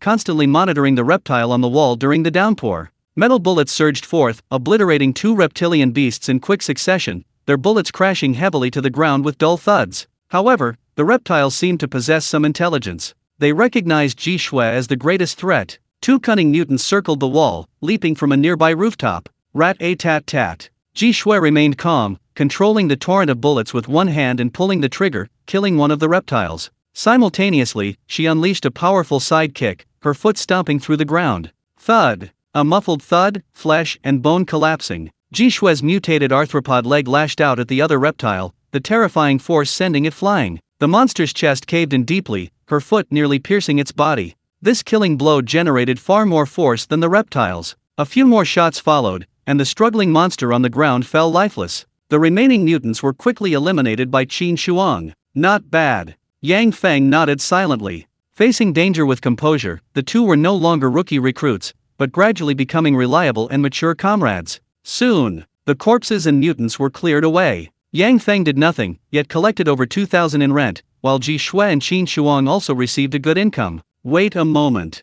Let me check. Yang Feng walked to the mutants, cut open the back of their heads, and then dissected the corpses. No blood cores. No corrupted crystal cores. The biological structure of these mutants was completely different from the monsters in the post-apocalyptic wasteland, and they didn't produce any valuable resources, which was slightly disappointing. Ring ring ring. As everyone cleaned up the battlefield, a phone booth on the street suddenly rang. Who was calling? A phone booth, a ringing phone, and the bloody battlefield littered with debris. It was truly eerie. Yang Feng walked to the phone booth, picked up the receiver, and held it to his ear, waiting for the other party to speak. A hoarse male voice came through after about 10 seconds. Hello. This is Dr. Chapter 52 Biological Weapons, The Hunter. Doctor.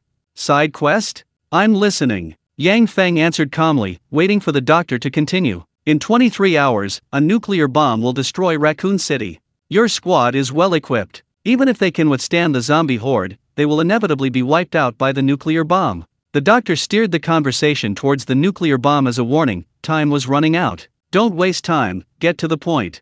Yang Feng interrupted the doctor's preamble. I can provide a helicopter to take you away from Raccoon City. As payment, your squad must do something for me. Rescue my daughter. The doctor stated his conditions, and the plot, as the blood-red text indicated, confirmed it as a side quest to save the doctor's daughter. Yang Feng remained silent for a moment, seemingly deep in thought. The doctor was monitoring the entire city with cameras. The other squads must have received the same mission. Okay, we'll take this mission. Where is your daughter? Yang Feng accepted the mission, and the doctor's voice came through again quickly. Umbrella Corporation. On the surface, it's a pharmaceutical company, but deep underground, there's a massive research base. The Hive. I'll help you gain access. Contact me again after you reach the Umbrella Corporation building. The doctor hung up the phone, providing the most crucial information. Umbrella. The Hive base. Yang Feng left the phone booth and then ordered Ji Shui, plan the route. We're going to the Umbrella Corporation. Buzzing. The hive-like drone ascended, observing the route through Raccoon City. The Umbrella Corporation was the mainstay of the city, and its building was the most imposing and conspicuous. The drone immediately spotted the target. About 5 kilometers.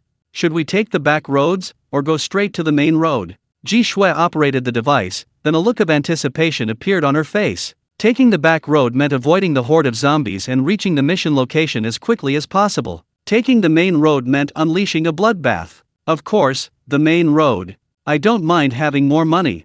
Yang Feng said matter-of-factly. As a top mercenary, greed was also a crucial trait. Maximizing profits was paramount. Slaughter. The Raven trio walked straight down the main road, facing the horde of zombies without flinching, and began a bloody massacre. A hail of bullets. Smoke filled the air. Blood and flesh flew everywhere. The T-virus infected zombies were blasted into pieces one after another, and their points soared. Awesome. Kill as many as come. Unlimited ammo is for situations like this.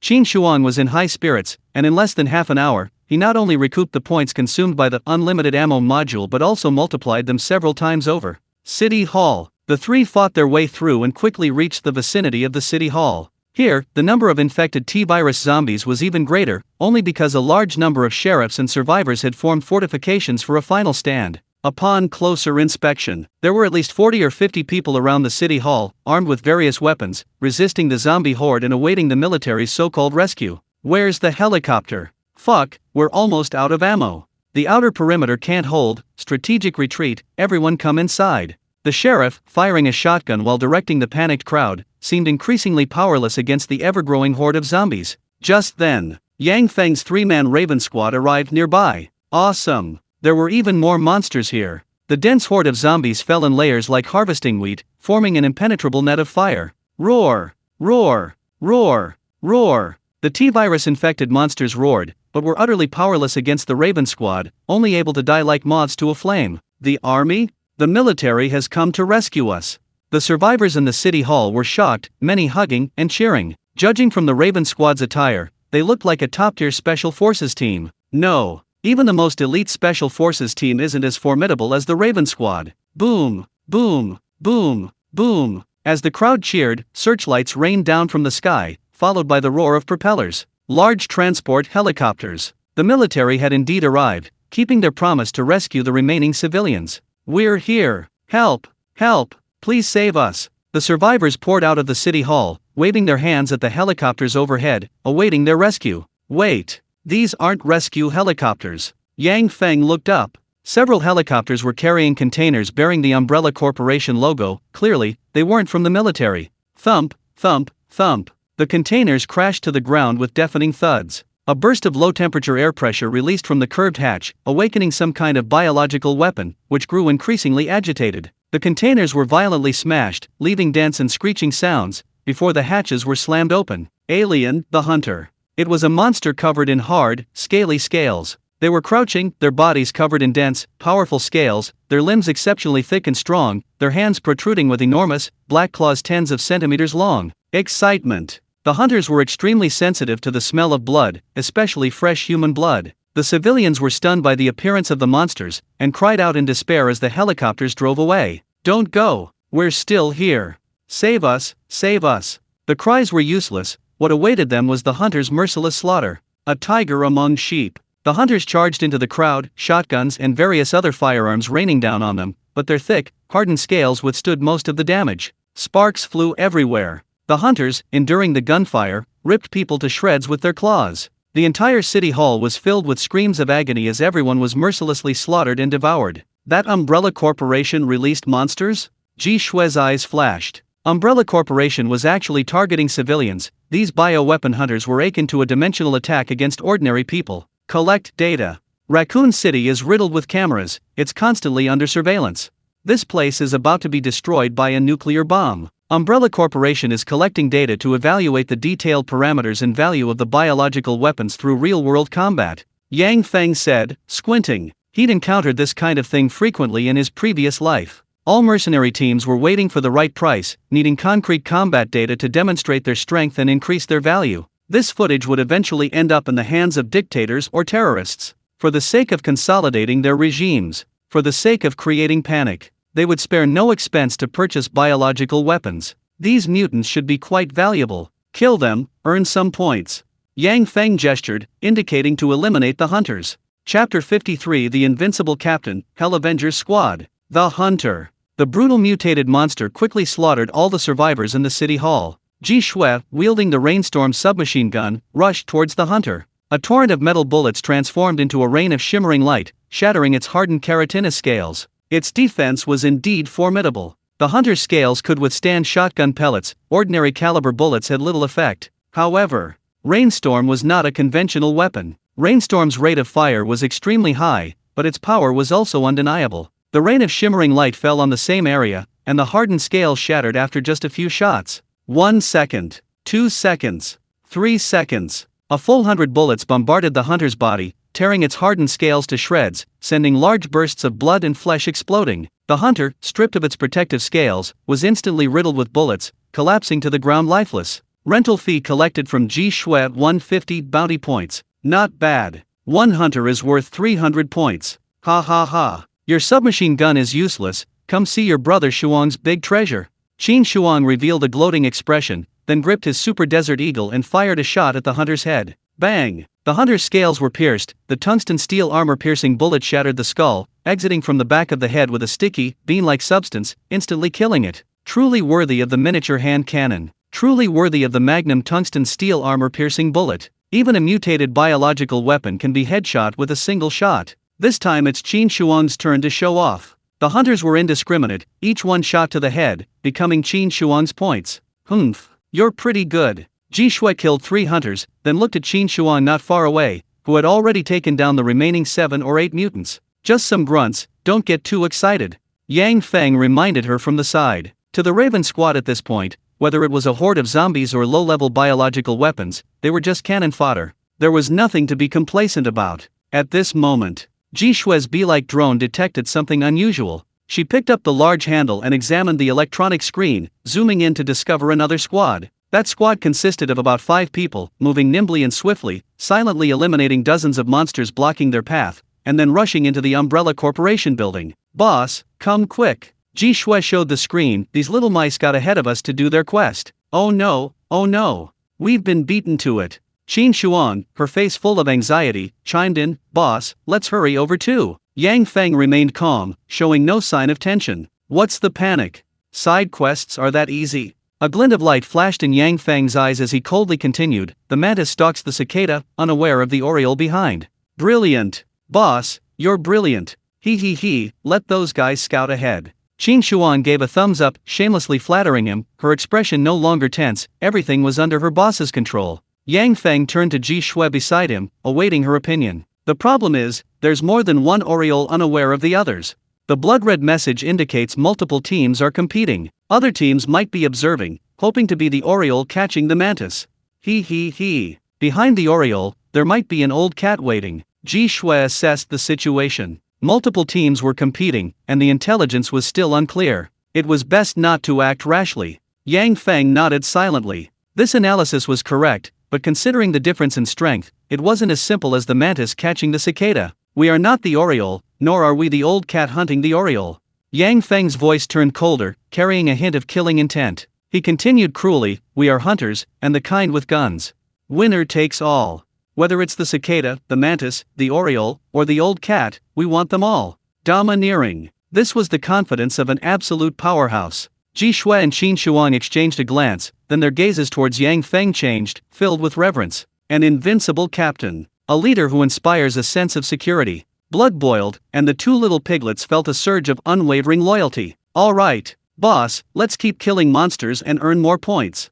Forget about missions, forget all about them. Ji Shui patted her chest, her face full of excitement, while Qin Shuang beside her nodded in agreement. Ding! Yang Feng lit a cigarette, revealing a confident yet ruthless smile. Of course.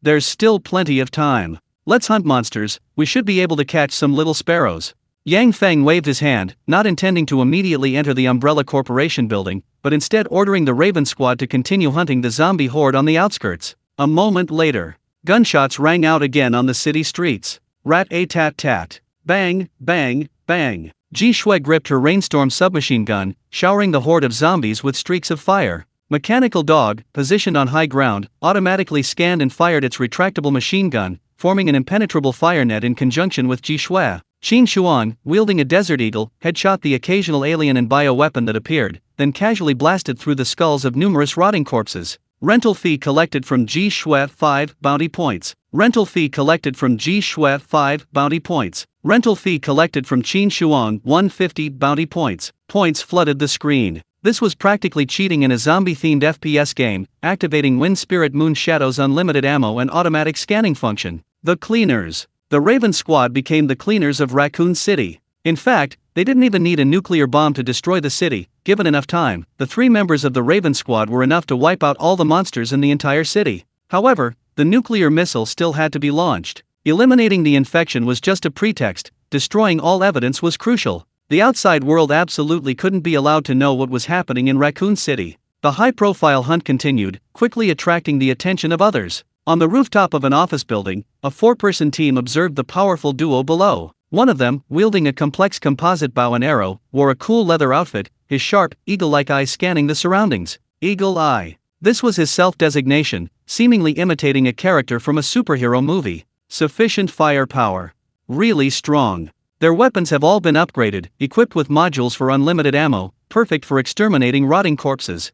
Hawkeye reported the battle situation, a look of envy on his face. Unfortunately, his bow and arrows couldn't be upgraded with unlimited ammo modules, and even if they could, drawing the bowstring would be incredibly tiring. Why don't we just take them? A slightly seductive and languid voice rang out. It was a woman, her black bodysuit showcasing her graceful figure perfectly, coupled with her golden-dyed hair, easily reminding one of another legendary figure. The Widow. That was her code name. Hawkeye's providing support from afar. Widow and I will take them both down, then steal the unlimited ammo weapon. A deep male voice rang out, and a tall, strong man, wielding a round shield adorned with a burning flame graphic, flashed a hearty, confident smile. Hell, Captain. Weirdo. Truly weird. These guys are just doing cosplay in hell. They're portraying classic characters from a movie they watched in their previous lives, and with a few personal touches, they formed a bizarre team. Hell Avengers Squad. Chapter 54. Your team members are about to die. Attention! We're being monitored. The target should be on the roof of the office building at 3 o'clock. Ji Shui issued a warning via the communicator on her tactical helmet while killing monsters. The Webweaver. A small black spider crawled on the rooftop. The swarm of hive-like drones activated, capturing their movements on cameras, but they were completely unaware. Spotted. Yang Feng, standing in the shadows, received the message through his headset. His pupils contracted as he looked towards the figure on the office building rooftop. Suddenly, the eagle-eyed figure on the rooftop drew back his bow and fired. Magnetic Storm Arrow. A special arrow, flashing blue light, shot towards the mechanical dog, unleashing a magnetic storm ripple the moment it hit the ground. Zzzzzzzzz. A bright blue light flashed, and the spreading magnetic storm destroyed the mechanical dog's chip and electronic devices, even affecting the nearby hive-like hive. Electronic equipment malfunctioned. The bee-like drones lost control and plummeted to the ground. The attack began. Several more arrows rained down from the sky. Exploding arrows. Arrows flashing red dots shot towards Ji Shui and Qin Shuang one after another. Dodge. Ji Shui and Qin Shuang quickly dodged, their feet moving swiftly to avoid the arrow attacks. Boom! The exploding arrows exploded, the intense heat hitting them and the shockwave shattering the windows of nearby cars. The two were prepared. They dodged and weaved, taking cover behind cover to avoid the blast. Pretty impressive. A graceful figure swiftly approached. A blonde widow rushed to Ji Shui's side in the blink of an eye, confidently choosing close-quarters combat, intending to use her superior fighting skills to subdue Ji Shui. On the other side, a tall, imposing man appeared near Qin Shuang. Captain Hell, wielding a shield made of a special metal, launched a fierce charge. Clang, clang, clang. The Desert Eagle fired tungsten steel armor-piercing rounds, but they only sparked when they hit the vibranium shield. The impact of the bullets barely slowed Captain Hell's advance. Unable to penetrate? Captain Hell's shield is just too hard. It's over. Hawkeye on the rooftop smiled victoriously. Another man approached, his skin a ghastly green. He glanced at the devastation on the battlefield and slightly adjusted his glasses. It's indeed over. Weapons and equipment are ultimately just external forces.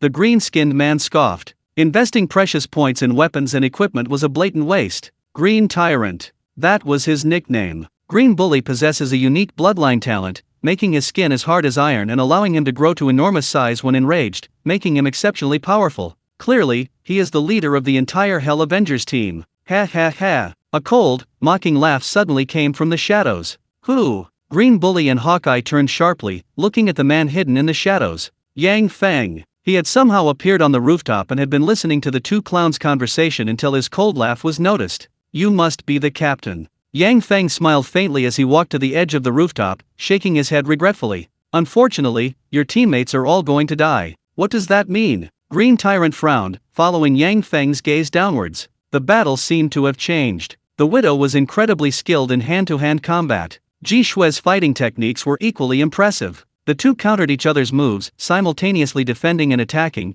constantly neutralizing their opponent's joint locks. And that wasn't all. Rotting monsters kept surging towards them. While resisting their attacks, they also had to snap off the heads of the monsters around them, then turn and continue their attack. The battle suddenly became even more dazzling. You're pretty good. The widow smiled confidently, then increased the frequency of her attacks, making the angles more tricky. He. Sister, you're great too. Ji Shui giggled, but a murderous intent lurked in her eyes. She stopped probing and unleashed her killing move. Ha! Ji Shui's right leg slammed into her, the muscles wrapped in silver-white threads bulging violently, becoming as thick as a grasshopper's thigh. The force was immense, the whip kick as hard as steel. The widow instinctively raised her hands to block, one hand protecting her head and side, the other forming a brace, creating a perfect defensive stance. Thud! A dull thud of flesh colliding rang out. The widow's face paled instantly. The sound of bones breaking and shattering filled the air. The powerful kick instantly snapped her arm bone, continuing its momentum towards her side.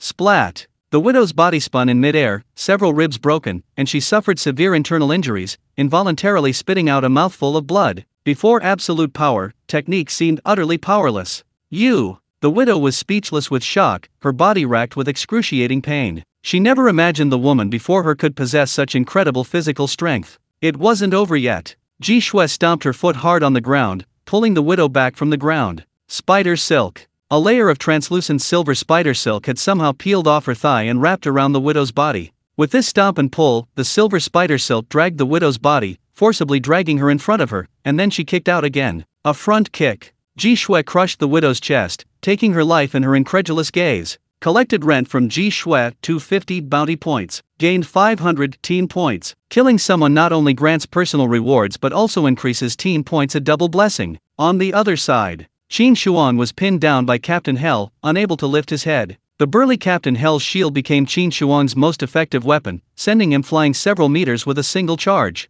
Qin Shuang, need help? Call me good sister and I'll kill him for you. Ji Shui, having killed the widow, joked with Qin Shuang, who was standing not far away, while simultaneously raising her submachine gun to mow down the approaching horde of zombies. These words clearly stung Qin Shuang's pride. "I don't need your help." Qin Shuang gritted his teeth and insisted, forced to use his trump card. "Freeze!" Qin Shuang's third eye on his forehead slowly opened, emitting a blindingly bright light. This attack was extremely taxing. Qin Shuang's face paled considerably, and he was visibly withering away. However, the power of this attack was terrifying. Captain Hell was frozen in place, his entire body controlled by an inexplicable force, unable to move even a finger. Qin Shuang quickly circled behind Captain Hell, picked up his Desert Eagle, and fired several shots into the back of his head. Bang, bang, bang. Magnum tungsten steel armor-piercing rounds shattered Captain Hell's skull, exploding into a large amount of blood and some tofu-like liquid. Collected rent from Qin Shuang, 250 bounty points. Gained 500 team points. Dead.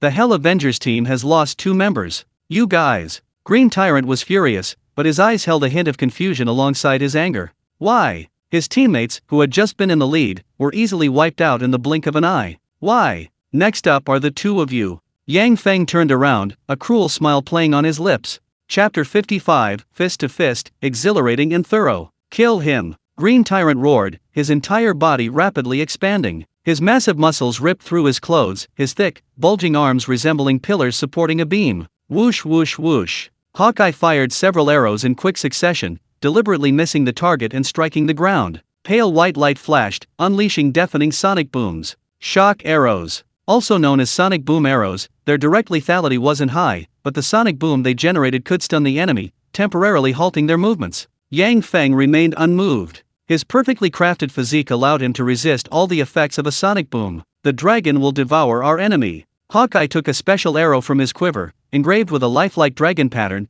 containing unimaginable terrifying energy. He drew back the bowstring with all his might, pouring all his strength into the arrow, and the dragon totem seemed to come alive. Roar! Roar! Roar! Roar! Roar! The instant Eagle Eye released the bowstring, the arrow transformed into a gigantic, ferocious dragon, roaring and unleashing destructive power. The earth trembled. Wherever the dragon passed, the ground shattered and exploded, the reinforced concrete instantly crumbling and collapsing. Not bad. This archer is quite skilled, possessing a killer move. Faced with such a terrifying attack, Yang Feng made an inexplicable movement, simply extending his right hand and then gripping it. Buzzing, buzzing, buzzing. Yang Feng actually grasped the arrow shaft, as if grasping the dragon's body. The destructive power abruptly ceased, and the arrow emitted a loud, mournful cry. The filthy infant. Upon closer inspection, one would notice that Yang Feng's right hand had turned black. Dead bone blades covered his palm, the darkest, purest evil power covering the bones, transforming into a bizarre black. Bizarre?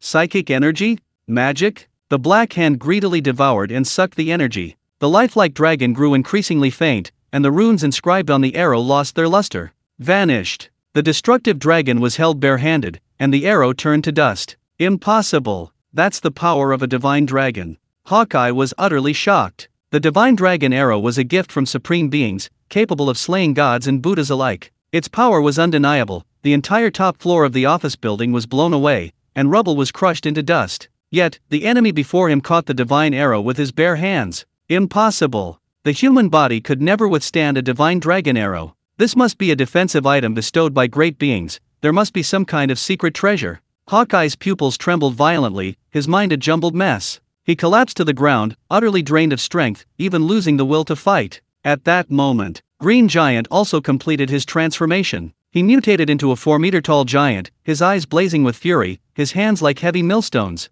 He leaped high, clenching his fist and smashing it down at Yang Feng. Come on! Yang Feng grinned maliciously, meeting Green Giant's onslaught with a punch of his own. Boom boom boom boom. The earth trembled, and the top floor of the building collapsed. The fists, vastly different sizes, collided with a deafening roar. The reinforced concrete floor, unable to withstand the immense pressure, collapsed and cracked extensively. Upon closer inspection, Yang Feng stood before the Green Giant like a child, yet the power he unleashed was by no means weak, even possessing a slight advantage. What kind of power was this? What an exaggerated physique! Beneath that seemingly ordinary body lay such immense and terrifying strength, capable of exchanging blows with the 4-meter-tall Green Giant. Finally, a suitable punching bag has arrived. Yang Feng's eyes revealed a hint of excitement. He had rarely encountered an enemy who could rival him in strength. Sizzle! Yang Feng tore his clothes apart, revealing muscles as hard as refined steel and demonic iron. Although they didn't appear bulging or ferocious, they were the result of countless reforgings and temperings, a peerless material.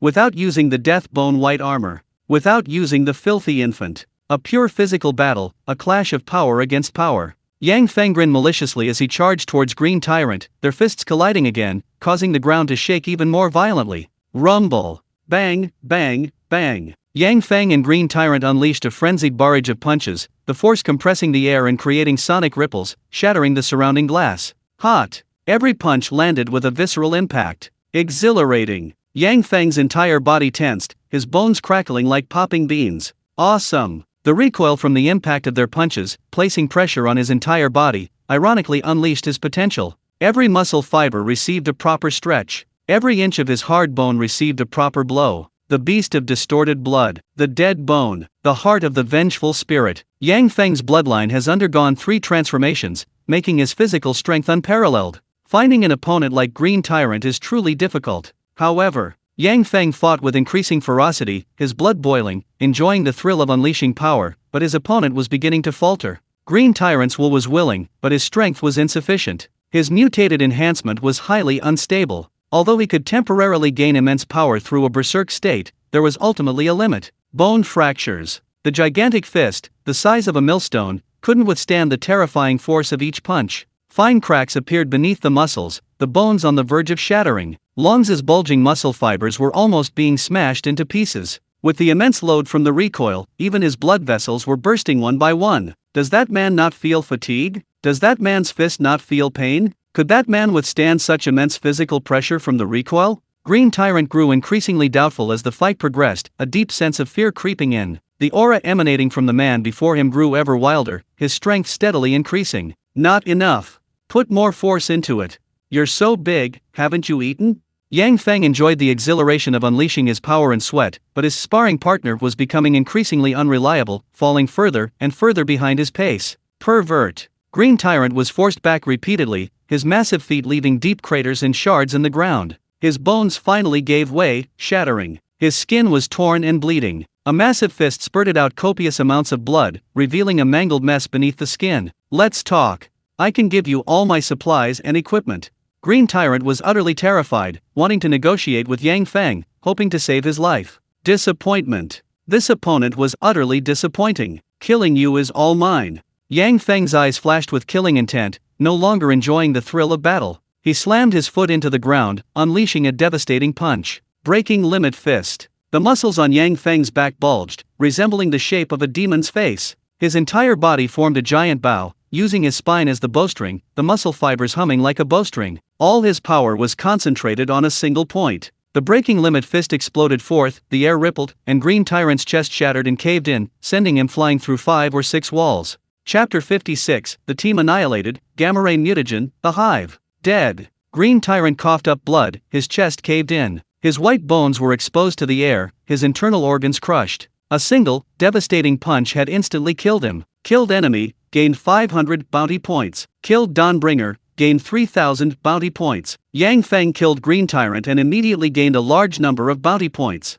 Dawnbringer. This guy was incredibly strong and had even won a championship title. Unexpectedly, he had gained something else. Killed Green Tyrant. Yang Feng crouched down again, searching around the corpse. Since this guy wanted to negotiate, it meant he had something good on him. Soon, Yang Feng found a damaged reagent. The transparent glass tube contained serum that emitted a strange fluorescent substance. Gamma Ray Mutagen, defective product. Note, a product purified from gene serum. High concentrations of gamma ray substances can induce gene mutations. This is the purified drug used for Green Dad's body mutation. This should be the drug used for Green Dad's deep mutation, but it didn't meet the mutation conditions, only producing a defective product with a lower concentration. I wonder, can I complete it? The light and shadow blurred. Yang Feng put it into his storage ring, then took out a shirt and put it on. Soon, Yang Feng returned to the rooftop and stood before the archer, Hawkeye. He witnessed the earth-shattering battle just now, completely giving up resistance, slumped to the ground awaiting his death. Why? The Hell Avengers squad has always been invincible. Hawkeye muttered to himself, looking despairingly at Yang Feng who was walking towards him, and couldn't help but ask, why are you so strong? This doesn't make sense. The Hell Avengers team possessed an overwhelming advantage. They had encountered many opponents before, but all had been easily defeated, their enemies utterly helpless, at the Avengers' mercy. This time was different. The Hell Avengers team, instead, became the ones being ravaged. How could this be? Could it be because their win rate was too high, resulting in an unbeatable enemy being matched against them? I have to admit. Your team's strength is not bad. Yang Feng, looking down at them coldly, said calmly, but that's only for ordinary people, nothing to be proud of. Kings among kings. Champions among champions. Yang Feng was a Dawnbringer, yet he could still easily annihilate those of the same level. Even Dawnbringers have their limitations. Raven. I saw the information, Raven Squad. Hawkeye muttered the word Raven, like in mythology, leading people to their deaths. Let's go. Yang Feng said no more, grabbed Hawkeye by the throat, and snapped his neck with a slight twist, sending him sprawling to the ground. Killed an enemy, gained 500 bounty points. Annihilated the Hell Avengers team, gained 5,000 team points. The Hell Avengers team was completely wiped out. Besides the individual rewards, a large number of team points were also gained, an unexpected surprise. A few minutes later, Yang Feng and the piglets reunited. Boss is awesome. We've really hit the jackpot this time. Qin Shuang fiddled with Captain Hell's shield, which appeared to be made of vibranium, its hardness beyond imagination. Hand it over.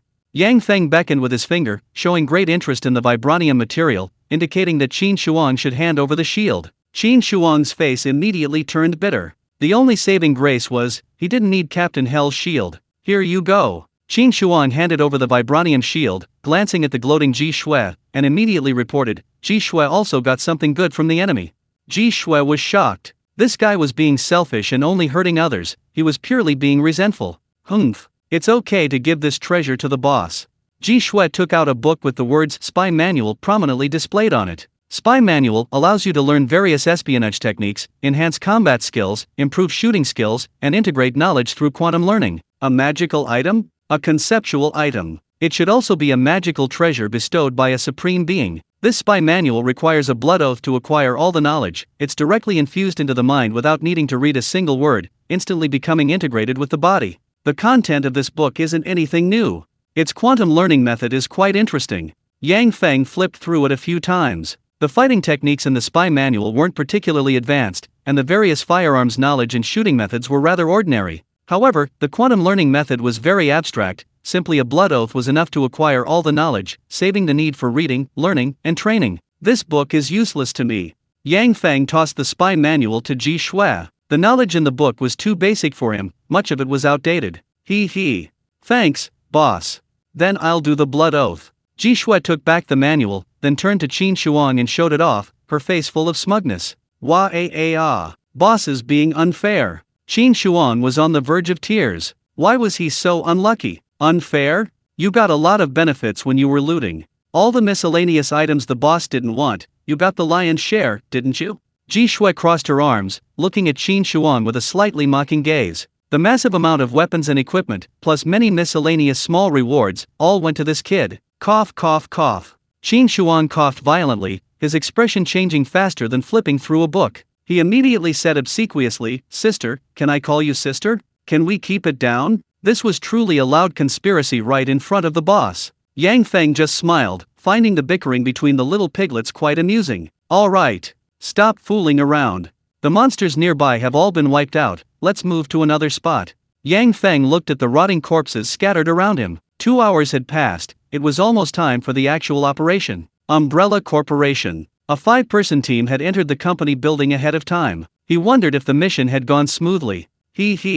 Boss, let's go pick the peaches.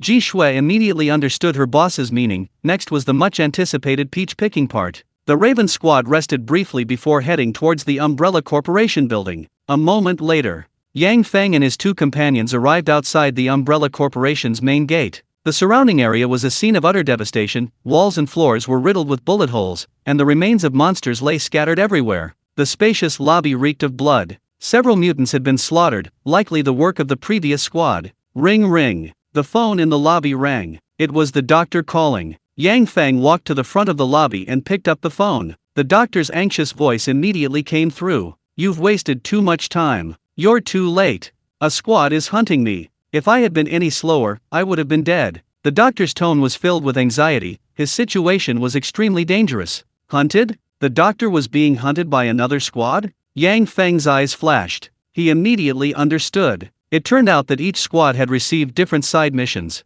Initially, Yang Feng mistakenly assumed the doctor would call each team and assign the same task. Unexpectedly, the other teams belonged to different factions, serving different powers, creating an antagonistic situation. Was this to prevent the teams from cooperating? To fight each other? This was exactly what the supreme beings of hell wanted to see. Don't talk nonsense if you don't want to die. How do we get into the hive? Yang Feng interrupted the doctor's complaint. One more word and he'd kill you too. I'll grant you access to the hive. You can take the elevator down directly. The doctor replied, and then a row of elevators in the lobby flashed green light, their doors opening to welcome the Raven team. Let's go. Yang Feng waved and led the piglet into the elevator. Electronic scanning and facial recognition all passed, granting them access to the base. Of course, caution was always wise. To prevent any traps, the team's first action upon entering the elevator was to smash the roof, ready to escape at any moment. The elevator slowly descended. 50 meters. 100 meters.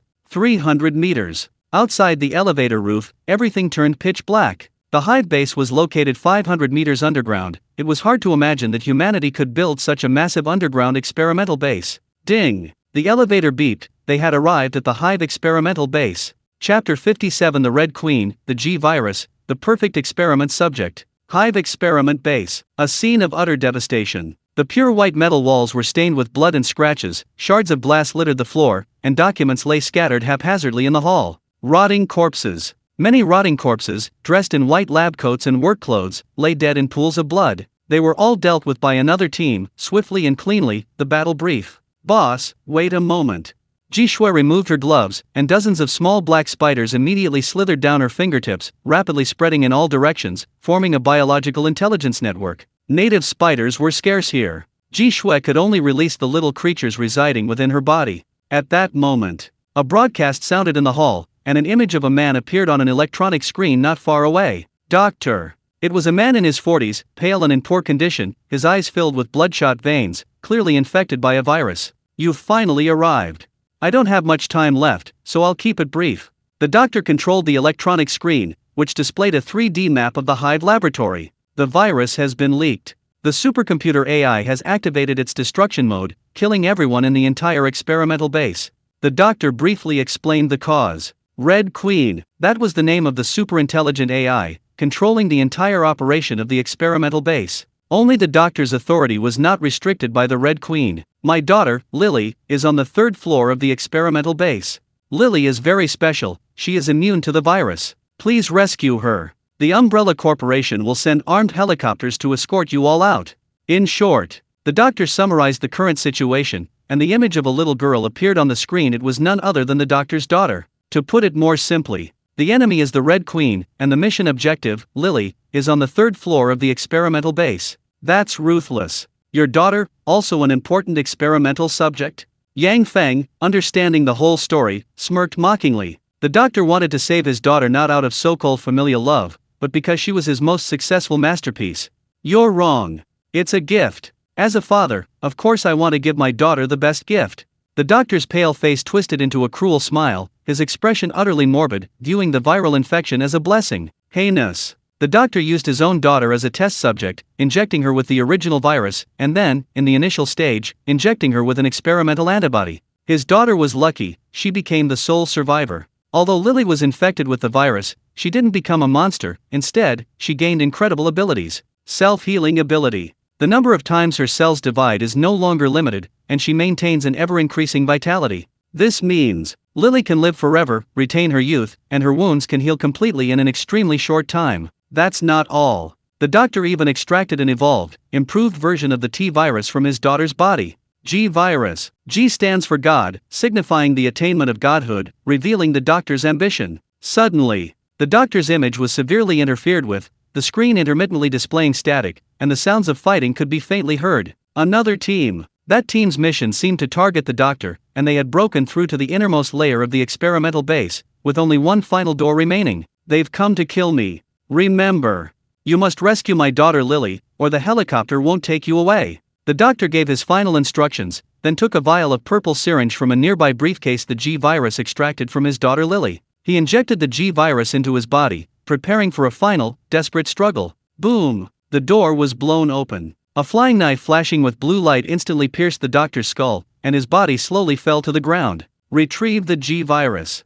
This mission was easy. A slightly frivolous male voice rang out, and the screen showed a man with light blue hair, the leader of another squad. He picked up the briefcase next to the doctor's corpse. Neatly arranged inside were purple syringes, all containing the god virus extracted and cultured from Lily. "Ha! A few little mice have arrived." The blue-haired youth noticed the monitor, smiled, walked to the camera, and greeted the Raven squad. "Little mice. You're too late. I suggest you run away quickly, otherwise." The blue-haired youth made a throat-slitting gesture. The threat couldn't be clearer. Arrogant. This blue-haired youth was too arrogant. He was already courting death. "Wait. The boss will slaughter you all in a minute.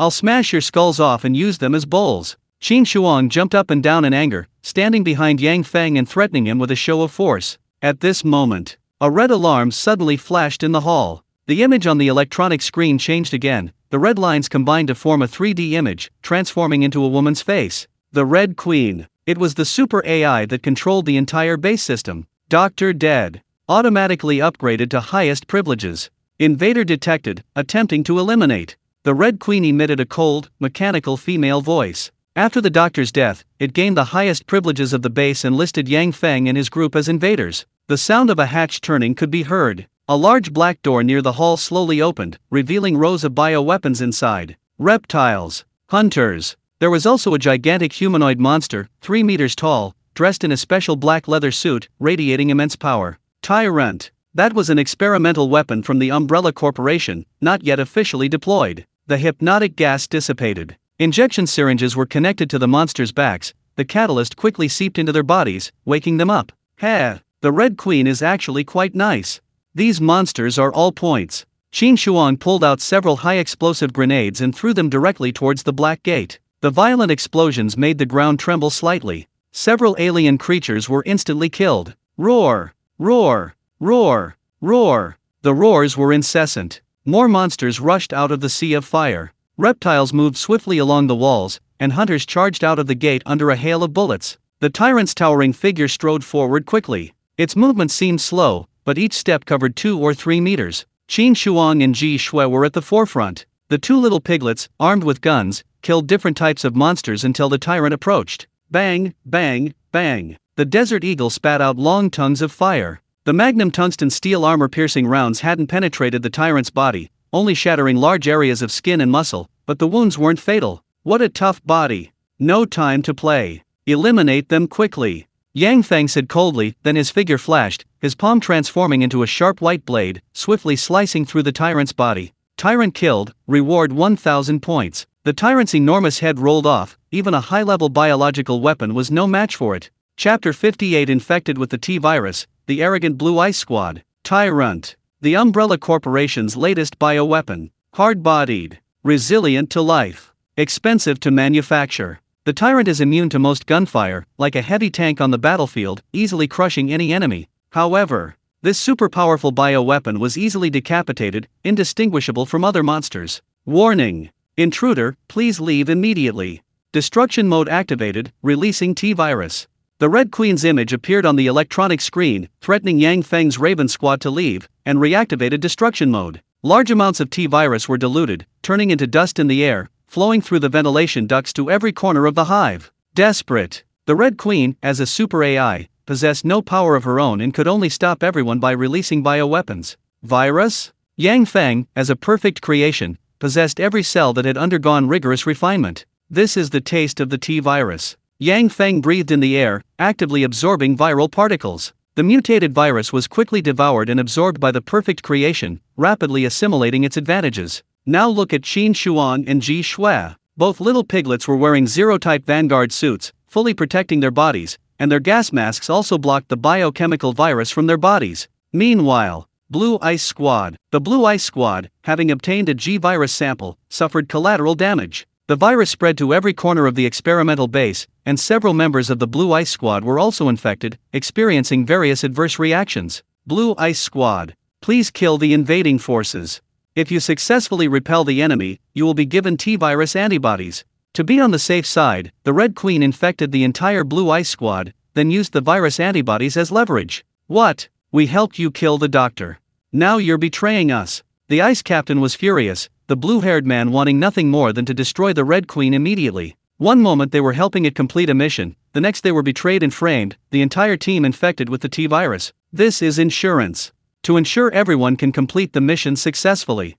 The Red Queen explained expressionlessly. To the superintelligent AI, both the bioweapons and the ice team were merely tools to be manipulated. There was no other way. Not everyone possessed the powerful bloodline of a perfect creation. The ultimate result of T-virus infection would most likely be turning them into mindless, monstrous monsters. Fine. The ice captain gritted his teeth and accepted the mission, then revealed a sinister smile. Even if you hadn't said anything, you were still going to kill them. Several figures stepped forward. Snake Demon, Demon Spirit, Vidra, Blood Shadow. These teammates were all powerful individuals with bloodline abilities, and Ji Bing, as the core member of the team, was an even more formidable dawn messenger. Let's go! Kill those little rats!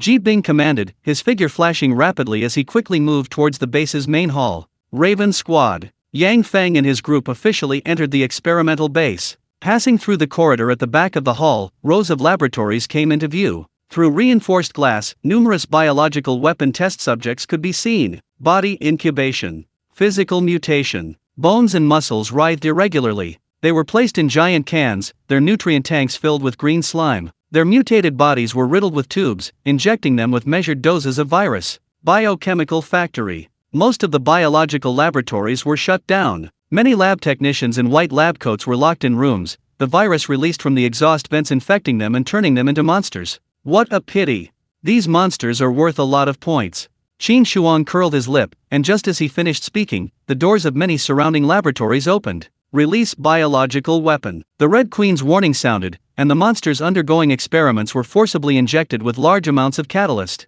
The monsters in the nutrient tanks opened their eyes, frantically pounding on the chambers, spraying out large amounts of viral liquid. The terrifying monsters surged out. Qin Shuang, you really are a jinx. Ji Shui rolled her eyes at Qin Shuang helplessly, then picked up her rainstorm submachine gun and unleashed a barrage of bullets. At this moment, Ji Shui's expression suddenly changed. The webweaver talent reacted. The little spiders sensed something amiss. Enemies were approaching. Boss.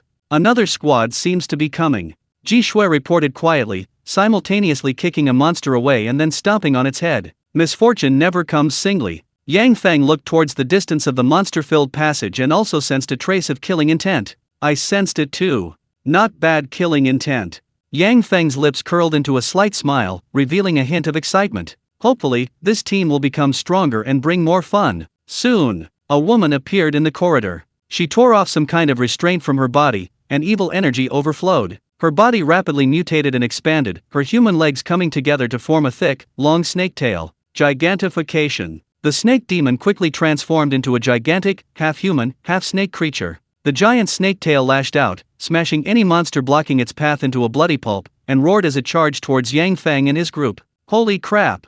A monster! Qin Shuang shouted exaggeratedly, aiming his desert eagle at the snake demon and repeatedly pulling the trigger, causing large bursts of blood to erupt. Ha! A furious roar. A man rushed out from behind the snake demon. The man looked like a steel man, every part of his body gleaming with metallic luster, shielding the snake demon from the bullets. King Kong. He was none other than King Kong, the most defensively formidable member of the Blue Ice Squad. Clang, clang, clang. A hail of bullets struck King Kong, but only produced the clanging of metal against metal, sparks flying, deflecting all attacks. Watch this. Ji Shui abandoned her weapon, advancing instead of retreating. The swollen insect-like limbs unleashed a powerful kick, striking King Kong squarely and sending him flying. At the same time, the serpent demon's enormous tail lashed out viciously at Ji Shui, intending to smash her into a pulp. Humph. The silvery white spider silk coiled around Ji Shui's thighs danced, transforming into countless sharp threads that slashed at the snake demon's tail, tearing through its scales and spurting out large amounts of blood. 1 against 2. Ji Shui was actually holding her own. However, during the gaps in the continuous attacks, the true killing move was finally revealed. An extremely fast figure circled around, the short and wielding blood shadow wielding a red dagger, delivering a fatal blow at Ji Shui's most vulnerable moment. The blade slashed towards Ji Shui's neck. At the critical moment, a loud shout suddenly came from not far away. Freeze! Qin Shuang's heavenly eye opened, shooting out a beam of light, transforming into a freezing spell that immobilized Blood Shadow in place. Boom! A loud explosion erupted. Ji Shui still wanted to counterattack Shui Ying, but the snake demon's tail broke free of its spider silk bindings and slammed into the ground in front of Shui Ying, creating a shallow crater and forcing back the powerful and terrifying woman. The first round of probing ended just like that. Impressive! Really impressive. At the end of the corridor, a young blue-haired man slowly walked in, clapping arrogantly. Captain Ji Bing raised an eyebrow and continued, "You managed to give my team a small beating, so you can be considered a first-rate team." As he spoke, a chilling aura emanated from his hand, condensing into a deep blue ice blade. It shot out. The deep blue ice blade sliced through the air, piercing the head of the last alien creature in the corridor, killing it instantly with a single strike. Qin Shuang, Ji Shui, you two, step back. Yang Feng gave the order calmly, then walked alone to the front of the team, his cold and cruel gaze sweeping over the enemies. "Oh, you must be the captain." Ji Bing looked at Yang Feng with interest, saying with a mocking tone, "You don't intend to take on all of us one-on-one, do you?" Chapter 59 Ruthless and taciturn, instantly killing 3 people. A mocking laugh.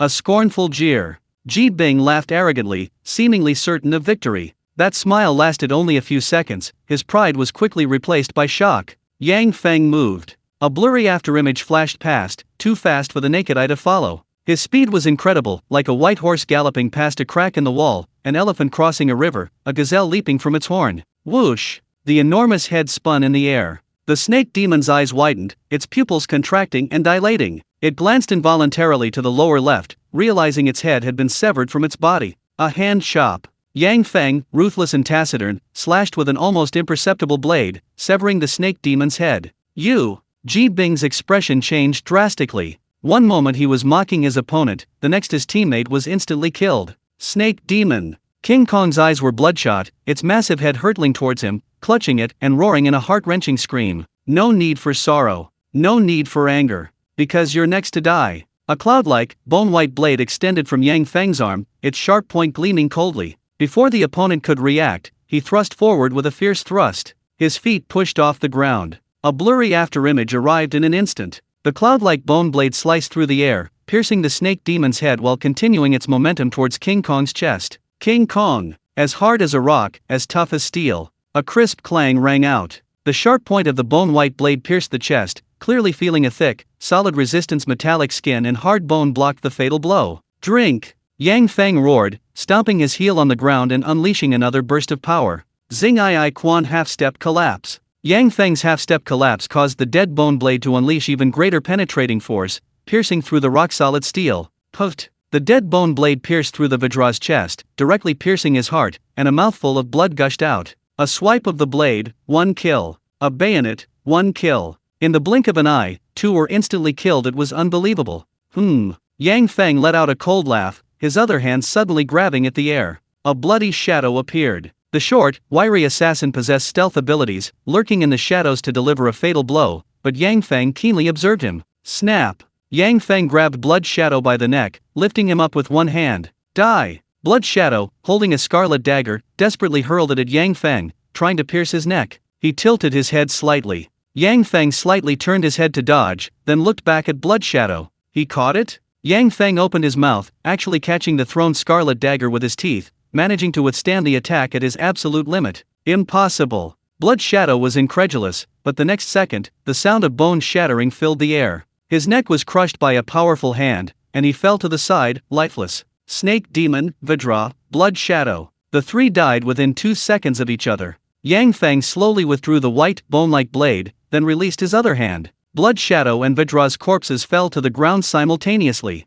Visual shock. The scene was truly too shocking. Pervert. Am I seeing things? Boss, you're so handsome. Qin Shuang and Ji Shui stared at the invincible figure's back, who had swiftly and decisively killed 3 people in a single move, his actions ruthless and decisive, like a cruel killing machine. On the other side, Ji Bing involuntarily took a step back. His pupils dilated in shock, his face filled with disbelief. His once perfectly coordinated teammates were dead just like that? A light flick, a light stab, a light grip. The simplest of moves, killing his teammates like slaughtering chickens and dogs? A monster. What level of monster is this? No, this is impossible. Ji Bing's eyes shifted rapidly, then he roared in a heart-wrenching scream. His psychic power erupted. A chilling aura surged forth, white mist spreading in all directions, freezing the surrounding ground and walls with a layer of frost. I'll kill you. Ji Bing swung both hands forward violently, instantly unleashing countless tiny, azure blades into the air. Ice blades created by her supernatural power. The myriad ice blades transformed into a raging storm, sweeping towards Yang Feng in the distance, piercing through the entire passage. Humph! Yang Feng coldly snorted, a thin, cicada wing-like bone armor seeping out, completely enveloping his body, blocking all the ice blades. Slash! Yang Feng slashed forward fiercely. The white, bone-like blades drew perfect arcs, shattering the storm of ice blades into a sky full of azure ice shards. Extreme cold. Ji Bing, seeing that she was about to collapse, released all her supernatural energy, causing the surrounding temperature to plummet below freezing, and large snowflakes to fill the air. Ice wall. Blood turned to ice. The blood of the surrounding monsters and their companions froze into a thick wall of ice. The extreme ice continued to unleash its power, attempting to freeze everything in its path. Even Yang Feng's deathbone white armor was covered in a layer of icy mist. Boom boom boom boom boom. The ice wall collapsed with a deafening roar, cracking open with countless fine scratches before shattering into countless ice fragments. Yang Feng broke through all defenses, his icy gaze colder than the surrounding temperature. His deathbone white blade arrived in an instant, transforming into a streak of cloud in the sky. Splat! The deathbone white blade sliced into his shoulder, then exited from his side, spraying icy blood all over the ground, where he lay severed in two. Sliced in two with a single strike. The captain of the Blue Ice Squad was killed instantly with a single blow. Extreme ice is powerful. The ice-based superpower could freeze everything, and its ability to create countless ice blades out of thin air was even more formidable. Its final, powerful attack was also unforgettable. Unfortunately, extreme ice met Yang Feng. Cold, cruel, decisive, overwhelming raw power. No matter how flashy your superpowers are, they'll all be cleaved in two with a single strike. Cough cough cough. Extreme ice was left with only half a body, yet it wasn't quite dead. The body, severed in two, was a bloody mess, covered in a layer of ice crystals. The power of ice froze the wounds, keeping it clinging to its last breath. I lost. But don't think you can win. You won't get away with killing me either. Extreme ice coughed up a mouthful of blood, its face suddenly contorting into a ferocious expression. It called out to its last teammate, Demon Spirit, kill him. Demon Spirit. A black shadow emerged from Extreme Ice's body. That was the most mysterious member of the squad, a special being known as the Demon Spirit, capable of possessing teammates. A surge of malevolent energy. The resentment generated by the deaths of all his teammates was attached to the Demon Spirit, forming a powerful force. A black torrent rushed towards Yang Feng, its formless body bearing its fangs and claws, revealing sharp fangs and serrated edges. Crack, crack, crack. The white armor of the dead bones cracked open. Yang Feng swung his bone blade, the slender cloud-like blade slicing through the vengeful spirit's body, but failing to inflict any substantial damage. Immune to physical attacks?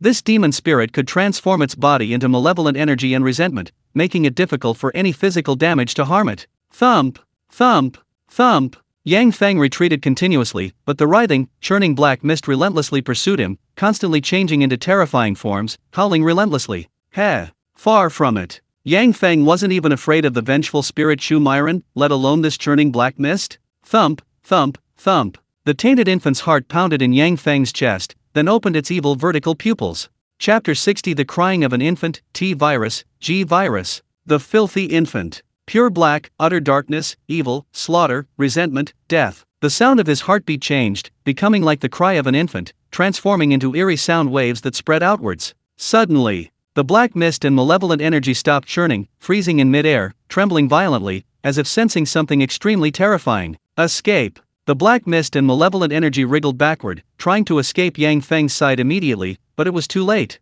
The filthy infant opened its eyes, and an evil, utterly dark power surged forth, transforming into chubby infant hands that coiled around Yang Feng's bone blade. Darkest filthy blade. Yang Feng revealed a cruel smile, then swung the filthy blade at the wriggling mist and malevolent energy. Devour. The demonic spirit's body was instantly cleaved in two. The wailing of the filthy infant was deafening. The dark, filthy blade shattered the black mist and malevolent energy, simultaneously devouring and absorbing all its power. It feasted voraciously. It wolfed it down. Yang Feng stretched out his other hand, from which emerged countless chubby black hands, reaching for the black mist and malevolent energy in the sky. The wailing was satisfied. The demonic spirit's entire body was rapidly devoured by the chubby little hands, and soon all the malevolent energy and black mist in the entire space was completely consumed. It died. That most mysterious trump card died in this way at Yang Feng's hands. It was satiated. The filthy infant slowly closed its eyes, and the countless dark, filthy chubby little hands retracted, beginning to digest the demonic spirit's power. The demonic spirit. How could it lose? Ji Bing was on the verge of death, clinging to its last breath of resentment. The demonic spirit was his last trump card. Ji Bing hoped to see the demon spirit black mist wipe out all his enemies before he died. Unexpectedly, the demon spirit was killed by Yang Feng. That man not only possessed unparalleled physical strength, but also had such a terrifying curse attack. Even the demon spirit, immune to physical attacks, was powerless against him. He was practically an all-around, flawless warrior. How could this be? Die. Yang Feng didn't explain further. He walked up to Ji Bing, raised his foot, and crushed his head. Killed Dawn Messenger, gained 3,000 bounty points. Annihilated Blue Ice Team, gained 5,000 team points. The team was wiped out, points acquired. Qin Shuang and Ji Shui only dared to peek out from the other side of the passage after it was all over. Terrifying. The boss's strength was becoming increasingly terrifying. The Hell Challenge had an excellent matchmaking system, but even gathering the powerful Dawn Messengers together couldn't harm the boss in the slightest. Next came the looting. Qin Shuang grinned and began searching the backpack for items.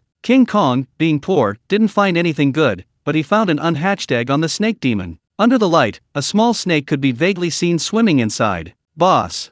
He. Can I have this egg? Ji Shui had a good idea. Combined with her web weaver ability, perhaps she could breed a powerful pet. Sure. This egg is 3,000 points. Just add it to your team points. Yang Feng said calmly. 3,000 points for an egg was definitely not something most people could afford. Okay. Ji Shui agreed without hesitation, cheerfully placing the large snake egg into her backpack. Blood-stained dagger, a dagger stained with strange blood, impossible to wash clean. Yang Feng toyed with the dagger in his hand. It was clearly a weapon left behind by Blood Shadow. It looked to be of good quality, likely a gift from some great being. A flash of light. Yang Feng stored the blood-stained dagger in his Samura ring, then looked at a box not far away. A cryogenic storage box. Inside were some injection syringes, emitting a faint purple glow, the very same god virus extracted by the doctor. G virus. Yang Feng opened the box, a satisfied smile appearing on his face, then closed it and stored it in his ring. This was excellent evolution material.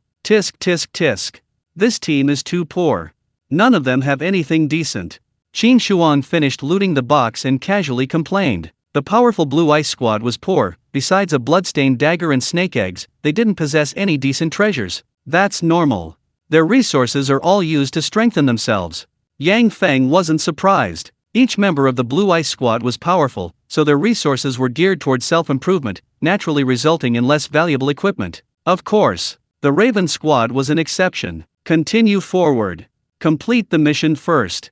With Yang Feng's order, after dealing with the Blue Ice Squad, the Hive experimental base was no longer a threat. Their bioweapons were clearly insufficient. At this moment, the Red Queen's image appeared on the electronic screen. The superintelligent AI continued to issue warnings, ordering the intruders to leave. Warning: please leave the experimental base immediately.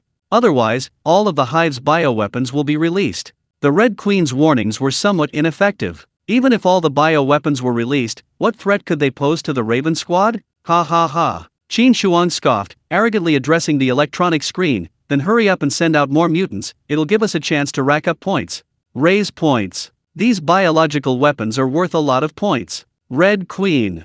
I have a question for you. Where is the Veronica virus hidden? Yang Feng raised a hand, stopping Qin Shuang from continuing, and then asked the Red Queen. The Veronica virus. That was a side quest hinted at in Blood. Unlike the T virus and G virus, it must be a different model. Silence. The Red Queen fell silent for a moment as the system performed various checks, finally concluding, "You do not have the authority to query the Veronica virus." As expected, the Red Queen would not reveal her secret to the intruders. Yang Feng snorted coldly and led his team forward at a rapid pace. Roar! Row! A large number of bioweapons were released, and the passage was quickly filled with a dense swarm of alien creatures, roaring as they charged towards the Raven Squad. He. Boss, leave it to us.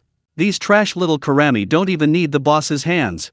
Qin Shuang pulled out his Desert Eagle and unleashed a barrage of shots at the monsters in the corridor. Reptiles. Hunters. Occasionally, a gigantic tyrant would appear. Ji Shui gripped her Rainstorm submachine gun and unleashed a furious barrage of fire. Her spider-like legs lashed out, countless swirling silver threads binding the monsters before slowly slaying them. Points flooded the screen. These bioweapons all became points for the Raven Squad, more efficient than their previous battles against the zombie horde. They fought their way forward. The Hive's structure was unique. Its tunnels formed a spiral, imperceptible at close range, but constantly winding downwards. After eliminating numerous bioweapons, the group quickly reached the second-floor experimental extraction chamber. Although the hatch was closed, the dead bone blade was no pushover, easily breaching it in a few moves. Medicine. Various kinds of potions. Most of the mechanical equipment was shut down, but the cryogenic freezers still held a considerable amount of stock. Tubes of emerald green liquid concentrated T-virus essence. Nearby were several bright blue syringes containing antibody serum designed to prevent the spread of the virus.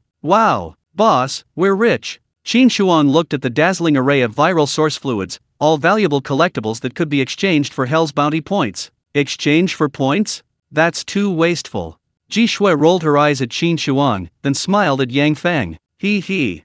Boss, don't mind if I take one too? I can exchange it with points. Ji Shui picked up a sample of T-virus and antibodies, intending to study it later at the Hell apartment. Qin Shuang, seeing this, understood and quickly grabbed a sample of viral source fluid, adding, Boss, I want one too. Evolution. Mutation. Injecting this viral source fluid might risk turning one into a monster. But if they took it back to the Hell apartment, using various tools and body-restoring devices, they might be able to reduce the risks of this evolution. Okay. Yang Feng nodded, then accepted the remaining dozens of doses of virus source fluid, storing them all in his storage ring. T-virus, G-virus, virus resistance serum. These evolution materials were far more precious to Yang Feng, their value far exceeding bounty points. At that moment, the ground trembled slightly. A gigantic monster emerged from the end of the corridor. The monster was nearly 4 meters tall, its body covered in numerous bone spurs, and it possessed a massive eye on its shoulder, coldly observing everything around it. That's the doctor.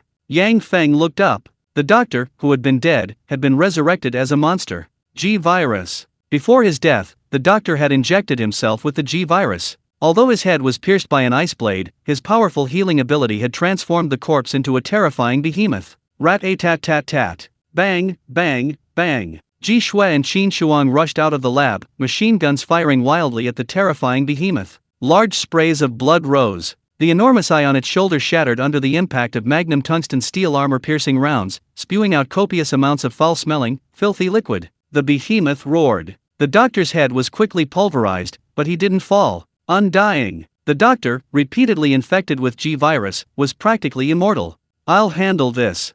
Yang Feng frowned and strode towards the behemoth. It swung its bone-spiky fists, denting the surrounding walls, but the next second its body shattered, leaving countless fine wounds. The dead bone blade slashed wildly, quickly cutting the doctor's behemoth into countless pieces. Dead? No. This thing is still alive. Hundreds and thousands of chunks writhe, struggling to fuse back together, able to continue living even without a brain. This is weird. Boss, this thing can't be killed. Qin Shuang's face was filled with disgust. The scene before him was physically unsettling. The shredded wriggling creatures were piecing themselves together, about to form a new monster. Rumble. Yang Feng took out flame in a bottle and threw it at the monster's corpse. The small bottle shattered. Flames engulfed the doctor's behemoth as remains, filling the air with a burnt smell, and the chunks even emitted squeak, squeak, squeak sounds. Not quite dead yet. Throw a few more grenades.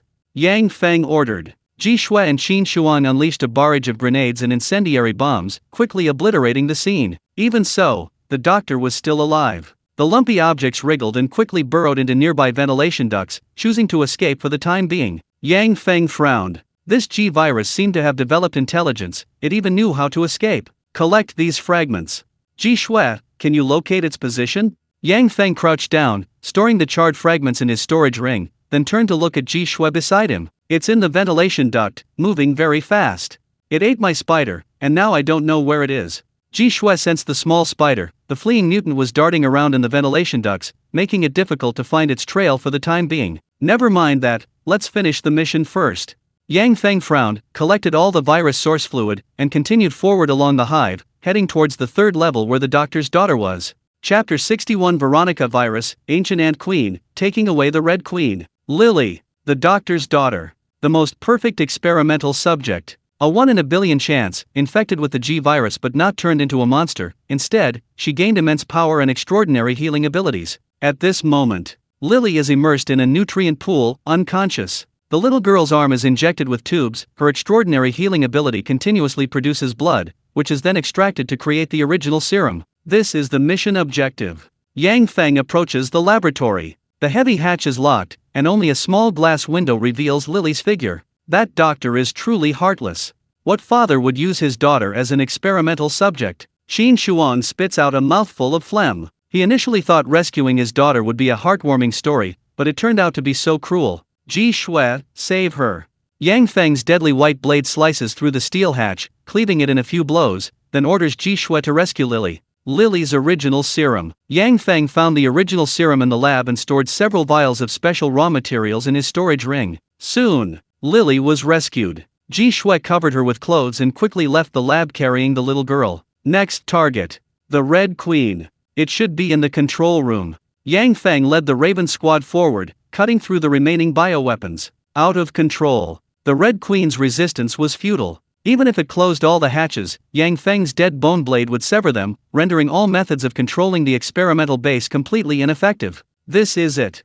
Yang Feng directly cleaved open the control room hatch. This was the core of the hive. A panoramic skylight allowed a naked-eye view of the various laboratories above the hive, and numerous surveillance cameras were densely packed in every corner of the room. Near the control console stood a super server, its shape resembling a black refrigerator, countless electrical signals flashing around it. Buzzing. Enveloped in light, a 3D image of the Red Queen appeared before them. Intruders.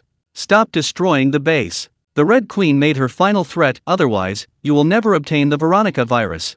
Bang! Without a word, Yang Feng stepped forward and punched the server. Sparks flew, electricity surged, and a deep fist-shaped dent appeared in the server, many internal components destroyed. The Red Queen's 3D image blurred, and her voice crackled with static. Human! What you're doing is foolish. If the server is destroyed, the entire experimental base will be completely paralyzed.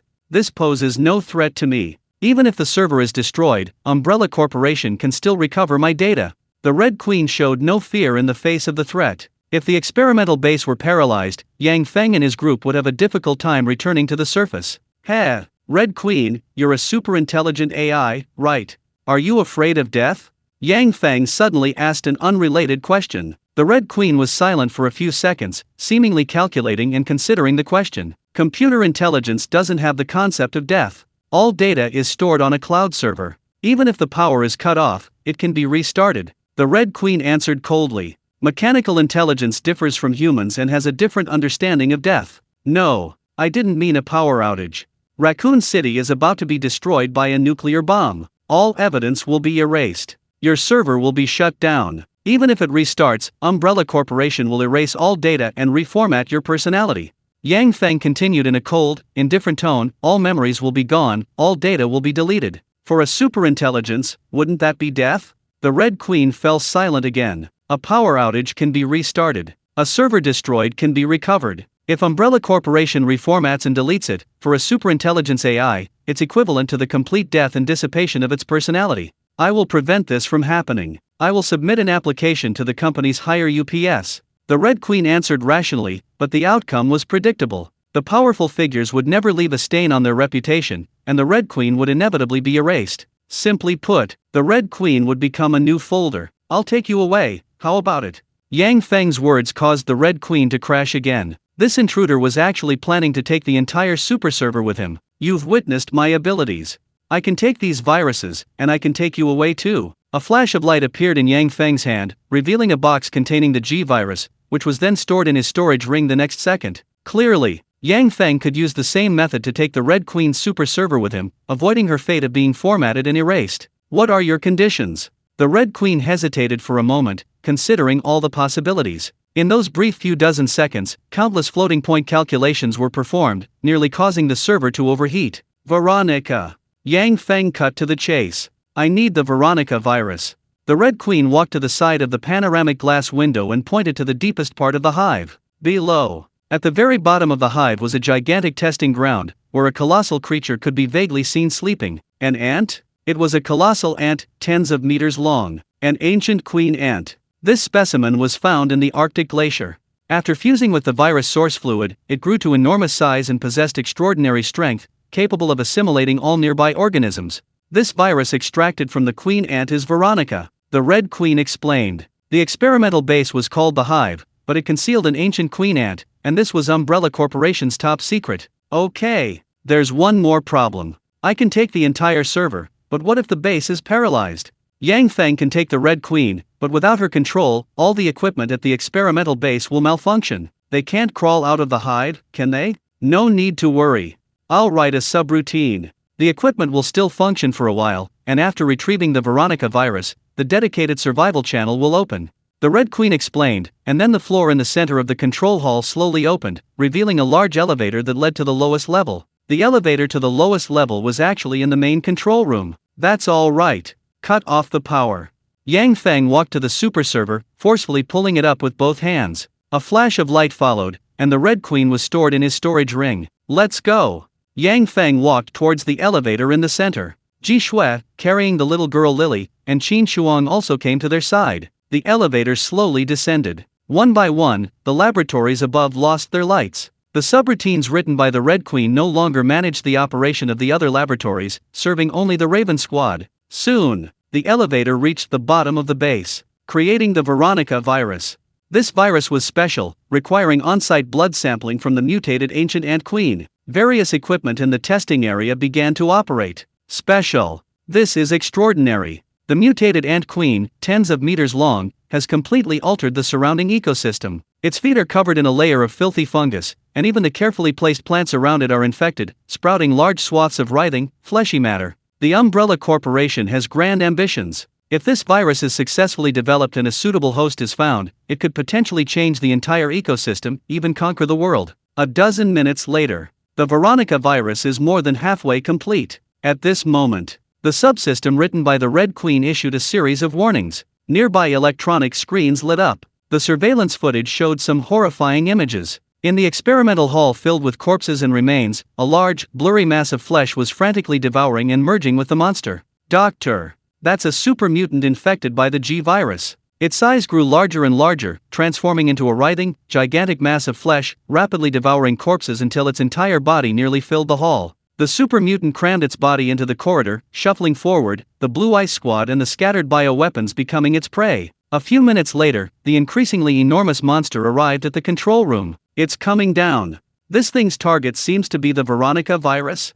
Ji Shui involuntarily looked up. The glass cases in the control room were filled with flesh and tissue, the reinforcing materials cracked and quickly shattering. Crash! The glass shattered, and large chunks of writhing flesh fell from the sky. The super mutant. It transformed into a rolling tide of flesh, like a giant lump of flowing clay, crushing countless buildings and flowing like a river towards the ancient Ant Queen. Oh no! The virus isn't finished yet. Stop it! Yang Feng gave the order, then smashed the glass of the test site control room with a punch and charged towards the giant Ant Queen and the mutants in the distance. Chapter 62 Super Mutant, Blossoming Flowers, The End of Raccoon City. Blood and flesh gushed forth. The G-Virus super mutant, like a mudslide of flesh and blood, writhed and tumbled downwards. Aberration, alienation, unrestricted reproduction and growth. It was like cancerous cells, all its cells were dividing infinitely, transforming into a river of blood and flesh in less than half an hour. Stop it! Yang Feng shattered the glass and charged straight at the super mutant. Thin, cicada wing-like bone armor covered his entire body, and his bone-white blade extended a trail of light, slashing towards the endless river of flesh. Puffed, puffed, puffed. A series of fine wounds burst open. Yang Feng's bone-white blade danced wildly, instantly slicing the mutant before him into countless pieces, spraying out copious amounts of foul-smelling pus, devouring itself. The super mutant surged relentlessly, crushing and devouring the shredded pieces, all the biomass returning to its body as nourishment for further fission and reproduction. Uncontrollable. Firearms and ammunition were rendered useless. Physical attacks could only temporarily slow its flow. Ji Shui and Qin Shuang pulled out all sorts of grenades, high-explosive grenades, incendiary grenades, concussion grenades. These modern weapons were all hurled at the mutant, creating a massive sea of fire that incinerated the rolling flesh and blood. Wailing. The super mutant's roar could be faintly heard. The river of flesh split open like gaping maws, emitting painful howls, then surged forward even more violently, engulfing the sea of fire on the ground, using its own body to extinguish the flames. At this moment, the ancient Ant Queen, who had been sleeping on the ground, awoke. The potent anesthetic had worn off. The control panel in the laboratory flashed red alarms, all indicators rapidly rising. A colossal creature, tens of meters long, slowly rose to its feet. Veronica virus. All the creatures surrounding the ancient Ant Queen came to life. The fungal carpet covering the ground transformed into a special substance, which began to erode the distant super mutant, altering the environment. The ancient Ant Queen's bloodline could homogenize the surrounding organisms. It was transforming the G-virus mutant into its own kind, forcibly converting it. A horrifying scene unfolded. G-virus super mutant. The endless river of flesh coiled around the ancient Ant Queen's body, frantically devouring and consuming it, absorbing all the surrounding biomass. Veronica, ancient ant queen. The fungal carpet of flesh emitted a large amount of mucus, which merged into the super mutant's body, disintegrating it from the inside and homogenizing it into its own. Mutual consumption, mutual fusion, mutual assimilation. Two colossal beings clashed, their limitless reproduction causing them to grow ever larger, quickly filling most of the testing ground. Boss, Veronica virus sample, complete. Ji Shui shouted a reminder. The virus creation process in the control room had reached 100%, and a mechanical arm retrieved the eerily colored serum. Elevator. With the virus sample successfully created, the hidden escape route opened, and the elevator connected to a dedicated passage leading directly to the ground. Wait a little longer. It's mutating and transforming. Yang Feng watched the colossal creatures devouring each other, a chill running down his spine. The ancient ant queen merged with the super mutant, its massive abdomen, like a small mountain, bulging continuously until it split open, revealing a gigantic flower bud 2 meters in diameter. It was gestating. It was gestating something terrifying. The essence of the two viruses fused, life matter flowing into the flower bud, seemingly giving birth to a completely new life form. This is the real treasure. Yang Feng's eyes hardened. He slashed through the mutated flesh beside him, leaping onto the ancient ant queen and rapidly charging upwards. Target, the giant flower bud. Yang Feng's eyes sharpened. He unleashed a powerful strike with his deathbone white blade, the fine blade tracing a perfect trajectory, severing the entire flower bud by the roots. The light and shadow blurred. Yang Feng placed his hands on the giant flower bud, quickly storing it into his storage ring. The 10 cubic meter independent space was almost entirely filled with the servers of the flower bud and the Red Queen, barely enough room for a few small items. Roar! Roar! Roar! Roar! Roar! The ancient queen ant and the super mutant simultaneously let out agonizing roars. They had lost new life. They had lost their children. The mountain-like, gigantic body pounded the ground in fury, causing the entire hive base to tremble and frantically split and merge. Run! Yang Feng roared, immediately rushing towards the elevator containing the control room. Rumble! Rumble! Rumble! The expanding mountain of flesh burst through the entire testing ground, chunks of flesh crushing the equipment in the control room. Everything in sight was covered in fungal carpet. Boss, come quick! Ji Shui, holding the little girl Lily in one arm, pressed the close button on the elevator. Yang Feng quickened his pace again, transforming into a blur of motion, rushing into the elevator in a flash, the doors closing at the last moment. Ding! The elevator ascended rapidly. The super mutant, however, refused to give up, smashing the gate at the bottom of the elevator shaft in an instant. The fungal carpet and river of flesh spread upwards, frantically chasing the ascending elevator, its speed increasing until it completely filled the entire shaft. Dust fell in a flurry. The elevator emitted a metallic scraping sound, the cable swaying violently. Through the surrounding transparent glass windows, the reflection of the lumpy object was clearly visible. Freeze! Qin Shuang's third eye on his forehead suddenly opened, its light shining through the bottom of the elevator and illuminating the surging river of flesh, a miraculous power freezing it in place. Incredible! A layer of golden light shimmered. The spreading, writhing river remained frozen within the elevator shaft for a full 10 seconds. I can't hold on any longer.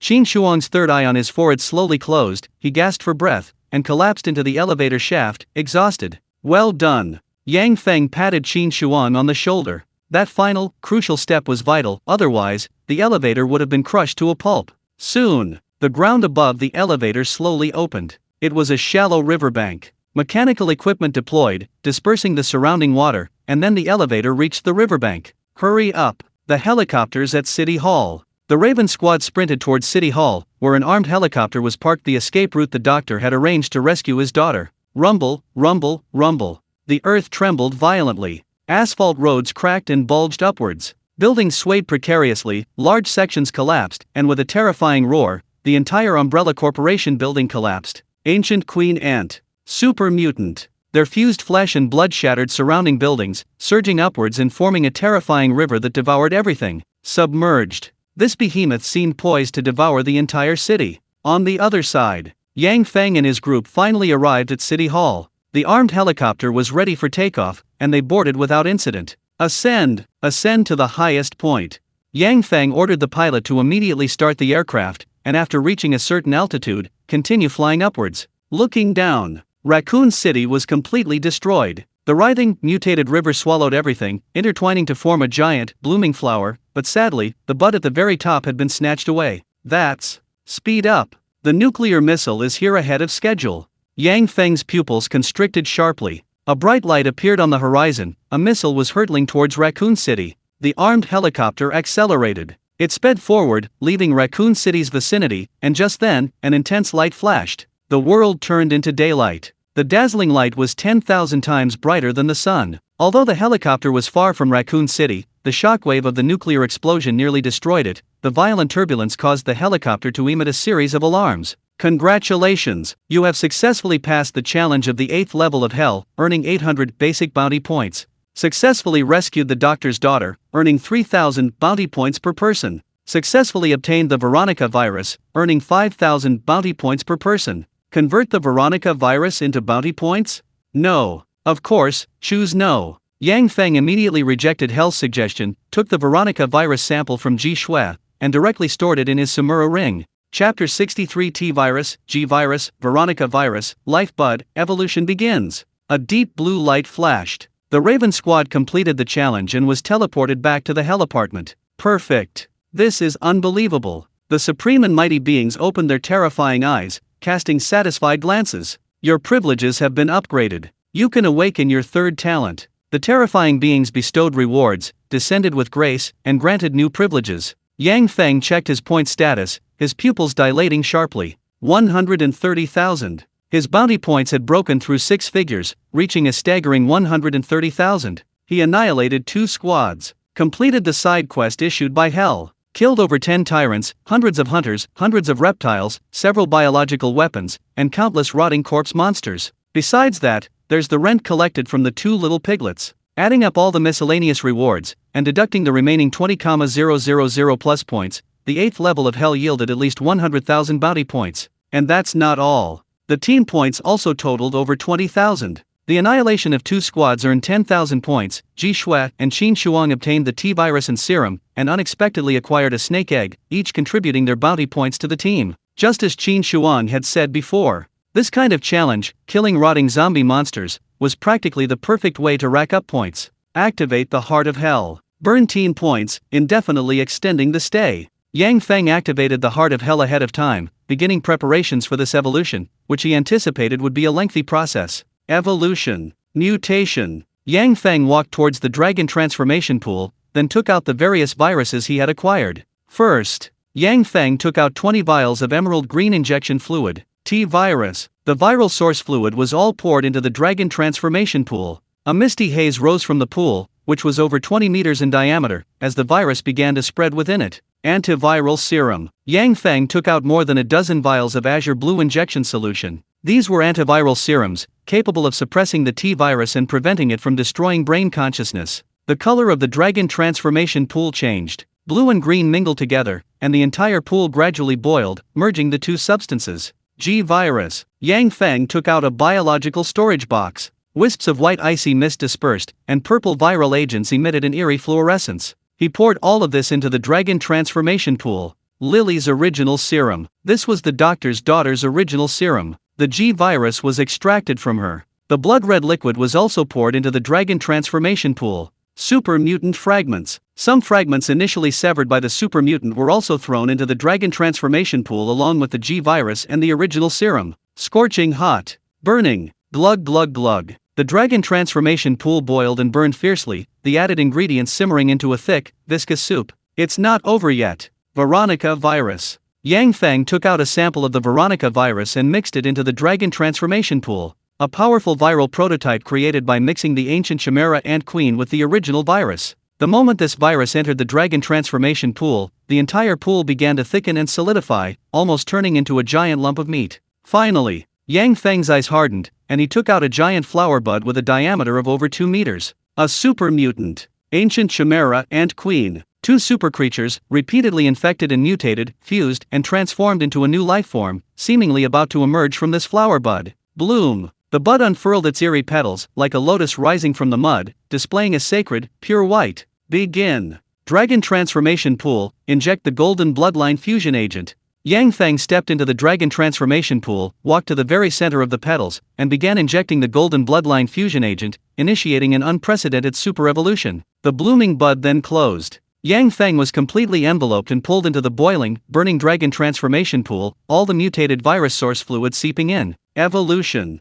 Transformation. Sublimation. Ultimate genetic mutation. Energy seeped into the bud, gradually forming a gigantic fleshy eggshell. Perfect creation. This bloodline optimizes genes to the maximum extent, ensuring a smooth evolutionary path. A wisp of golden liquid shimmered, becoming the most reliable energy source, helping Yang Feng refine his genes. The correct path. Perfect evolution. Yang Feng's stele will forcefully control his body, preventing it from collapsing like a super mutant and multiplying without limit. Healing factor. Superhuman recovery. Strength, speed, endurance, poison resistance, neural reflexes. Every basic ability of his body was greatly enhanced, brewing an unprecedentedly terrifying power. Hint, hint, hint. You can spend 10,000 points to obtain an awakening talent related to evolution. Yang Feng had just obtained the authority to his third talent ability, and it immediately linked with the evolutionary mutation, forming a brand new exclusive talent. Awakening. Yang Feng chose to awaken his third talent without hesitation. Source of mutation. You become the source of a terrifying mutation and gain corresponding abilities. An unimaginable power erupts from within. Yang Feng awakens his exclusive talent, transforming into the source of the mutation, possessing greater control over his flesh and blood, and evolving with greater ease. 10 days. 20 days. 30 days. Yang Feng's room is deathly silent. The dragon transformation pool has become a stagnant pool, almost completely dried up. A giant flower bud absorbs all the energy, countless tentacle-like roots and vines covering the bottom of the pool, with wisps of golden liquid energy occasionally flowing in. Nurturing. Refining. Yang Feng gradually integrates the advantages of all the viruses, retaining only the most powerful factors, and then removes the unstable elements from the genetic chain. This is a long process. Perfect evolution has only just begun. On the other side, the little piglets have also gained quite a bit of benefit. Qin Shuang and Ji Shui were both injected with the T-virus and antiviral serum, greatly enhancing their physical abilities. But that's not all. Ji Shui's legs underwent arthropod transformation, and combined with her physical evolution, the explosive power of her thighs exceeded that of an ordinary person by more than 20 times. Qin Shuang also acquired a second talent. His powerful psychic energy could form a dazzling golden armor, making him appear like a god descending to earth, significantly increasing his strength for a short period. Combat training room. Qin Shuang and Ji Shui sparred, their fists and feet striking each other with dull thuds. A god descends to earth. Qin Shuang roared, his entire body shimmering with golden scales, his strength and speed increasing 2 levels. Ha! Ji Shui roared back. Her arthropod legs swelled violently, instantly becoming thicker than her slender waist, unleashing a powerful, whip-like kick. The battle escalated. The two attacked each other frantically, cracking the ground and creating deafening sonic booms. Ha ha ha! Sister Ji Shui, even you have a moment when I suppress you. Clad in golden scales, Qin Shuang, in his godlike state, was even stronger, pinning Ji Shui down. Brother Qin Shuang, your godlike state is almost over, isn't it? Ji Shui blinked her mischievous eyes. A few short minutes had passed. Finally, it was time for her counterattack. Cough cough cough. Sister Ji Shui, let's stop here. Qin Shuang's golden scales, which had been shimmering with light, gradually faded as she quickly distanced herself. Stop. You seem to be enjoying the beating you gave me. Ji Shui continued to chase after her with a grin, but by then, the golden light on Qin Shuang's body had completely dissipated, and all the amplification effects had also failed. Ouch! Sister Ji Shui. No, Sister Ji Shui, have mercy. Qin Shuang screamed and was quickly kicked to the ground, then beaten black and blue. The battle ended quickly. Qin Shuang lay sprawled on the ground, her face swollen like a pig's head. Ji Shui sat down beside her with practiced ease, casually taking out 2 ice packs. Here, put some ice on it. She's actually quite nice. Go on. It's been 3 months. Why hasn't boss come out of seclusion yet? Qin Shuang, with an ice pack on her swollen head, asked indistinctly. Boss's seclusion periods are getting longer and longer, especially this time, which lasted over 3 months. I've discovered a pattern. Ji Shui stretched her graceful figure a few times and continued, the longer boss secludes himself, the stronger he becomes when he emerges. This is only natural. Qin Shuang rolled her eyes at her. Haven't you read those cultivation novels? The longer the seclusion, the stronger the protagonist's abilities become. Ji Shui rested her chin on her hand and nodded in agreement. However, Yang Feng's strength is already terrifying. If he undergoes another complete transformation and evolution, how strong will he become? That would be too frightening. Chapter 64. Yang Feng emerges from seclusion, the source of the anomaly. Believe it or not, I've met Qin Shuang. Crack, crack, crack, crack. The fleshy egg formed from the flower bud cracked open, revealing countless tiny cracks. The deafening sound of a heart pounding was followed by the cry of a newborn baby, emanating a chilling aura. A pair of hands tore open the fleshy egg. Yang Feng stepped out of the flower bud, a glint of light flashing in his cold, indifferent eyes. A sense of power. An endless sense of power. Yang Feng felt his physical body, gathering an immense and unparalleled strength. Perfect golden ratio. Every muscle was sharply defined, like fine steel meticulously forged and polished by a blacksmith, flawless and like a work of art.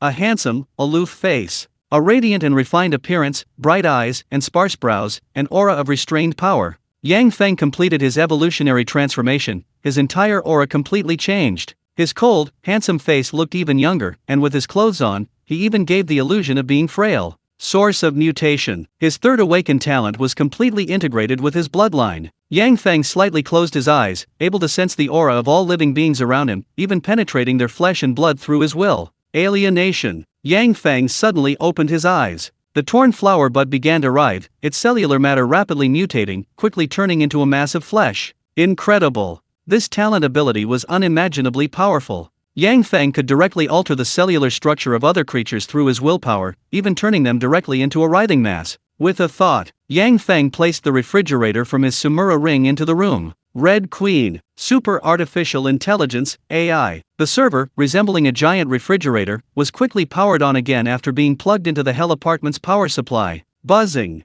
The Red Queen's 3D projection appeared before her eyes. Unable to detect electronic signal. Failed to connect to electronic device.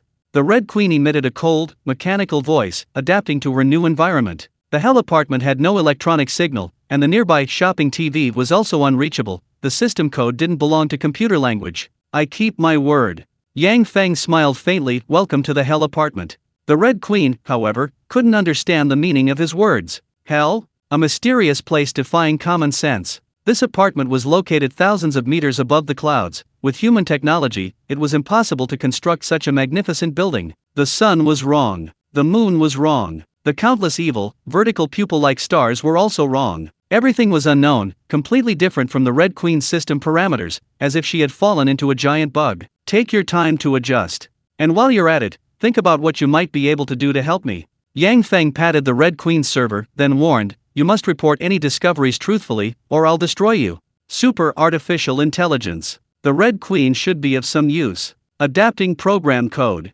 Granting you new permissions. Umbrella Corporation is out of contact, you have maximum privileges. The Red Queen tampered with the underlying code, no longer serving the Umbrella Corporation, and then handed over the permissions to Yang Feng. Of course, Yang Feng wouldn't easily trust the Red Queen. This super AI was actually a traitor. Given its previous betrayal of Umbrella Corporation, it was highly likely to betray him again. If given the chance, he would definitely impose restrictions on it. You can think about it here. Yang Feng patted the server again, not worried about the super AI turning against him. Currently, it was just a large refrigerator, unable to move or control any tools in the room. It could only operate on its own. Light and shadow flickered. The Red Queen's 3D image sat on the ground, entering a thinking mode. The server rapidly performed floating point calculations, beams of light flashing within it, attempting to understand everything it saw. Leaving the room, Yang Feng headed to the Hell Hall. The two little piglets were eating in the canteen, enjoying their daily free delicacies. They had matured considerably. Their strength had increased significantly. Yang Feng sensed their biomagnetic fields. It seemed they hadn't been slacking off and had been diligently improving their strength. Boring. Boss, you've been in seclusion for half a year, haven't you? I'm so bored I'm practically turning to madness.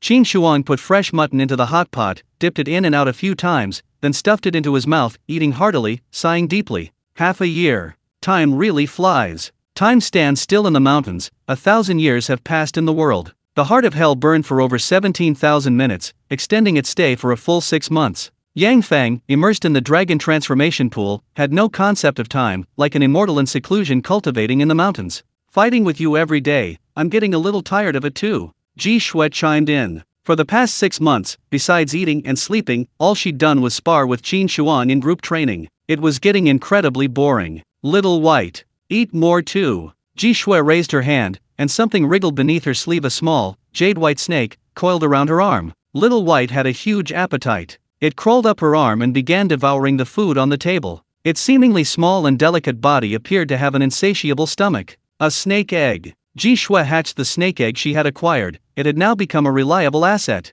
Ah, so boring. Do you think it would be dangerous for the two of us to challenge the next level of hell? Qin Shuang's eyes suddenly lit up, imagining himself clad in golden scales, slaughtering his way through the world. It should work. Ji Shui shrugged, then gave Qin Shuang a strange look. Why are you asking this? You're not thinking of going solo, are you? Going solo. The lease agreement was just a temporary cooperation plan. Both parties could cancel the contract, but would have to pay a hefty penalty. No. What nonsense are you talking about? Qin Shuang quickly waved his hand, saying confidently, my loyalty to the boss is as clear as day. Don't be silly. Wasn't it more comfortable staying with the Raven Squad? Although they had to pay 50% rent, they always cleared Hell Challenge perfectly, and their remaining points were much higher than the average person's. That's good. I stayed at the campfire camp for a long time. Ji Shui's eyes became unfocused as she continued, only that man suddenly gave me the urge to follow him. It was inexplicable.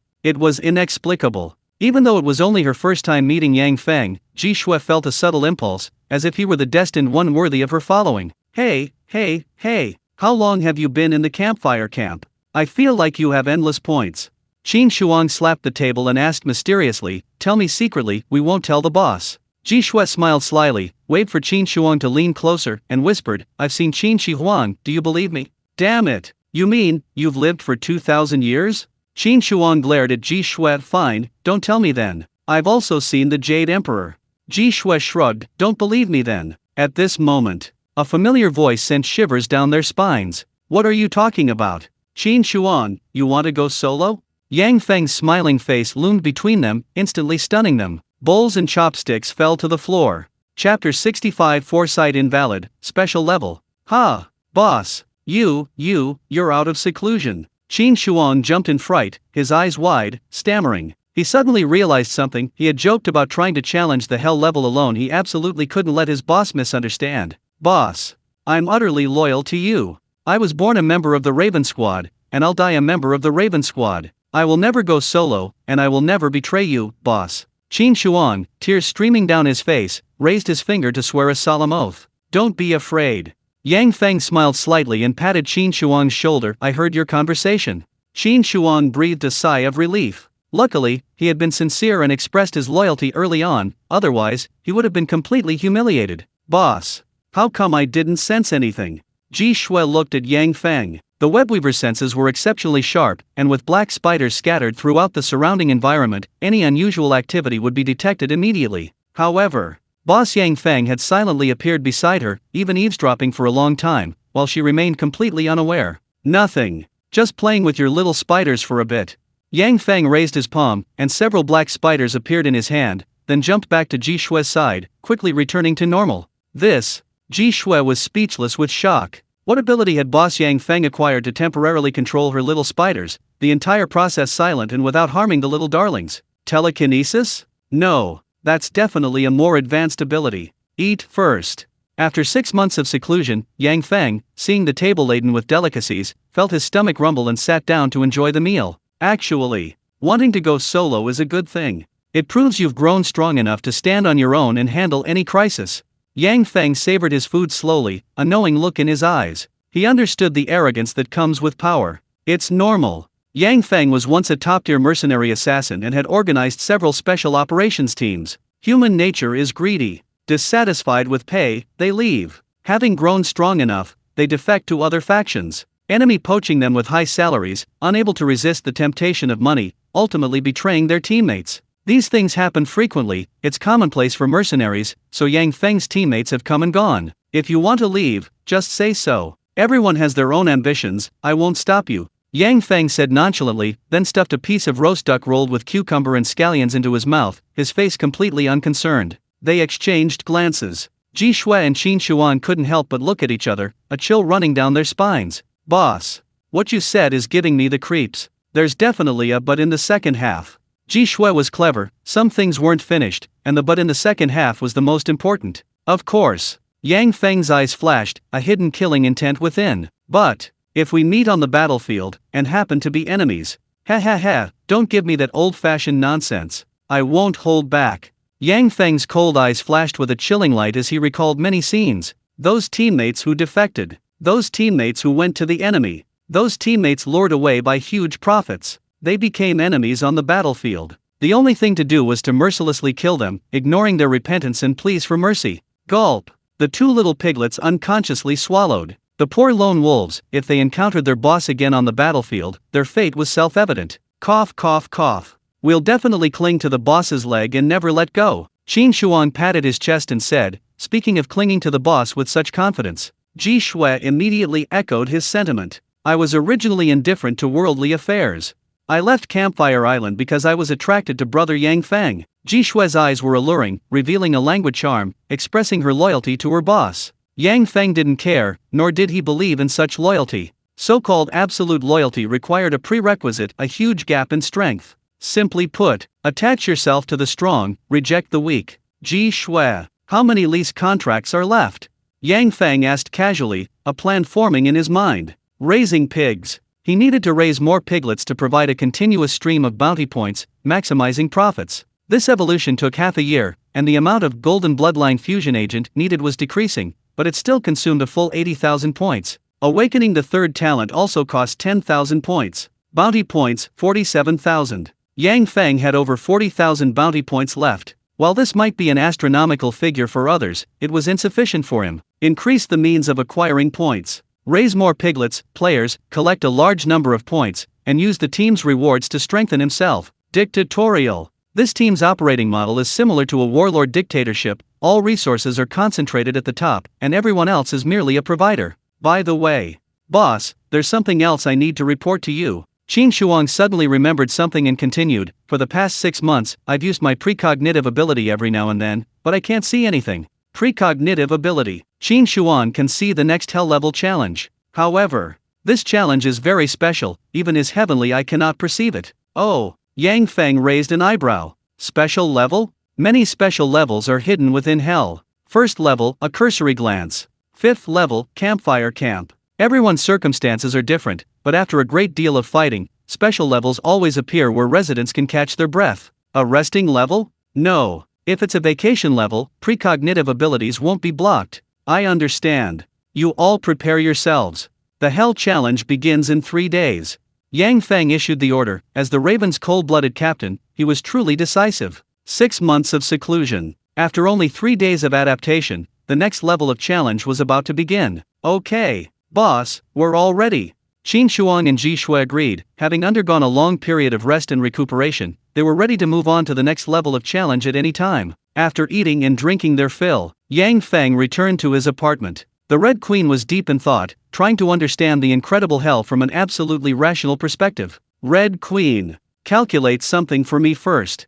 Yang Feng walked to the large black refrigerator, leaned against the floor-to-ceiling window, and said with a faint smile, my next level of challenge might be quite special. What can you deduce? Yang Feng briefly explained the cause and effect, looking at the super AI with great interest. Perhaps she could use a computer to deduce an interesting result. Chapter 66 Special Level, Secret Gathering. A secret. Preliminary calculations. You are about to encounter a secret of hell. The Red Queen calculated. A super AI, acting as a strategist, is a good choice, based on the information you provided. Hell is selecting the strongest warriors. Each level eliminates the corresponding weak. After passing through layers of selection, those who survive will become increasingly stronger, so your future challenges will be even more difficult. The Red Queen continued her deductions. Hell is like a giant funnel, where countless survivors gather to challenge various incredible hellish worlds. This is a selection process. The weak are crushed directly. The strong, however, must endure immense pressure, sliding deeper into the funnel. Indeed. I can sense the enemies getting stronger, but the gap is still huge. Yang Feng nodded. The two teams he encountered on the 8th level of Hell had significantly improved in strength. Blue Ice Team, Extreme Ice. Hell Avengers Team, Green Overlord. Both captains had reached the Dawnbringer level, significantly stronger, yet they were still easily defeated by him. You are too powerful. It's difficult to find a worthy opponent among your peers. The Red Queen continued, unless you encounter enemies from other levels, you will maintain a winning streak. Invincible among his peers. Yang Feng completed every Hell challenge with a perfect record, not only receiving the full rewards but also unexpected gains. Enemies at the same level had almost no chance of defeating Yang Feng, they would be easily annihilated. Enemies from other levels. Yang Feng muttered this phrase, feeling inspired. There's an unspoken rule in the Hell Challenge. Challengers at the 2nd level will only encounter opponents at the 2nd level. Challengers at the 3rd level will only encounter enemies at the 3rd level. This is a form of protection for newbies, preventing situations where max-level powerhouses dominate the beginner's area. However, Yang Feng became an exception. Yang Feng's consecutive Grand Slam victories and increasingly effortless defeats have raised the question, will the unspoken rules be broken? To put it another way, will the 10th level of challenge lead to an enemy from the 20th level of hell? Absolutely possible. You're right. Yang Feng's eyes flashed. There's a saying, pride comes before a fall. He must not become arrogant because of his strength, he must face every challenge with his full strength. You're quite useful. Yang Feng stood up, patted the Red Queen's server again, and then left the apartment. 3 days. Yang Feng spent the next 3 days entirely in the training room. His physical body evolved and transformed once more, his strength increasing several times over, and he acquired a third terrifying talent. The equipment in the training room alone was completely insufficient to test the limits of his physical body. Just as the Red Queen had said, Yang Feng was invincible among his peers, there was no way an enemy could rival him. Soon, time's up. The Raven squad gathered together, and as the countdown reached 0, their eyes were instantly filled with a layer of blood as a reminder. 9th level of hell, whispering gathering. Danger level, level 1, safe, blue. Curse pressure, 0. Description, we are spying on this world. As expected. Special level. The secret gathering? Sounds rather frivolous. Qin Shuang used to enjoy watching American TV series. Skull and Bones, Freemasonry, Illuminati, Witch Association, Dark Council, they always seem to be up to some fancy nonsense. Let's go. Yang Feng and his companions walked towards the elevator. A flash of blue light followed, the surrounding environment blurred, and they were transported to a dark, shadowy place. Secret gathering. Rule 1, everyone must conceal their identity, but may remove their mask. Rule 2, harming others is strictly prohibited, otherwise, severe punishment will be imposed, including a deduction of 3,000 points and forced teleportation. Rule 3, please bet rationally. Strange rules. Everyone conceals their identity, even teammates. Yang Feng surveyed his surroundings. He was in a dimly lit room. A loose black robe hung by the door, and 12 masks lay nearby. The Chinese zodiac. The masks clearly depicted the 12 zodiac animals. Snap. The dragon head mask shattered. This meant someone had taken the dragon head mask. Sheep. Yang Feng picked up the sheep head mask and put it on. He then donned the black robe, seemingly shrouded in shadow. Creak. The door slowly opened, leading to a large hall with a round table. It was a round table with 12 seats.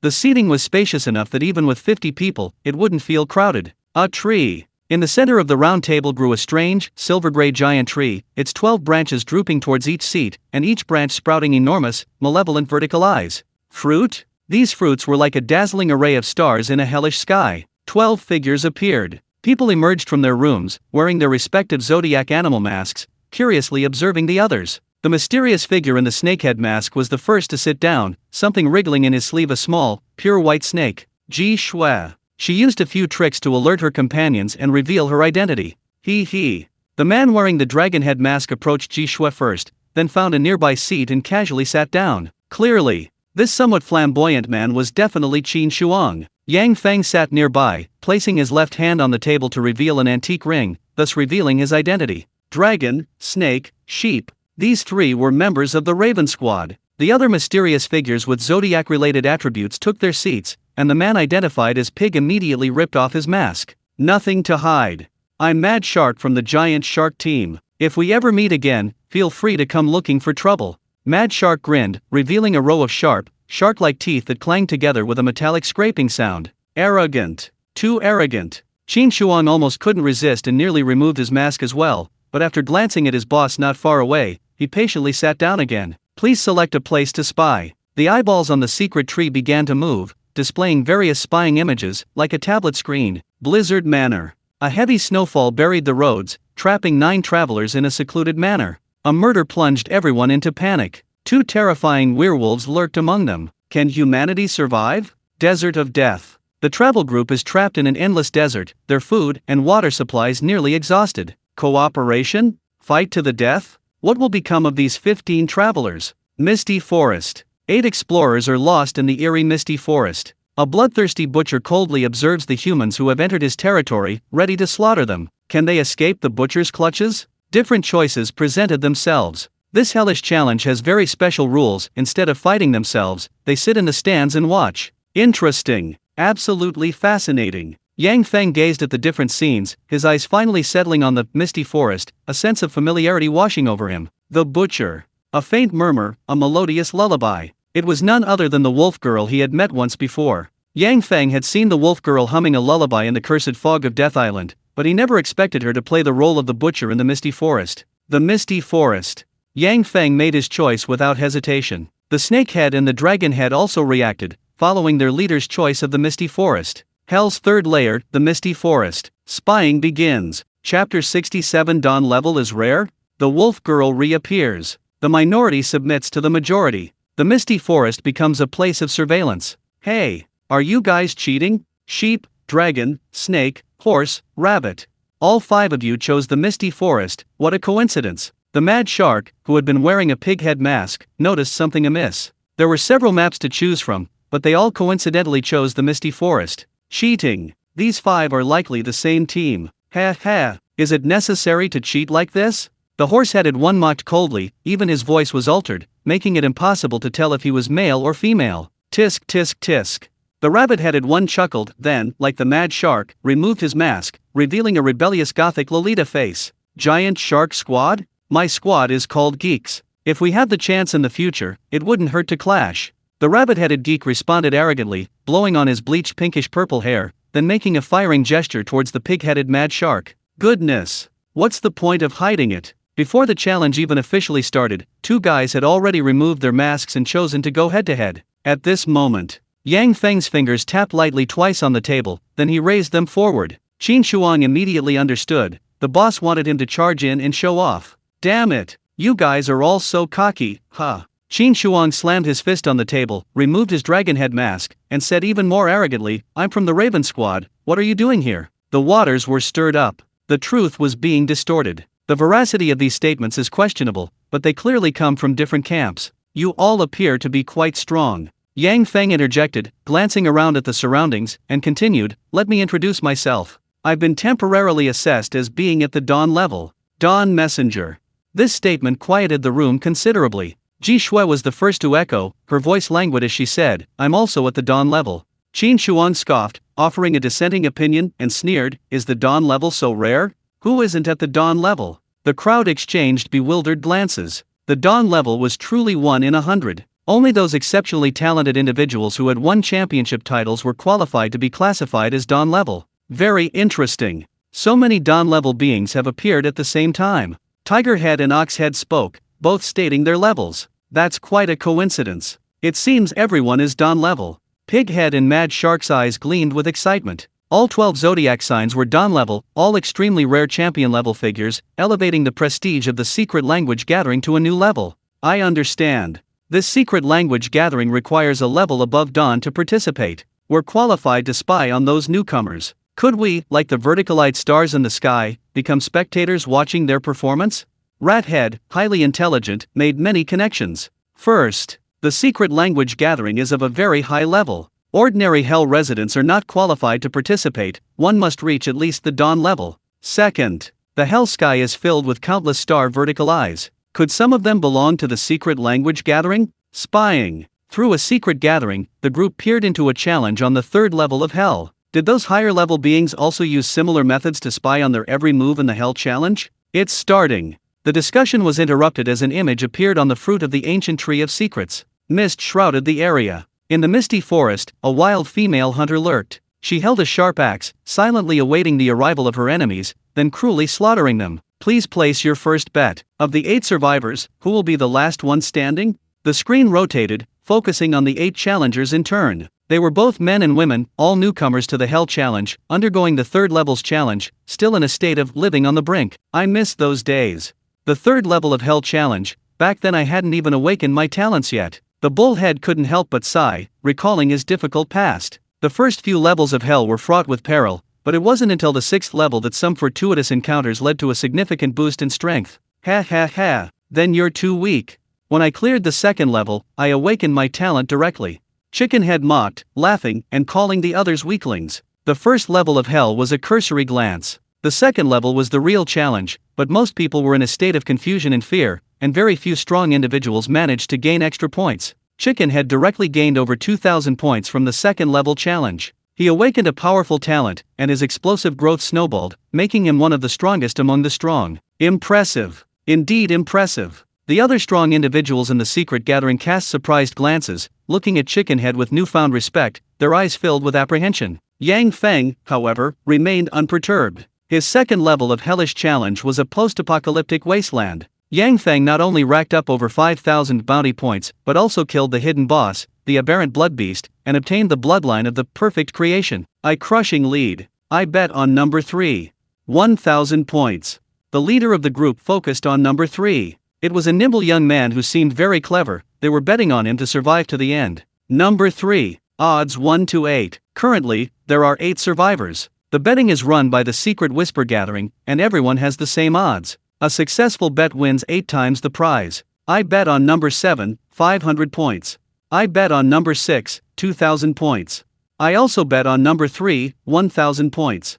Everyone placed their bets, placing bets on their favorite characters, with generally small amounts. Take a gamble, and you might just win big. I bet on number 2, 5,000 points. Qin Shuang possessed the ability of precognition and sensed something was wrong with number 2. This guy had actually awakened a talent and was secretly hiding his strength. He was probably a cunning wolf in sheep's clothing. 5,000 points? That's too ruthless. Everyone stared in astonishment. This was only the first round of the game, and Qin Shuang, the leader, had already bet 5,000 points. A gambler. A complete and utter gambler. At this moment, Yang Feng suddenly spoke up. 10,000 points, no survivors. No survivors. Odds 1 to 10. This was an extremely risky bet. If all 8 adventurers died, the outcome would be a 100% kill. Generally speaking, the earlier levels of hell were relatively easy, and escape routes were provided, allowing even those with weaker abilities to survive. Everyone had been through it, they understood this. Risk. This guy's gambling instincts were even greater than Qin Shuang, the dragon head. As soon as he finished speaking, Snakehead Ji Shui also placed a bet, following Yang Feng's lead. I'm betting 10,000 points too. No survivors. Ji Shui followed suit with 10,000 points, leaving everyone except the Raven Squad stunned. They've gone mad. Have these people all gone mad? And, why are they so rich? 10,000 points. That's a full 10,000 points. They toiled through countless hellish challenges, barely accumulating enough points, yet now they were gambling it all away. Wealthy and reckless? Extravagantly rich? Or perhaps just lucky, foolishly rich? The breaths of everyone in the secret whisper gathering quickened. Then, the second prompt followed. Who do you think will be the first victim? A gamble with their lives. The secret whisper gathering is a gamble with lives. Not only can you gamble on who will survive to the end, but you can also gamble on who will be the first to die. Exciting! This is far more exciting than a horse race. Everyone remained silent, waiting for the sheephead and snakehead to speak. Why are you staring at me? Number 4, just casually bet 1,000 points. Yang Feng couldn't come up with any ideas about who would die first. Luck played a major role. Just place a bet, nothing more. Hearing this, everyone breathed a sigh of relief, and the betting became much more normal. Number 2, I'll just place a random 500. Ji Shui casually swiped her hand, placing 500 points as a token bet. Ha! Qin Shuang's expression changed drastically, pointing at Ji Shui and yelling, "Are you cursing me?" Qin Shuang bet that number 2 would survive to the end, but Ji Shui bet that number 2 would be the first to die. It was simply disgusting. Everyone shook their heads and began to place their bets. The scene shifted. The fog gradually thinned. 8 adventurers appeared deep in the forest, beginning to search for a way to escape the fog. A lullaby began to play, its melodious song carrying throughout the forest, as a wolf girl wielding 2 axes stealthily approached the group. Go to sleep, don't lie on the edge of the bed. Otherwise, the big bad wolf will come and bite your arm. It will drag you all the way into the depths of the jungle. The bad wolf, don't come. Don't wake our little Masha. Chapter 68. The Dawn High Above, survivors struggling for survival. The game begins. From the shadows of the mist, a pair of beastly, vertical pupils stared at the moving group. The wolf girl. Her footsteps were silent, carrying a chilling killing intent, like a ferocious beast lurking in the grass. Found it. Curse totems, activating 5 of these will dispel the mist. Survivor number 5 called to his companions. The eerie totem, like a stone pillar, stood beside a giant tree. Simply cut one's palm and pour blood onto the totem to create a magic circle to dispel the mist. What are you hesitating for?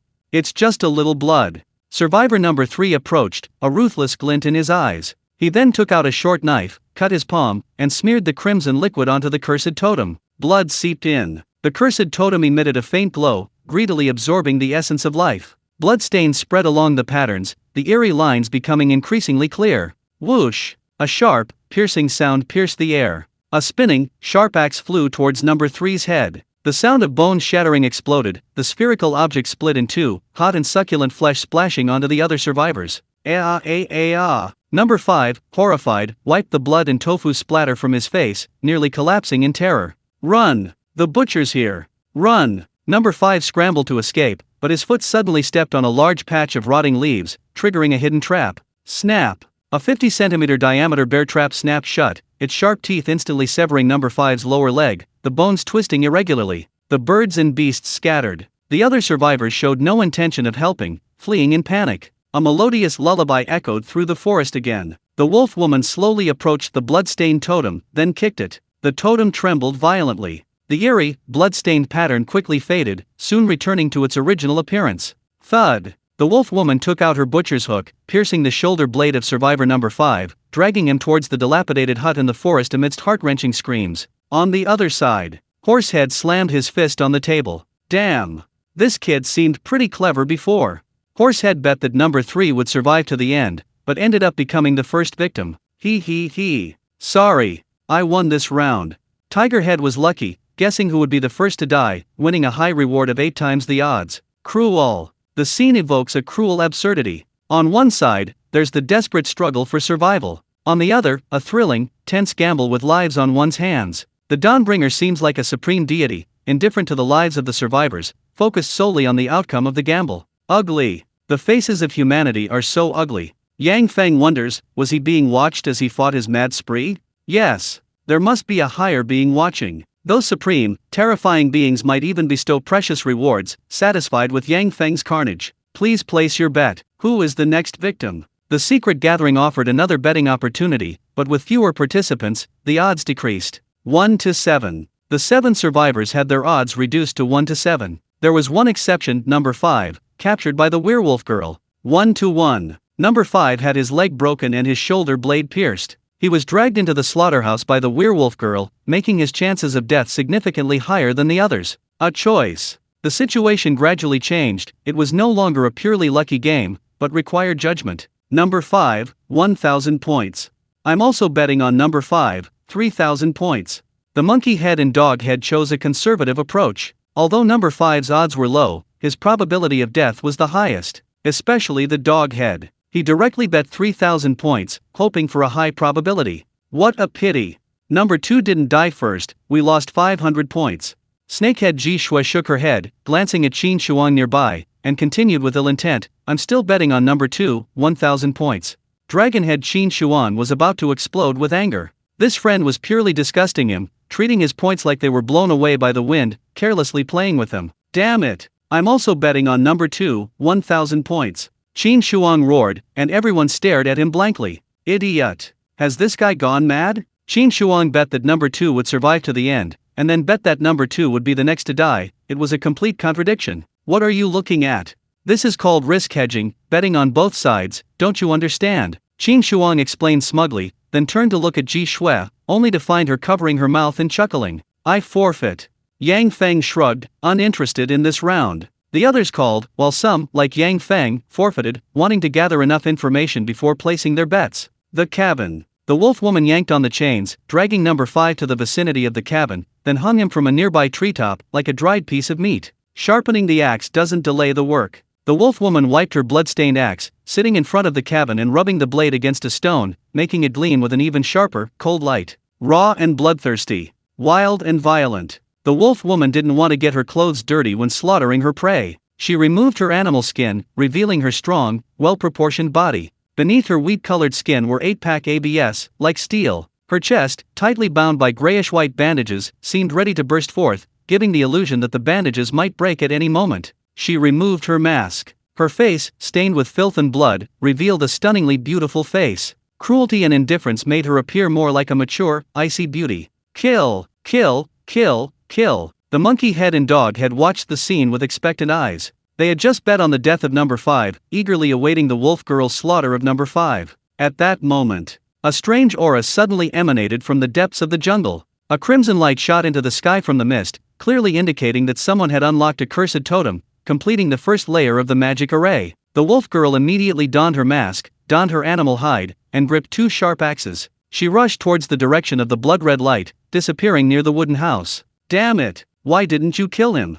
Just a little bit more, just a tiny bit more. The monkey head and dog head pounded their chests in despair. Number 5 was about to be slaughtered, but the next second they changed their target, and the points that were within their grasp slipped away. Number 2. He was an ordinary-looking man. His face was calm, but his eyes held a hidden ruthlessness. He cut his palm, letting the blood drip onto the ancient totem. A woman beside him was doing the same. Number 7. She was a beautiful woman. The two of them worked together to activate the cursed totem. Immediately, a beam of blood-red light shot into the sky, fully activating a portion of the magic circle. It's done.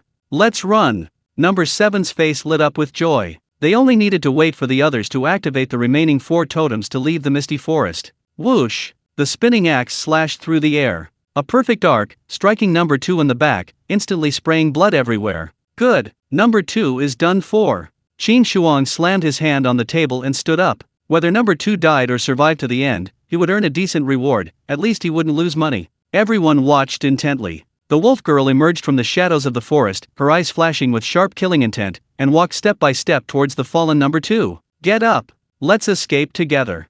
Number 7 was kind, she didn't run away alone this time. She forcibly helped the survivor, number 2, to his feet and pulled the axe from his back. Talent, healing. Number 2 possessed a special ability, his injured body was healing rapidly. The wounds were covered with a thick layer of scabs, and in a few minutes, they would be completely healed. At this moment, a glint of malice flashed in the eyes of man number 2 again. He pulled out a blade and stabbed it viciously into girl number 7's thigh, causing her to fall to the ground, wounded. You! Number 7 collapsed to the ground in agony, her fingers trembling violently. Sorry. Man number 2 sneered, then abruptly pulled out an axe from his back and fled quickly into the depths of the forest. Chapter 69 Off-Field Assistance, Vampire Provocation. If we don't beat you to a pulp, you're lucky we didn't clean up the mess. Humanity. 2 things in this world cannot be looked at directly, the sun and the human heart. Number 7, a kind-hearted girl, kindly saved number 2, a survivor, but was cruelly betrayed and made a scapegoat. No, don't kill me. Number 7 trembled, watching the wolf woman approach step by step.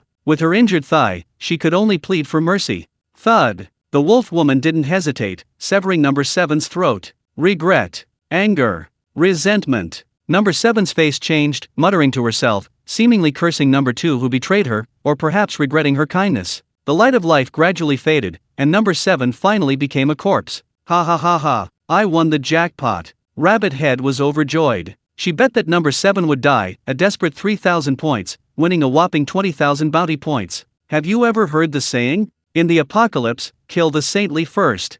Although this isn't the apocalypse, it's not far off. Number 7's pitiful, hypocritical appearance is really annoying. Rabbit Head blew on her bleached hair. Her bets were entirely based on her own whims, completely unrelated to deduction. Everyone's faces were grim. The taste of losing money was extremely unpleasant. Especially Qin Shuang, who bet on both sides and lost on both. Please place your bet. Who is the next victim to die? The next round of the game quickly began. People gradually adapted to the game and slowly figured out some unspoken rules. For example, the wolf girl would hang a target on the butcher hook near the cabin. For example, the wolf girl would mercilessly kill any survivor who activated the cursed totem. Whoever touches the cursed totem will die. I bet on survivor number 1, 1,000 points.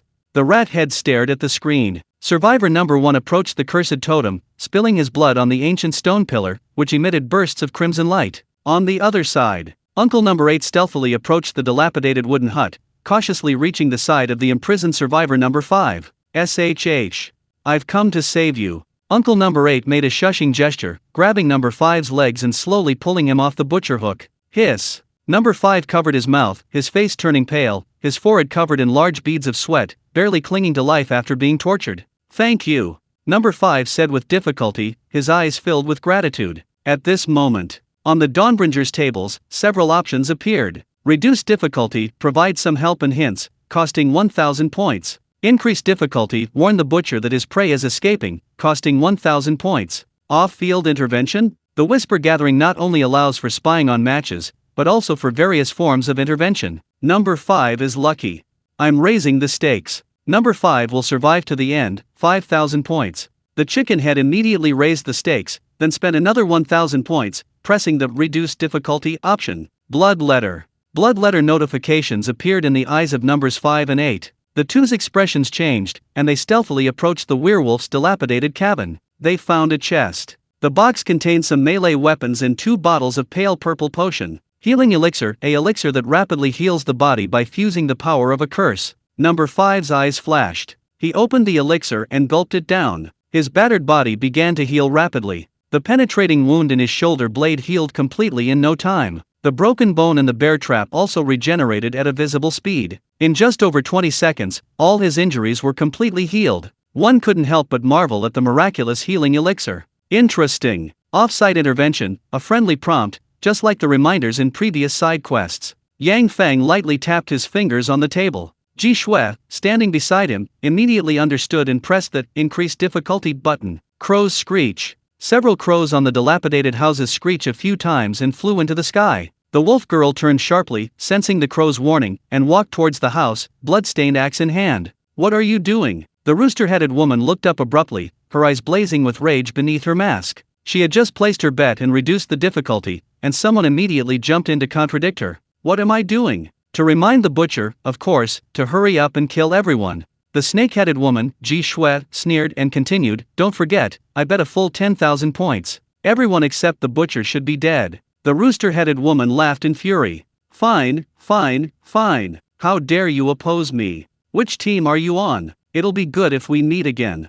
The rooster-headed woman's tone grew increasingly cold, the threat and warning unmistakable. Are you stupid? The purpose of the mask and black robe is to conceal my identity. You ask me where I come from, and why I'm hiding under a mask. Are you afraid? Ji Shui sneered, completely unaffected by the other's words. As you wish.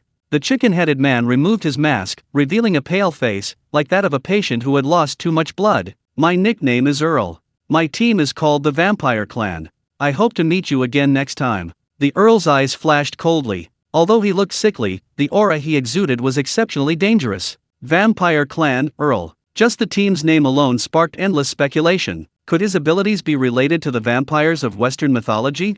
Vampire Clan? You're from the previous team, the Vampire Earl. The pig-headed maniac shark suddenly stood up, a hint of panic in his eyes. This volatile man, with a mouthful of sharp teeth, seemed terrified of the Count before him. They had met briefly during the Hell Challenge. The Count's strength was terrifying, his brutal and bloody slaughter was still fresh in Pighead's memory. Luckily, he had escaped beforehand, or he too would have been hunted down. I remember you. To escape my pursuit, you have some skill. The Count spoke condescendingly, but Mad Shark trembled, unable to utter a word, for it was all true. Complete domination. Even between dawn and dusk, there is a difference. The Vampire Count possessed the power to crush his peers. Damn it.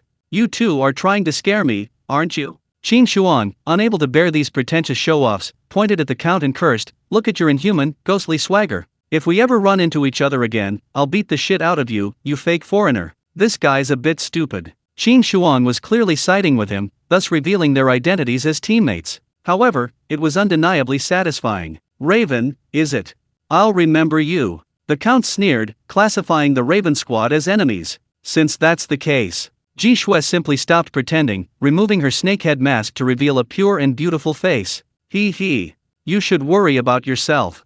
The two sides were locked in a fierce confrontation. The Count's strength was undeniable, one could judge it simply by Mad Shark's reaction. The Raven Squad was no pushover either. A squad with 2 Dawnbringers appearing simultaneously was truly astonishing. If you want to fight, fight outside. Don't delay our betting. Yang Feng, wearing a ram's head mask, spoke coldly, seemingly unafraid of the two forces. Attention returned to the scene they were observing. The wolf girl, axe in hand, approached her cabin, lurking in the shadows, watching number 5 and number 8 flee. The hunt had only just begun. Chapter 70, Quiz, how many people do you think will survive? A murmur. A melodious lullaby filled the forest. The wolf girl chased her prey, playing a game of cat and mouse. You run first. I'll hold her off, by some time. Uncle number 8 urged, then pulled out a Type 0 pistol, preparing to confront the wolf girl head-on. Thanks. Survivor number 5, full of gratitude, immediately fled in another direction. Interesting. Number 8 is skilled and daring, and armed too. Does he intend to turn the tables on the butcher? Come on, come and chase me. Uncle number 8 taunted, but then, a sudden change occurred. Blood. A crimson light shot into the sky. In the misty forest, another cursed totem was activated, dispelling a large swath of fog. Very good. Survivor number 1 activated the second curse totem. If this momentum continues, the curse on the misty forest will soon be broken. Oh woo-woo! The wolf girl let out a beast-like howl, the sound waves rippling outwards. As the cursed totem was broken, the wolf girl's power gradually recovered, unlocking even more powerful abilities. Her gaze was cold. The wolf girl glanced up at the direction where the bloody light had disappeared, but didn't immediately abandon her prey. Instead, she decided to deal with number 8 first. Yes, that's it, let me see what you're capable of. Number 8 possessed strong physical attributes and was confident in her speed. She deliberately circled in the forest, trying to buy time for the other survivors. However, the wolf girl was much faster. Beast perception, wild power. The wolf girl no longer concealed herself, unleashing her full speed. Only a blur could be seen in the forest as she charged wildly along the winding, rugged path. So fast? Hearing the rapidly approaching footsteps, number 8 felt a sense of foreboding and immediately pulled out a flashbang, throwing it behind him. Boom! The flashbang exploded, the high decibel sound waves deafeningly loud. The scorching light, like a miniature sun bursting open, was so intense it could penetrate skin. Even with one's back turned and eyes closed, the blinding glare would cause injury. The wolf girl, shielding herself from the blinding light, was temporarily blinded. Die! Number 8 leaped from the tree trunk, gripping his gun tightly and pulling the trigger. Long flames shot from the dark barrel as bullets rained down on the wolf girl. Clang clang clang. An unbelievable thing happened. The wolf girl was temporarily blinded, but her extremely keen animal senses allowed her to evade danger. A sharp axe was held in front of her, deflecting the bullets while simultaneously creating sparks and a metallic clanging sound. Deflecting bullets? The butcher actually used his axe to block the bullet. Number 8's face was filled with shock. He had originally intended to use his pre-prepared weapon to injure the butcher and gain a large number of points, but he had completely underestimated the butcher's strength. Whoosh! The spinning axe arrived in an instant, severing number 8's arm, and the gun in his hand fell to the ground. He'd messed up. Number 8 endured the excruciating pain, ignoring the injury to his right arm, and tried to escape without looking back. But the werewolf girl wouldn't give him that chance. She raised the second axe with full force, the muscles on her arm bulging and the veins writhing like earthworms. Aim. Throw. The flying axe spun dozens of meters, striking number 8 squarely on the back of the head, cleaving him in two like a watermelon, instantly killing him. The wolf girl was serious. The two cursed totems were dispelled, and the wolf girl butcher entered her second phase, no longer playing around as before. She picked up the blood-stained axe. The wolf girl's keen senses expanded in concentric circles. Her beast-like vertical pupils could see the faint footprints on the ground, and the smell of sweat in the air carried a hint of fear. The wolf girl pursued the fleeing number 5, her pace accelerating. I can't go on. I can't run anymore. After running for 10 minutes, number 5 collapsed to the ground, panting heavily. His lungs felt like they were on fire, his heart pounded heavily, and his legs felt like lead, making it difficult to move. If only I'd exchanged for some items to enhance my physique.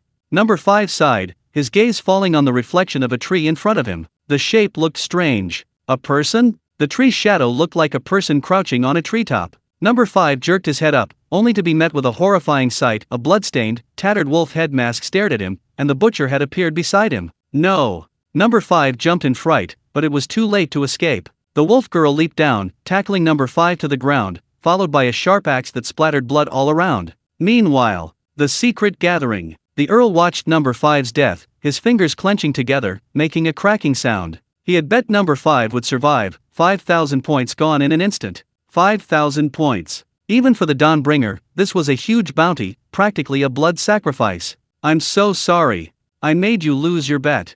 Snake-headed Princess Shui covered her mouth and chuckled, looking at the Count with schadenfreude, her provocation palpable. The vampire Count's eyes grew increasingly vicious, but he ultimately restrained himself. Rules apply. Harming others would not only deduct 5,000 points but also force him to leave, which would be a huge loss. 4 survivors have died. A new round of prize-winning guessing begins. How many do you think will survive? The secret gathering has begun a new round of games. With more than half the survivors dead, a prize-winning guessing game has begun. Minimum bet 1,000 points. Maximum bet 10,000 points. The higher your bet, the greater the reward upon victory. No survivors, 10,000 points. Yang Feng lightly swiped his finger, placing another 10,000 points, shocking everyone. Is this for real? This man's initial bet was no survivors, bringing his total bet to a full 20,000 points. Wealthy. People re-examined the man wearing the ram's head mask, finding him increasingly unfathomable. I'll also bet 10,000 points. No survivors. Ji Shui called with 10,000, and the people in the secret gathering exchanged bewildered glances. Are these still competitors from the same cohort? They're all Dawnbringers of the 9th level of hell, but how can the gap be so vast? The Dawnbringers fell into deep self-doubt. Were they too weak, or were those others too strong? Impressive. You guys are really something.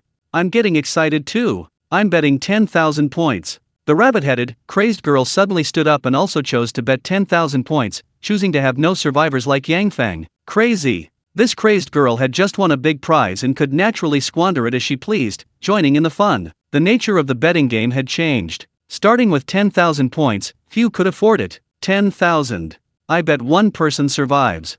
The vampire count gritted his teeth, emptying his coffers to maintain the dignity of a powerful figure. Tisk tisk tisk. Don't try to put on a brave face. We've lost 10,000 or 20,000, it's not like we're crippled. Ji Shui mocked the count not far away with an even more provocative tone. Don't lose your life savings. Chapter 71. No one survived. The atmosphere grew increasingly tense. The masked individuals placed bets based on their assessments. Number 1, unlock the cursed totem again. Number 2, what doesn't kill you makes you stronger, charge. They secretly pressed the difficulty lower button, providing off-field support to their chosen players. Misty Forest. Another unexpected event occurred. 2 beams of blood-red light simultaneously rose into the sky. What? Both cursed totems were unlocked at the same time. Survivor number 2, survivor number 4. These 2 each found a cursed totem, cut their palms, and dripped blood onto an ancient stone pillar, finally completing the magic circle. The game was about to end. Unlocking the last cursed totem would dispel the miasma in the forest and allow them to escape this eerie place. All advantages were gone. The situation had drastically reversed. At this moment, the wolf girl was utterly at a disadvantage, with little time left. Ha ha ha. We've got this in the bag. For challengers left, how is the butcher going to win? Tigerhead laughed heartily. He had just bet on 2 survivors, making his chances of winning very high. A bloodbath in a second, the situation reversed. I was worried just now that only 1 cursed totem was left, but now it's someone else's turn to suffer. Pighead Shark chimed in, his eyes fixed on Ji Shui and Yang Feng, and the rabbit-headed girl who was pounding her chest in frustration. Now it was their turn to gloat. Heh, why aren't you laughing anymore? The vampire count's tone was icy, his stiff expression melting away as he delivered a mocking sarcastic remark. At this moment, the wolf girl in the misty forest exhaled a deep breath. She removed the wolf head mask, revealing her cold, exquisitely beautiful face. A sense of shattering shackles seemed to emanate from her. Third stage. The cursed totem could dissolve the mist, but it would also unlock the butcher's shackles, gradually unleashing his true power. Yang Feng watched this scene, a sinister smile spreading across his face. He remembered the first time he encountered the wolf girl, her spinning axe cleaving through an ancient tree beside him, leaving countless cracks. Her power far exceeded what people could see. A blur flashed through the forest. The wolf girl, wielding 2 axes, her beastly senses extended to their maximum range, instantly pinpointing the survivor's location. She's here. The butcher is on my side. Go break the totem seal. Survivor number 4, gazing at the cold figure, warned his companions in the distance, then quickly fled in the opposite direction. Charging. Throwing. The werewolf girl, over 100 meters away, hurled her spinning axe from an incredible distance. The sharp whistling sound echoed as it precisely struck number 4 on the head. Death. Number 4 bought a second for her remaining companions. The werewolf girl didn't immediately retrieve her axe. Gripping another spinning axe in one hand, she swiftly chased after the other survivor. Damn it! Didn't the butcher go after number 4? Survivor number 1 cursed. The footsteps in the distance grew closer, and a sudden, intense sense of danger washed over him. Dodge. Number 1 dodged abruptly. The spinning axe grazed his scalp, striking a nearby tree trunk with tremendous force, the blade deeply embedded. My God! Number 1's legs went weak with fear. If that axe had landed on his head, it would have been a real watermelon blooming disaster. The chase. The wolf girl's speed increased again. She pulled the axe from the tree and ran wildly along number 1's escape path. Under the beast's vertical pupils, the messy marks on the ground became clearer, and the distance between them closed. A deafening crash. The wolf girl's powerful body slammed into number 1. The survivor's body flew sideways, the sound of bones shattering echoing, feeling as if he had been hit by a high-speed train. Sleep, sleep. The wolf girl gripped the axe in one hand, humming a chilling lullaby, and then brought it down on number 1's head. Death. Survivor number 1 perished. Of the 8 survivors, only survivors number 2 and 6 remained. The 2 finally found the final cursed totem, simultaneously cutting their hands and letting blood drip into the cracks. Almost there. The cursed totem emitted a faint red glow, seemingly about to be broken. Suddenly, a death knell sounded in their ears. The wolf girl appeared nearby, wielding a sharp axe, slowly approaching. Don't be afraid. Hold on, even if it kills you, open the last cursed totem. Survivor number 2 gritted his teeth, his eyes suddenly hardening, and he stabbed at survivor number 6 beside him with a short knife. Asterisk thud. Asterisk. Blood flowed. Survivor number 6's neck was slashed open, spraying blood onto the last stone pillar, greatly accelerating the breaking of the seal. Number 6 was speechless with shock, finally collapsing against the totem pillar, his blood completely staining every inch of the pattern red. Despicable. Ruthless. This person first betrayed number 7, who had helped him, then ambushed number 6, who had fled with him, using others' lives as stepping stones. Breakthrough. The final beam of light shot straight into the sky. The curse of the Misty Forest was broken, and the survivors could finally escape. You can escape the Misty Forest. You are the last survivor and can escape through the tunnels. Hell offered number 2 two ways to survive. One was to escape the border of the Misty Forest. The other was to enter a randomly appearing tunnel. Escape? Leave the border of the Misty Forest? But, the butcher wolf girl was right in front of him, could he really escape? This wasn't even the most despairing part. A tunnel appeared nearby, a privilege reserved for the last survivor, simply crawl through it to escape. However, that tunnel was closer to the butcher, the werewolf. Devour hope. The werewolf walked to the tunnel and kicked the entrance to pieces.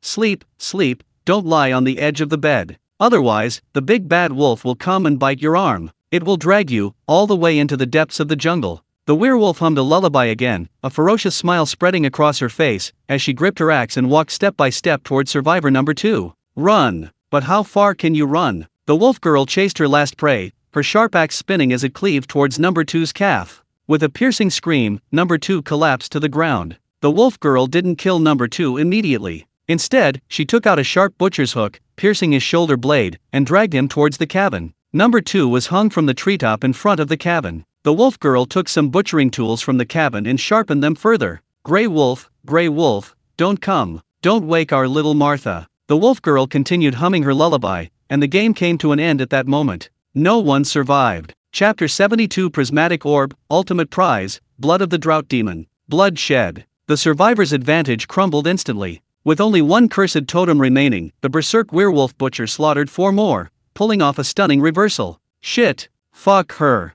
How could they lose like this? They're just a bunch of trash, they deserve to be slaughtered by the butcher. The gamblers at the secret gathering complained, all their bets gone. It's unfair. The butcher was too strong in the final stage. Humans had no chance of survival. Horsehead and Tigerhead stood up, objecting to the final result of this gamble. The werewolf butcher's strength was terrifying, especially in the final burst phase. Even with a few more survivors, the outcome would be the same. If you're bad, practice more. This killing game has a very simple solution. Qin Shuang had played many similar games, such as Dead by Daylight and Fifth Personality. Some killers become stronger as the game progresses, but they are not unsolvable. 8 survivors. 5 of them simultaneously unlock the totems, and then 3 others go to deal with the first phase killer, the werewolf. Guess what the outcome will be? Qin Shuang revealed the perfect solution. The 5 cursed totems light up simultaneously, and everyone flees in different directions. No matter how strong the werewolf is, she cannot wipe them all out. Ridiculous. Survivors don't have a god's eye view. Pig-headed shark retorted, these lousy fish all have their own agendas. Is it even possible for them to cooperate perfectly? Review. This guy is really bad at the game but loves to play. He was arrogant when betting, and started pointing fingers after the game. Ha ha ha ha, you're all a bunch of rabble too. The crazed little rabbit-headed girl suddenly jumped onto the table, waving her arms and legs wildly. Since you know the survivors are all trash, why don't you bet on no one surviving? Awesome. I'm going to make a killing this time. The rabbit-headed girl laughed maniacally, publicly mocking all the losers. Wishful thinking. 8 survivors, even the worst one should have 1 or 2 survive, right? A bet's a bet.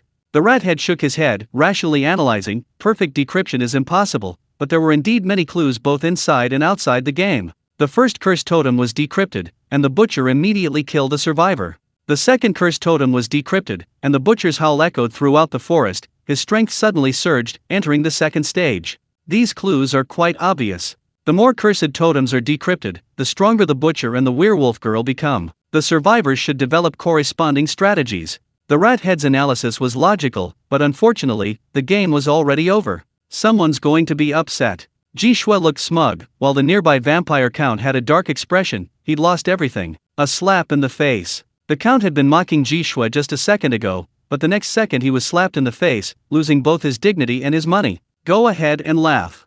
This is just a game, you deserve to laugh a bit more. Let's see if you can still laugh when we meet on the battlefield.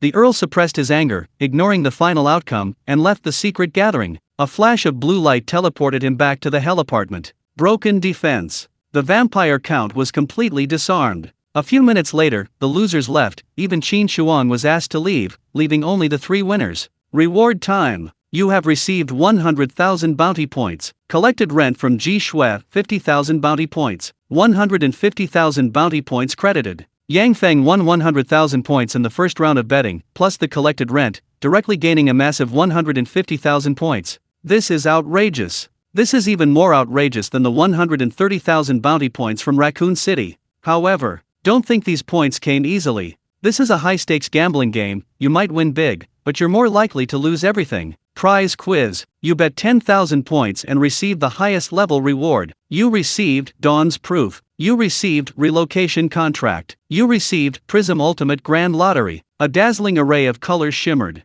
The Dawn's Proof transformed into a stream of light and entered Yang Feng's body. A series of intense pain shot through his eyes, and the clock of the end of the world began to tick again. 10 o'clock. The hands moved towards 10 o'clock, one step closer to the sun. Relocation Contract invites any creature to move into your hell apartment. Relocation Contract? Lease Contract? These are 2 completely different ways to form a team. A lease contract is a temporary contract, both parties can cancel it at any time, and a certain rent fee must be paid. A relocation contract, however, is much more advanced. Once a relocation contract is signed, the person will be permanently bound as a teammate, residing on the same level of the hell apartment, and gaining privileges second only to the landlord. And that's not all. This relocation contract can invite more than just residents of hell. It can invite anyone. Even the butcher from the hell level can be invited into the apartment. Werewolf Girl. Yang Feng peered through the eye of the Tree of Secrets at the werewolf girl, the butcher of the misty forest. What would happen if he invited her to be his teammate? Light and shadow flickered. Yang Feng stored the relocation contract in his storage ring. If he ever encountered her again, perhaps he could give it a try. Finally, the Prism Grand Lottery begins. Colorful orbs of light will appear in the collection of secrets, waiting for people to pick them up. There's only one chance. What reward you get depends on your luck. I'll try first.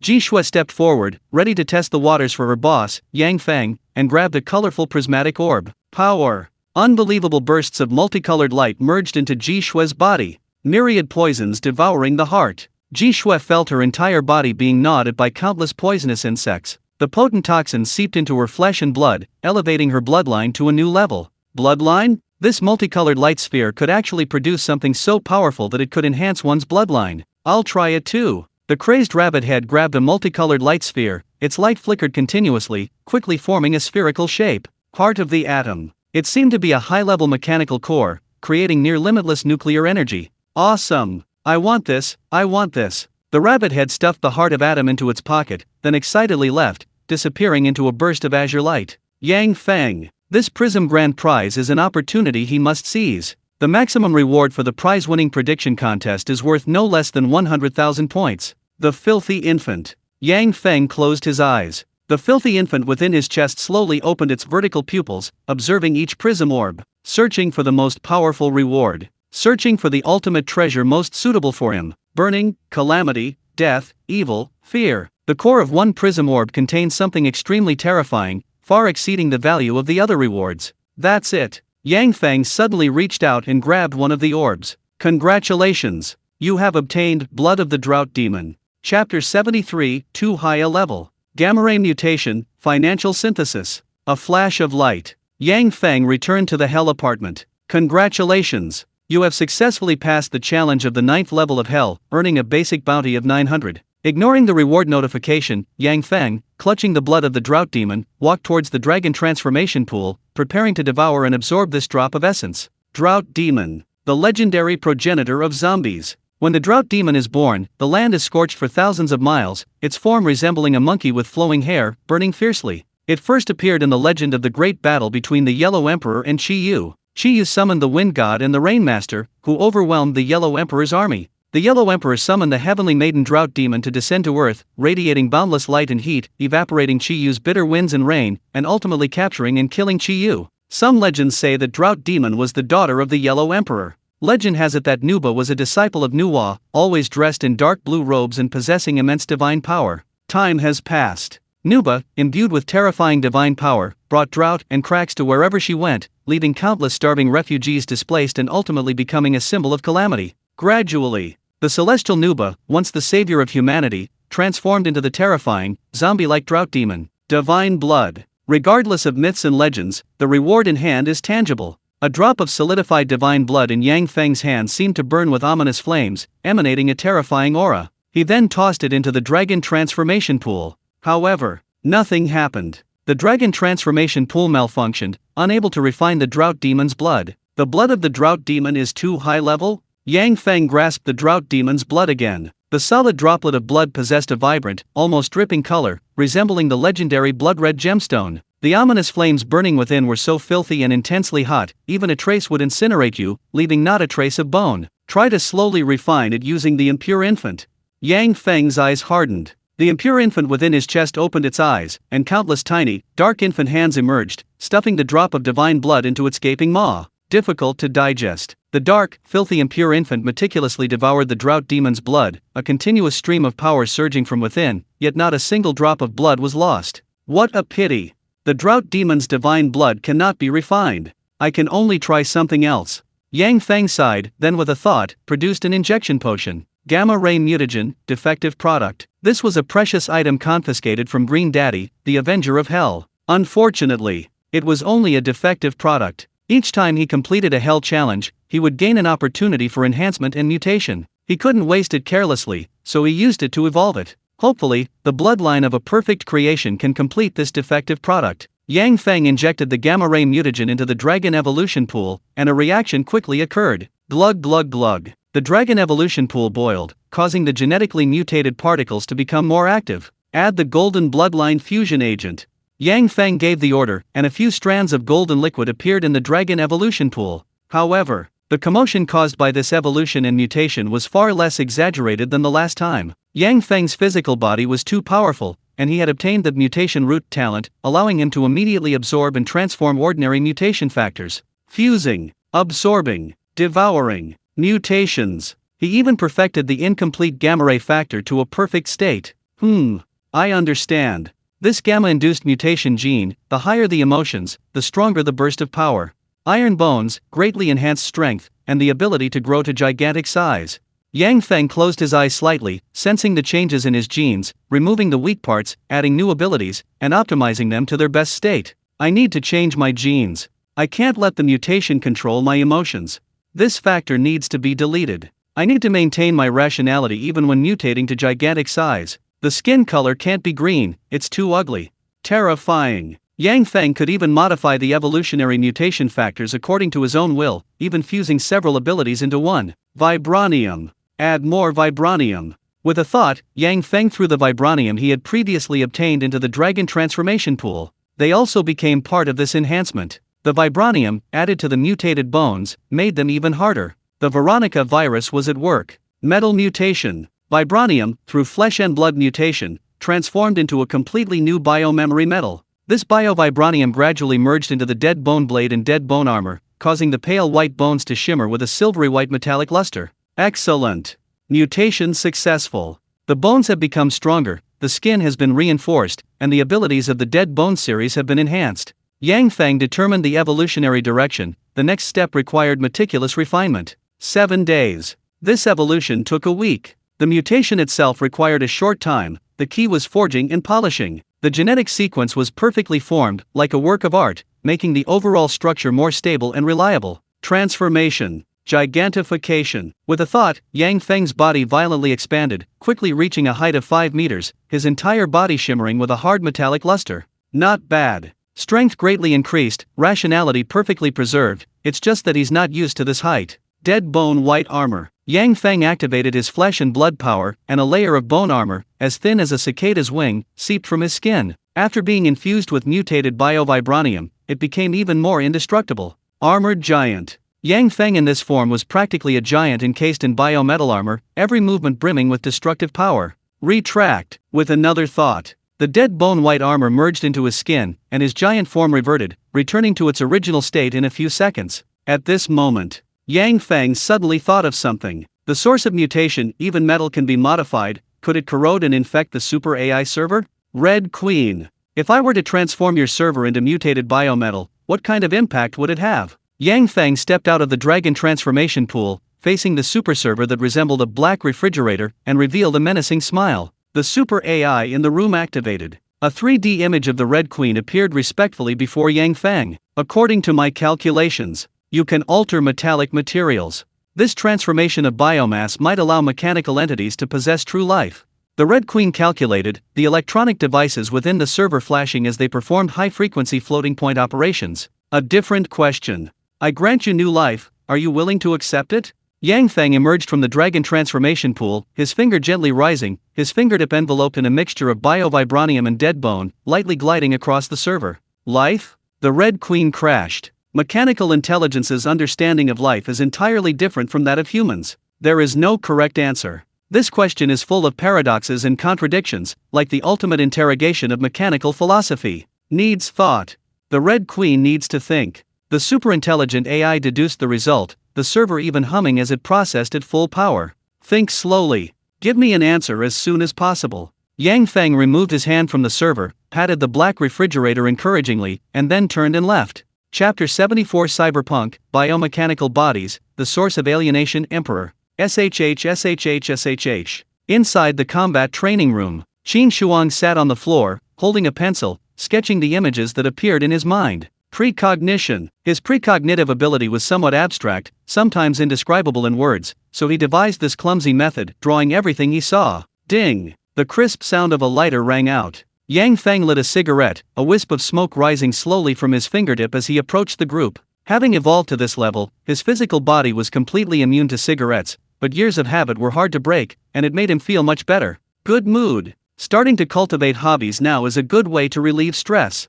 Yang Feng smiled faintly as he approached Qin Shuang, then picked up the sketches. Although the skill was very amateurish, it was generally clear what he was drawing. A dazzling display of lights and bustling activity. Towering skyscrapers stood majestically. Some unusual humans also appeared in the sketches. Those people's bodies were modified, fitted with various mechanical prosthetics, granting them abilities far beyond those of ordinary people. Cyberpunk. Boss, I see a city of the future.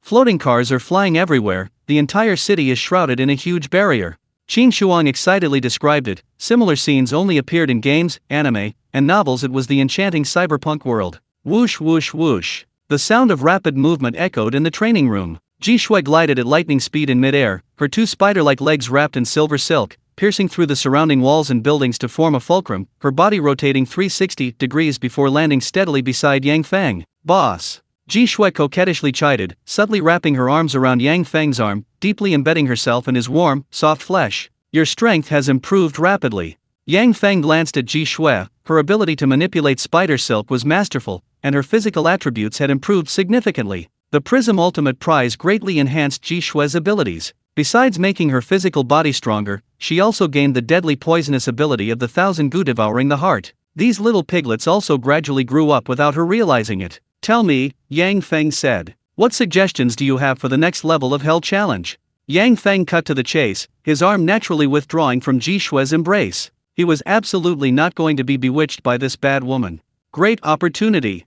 This time we have to go all out and stock up. Qin Shuang continued excitedly, the technology in the cyber world is incredibly advanced, the weapons and equipment are all rare and valuable. We absolutely have to plunder them. As expected of Qin Shuang. At any time, the first thing Qin Shuang thinks of is the rewards. The thrill of looting is ingrained in his bones. Boss. This incident is a bit strange. Ji Shui crossed her arms and analyzed from another angle. The secret gathering is very special. Although we received basic rewards afterward, we didn't receive any gifts from the great beings. Judging from the pattern, the 10th level of hell should also be a special level. Special level. The 10th level of hell is very likely also a special level. Ji Shui is right. Yang Feng nodded, his tone becoming more serious. The secret gathering on the 9th level seemed to be a hidden, special space, and afterwards, it received no evaluation or favor from the great beings. Restrictions. Even supremely powerful and terrifying beings have certain limitations. There's another possibility. Did Yang Feng and his companions, while spying on the 9th level, also become part of the countless evil vertical pupils in the sky? Secrets. This might be one of the secrets hidden in hell. Everything as usual. I'll give you some more time to adapt, and make more preparations.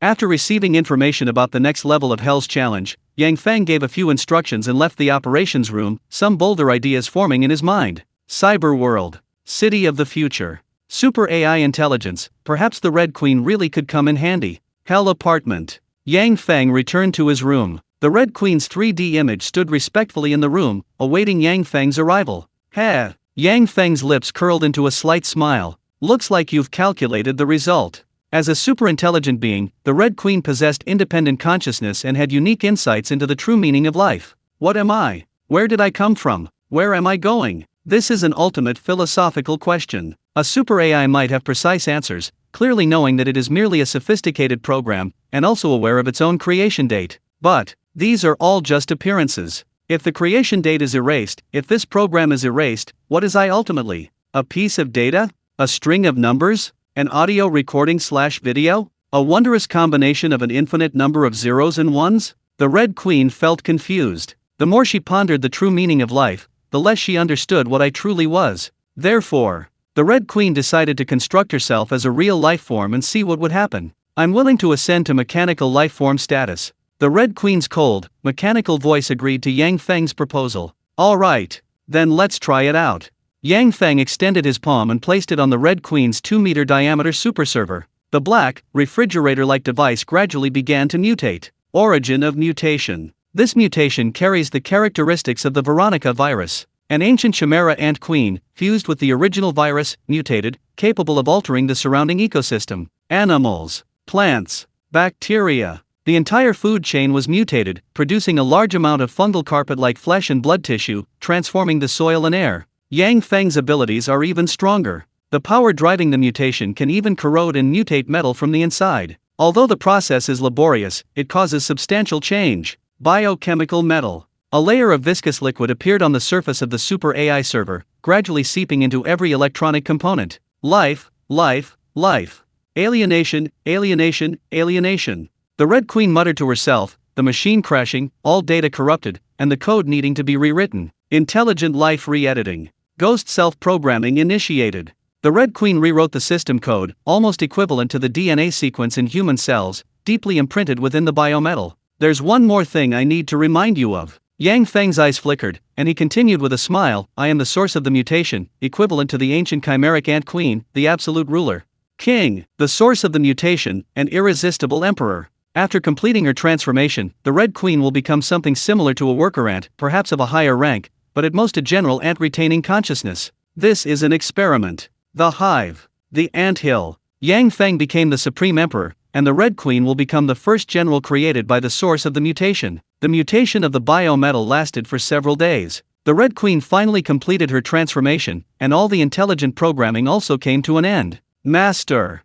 The Great Origin. A 3D image of the Red Queen appeared before Yang Feng, kneeling in submission and loyalty. Very good. Yang Feng nodded. Having completed the most crucial step, the next step was another ingenious idea. Could the transformed Red Queen be placed within the cold, vacuum-like Sumura ring, its independent space? Collect. Yang Feng placed his palm on the surface of the superserver, his mind moving accordingly. The Red Queen was successfully collected into the Sumura space, and with another thought, the superserver reappeared, without affecting her vital signs. Biomechanical device. This thing actually came to fruition. Chapter 75 Good Morning, Night City. 10th level of Hell, Night City. Danger level, no level restriction. Curse suppression, 0. Time limit, 7 days. Description, Night City has no living legends, but it has undying love. Time has come. Raven Squad, assemble. The information about the 10th level of Hell appeared in blood-red letters before everyone's eyes. Special level. The 10th level of Hell challenge is also a special level.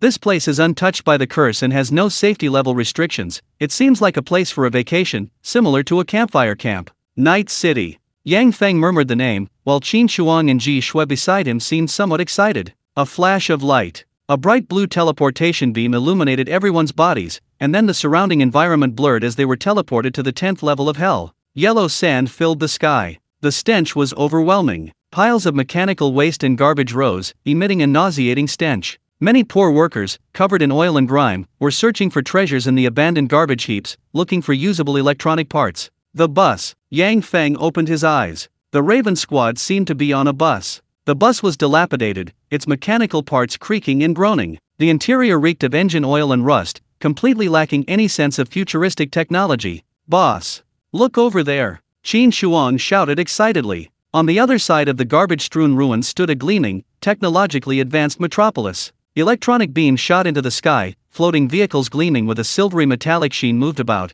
and countless neon lights combined to form a giant, colorful image. A massive 3D image formed a voluptuous woman peddling an advertisement. Future technology. Cyber City. That was the independent city known as Night City. At that moment, the bus entered Night City's territory. Its dilapidated television screen automatically turned on, beginning to play Night City's advertisements and programs. Good morning, Night City. Yesterday's deadly lottery, the final result was a full 30 winners, thanks to the endless gang warfare. Entertainment to the death. Lottery jackpots aren't unusual, but betting with human lives is rare, let alone putting it on television, treating accidental death as entertainment. Big gun. Powerful, strong, enduring. All night long, every night, instant upgrade, say goodbye to fatigue. The television continued playing advertisements, promoting some kind of prosthetic organ, which, after replacement, could restore virility, even making it stronger. Oh dear. What is this? Ji Shui quickly covered her innocent eyes, then peeked through her fingers again, so embarrassing. It's kind of interesting. Qin Shuang, are you interested? Yang Feng joked, patting Qin Shuang sitting in front of him with a mischievous smile. No way. Boss, mine works pretty well. Qin Shuang quickly shook his head, somewhat unable to accept Night City's advanced concepts, and unconsciously glanced at his crotch, saying, this thing still needs to be the original. Soon, the bus pulled into the checkpoint. Night City rules. Rule 1, you have 7 days to stay, or you can extend your stay using points. Rule 2, please abide by the city's laws. Violators will be pursued and punished by law enforcement. Rule 3, enjoy. Yang Feng was slightly taken aback. This special security level doesn't even have a penalty for murder? Night City has its own laws and has established a law enforcement department, employing many powerful individuals from hell to maintain the city's safety. In other words, if you are strong enough, you can act with complete impunity here. The City of Sin. This is a chaotic place, a paradise for criminals. Holy crap. Crime won't be erased by hell. Let's just rob a bunch of banks, wreak havoc in the city, ha ha ha. Qin Shuang also realized what was happening, fantasizing about being able to do whatever he wanted in Night City, as exhilarating as using a cheat code in a game to dominate. Idiot. New hell visitors come every day. If everyone were like you, Night City would have been a pile of ruins long ago. Ji Shui rolled her eyes. A little thought would tell her that Night City was definitely full of hidden talents. The 10th level of hell. Night City has a history of over 100 years, having hosted countless hell visitors. To establish oneself in Night City, one must be a ruthless and powerful individual. Ordinary hell visitors can only abide by the rules and enjoy the unique customs and culture. Soon, the bus passed through the checkpoint. The surrounding environment had transformed, with towering skyscrapers everywhere and neon-lit steel walls stretching as far as the eye could see. Welcome to hell. High-priced mercenary recruitment. High-paying professional assassin. Mercenaries home recruiting, contact number XXXX. Before the group even disembarked, a crowd of people holding up advertising signs surrounded them, enthusiastically hawking their wares. These are your colleagues, aren't they? Yang Feng lit a cigarette, giving Ji Shui a meaningful look. Colleagues. At least former colleagues. These people holding the advertising signs were clearly opportunistic tour guides, just like Ji Shui had been before, acting as both guides and information brokers. However, the situation in Night City was somewhat special. It was a paradise for criminals. Beneath the glittering cyber metropolis lay a multitude of unsavory and unknown transactions. The hell visitors are the best mercenaries, and also the most lucrative targets, harvested wave after wave. They double-cross each other. They kill and rob. They assassinate leaders of rival factions. The hell visitors will eventually leave, so why not pull off one big heist before they go? They'll rake in a huge amount of points, acquire high-tech weapons and equipment, then pack up and leave, teleporting back to the hell apartment. Hee hee. I really miss the old days. Ji Shui flashed a mischievous smile and continued, how about we hire a guide? They're unfamiliar with the area. Hiring a guide has its advantages. It can help them quickly integrate into the rhythm and atmosphere of Night City, and they can also gather some small intelligence. You pick one. Yang Feng nodded, then led the Raven squad out of the car. A crowd immediately swarmed around them, chattering noisily. Handsome, look over here. We're hiring some assassins, food and lodging included, plus points. Lots of girls over here, and they're all gorgeous. We love strong guys like you. A scantily clad, sexy woman deliberately jumped and danced, her smooth breast swaying rhythmically, almost blindingly so. Night City, the know-it-all. Anyone skilled in intelligence gathering? High salary offered. Another man holding a sign approached, clearly overly flamboyant for an intelligence specialist. Just for tourism. Just for enjoyment. Ah gee, we'll show you around Night City, I know every nightclub and bar. Among the crowd stood a man over 6 feet tall, quite imposing, with a kind and honest smile, unlike the others who were flashy and frivolous. Ji Shui whispered a few words in Yang Feng's ear, and after receiving his approval, waved in the direction of AG. AG, we choose you. Ji Shui waved again, and AG, the burly man in the distance, had a glint in his eyes before pointing to a cool SUV behind him. Come on, let's talk in the car. Chapter 76 Thunder Chariots, the natives of Night City. Thunder. It was a brand new off-road combat vehicle, entirely clad in metal, with thick armor plates added to the body, and a large caliber machine gun mounted on the roof, equipped with a reconnaissance and attack system. He. A man should drive a big vehicle. AG walked to his vehicle, patted the hood, and a smug look appeared on his face. My Thunder combat vehicle, pretty imposing, right? Indeed imposing. Yang Feng gestured, then sat in the passenger seat, leaving the 2 little piglets to sit obediently in the back. Screens. The driver's cab was filled with various screens and buttons, displaying a large stream of data upon startup, showing the vehicle's status in real time, exuding a futuristic feel. The body is bulletproof. My glass is also high-end, one-way transparent metallic glass that can block electromagnetic interference light waves. AG started the Thunder combat vehicle, then proudly tapped on the side window, introducing the vehicle's various modified functions. This vehicle is truly top-notch. Yang Feng was very interested in the Thunder Chariot, completely transformed into an advanced armored vehicle, possessing a certain masculine romanticism. He. AG activated the manual driving function, leading the group away from the station, continuing his boasting. Buddy, I'm not exaggerating. Our stuff, the specifications have to be maxed out, giving customers 100% peace of mind. When it comes to connections in Night City, you can't go wrong with AG, he'll arrange everything perfectly for you. AG's self-praise wasn't off-putting, it had a hearty, masculine humor. Want a smoke? AG took out some Night City specialty cigarettes. I brought my own. Yang Feng took out a pack of cigarettes from his pocket, lit one for himself, and the entire carriage filled with smoke. I understand. Dude, be careful, always be wary. Ah G gave a thumbs up. In Night City, accepting cigarettes from strangers is a bad idea, the unknown chemicals could easily knock you out. And if you wake up missing a kidney, you're in trouble. What's so great about cigarettes? Ji Shui, sitting in the back, was choked by the smoke and complained, I really don't understand you man. Ah Ji glanced in the rearview mirror and opportunely turned on the ventilation system, quickly clearing the smoke from the car. The deodorizing effect was excellent. Look, that's the number 23 super skyscraper. A super apartment building with hundreds of floors, capable of housing tens of thousands of people. Ah Ji explained. In Night City, land is incredibly valuable. To conserve resources and gain more profit, you have to conquer the sky and build even taller superstructures. This is very similar to where we live. Yang Feng gazed at the towering skyscrapers, involuntarily recalling the Hell apartments, whose endless, imposing buildings were even more extravagant than Night City. Ha, I almost forgot, you are all visitors from Hell. I've heard that the scenery in Hell is also spectacular, filled with the desolate beauty of endless apocalypse. It's a pity we can't see it with our own eyes. AG sighed, even with a hint of longing. Something's not right. You've never been to Hell? Yang Feng narrowed his eyes. Based on past experience, Night City must have been built and founded by countless visitors from Hell, just like Ji Shui's long-term stay at the campfire camp. AG shook his head. I'm a native. Night City has existed for almost 100 years.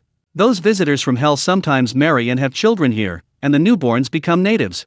AG explained, the word native quite interesting. Born and raised in the land. From the moment of birth, they were in Night City. Unlike visitors from Hell, they were clearly part of the small hellish world. Natives cannot return to Hell, nor do they need to pay stay points. My dad is a visitor from Hell. My mom is a native of Night City. They had a one-night stand, and that's how I came to be. AG recounted these disgraceful experiences with a hearty manner. Perhaps what would be shameful to others, it meant nothing to him. That's true. Ji Shui nodded, confirming that AG's words were true. Similar incidents occasionally occurred at the campfire camp where she used to reside. However, the campfire camp's tier was too low, everyone's bounty points were pitifully small, rarely enough to support them to the point of marriage and having children. Are there many natives of Night City? Yang Feng asked, continuing the conversation while admiring the scenery outside the window. Many. Night City has a history of 100 years. 100 years is enough for 5 generations to be born, and with the large number of visitors from Hell arriving every day,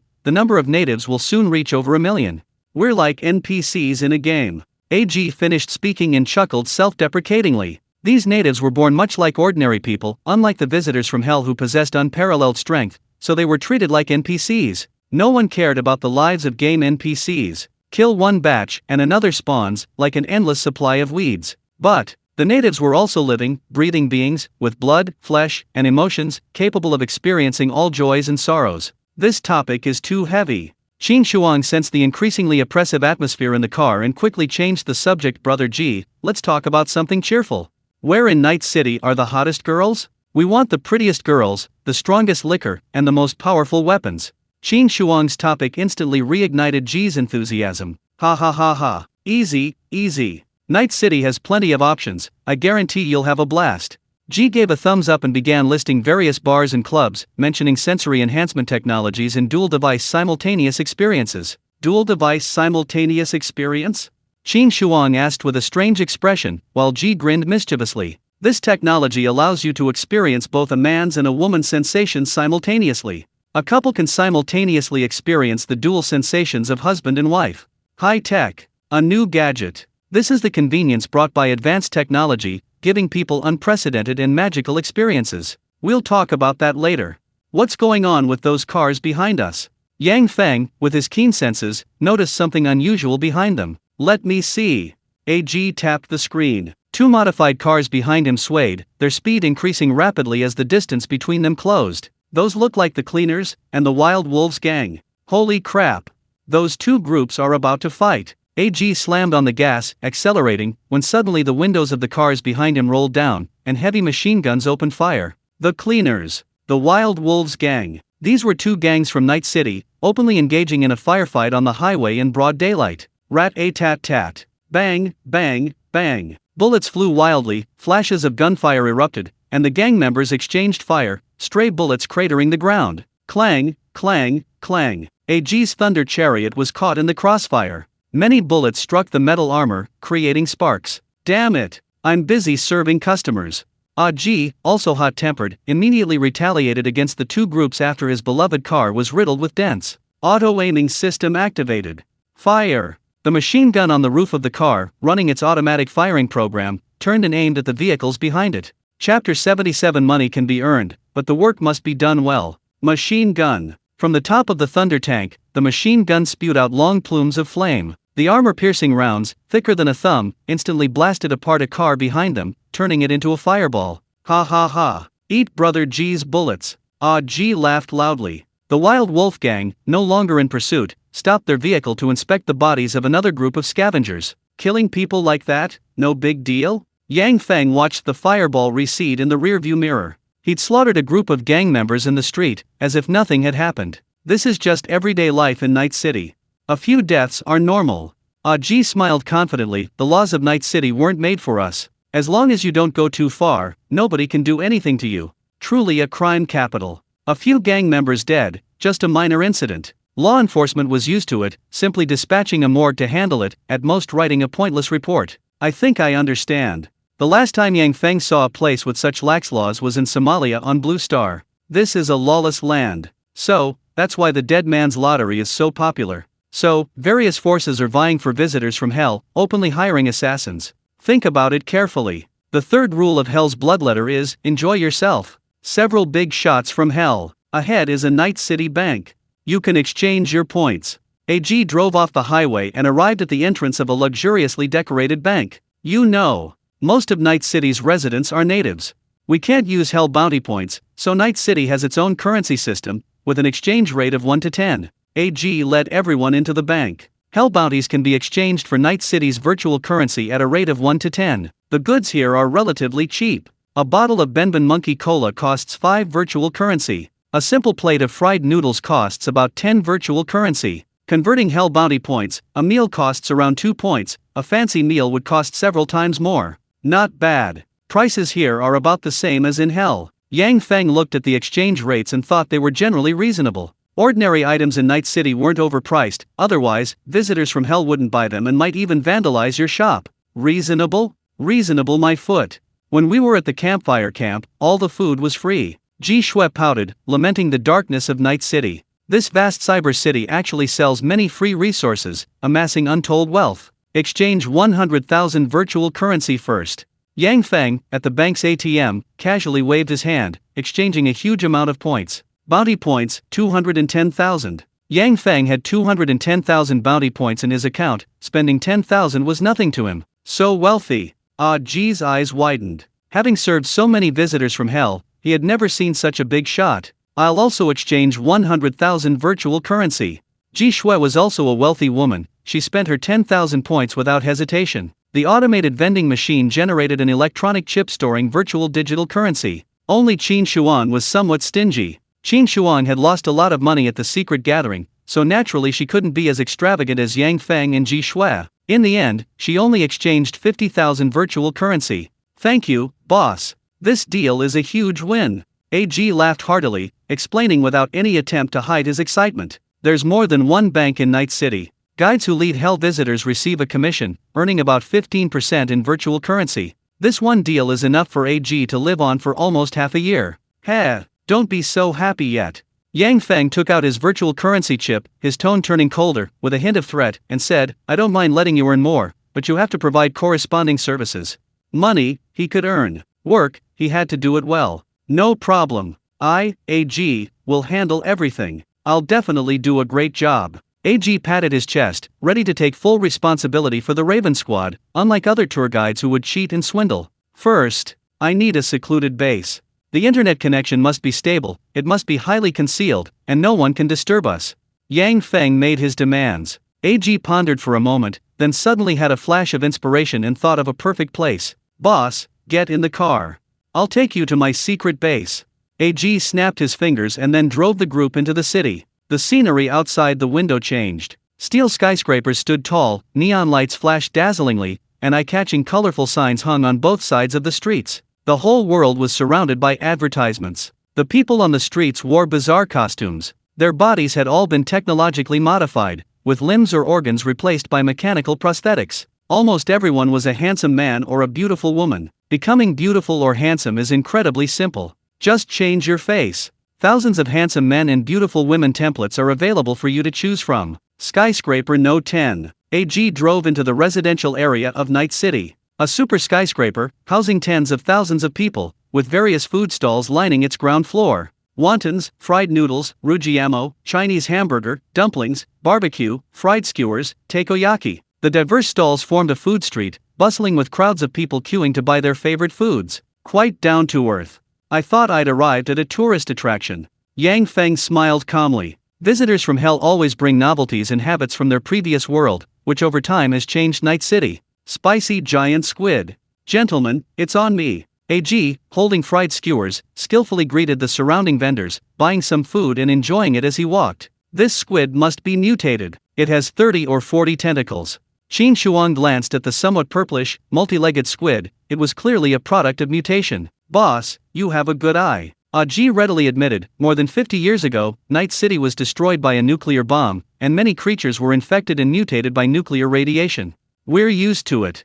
We drank radioactive water and ate radioactive food since we were little, and we cursed those big companies. AG recounted a piece of Night City's history. 50 years ago, a madman who loved music took a nuclear bomb and blew up Night City's largest company. The nuclear radiation has lingered, but people have endured it. If an arm is damaged, they get a prosthetic arm. If their stomach is damaged, they get a mechanical stomach. If they can't afford the replacements, they can only accept their bad luck and cover their sores and tumors with a rag. After listening, Qin Shuang quickly returned the mutated giant squid to AG. Yang Feng, on the other hand, didn't care and ate it heartily. It tasted quite good. The root of the mutation. He himself was the biggest source of the mutation, so what was he afraid of a little nuclear radiation contamination? We're here. Ji led the group to a filthy alley. A gate was made of dilapidated barbed wire, and cockroaches and rats occasionally scurried out from the piles of garbage bags around. Beneath the glitz and glamour of Night City, there are always places that harbor filth and corruption. I'll take you to see Old Way first. He's the most reliable cybernetic doctor in Night City. There's an abandoned warehouse over there, you can use it as your base. Ji explained, leading the way into the dark, dirty alley. Chapter 78 Tarot Cards, Divination, Underground Clinic, and Old Vivi the Boxer. Every inch of land is precious. Don't let the surrounding dirt and chaos fool you, the rent is outrageously high. Ji complained, pushing open a small door in the back alley and entering a shop connecting to the main street. Spiritual Hall. The room had a mysterious and ambiguous atmosphere. Dim candles burned throughout, and the reddish-yellow light flickered, illuminating various photos related to spiritual communication around the room. Tarot cards. This is a popular Western tarot card culture, said to be able to predict people's fate and fortune. MITI. Ji entered the room and greeted the pretty girl at the front desk. She was a mixed-race girl with an exotic look. Her youthful and beautiful face was adorned with freckles, and she rebelliously wore temporary tattoos. Ji, is this your friend? MITI looked at Yang Feng and the others with curiosity, then pointed to the passageway behind the shop and said, Old Wei is having surgery, it might take another half hour. How strange. The psychic shop is connected to the operating room, the bizarre combination is truly astounding. What does that mean? A divination to determine the outcome before going downstairs for surgery? Yang Feng found a seat and glanced at the door leading to the basement. The operating light beside him was lit red, indicating that a patient was being treated. The big boss has misunderstood. The rent is too expensive, so one shop is split into two. Ji scratched his head sheepishly and continued to explain, Old Way's private clinic makes up the majority of the profits, and MITI works part-time as the clinic's receptionist and psychic, doing divination for others and such. Business is tough. The profit margin for a small clinic is too low, the neighbors' businesses are all small-scale operations, saving every penny. Excuse me. Please wait a moment, gentlemen. Ji looked apologetic, then quickly told Mitty to make tea, and the small shop immediately bustled with activity. You two seem to have a special relationship. Ji Shui raised an eyebrow, keenly sensing the ambiguity between the young man and woman. Their exchanged glances were perfectly synchronized. Ji awkwardly scratched his head, tacitly acknowledging the young couple's relationship. MITI, carrying the tea, smiled gracefully, then pulled a stack of tarot cards from her pocket. I've got nothing better to do. How about I do a tarot reading for everyone? MITI neatly placed the tarot cards on the table, offering a free reading to everyone. I'll pass. Qin Shuang waved her hand, completely unconcerned. I never do superstition, especially not this foreign stuff. I'd rather go to a temple and get a fortune stick. MITI wasn't angry, smiling as she replied, it's just a little divination to cheer myself up. I don't believe in fate or anything like that anyway. This little fortune teller, she's quite direct. No form of divination can completely predict a person's fate, it's just for peace of mind. If you can gain some inspiration or even some benefit from it, that would be even better. He. I'll have my turn. Don't pay attention to those stinky men, divination is a girl's romance. Ji Shui was eager to try, wanting to try any form of divination. Following MITI's suggestion, she randomly chose 3 tarot cards. MITI flipped them over one by one, interpreting their contents. First card, the Empress. This card symbolizes harvest and prosperity, indicating good fortune in your finances. Second card, Temperance. This card suggests you have strong self-control, can get along well with others, restrain your desires, and bring benefits to others. Third card, the Hermit. This card represents wisdom and contemplation, indicating you have experienced a rich life, are able to face yourself, and return to simplicity. These 3 tarot cards made Ji Shui fall into deep thought. You know what? He was surprisingly accurate. Ji Shui was a moderately wealthy woman who had experienced all walks of life and was able to get along well with others. Each card corresponded to a specific trait. Not bad. Ji Shui was quite satisfied with Mitty's divination, at least it made her happy, and it even gave her a slight inspiration. Interesting. I'll have mine done too. Yang Feng stood up and walked to Mitty's tarot table, ready to try his hand at a tarot reading. Unexpected. Ji Shui and Qin Shuang exchanged surprised glances. Their usually aloof boss was actually interested in this kind of girly tarot reading? Yang Feng sat down and casually picked 3 cards. MITI revealed the first card. It depicted an emperor seated on a throne, wearing a jeweled crown and holding a majestic scepter. First card, the Emperor. This card symbolizes power and strength, representing your extraordinary courage and boldness, your ability to control the changing situation. Clap, clap, clap. Ji Shui couldn't help but clap her hands. So accurate. This is you, boss. And you're the Emperor, I'm the Empress, we make a perfect pair. Ji Shui gave a flirtatious look, only to be met with an eye roll from Qin Shuang beside her, who silently extended a middle finger. Continue. Yang Feng said with a smile, gesturing for her to proceed. The second card, Death. This card signifies transformation and release, representing the death of the past, making room for new space and opportunities. MITI revealed the second tarot card, showing a skull holding the scythe of death, the 13th card of the tarot deck, Death. Interesting. Yang Feng seemed to have thought of something. Every evolution, every metamorphosis, every sublimation. The former self dies, reborn as a more powerful being, like a dragon plunging into the sea, a tiger leaping onto a high mountain. The third card, the Fool. This card symbolizes a new beginning, infinite possibilities. It encourages a spirit of adventure, the courage to step into the unknown, to constantly explore the unknown, and to create infinite possibilities. The tarot card depicts a young traveler standing on a towering cliff, facing the surging waves. A new beginning, infinite possibilities. Tarot card number 0, which can also be interpreted as card number 22, represents both the beginning and the end of everything. This card is suitable for myself, and also for all the inhabitants of hell. This tarot is a bit misleading, especially this Fool card. It applies to all visitors to hell. Everyone is reborn, everyone possesses infinite possibilities. Qin Shuang pursed her lips, still believing that tarot cards were just a hoax, especially these 22 major cards, which could be applied to anyone. It's just divination. Each card is interpreted differently. The only thing a diviner can do is to brighten up your mundane life.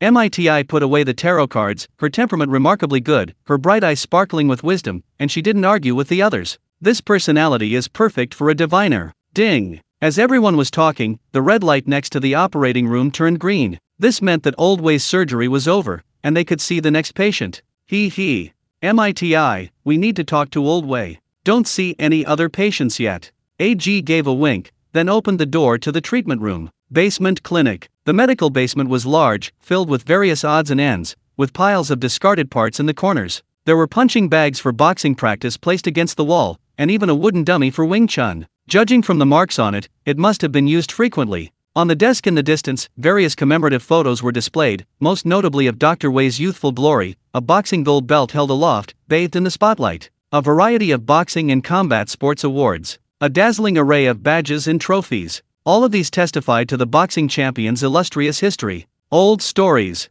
None of this matters. A calm and composed voice came from behind. Old Wei sat beside the examination bed in the center of the basement, noticing everyone's gazes, and explained with a smile. Time had passed. Old Wei had broken several ribs, and his fists and arms had been broken several times. Although he had been fitted with prosthetics, he could no longer participate in boxing matches. Now, Old Wei's face was kind, his tone calm, and his attitude indifferent. Only the boxing champion tattoos on his arms spoke of his former ferocity and glory. Come and sit down. Old Wei smiled and gestured for him to sit. Since you're AG's friend, then you're my friend too. Chapter 79. The Red Queen, a superintelligent AI, devours the Night City's network and becomes a mercenary. A cylinder doctor. A former boxing champion, now a clandestine cyborg doctor. Old Wei specializes in repairing patients' prosthetic bodies, scanning and deleting various system viruses, and replacing damaged mechanical parts. Old Wei. These are the big bosses of hell. I'm planning to temporarily rent out our secret basement to them. AG smiled as he discussed it with Old Wei. Actually, there was another level below the basement, used to store various secret items, including all sorts of illicitly acquired stolen goods. Old Wei's expression changed, and after a few seconds of contemplation, he nodded. There's not much dirty work lately, the basement is very clean, you can use it for now. This kind of secret underground basement shouldn't be known to outsiders. However, there's no stolen goods in the warehouse that need to be kept secret at the moment, and besides, the visitors from hell are just travelers who will leave at any time, so renting it to them temporarily isn't a problem. Typing on the keyboard. Old Wei typed a string of characters on the computer, then pressed a button hidden behind the trophy. The floor in the corner slowly opened, revealing a passage leading to the basement. Pipes. Wires. The basement was riddled with cables as thick as an arm. They converged beside a hacker's bed, in front of which were numerous fluorescent electronic screens, displaying a torrent of digital data. But that's not all. Nearby was a liquid nitrogen freezing pool. Wearing a hacker's special cryogenic suit, one could perform overclocking calculations in the ice pool, physically cooling their body. This was left behind by the last hacker. He spent a fortune building a covered electronic network to infiltrate other people's systems. AG explained, finally giving a thumbs up and chuckling. That was a visitor from hell, he used it and disappeared, leaving us with a freebie. Electronic hacking. Network intrusion. The expensively constructed, ultra-modern equipment met Yang Feng's previously mentioned network requirements, and the basement's location was also very concealed. Furthermore, Besides the state-of-the-art network system, the basement also contained control consoles for manufacturing weapons and equipment, as well as ample space for storing stolen goods. Very good. I'll rent this place. There are a few conditions I need to explain. Yang Feng rented the basement and then outlined the rules and conditions that must be followed. First, no one is allowed to enter the basement. Second, this matter must be kept absolutely secret. Yang Feng said coldly, while AG beside him immediately patted his chest in agreement. Of course. Since I've rented it to you, I certainly won't bother you. I, AG, am a man of my word. I would rather die than betray you. Whatever happens in this basement, I will not reveal the secret. AG spoke with conviction, and Old Wei nearby nodded silently in agreement. You can all leave now. I'll come back up in a bit.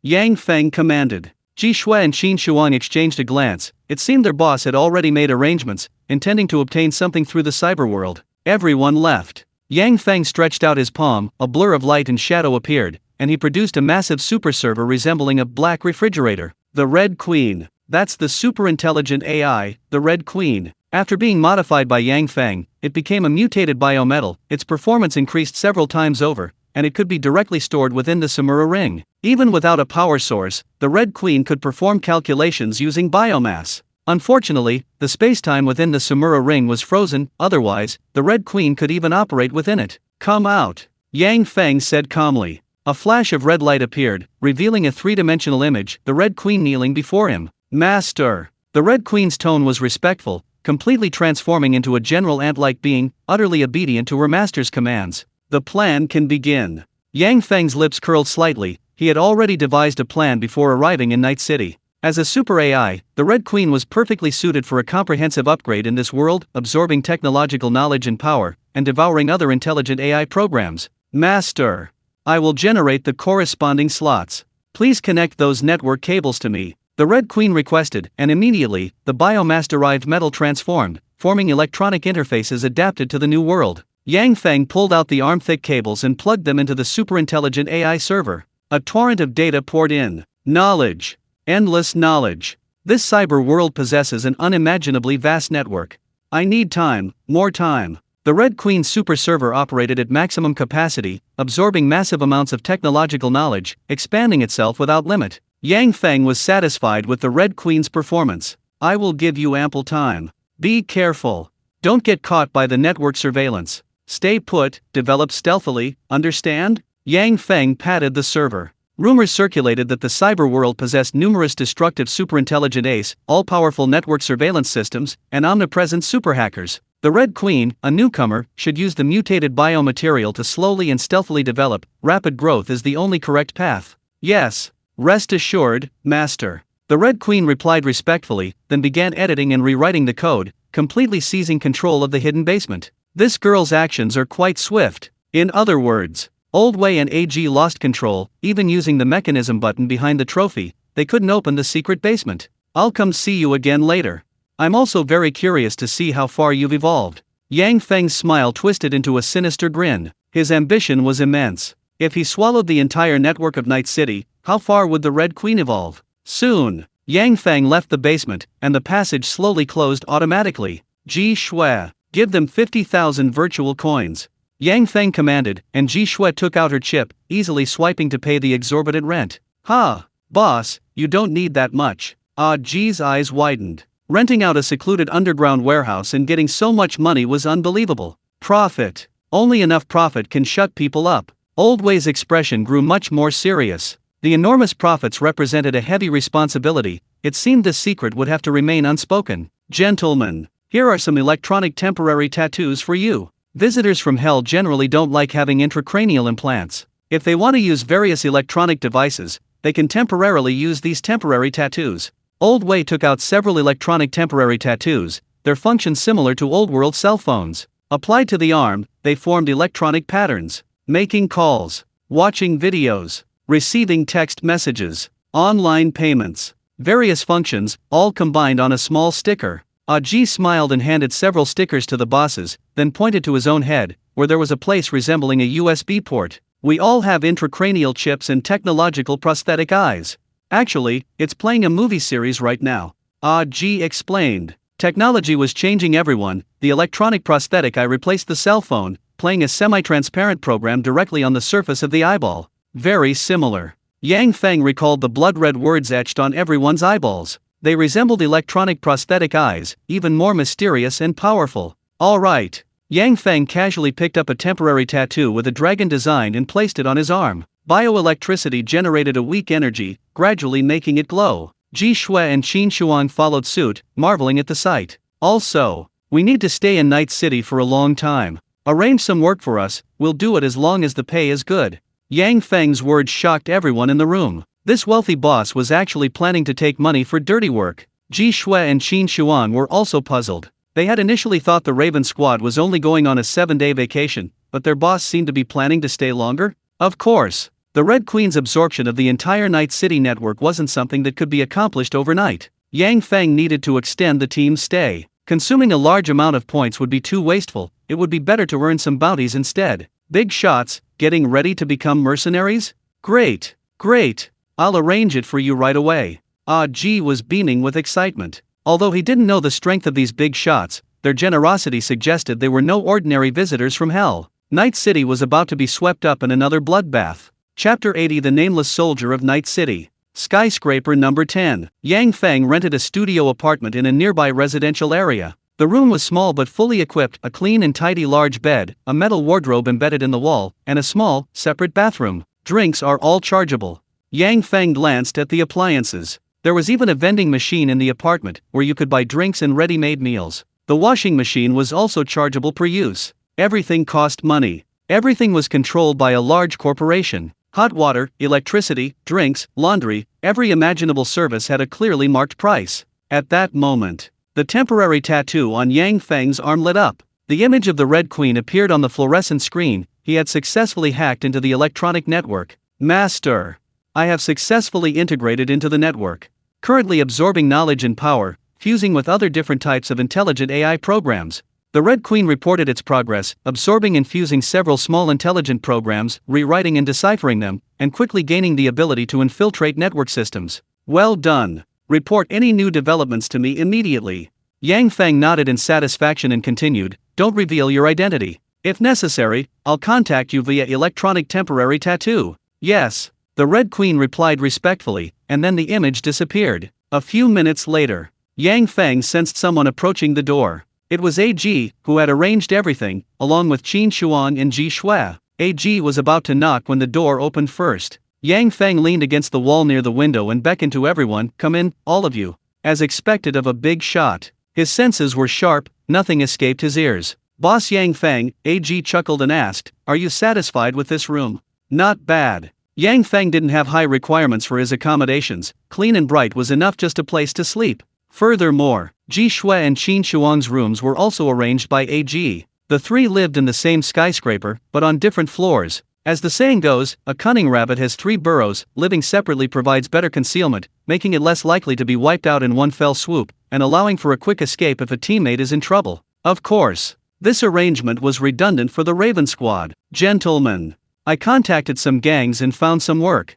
Ji closed the door, lowered his voice, and continued, there's a small leader in the Vortex gang who's been expanding his territory aggressively lately. Kill him, and you'll get 7,000 virtual coins.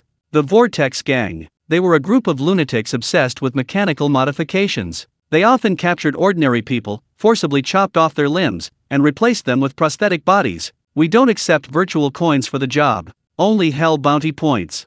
Yang Feng shook his finger, having made up his mind. Special hell levels have high costs for extended stays, consuming 10 bounty points per hour. This isn't the Hellfire apartment, you can't use Hellfire core burning team points here. 3 people will consume a whopping 720 points per day. 720 points a day. Who can withstand that? Before the Red Queen completely devours the network, she needs to find some jobs to offset the point deductions, at least not to lose money. Boss, I'll go ask. Ji went out to make a phone call, and returned shortly after, cursing and swearing, his face showing a hint of bitterness. Bounty points are more valuable. They're only willing to give 500 points. A kill mission, only 500 points. Qin Shuang curled his lip, his face full of reluctance. What's our boss's status? Only 500 bounty points per kill. Killing a few rotting zombies would earn more than that. Qin Shuang's cursing was true, casually killing a few rotting zombies would bring in several thousand points. Yang Feng's expression was calm. He silently lit a cigarette and said calmly, "Take it." "Take it? He even took this kind of trash job?" Qin Shuang. "Don't be thinking about big business right away." Yang Feng saw through it all and continued, "We're newcomers, just some nameless nobotus. Why should we entrust you with big business? Reputation. Like mercenaries on earth. The nameless and faceless are only fit to be filler characters, while only those with a prestigious reputation are qualified to take on big jobs. Boss is amazing." Ji Shui sat on the large bed in the apartment, stretching alluringly. Her gaze towards Yang Feng changed. As the saying goes, it's easy to go from frugality to extravagance, but difficult to go from extravagance to frugality. Boss Yang Feng's strength was undeniable, but he hadn't become arrogant, giving people a down-to-earth sense of security. Qin Shuang, after hearing this, also felt enlightened. Indeed, the boss has given me a wake-up call. Delicious food, sea cucumbers, abalone, we're used to that.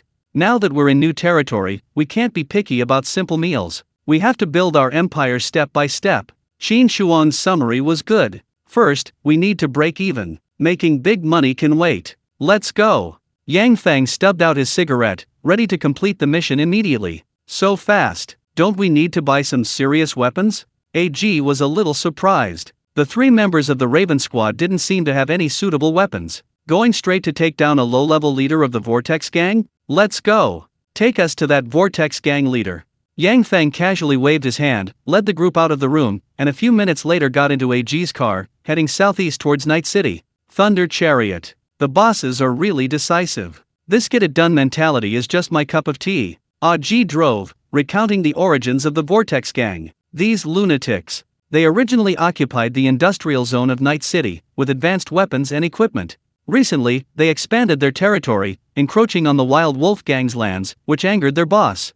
It's complicated. The power structure in Night City is intricate, with various gangs vying for power, each rumored to have a powerful backer. The Wild Wolf Gang. Remember the boss? Last time on the highway, the Wild Wolf Gang clashed with the cleaners, and we helped out a little. AG grinned smugly. Their boss assigned this job to me because of this connection. Business is tough. This lousy job worth 500 bounty points even required connections. We're here. The Thunder Chariot slowed down. Across the street was a repair shop, reeking of grease. Several gang members stood guard in front. Upon closer inspection, the Vortex Gang members had all undergone intensive modifications. Their faces were completely mechanical, with 5 or 6 glowing red prosthetic eyes and various scanning functions. Mechanical bodies. Powerful prosthetic arms and legs allowed them to lift the bottom of a car with their bare hands, removing tires without even needing a jack. Just this much. Yang Feng glanced at them and calmly ordered, "Qin Shuang, go kill them all." Chapter 81A. Well-executed small order leads to a big one. All right.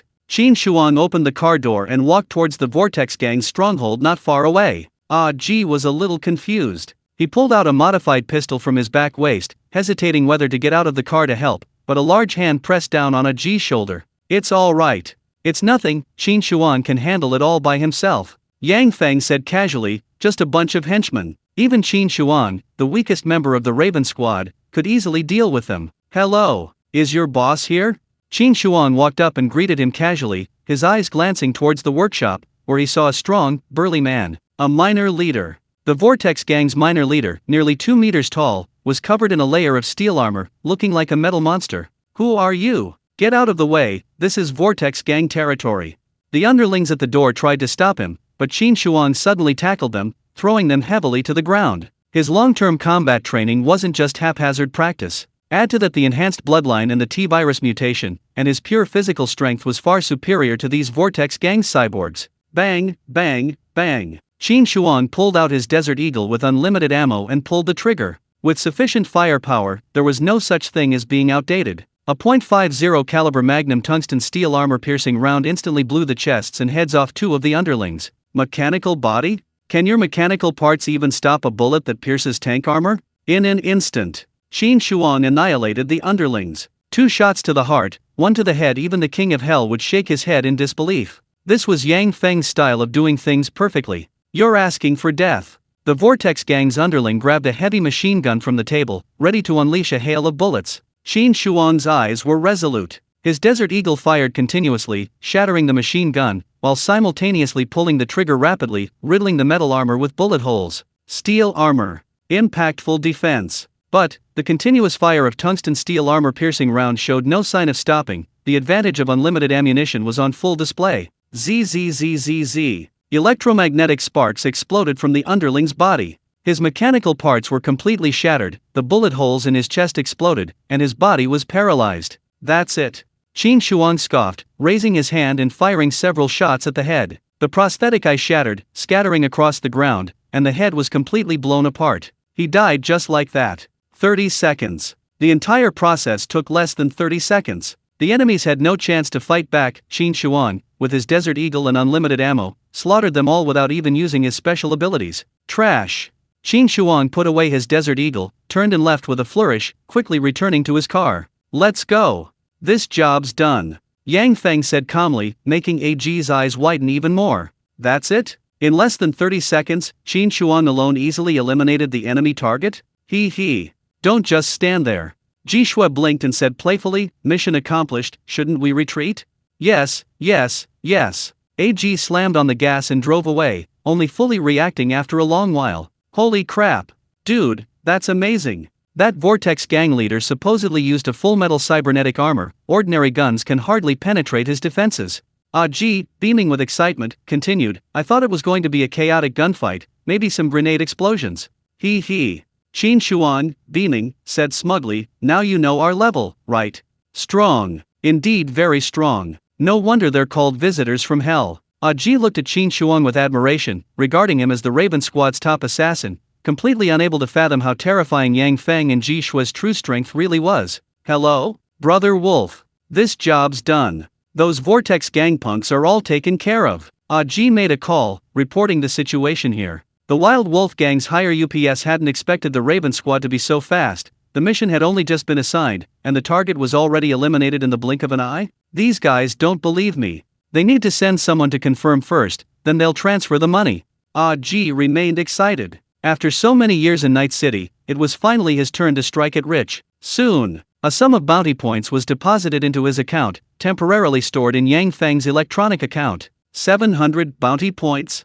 Didn't they say 500? Yang Feng checked the points, it was 200 more than originally agreed upon. The Wild Wolf gang saw the corpse and nose were not to be trifled with. They're trying to curry favor with the big shots. AG explained. As long as your fists are strong enough, no one dares to mess with you easily. Just then, AG received another message. His prosthetic eye scanned a set of data. It was a new message from the Wild Wolf gang leader. 3,000 points. They've offered a high price of 3,000 points. There's a shipment of goods stuck at the dock. It looks like a batch of high-end military technology. The Wild Wolf gang said they'll give us 3,000 bounty points if we clear out the obstacles there. A big order is coming. Small orders done well, big orders naturally follow. AG was extremely excited, but the others in the car were indifferent. The Raven Squad had seen all sorts of storms, 3,000 points was just pocket change. At this moment, Yang Feng activated the electronic tattoo on his arm. Check. With just a few words typed, the electronic system immediately reacted, and the Red Queen, always on standby, began investigating the origin of the shipment at the dock. Military technology. Controlling the entire country's military-industrial complex, they developed a series of combat prosthetics. This included a highly reinforced version of the Mantis Blade arm, and gorilla gauntlets with significantly increased strength, capable of easily cutting through monomolecular wires and steel. This batch of cargo, stranded at the docks, was temporarily detained by Night City due to procedural issues, and it contained quite a few valuable items. Master. There are 2 special items excluded from the inventory list for this shipment. 4-phase electric ripple Type 4. Peregrine-class Cyan Wiston Type 5. The Red Queen, through some unknown method, accessed the hidden list of military technology items, revealing them to be newly developed super-powerful weapons. Although their power was unknown, as the most advanced weapons in military technology, they should be very valuable. We'll take this job. Yang Feng silently turned off the electronic screen, accepting this big deal. AG quickly reported to the Wild Wolf gang, then floored the accelerator and sped towards the Night City docks. Boss. I believe in your abilities. If we can pull this off, we'll definitely make a splash throughout Night City. AG never dreamed that happiness would come so quickly. From an unknown street urchin to a big shot in Night City, perhaps all it would take is one Raven Squad. Don't get excited. You stay in the car for a bit, leave the rest to us. Yang Feng's eyes were calm, as he planned the follow-up actions. If this shipment was truly that important, the trouble it would bring would definitely be considerable. He had to plan ahead. Chapter 82 Silent, sharp, swift, incredible. A sea breeze blew. Stretching through her hair, it brought a refreshing coolness. The afterglow of the setting sun reflected on the sea, the shimmering waves sparkling with neon colors. The thunder chariot advanced along the coastline, the distant docks humming as large containers were loaded onto massive ferries. "Ah, gee. Stop here," Yang Feng said calmly. The dock was still 2 kilometers away, but the outline of the entire colossal building was visible from the viaduct. "Boss, I can help too. I've seen it all, plenty of gunfights." Aji patted his chest, the burly man full of ambition and drive, eager to make a name for himself with his boss. "I already said that. You just need to stay in the car." Yang Feng smiled faintly, but a cold glint flashed in his eyes. "Backup is also very important. There's a beach up ahead, get some food and drinks." He's serious. The boss's attitude was serious, there was absolutely no room for argument. AG breathed heavily, feeling immense pressure. The hairs on the back of his neck stood on end, as if he were facing a terrifying beast. "I understand." AG exhaled deeply and drove without hesitation to the nearby beach, intending to meet Yang Feng and his group there. Cars roared past. Yang Feng leaned against the overpass railing, his sharp, hawk-like eyes fixed on the dock. Heavily guarded. Dozens of fully armed soldiers patrolled the area, and intelligent AI combat robots were also present, ready to open fire immediately on any intruders. And that's not all. A military technology company, equipped with heavy combat mechs. These are war mechs nearly 3 meters tall. They are completely encased in heavy metal armor, possess an all-around scanning system, are equipped with machine guns capable of penetrating tanks, and even small cluster missiles. 3,000 bounty points. Clearing all obstacles, even for the visitors from hell, they are a tough nut to crack. "Boss, does this level of difficulty require your personal intervention?"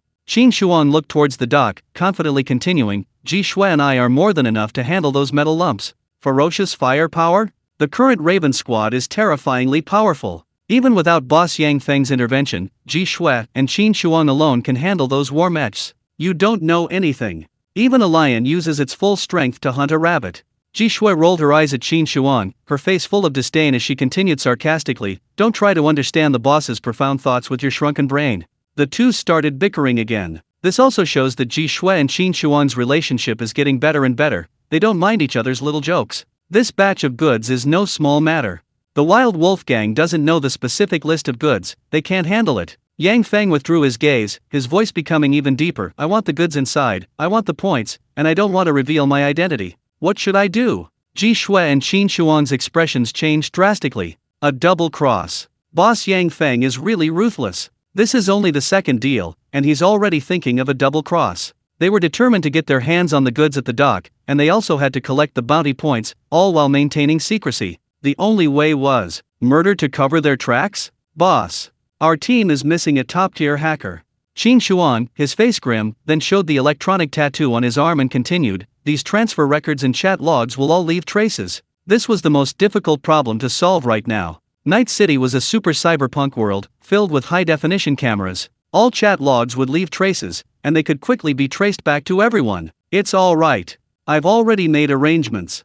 Yang Feng had already prepared. The superintelligent AI Red Queen was the strongest hacker, it could be used to wipe away all evidence afterward. At this moment, Yang Feng gave the Red Queen another order. "Intrusion detection system, shut down all cameras near the dock. Let's begin." Yang Feng lightly leaped over the railing of the overpass and disappeared into the shadows of dusk. He. "Finally, I can stretch my muscles." Qin Shuang and Ji Shui exchanged a glance and followed their leader, running towards the dock 2 kilometers away. A few minutes later, the Red Queen sent a message. "Master, I've hacked into all the nearby cameras. Those 4 war mechs use a closed-circuit network system, which I can't hack right now. Please destroy their internal black boxes." The Red Queen completed her mission, temporarily shutting down all nearby cameras. Even the recording functions of ordinary combat robots were interfered with by the electronic virus. However, those 4 war machines, each nearly 3 meters tall, used independent closed-circuit networks, not connected to the outside network. Even the Red Queen couldn't do anything about it. Understood. Yang Feng looked at the image on the electronic screen. Inside the war mechs was a black box specifically used to store image data and information. "Kill." Yang Feng made a hand gesture, and Qin Shuang and Ji Shui suddenly emerged from the shadows and charged towards the dock. Divine descent. Qin Shuang didn't use the Desert Eagle with unlimited ammo, to avoid leaving evidence. Golden light enveloped his entire body as he gripped a divine weapon resembling a Miao sword, slashing towards a nearby combat robot. Blade energy crisscrossed. Under the intense golden light, the combat robot was cleaved in two, erupting in a shower of electromagnetic sparks. Rat-a-tat-tat. Bang, bang, bang. The assault triggered an alarm, and numerous guards rushed to the scene. A torrent of bullets swept towards the godlike Qin Shuang. Golden light flashed. The shimmering golden scales covering his entire body intercepted all the bullets, forming an impenetrable golden shell. 10 minutes. The second talent, Divine Descent, can only last for a maximum of 10 minutes. Having undergone repeated enhancements and honed his skills over a long period, Qin Shuang had developed his own unique techniques, showing signs of emerging talent. More and more people are gathering. Ji Shui, hidden in the shadows, suddenly burst forth. Her spider-like limbs expanded violently, her feet stomping deep grooves into the steel plate as she shot forward like a cannonball. Boom! A sonic boom erupted out of nowhere. Ji Shui unleashed a sweeping kick, tracing a perfect arc, instantly crushing several soldiers who had rushed to the scene into a bloody pulp, their weapons and equipment scattered across the ground along with fragments. But this wasn't the end. The white stockings on Ji Shui's thighs transformed into countless sharp silver threads, indistinguishable to the naked eye, instantly forming a net that enveloped the surrounding warriors and robots. Retract. With continued swinging of her thighs, the net tightened, the sharp silver threads easily slicing through steel, and the dozen or so pursuers suddenly froze in place. The next second, their bodies slowly collapsed, scattering into neat chunks. Terrifying. The Raven Squad was simply too powerful. Yang Feng's overwhelmingly terrifying strength goes without saying. Ji Shui and Qin Shuang, the two little piglets, had unknowingly grown to this point, gradually becoming super powerful monsters built from massive resources.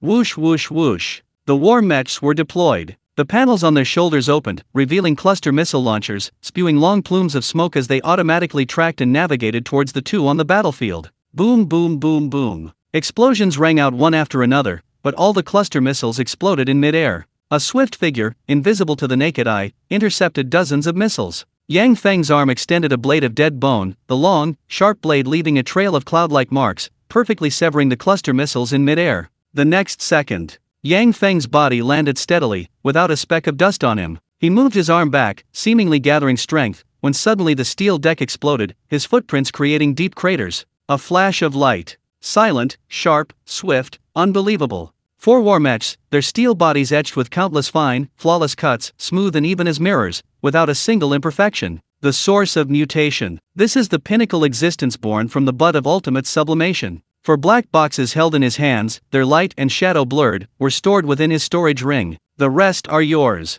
I'll go get the goods. Chapter 83, I've taken the goods, I want the points, and I'll clean up the mess. The henchmen were handed over to the piglets. Yang Feng walked towards the cargo hold. The containers, specifically designed for military technology, were quite distinctive. They were completely sealed, constructed of bulletproof alloy, and coated with a black paint to prevent anyone from detecting the equipment inside. This shipment was temporarily detained precisely because it couldn't be inspected. A lesson learned. Night City had been destroyed by a nuclear bomb. At the very least, they needed to confirm that the cargo didn't contain weapons of mass destruction before allowing passage. Swish! Yang Feng's dead bone blade easily sliced open one of the hatches. A dazzling array. Various types of military weapons were neatly arranged in the equipment crates. Lexan, pistol. Made by military technology, the most versatile weapon, inexpensive, lightweight, and portable, essential for home, travel, and even murder. Sarato, submachine gun. Manufactured with military technology, these kinetic weapons have a high rate of fire, use micro-bullets, and have a magazine capacity of 120 rounds. They're all conventional weapons. Yang Feng looked at the equipment crates in the cargo hold and immediately lost interest. Red Queen, Yang Feng called for backup. Where are the good stuff? Red Queen checked the data. The hacked system only found hidden special and powerful items, but the specific storage container was unknown. Based on my judgment, they should be hidden in containers 5 to 7. Red Queen rationally predicted, uttering a mechanical voice. Yang Feng didn't hesitate, rushing directly to container 5 and slashing open the hatch with a single strike. War mechs. Container 5 did indeed contain powerful items. They were 4 new model war mechs, in an unactivated state, their metallic armor reflecting a dark luster. Take 1. Yang Feng's storage ring had a 10 cubic meter capacity. Storing one was no problem. Light and shadow flickered. The war mech was directly stored into the Samura ring, then cleaved open container 6 with a single strike. Organs. Container 6 contained a large number of military-grade cybernetic implants. Brain external plate. Secondary heart. Synthetic lung lobe. Adrenaline enhancement plugin. Bioplastic blood vessels. Pain editor. subcutaneous armor, electronic prosthetic eyes, mechanical arms, mantis blades, alloy skeletons.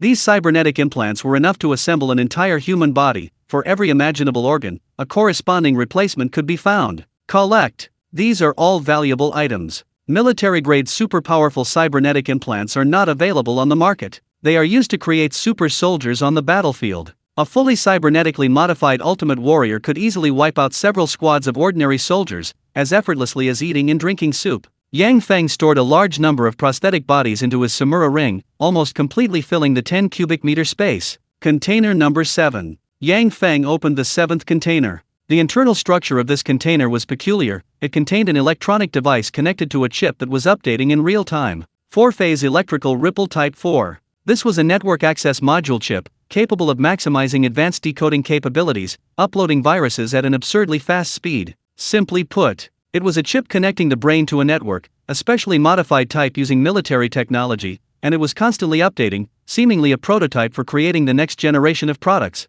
Master, I desperately need this chip. The Red Queen's cold, mechanical voice even held a hint of urgency. If this state-of-the-art chip could be deciphered and integrated, the capabilities of the superintelligent AI would double. Even superintelligent AI gets anxious. Yang Feng's lips curled slightly, then he shattered the protective device and stored the chip in his ring. Finally, Yang Feng's gaze fell upon a frozen briefcase. Inside it was a special implant and an entire spine. Krenchkov spine. Peregrine-class Cyanwiston Type 5 implant. This was a spinal prosthesis capable of replacing the user's spine and nerve fibers. The Cyanwiston implant could release powerful biocurrents, maximizing the speed of nerve fiber transmission. The Krenchkov spine is a corresponding special metallic spinal material. Peregrine Falcon. It's one of the fastest creatures in the world. If your neural transmission speed reaches its limit, perceived time will also be compressed. Everything around you will slow down, as if time has stopped. Every movement of the enemy will become like a tortoise crawling. Even the trajectory of a bullet can be clearly seen. Very similar. This is very similar to Hunter's Hour.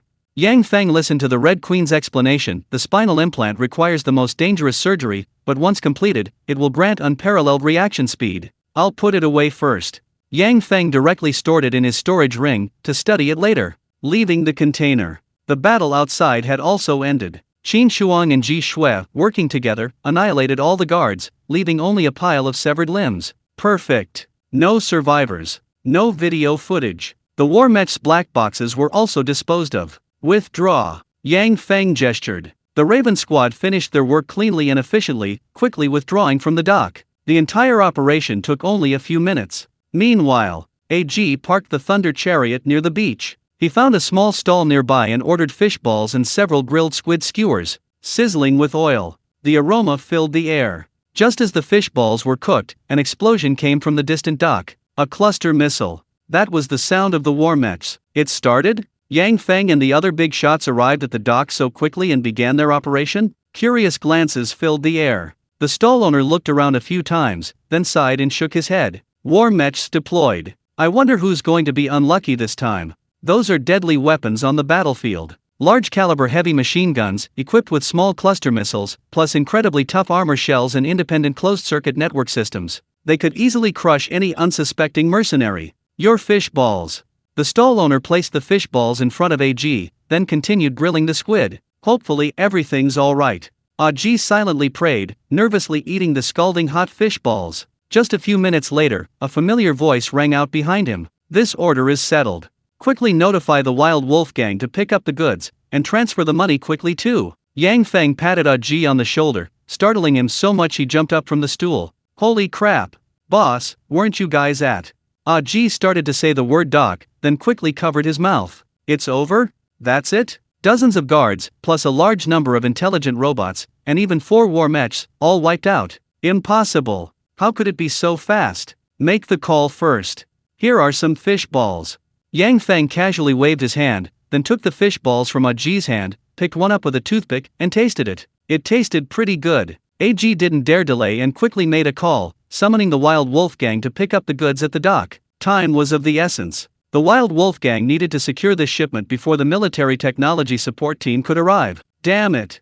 Invincible. Boss Yang Feng, I'm truly fucking impressed. AG jumped for joy. In just a few minutes, the huge order was settled. 10 containers in total. The Wild Wolf gang couldn't possibly carry that much cargo at once. They brought large trucks, loading as much as they could, making a killing. 5,000 points. AG gave a thumbs up. The Wild Wolf gang leader added the points to 5,000 and promptly transferred them to Yang Feng's account. He. I also got a decent commission. We're going to have a good drink tonight, the bill's on me. G grinned broadly. Now that he'd completed such a large order, he was definitely going to indulge in some revelry and spend lavishly. Okay, wait for me a minute. Yang Feng put down the fish balls in his hand, then waved and walked into the shadows, quickly disappearing from sight. Red Queen. Find out where the Wild Wolf gang's leader is. Yang Feng asked the super AI, while simultaneously issuing another order: hack the communication tools, delete all records and traces, preferably erase all transfer records as well. Goods received. Points received. Military technology suffered a huge loss and certainly wouldn't let it go. 4-phase electric ripple type 4 modified version. Peregrine class S.A.N.5 implant also includes a matching Krenchkopf spine. The loss of just these two items was enough for military technology to turn Night City upside down. The small Wild Wolf gang certainly couldn't withstand it. They could only betray their middleman, AG, and follow the lead back to Yang Feng, causing countless troubles. Yang Feng had a similar experience. Back on Blue Star, as a mercenary, he was frequently betrayed. Therefore, the crisis was in its bud. It had to be nipped in the bud to prevent future troubles. Master, I will send you the coordinates now. The Red Queen was quick. Through AG's contact, she quickly located the Wild Wolf gang leader's position. Good. Not far. Yang Feng revealed a sinister smile and quickened his pace. Chapter 84 White Wolf, SAW. Stein, bullet time. Above the clouds. A luxury villa. A hovercar, a symbol of status, sits on the helipad. A luxurious rooftop connects to the rooms, a double-layered, open-work duplex design. A handsome portrait of a man hangs in the hall. Short, pure white hair, a cold, handsome face with a broken eyebrow, a slender yet imposing figure, dressed in a full bespoke suit, clearly a ruthless character. White Wolf. He is the leader of the Wild Wolf gang. Black Cat. How's the situation at the docks? White Wolf, wearing a loose bathrobe, inquires of his bodyguard and assistant, who appears to be a young, alluring woman, fully equipped with state-of-the-art cybernetic implants. Almost over. Those weapons alone are worth the price. However, 3 of the containers were opened beforehand, and some items were stolen, but it's not a major problem. Black Cat reclines in a hacker chair, her prosthetic eyes flashing continuously, a torrent of data cascading down as she directs the Wild Wolf gang members on site.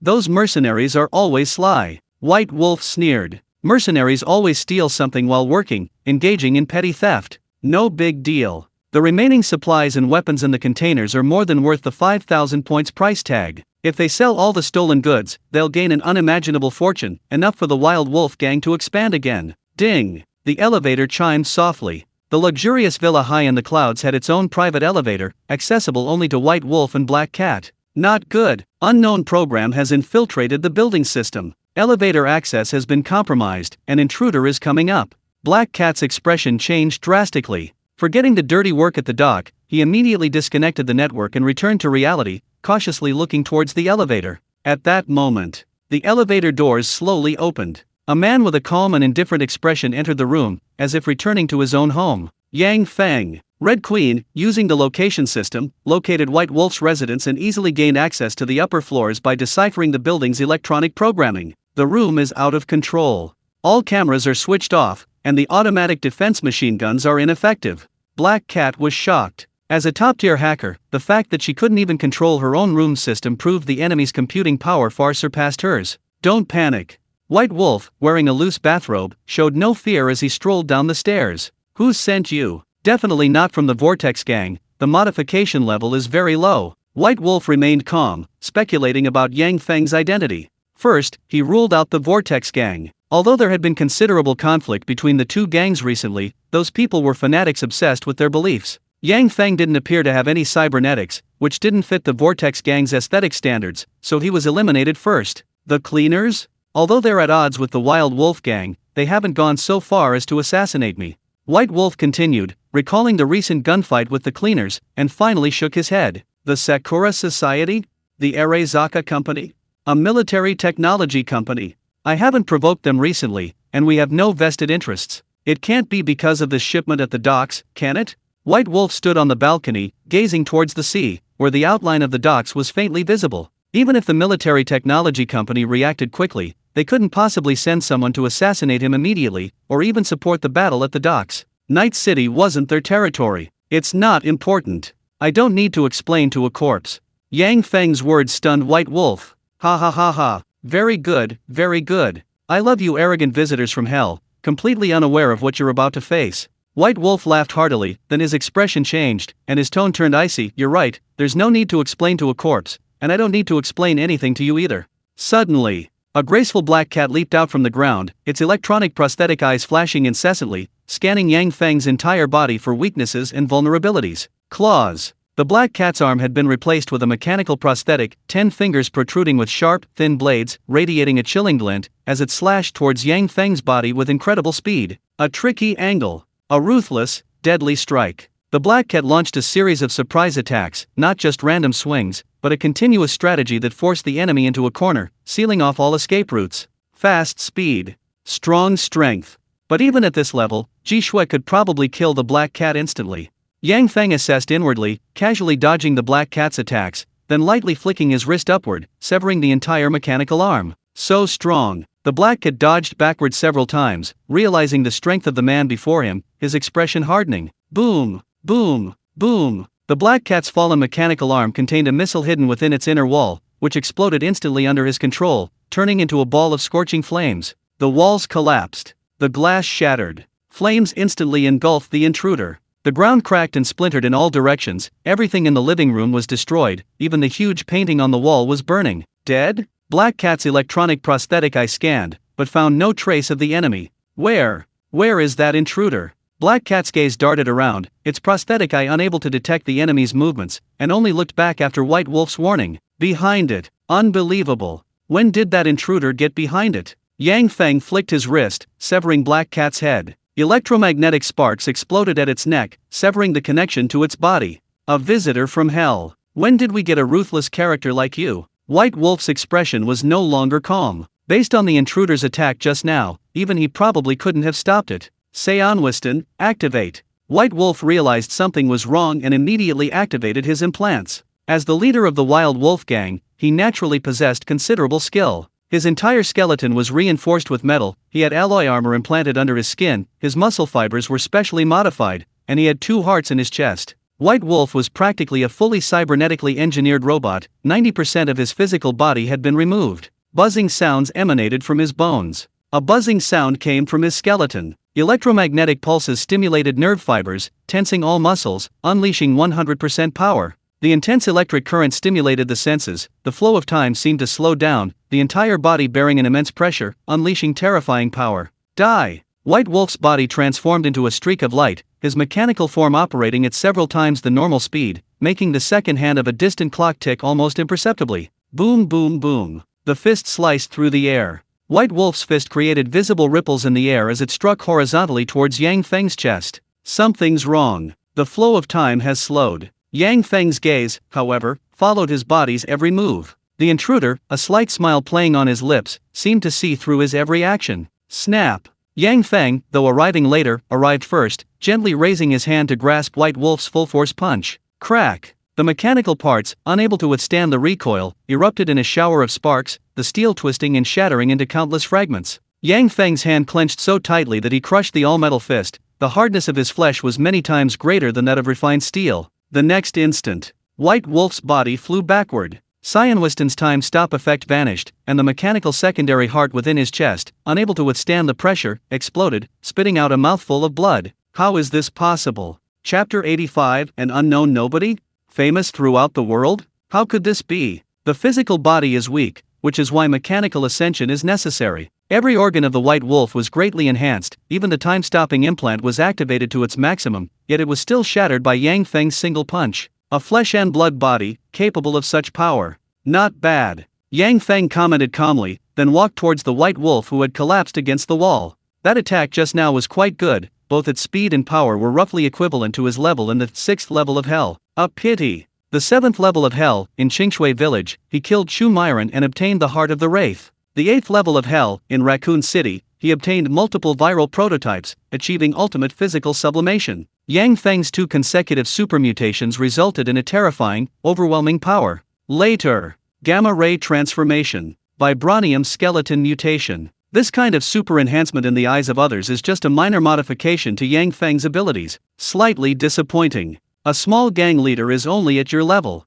Those big companies in Night City might be a level or two stronger. Based on the strength White Wolf displayed, Yang Feng deduced the power of other forces. The difference shouldn't be too great. Unless there's some hidden terrifying existence, there's nothing to fear. Wait, I still have use for you. White Wolf wiped the blood from the corner of his mouth. I have information on other forces. I know the leaders of various gangs. A strongman like you always needs someone to run errands for you. White Wolf quickly realized one thing: a strongman like Yang Feng doesn't need to rely on other forces. He's not an assassin. This incomparably powerful man didn't assassinate him for the bounty. A visitor from hell. And the strongest, the most special kind. These terrifying beings often support certain factions to stand in the limelight while they themselves secretly operate behind the scenes, reaping enormous profits. Clearly, the super strong individual before White Wolf was likely one of these people. Very astute. As expected of the leader of the Wild Wolf gang, able to grasp the crux of the matter and offer conditions that are hard to refuse. Unfortunately, Yang Feng sneered, ignoring White Wolf's request, and raised a hand to grab his face. The metal shell was crushed, and the soft tissue belonging to the human part flowed out, easily killing White Wolf. I already have someone in mind. Yang Feng shook off the sticky substance on his hands, then cleaned them in the burning bathroom, while simultaneously contacting the super AI, Red Queen. Have all information and traces been erased? Yang Feng asked in a low voice, the dragon-shaped electronic tattoo flashing, and the respectful image of Red Queen appearing. Master. Chat logs and traces completely erased. Night City cryptocurrency transaction records are also all cleared. The Red Queen paused, then continued, the transfer of Hell bounty points came from another system, which I cannot hack with my current capabilities. Other Night City AI programs should also be unable to hack this independent system. The Red Queen replied, Hell bounty points are under special protection. The people of Night City can only use bounty points, but they can't understand them, much less infiltrate or change them. Of course.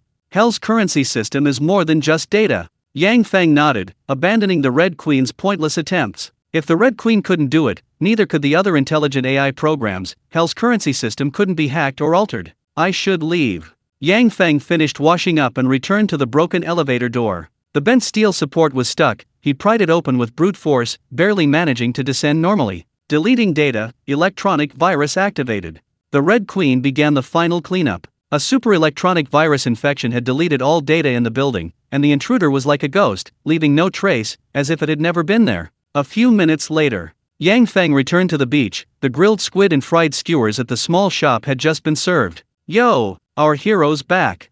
Ji saw Yang Feng and quickly ushered him to the table, readily opening a bottle of ice-cold beer and handing it to the big boss. Yang Feng smiled and accepted, then casually picked up some food from the table and began to enjoy it. Ji, you closed such a big deal, and you're treating us to drinks at a street stall? Yang Feng joked, showing no signs of having just killed someone. Instead, he had the leisure to crack a joke. Ji Shui and Qin Shuang exchanged a glance. The little piglets understood the deeper meaning in each other's eyes. Although the boss was only gone for a few minutes, he must have done something big. Maybe the leader of the Wild Wolf gang on the list is already dead. How could that be? We're going to a bar later. Hot girl bar. Just from the name, you can tell what's going on, right?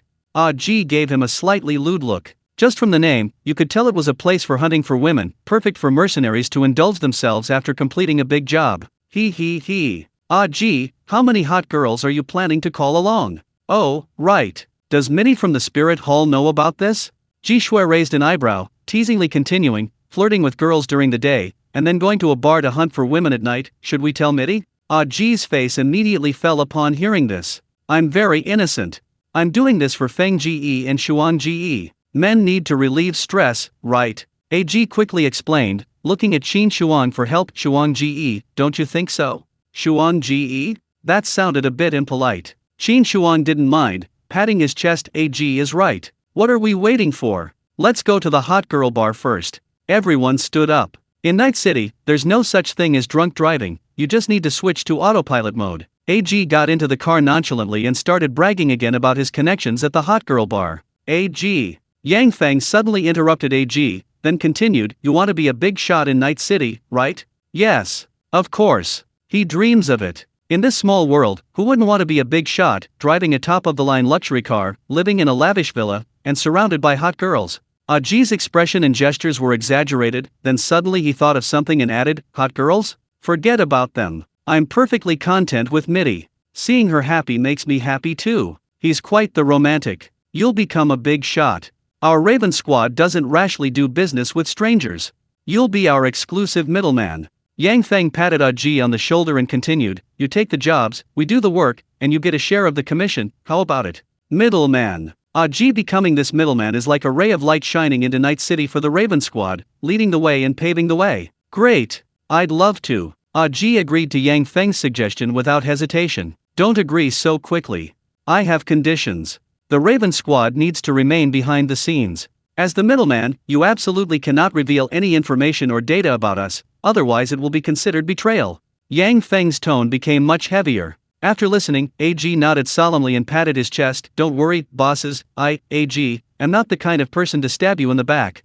Secondly, Yang Feng's tone became even more serious as he slowly said, you'll definitely have plenty of money, but fame and fortune often come with danger. Do you understand what I mean? Death. The ultimate question. Do you want to live a cowardly life, or burn brightly? An unknown nobody, or someone famous throughout the world? Ha ha ha ha. I'm only afraid that no one will know when I die. The legends of Night City all live on in their coffins. If I could become one of those people, my life would be worthwhile. AG laughed heartily. Night City has no living legends. Those names that represent power have all ended up in coffins. A good answer. White Wolf is dead. The Wild Wolf gang will soon collapse. I've already cleaned up the mess. Things should get a bit busy lately. Yang Feng's words were shocking, almost scaring AG to death. Luckily, it was on autopilot, otherwise, there would have been a car accident. Ha! AG was incredulous. How could the leader of the Wild Wolf gang be dead? Why did Boss Yang Feng know first? Could it be related to him?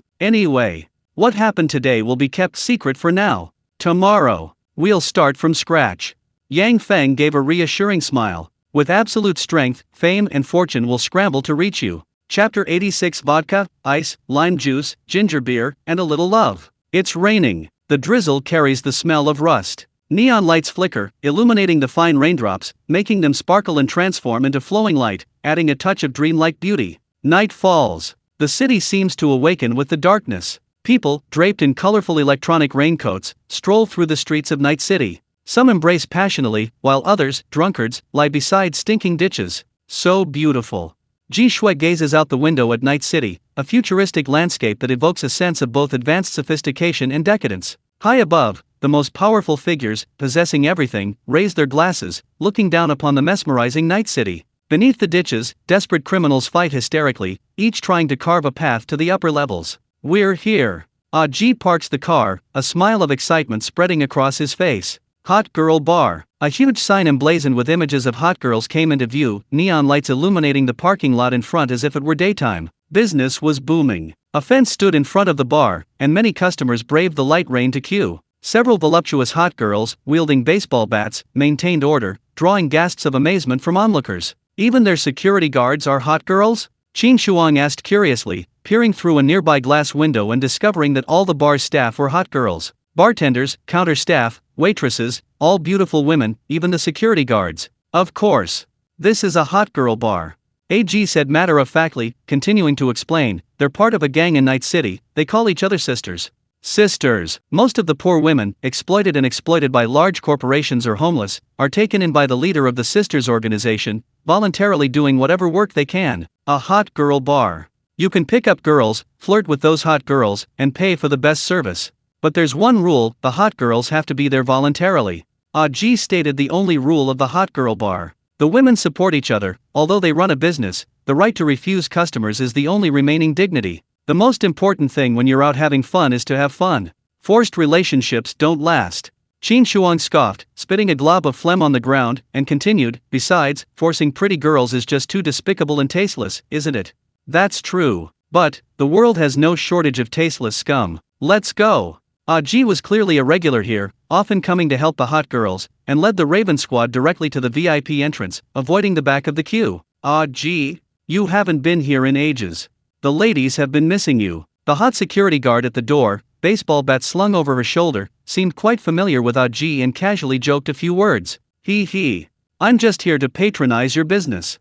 Ji smiled apologetically, then swiped his finger to give her a 100 virtual coin tip, thus getting away with it. The hot girl gave Aji and the Raven Squad a look, urging them to quickly enter through the VIP passage, which drew complaints from many ordinary customers. You seem to know this quite well. Yang Feng smiled faintly. It seemed that AG hadn't been exaggerating, his connections were indeed quite effective. Upon entering, deafening music assaults the senses. The rhythmic beat gets the blood pumping, igniting energy and desire. In the dimly lit, ambiguous environment, the lights flickered intermittently, illuminating the figures of the scantily clad women, showcasing their curvaceous bodies to the fullest. In the center of the dance floor, the scantily clad women, their sweat glistening on their fair skin, appeared even more alluring under the lights. Hormones surged. The dancers' movements became increasingly daring. Each time they displayed a seductive and alluring move, lewd whistles would sound, and some people would tip them on the spot, igniting an even more intense and energetic dance. Excitement. No wonder the hot girl bar is so popular. Oh my god. So embarrassing. Ji Shui blushed instantly, feeling that the hot girls were dressed too scantily. A few thin strings could make up their underwear. Wow. Holy shit. Oh my god. Qin Xuan, lacking cultural knowledge, simply used holy shit to describe his experience, constantly exclaiming in surprise at the various shocking scenes. The atmosphere is great. Yang Feng, on the other hand, was used to big scenes. The popularity of the hot girl bar, comparable to the wildest place on earth, reminded him of his past. Eating meat heartily, drinking alcohol heartily, playing with the wildest girls, taking the most dangerous jobs. The group first went to the bar. The bartender, dressed as a bunny girl, shook the cocktail shaker, causing her large, white, slippery bunnies to bounce, a feast for the eyes. Ah gee. Long time no see. The same as always? The bunny girl recognized Aji, giving him a seductive look, and accurately stated his favorite cocktail recipe: vodka, ice, lime juice, ginger beer. Aji also gave her a flirtatious look, replying affectionately, "Don't forget the most important thing, add a little love." Okay. Pretty flirtatious. Aji really knows how to charm women, no wonder he managed to hook up with Mitty from the Spirit Hall. And these ladies? The bunny girl, with alluring eyes, asked the rest of the Raven Squad what they wanted to drink. Hee. I'll have a soft drink. Ji Shui doesn't drink alcohol, so they got her 2 bottles of healthy AD calcium milk. Give me a large glass of ice-cold beer. Qin Xuan's motto was, Xuan, meaning refreshing/cool, and what could be more refreshing than gulping down a huge mouthful of ice-cold beer? Do whatever you want. Yang Feng, a true veteran, enjoyed trying local specialties, and then added, anything strong will do. The bunny girl smiled slightly. These customers were all quite unique, and none of them were annoying. The girls loved customers like this. Old-fashioned tequila, with beer and chile. A tribute to a rock and roll kid who never gave up. The bunny girl, quite knowledgeable, crafted a signature drink from the Afterlife Bar, a tribute to the legendary bombing of the Arezaka Company into ruins 50 years ago. Spicy. The combination of strong liquor and chili peppers flowed down his esophagus into his stomach, leaving him feeling warm and slightly tingling. Very unique. Another one, something a little bolder. Yang Feng downed the drink in one gulp, feeling the surrounding music and hormonal atmosphere, a truly nostalgic feeling. Unfortunately, the alcohol was instantly metabolized by his powerful body, failing to achieve any drunkenness. Yang Feng controlled his body, temporarily suppressing his liver's ability to break down alcohol, wanting to experience a slight buzz. Guest, I won't stand on ceremony. The bunny girl pulled out her secret weapon, 96 proof vodka, plus some Mexican Reaper chili peppers, ground into powder and poured into the glass. A flame was lit. The vodka was ablaze with flames, releasing the aroma of the Reaper pepper, causing those around to cough. Drink this. I can go with you tonight. The bunny girl's eyes were seductive, her words laced with a hint of provocation. Not many customers could handle this drink. Okay. Yang Feng's eyes were aggressive. He didn't refuse the bunny girl's advances, then grabbed the vodka and downed it in one gulp. The flames and spiciness instantly warmed his body. A good feeling. Spicy enough. Refreshing enough. A little intoxicating. Yang Feng's demeanor changed, completely different from his usual cold indifference. He released a wilder, more untamed energy, like a tiger unleashed. Another one. It might not be enough for you alone. Yang Feng shook his finger, preparing to order another. Qin Xuan and Ji Shui exchanged bewildered glances. So their boss wasn't a hermit after all, he occasionally indulged his desires. My sisters, we love men like you. Don't worry, I'll add a few hot babes later, let's see if you're just as amazing in other ways. The bunny girl whispered, her eyes becoming even more suggestive. Just then, the music in the center of the dance floor suddenly stopped. The lights in the bar all came on, and the suggestive atmosphere vanished instantly. Several troublemaking men were conspicuous. One, a man in a suit, was grabbing a hot girl, trying to forcibly take him away. What a spoilsport. Someone causing trouble at this time was incredibly annoying. Chapter 87, venting his anger, one hit kill, nothing more to say. Damn it. A whore pretending to be virtuous. If you don't come with me today, believe me, I'll burn this whole bar down. The man in the suit threatened, then raised a hand, instantly igniting a blazing indigo flame. A visitor from hell. This man possessed supernatural powers related to fire. The roof beams and pillars, upon slightly touching the indigo flames, melted into molten iron in an instant. Esteemed guest, please don't cause trouble in the bar. Although you are a noble visitor from hell, our sisters have their own dignity. Besides, it's working hours now, dancers cannot leave with you without permission. The bar manager warned calmly, shielding the women behind him. Ha ha ha. To put it bluntly, you're just prostitutes.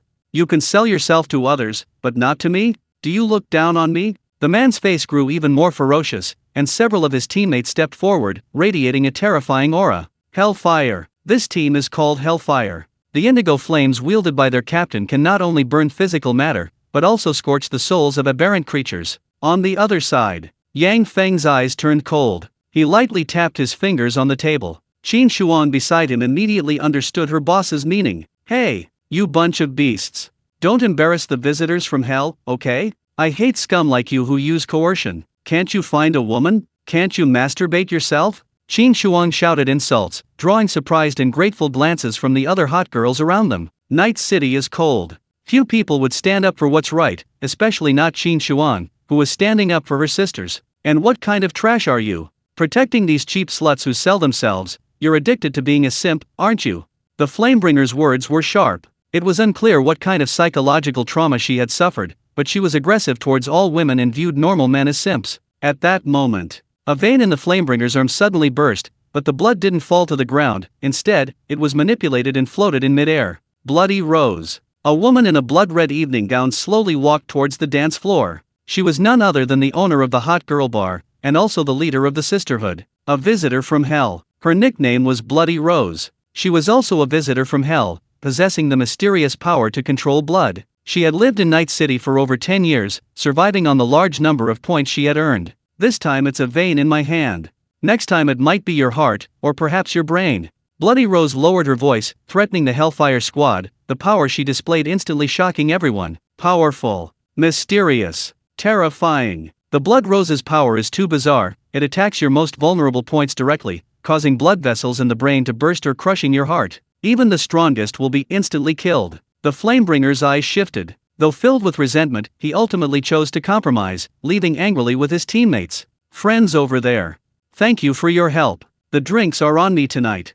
Blood Rose smiled slightly in the direction of the Raven Squad, picked up her glass, and downed it in a gesture of respect and gratitude. A big shot. This is the hidden big shot of Night City. Blood Rose's sphere of influence isn't large. Although she only operates the Sisters Bar, her strength is undeniable. Interesting, much stronger than that white wolf. Yang Feng also picked up his glass, returning the toast to Blood Rose in the distance. Soon, the lights dimmed, and the energetic music blared again. The music continued, the dancing resumed. Everything seemed as if nothing had happened. The bar's atmosphere quickly returned to normal, the patrons and the hot girls forgetting the earlier unpleasantness and continuing their flirting. I'm thinking of killing someone.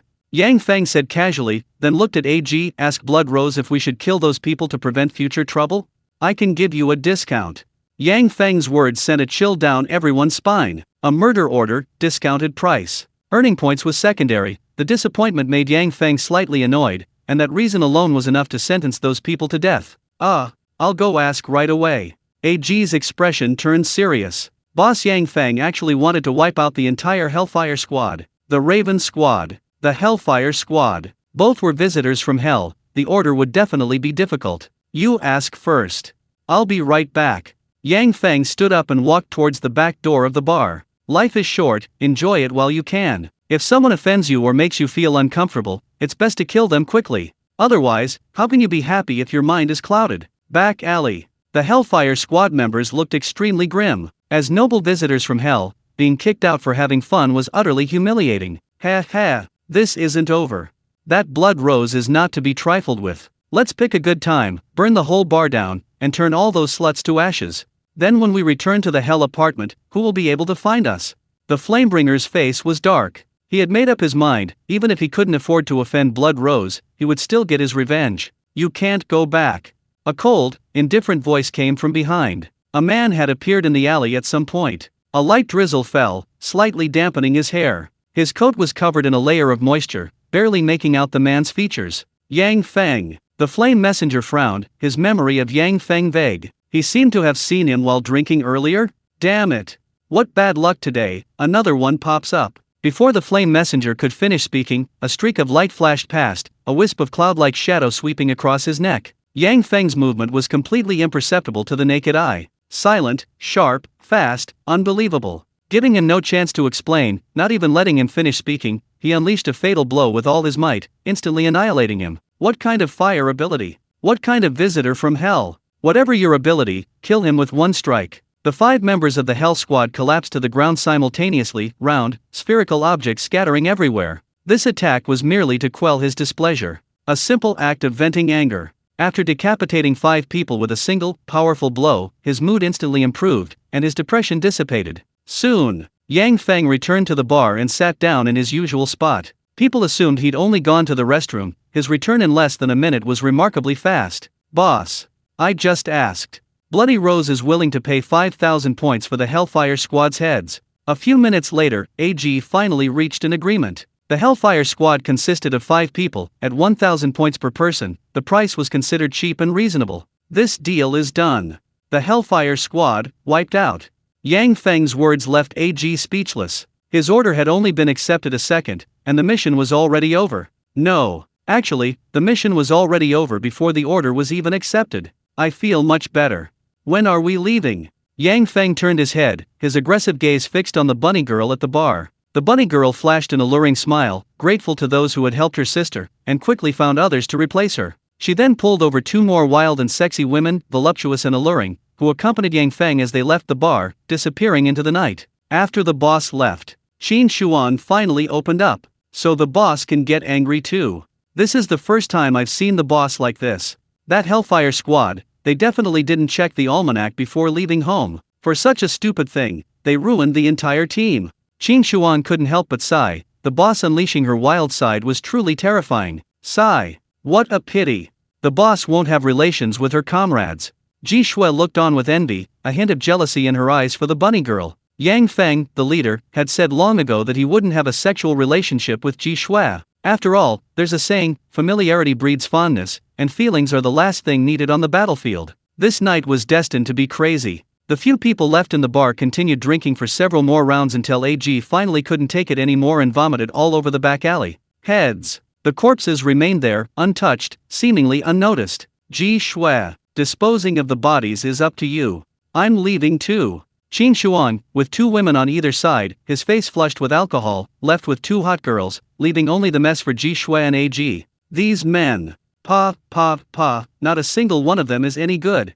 Ji Shui couldn't help but complain, but still activated her ability. Countless spider silks wrapped around the corpses, tearing them to shreds in the blink of an eye, and throwing them directly into the trash can. Chapter 88: The Red Queen's Alienation, Devouring Electronic Chips, The Origins of the Arezaka Corporation. Noon. The bunny girl and her sisters were still fast asleep, their energy completely drained. Yang Feng left some virtual currency, changed into clean clothes, and silently left the lovers' hotel. The Spirit Hall. The Raven Squad gathered here. Miss Mitty at the front desk, after reading 3 tarot cards, frowned deeply.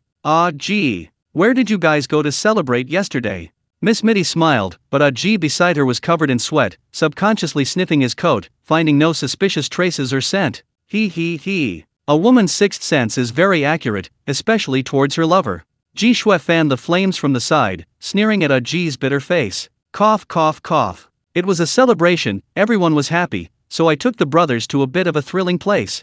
I didn't do anything. Gee coughed violently, quickly insisting he hadn't done anything, then frantically winked at Qin Shuang. Qin Shuang understood.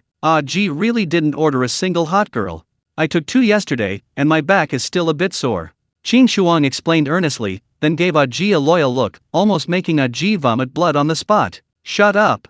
Gee was sweating profusely, just grinning foolishly, trying to get away with it. I see. You guys went to a hot girl bar. Miss Mitty narrowed her eyes, naturally aware of Gee's womanizing ways. There was no way she could fool him. At that moment, the door was pushed open. Yang Feng, the boss, walked in, his gaze sweeping around before finally settling on the green light at the medical room. "You guys chat first, don't worry about me. I'm going to the basement." Yang Feng waved casually, then walked towards Old Wei's medical room, said hello, and stepped into the secret base. Impressive. As expected of the boss. Yesterday, taking away 3 hot girls must have been an earth-shattering battle. Today, however, he's walking briskly, with a powerful stride, radiant energy, and a healthy, glowing complexion. Qin Shuang silently gave a thumbs up. It seemed Yang Feng was incredibly capable in every way. Tisk tisk tisk. Qin Shuang's got guts, getting bolder and bolder. Daring to gossip behind the boss's back, aren't you afraid of having your mouth torn apart? Ji Shui looked displeased. The two started joking around again, playfully bickering, instantly lightening the atmosphere. Meanwhile, secret basement. The Red Queen devoured and absorbed massive amounts of data. The Super AI server underwent severe mutation. A viscous substance appeared on its metallic surface, enveloping the surrounding cables. Vascular. Cables and fiber optics wriggled. They resembled the blood vessels of a living organism, mutated into another substance, constantly drawing energy and knowledge from them. Bizarre. Terrifying. This mechanical mutation was so disturbing it could cause severe physical discomfort. The metal server was slowly turning into a massive lump of flesh. Master. The mechanical components are undergoing a transformation. Although it doesn't conform to human aesthetics, performance has increased several times over. The Red Queen's 3D image appeared, respectfully kneeling on one knee, reporting the current situation. Very good. Continue at this pace. Yang Feng approached the server, his hand flashing with light as he produced a special chip. 4-phase electric ripple Type 4 military technology modification sample. This was a top-tier network connection chip, its code-decoding speed nearing its limit, and its efficiency in spreading electronic viruses was outrageous. Master. Please place it in the network access bay. The super server opened a bay, capable of holding various types of chips. The chip was inserted. The Red Queen began deciphering the contents of the 4-phase electric ripple Type 4, studying the code in the chip's program, and optimizing and modifying the entire system. Buzzing. Vrooming. The super server flickered with electricity, and a waterfall of data cascaded down the surrounding electronic screens, quickly replaced by a large amount of white noise and distorted display. The Red Queen operated at maximum power beyond its capacity, re-editing its program logic, and the surrounding lights flickered. Don't rush. Don't attract unnecessary attention. Yang Feng reminded her. The Red Queen had diverted the entire building's power, which could easily cause unnecessary misunderstandings. Yes. The Red Queen emitted an electronic buzzing sound, obeying her master's command, forcibly reducing the load power, and her decoding speed slowed down considerably. There's plenty of time. There's no need to be greedy and reckless. The Red Queen set a power threshold for herself, no longer affecting the electricity supply to the surrounding residents, and, as her master instructed, lay low and develop stealthily. There are a few more things, put them here for now. You can study them too. Yang Feng took out a large amount of materials from his storage ring and piled them up in the basement. External heart, synthetic lung lobes, brain external plate, bioplastic blood vessels, high-strength metal skeleton, nerve fiber pain editor, subcutaneous bulletproof armor, electronic prosthetic eye, mechanical arm, mantis knife. Those prosthetics used to enhance super soldiers were stacked in boxes. Light and shadow flickered. A gigantic metal lump appeared. It was a state-of-the-art military war machine, its massive body almost completely filling the remaining space in the basement. These mechanical contraptions could all be entrusted to the Red Queen for research. Master. I will make good use of these materials. The Red Queen said respectfully, then biocables transformed into tentacles, wrapping around the mechanical prosthetics, and biomass began to seep in and mutate. Continue. Report to me immediately if anything happens. After doing all this, Yang Feng took one last deep look at the mutated Red Queen, left, and closed the secret basement. News Channel 54 reports. Last night, a man named XXX experienced a violent explosion and fire at his home. The man is suspected to be the leader of the Wild Wolf Gang. Just yesterday evening, the Wild Wolf Gang and military technology engaged in a fierce firefight at the docks. The head of military technology stated that their goods were stolen and robbed, and declared that the death of the Wild Wolf Gang leader was unrelated to the company. Old Wei, fiddling with his prosthetic body, watched yesterday's news, sighing and shaking his head. These big companies, so vindictive and petty. That white wolf messed with the wrong person. Old Wei, unaware of the truth, naturally pinned the blame on the big company. What a coincidence. White Wolf robbed your goods, then died a horrible death at home, and still claims he didn't do it. Who knows? Yang Feng, who had been listening to the news, shrugged and said goodbye before leaving. Old Wei, I'm going now. The Spirit Hall. The Raven Squad members were also discussing yesterday's events. The theft of crucial military technology supplies prompted a swift and decisive crackdown on the Wild Wolf Gang, deploying a large number of soldiers to suppress and kill them, while simultaneously expanding their influence in Night City. It's over. The Wild Wolf Gang was wiped out overnight. Military Technology and Arezaka Corporation, the two giants, are about to engage in a new round of confrontation. On Ji's side, everything was as Yang Feng had predicted. The Wild Wolf Gang was utterly finished. Actually, I have a question. Yang Feng approached the group, a slightly puzzled expression on his face. Almost everyone I met on my way to hell was from China. The Arezaka Company, it sounds like it was founded by Japanese devils. Why are there foreigners here? Yang Feng's question also aroused the curiosity of the others, especially Qin Shuang. The mention of Japanese devils ignited a surge of anger in his eyes. It's nothing. Ji Shui explained first. Currently, 99% of the people in the hell area are from China, but a small number of foreigners have also died on Chinese soil. AG nodded in agreement with Ji Shui. Especially at a certain point in time, a large number of Japanese devils died on Chinese soil, and it said that the founder of the Arezaka Company was one of them. So that's how it is. People's impression of the Arezaka Company plummeted. Damn it. No wonder someone blew up the Arezaka Tower. So they really are descendants of Japanese devils. We'll wipe them all out sooner or later. Qin Shuan cursed angrily. That's how hot-tempered people are. Let's establish a foothold first.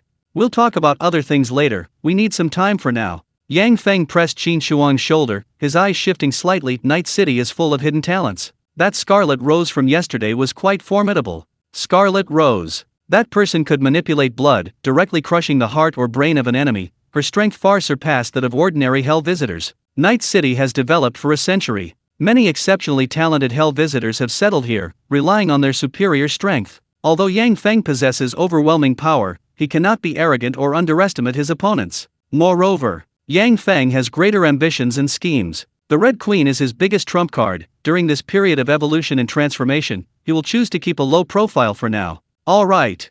Ji, let's take the job. Yang Feng said to Ji, the Raven Squad will begin work now.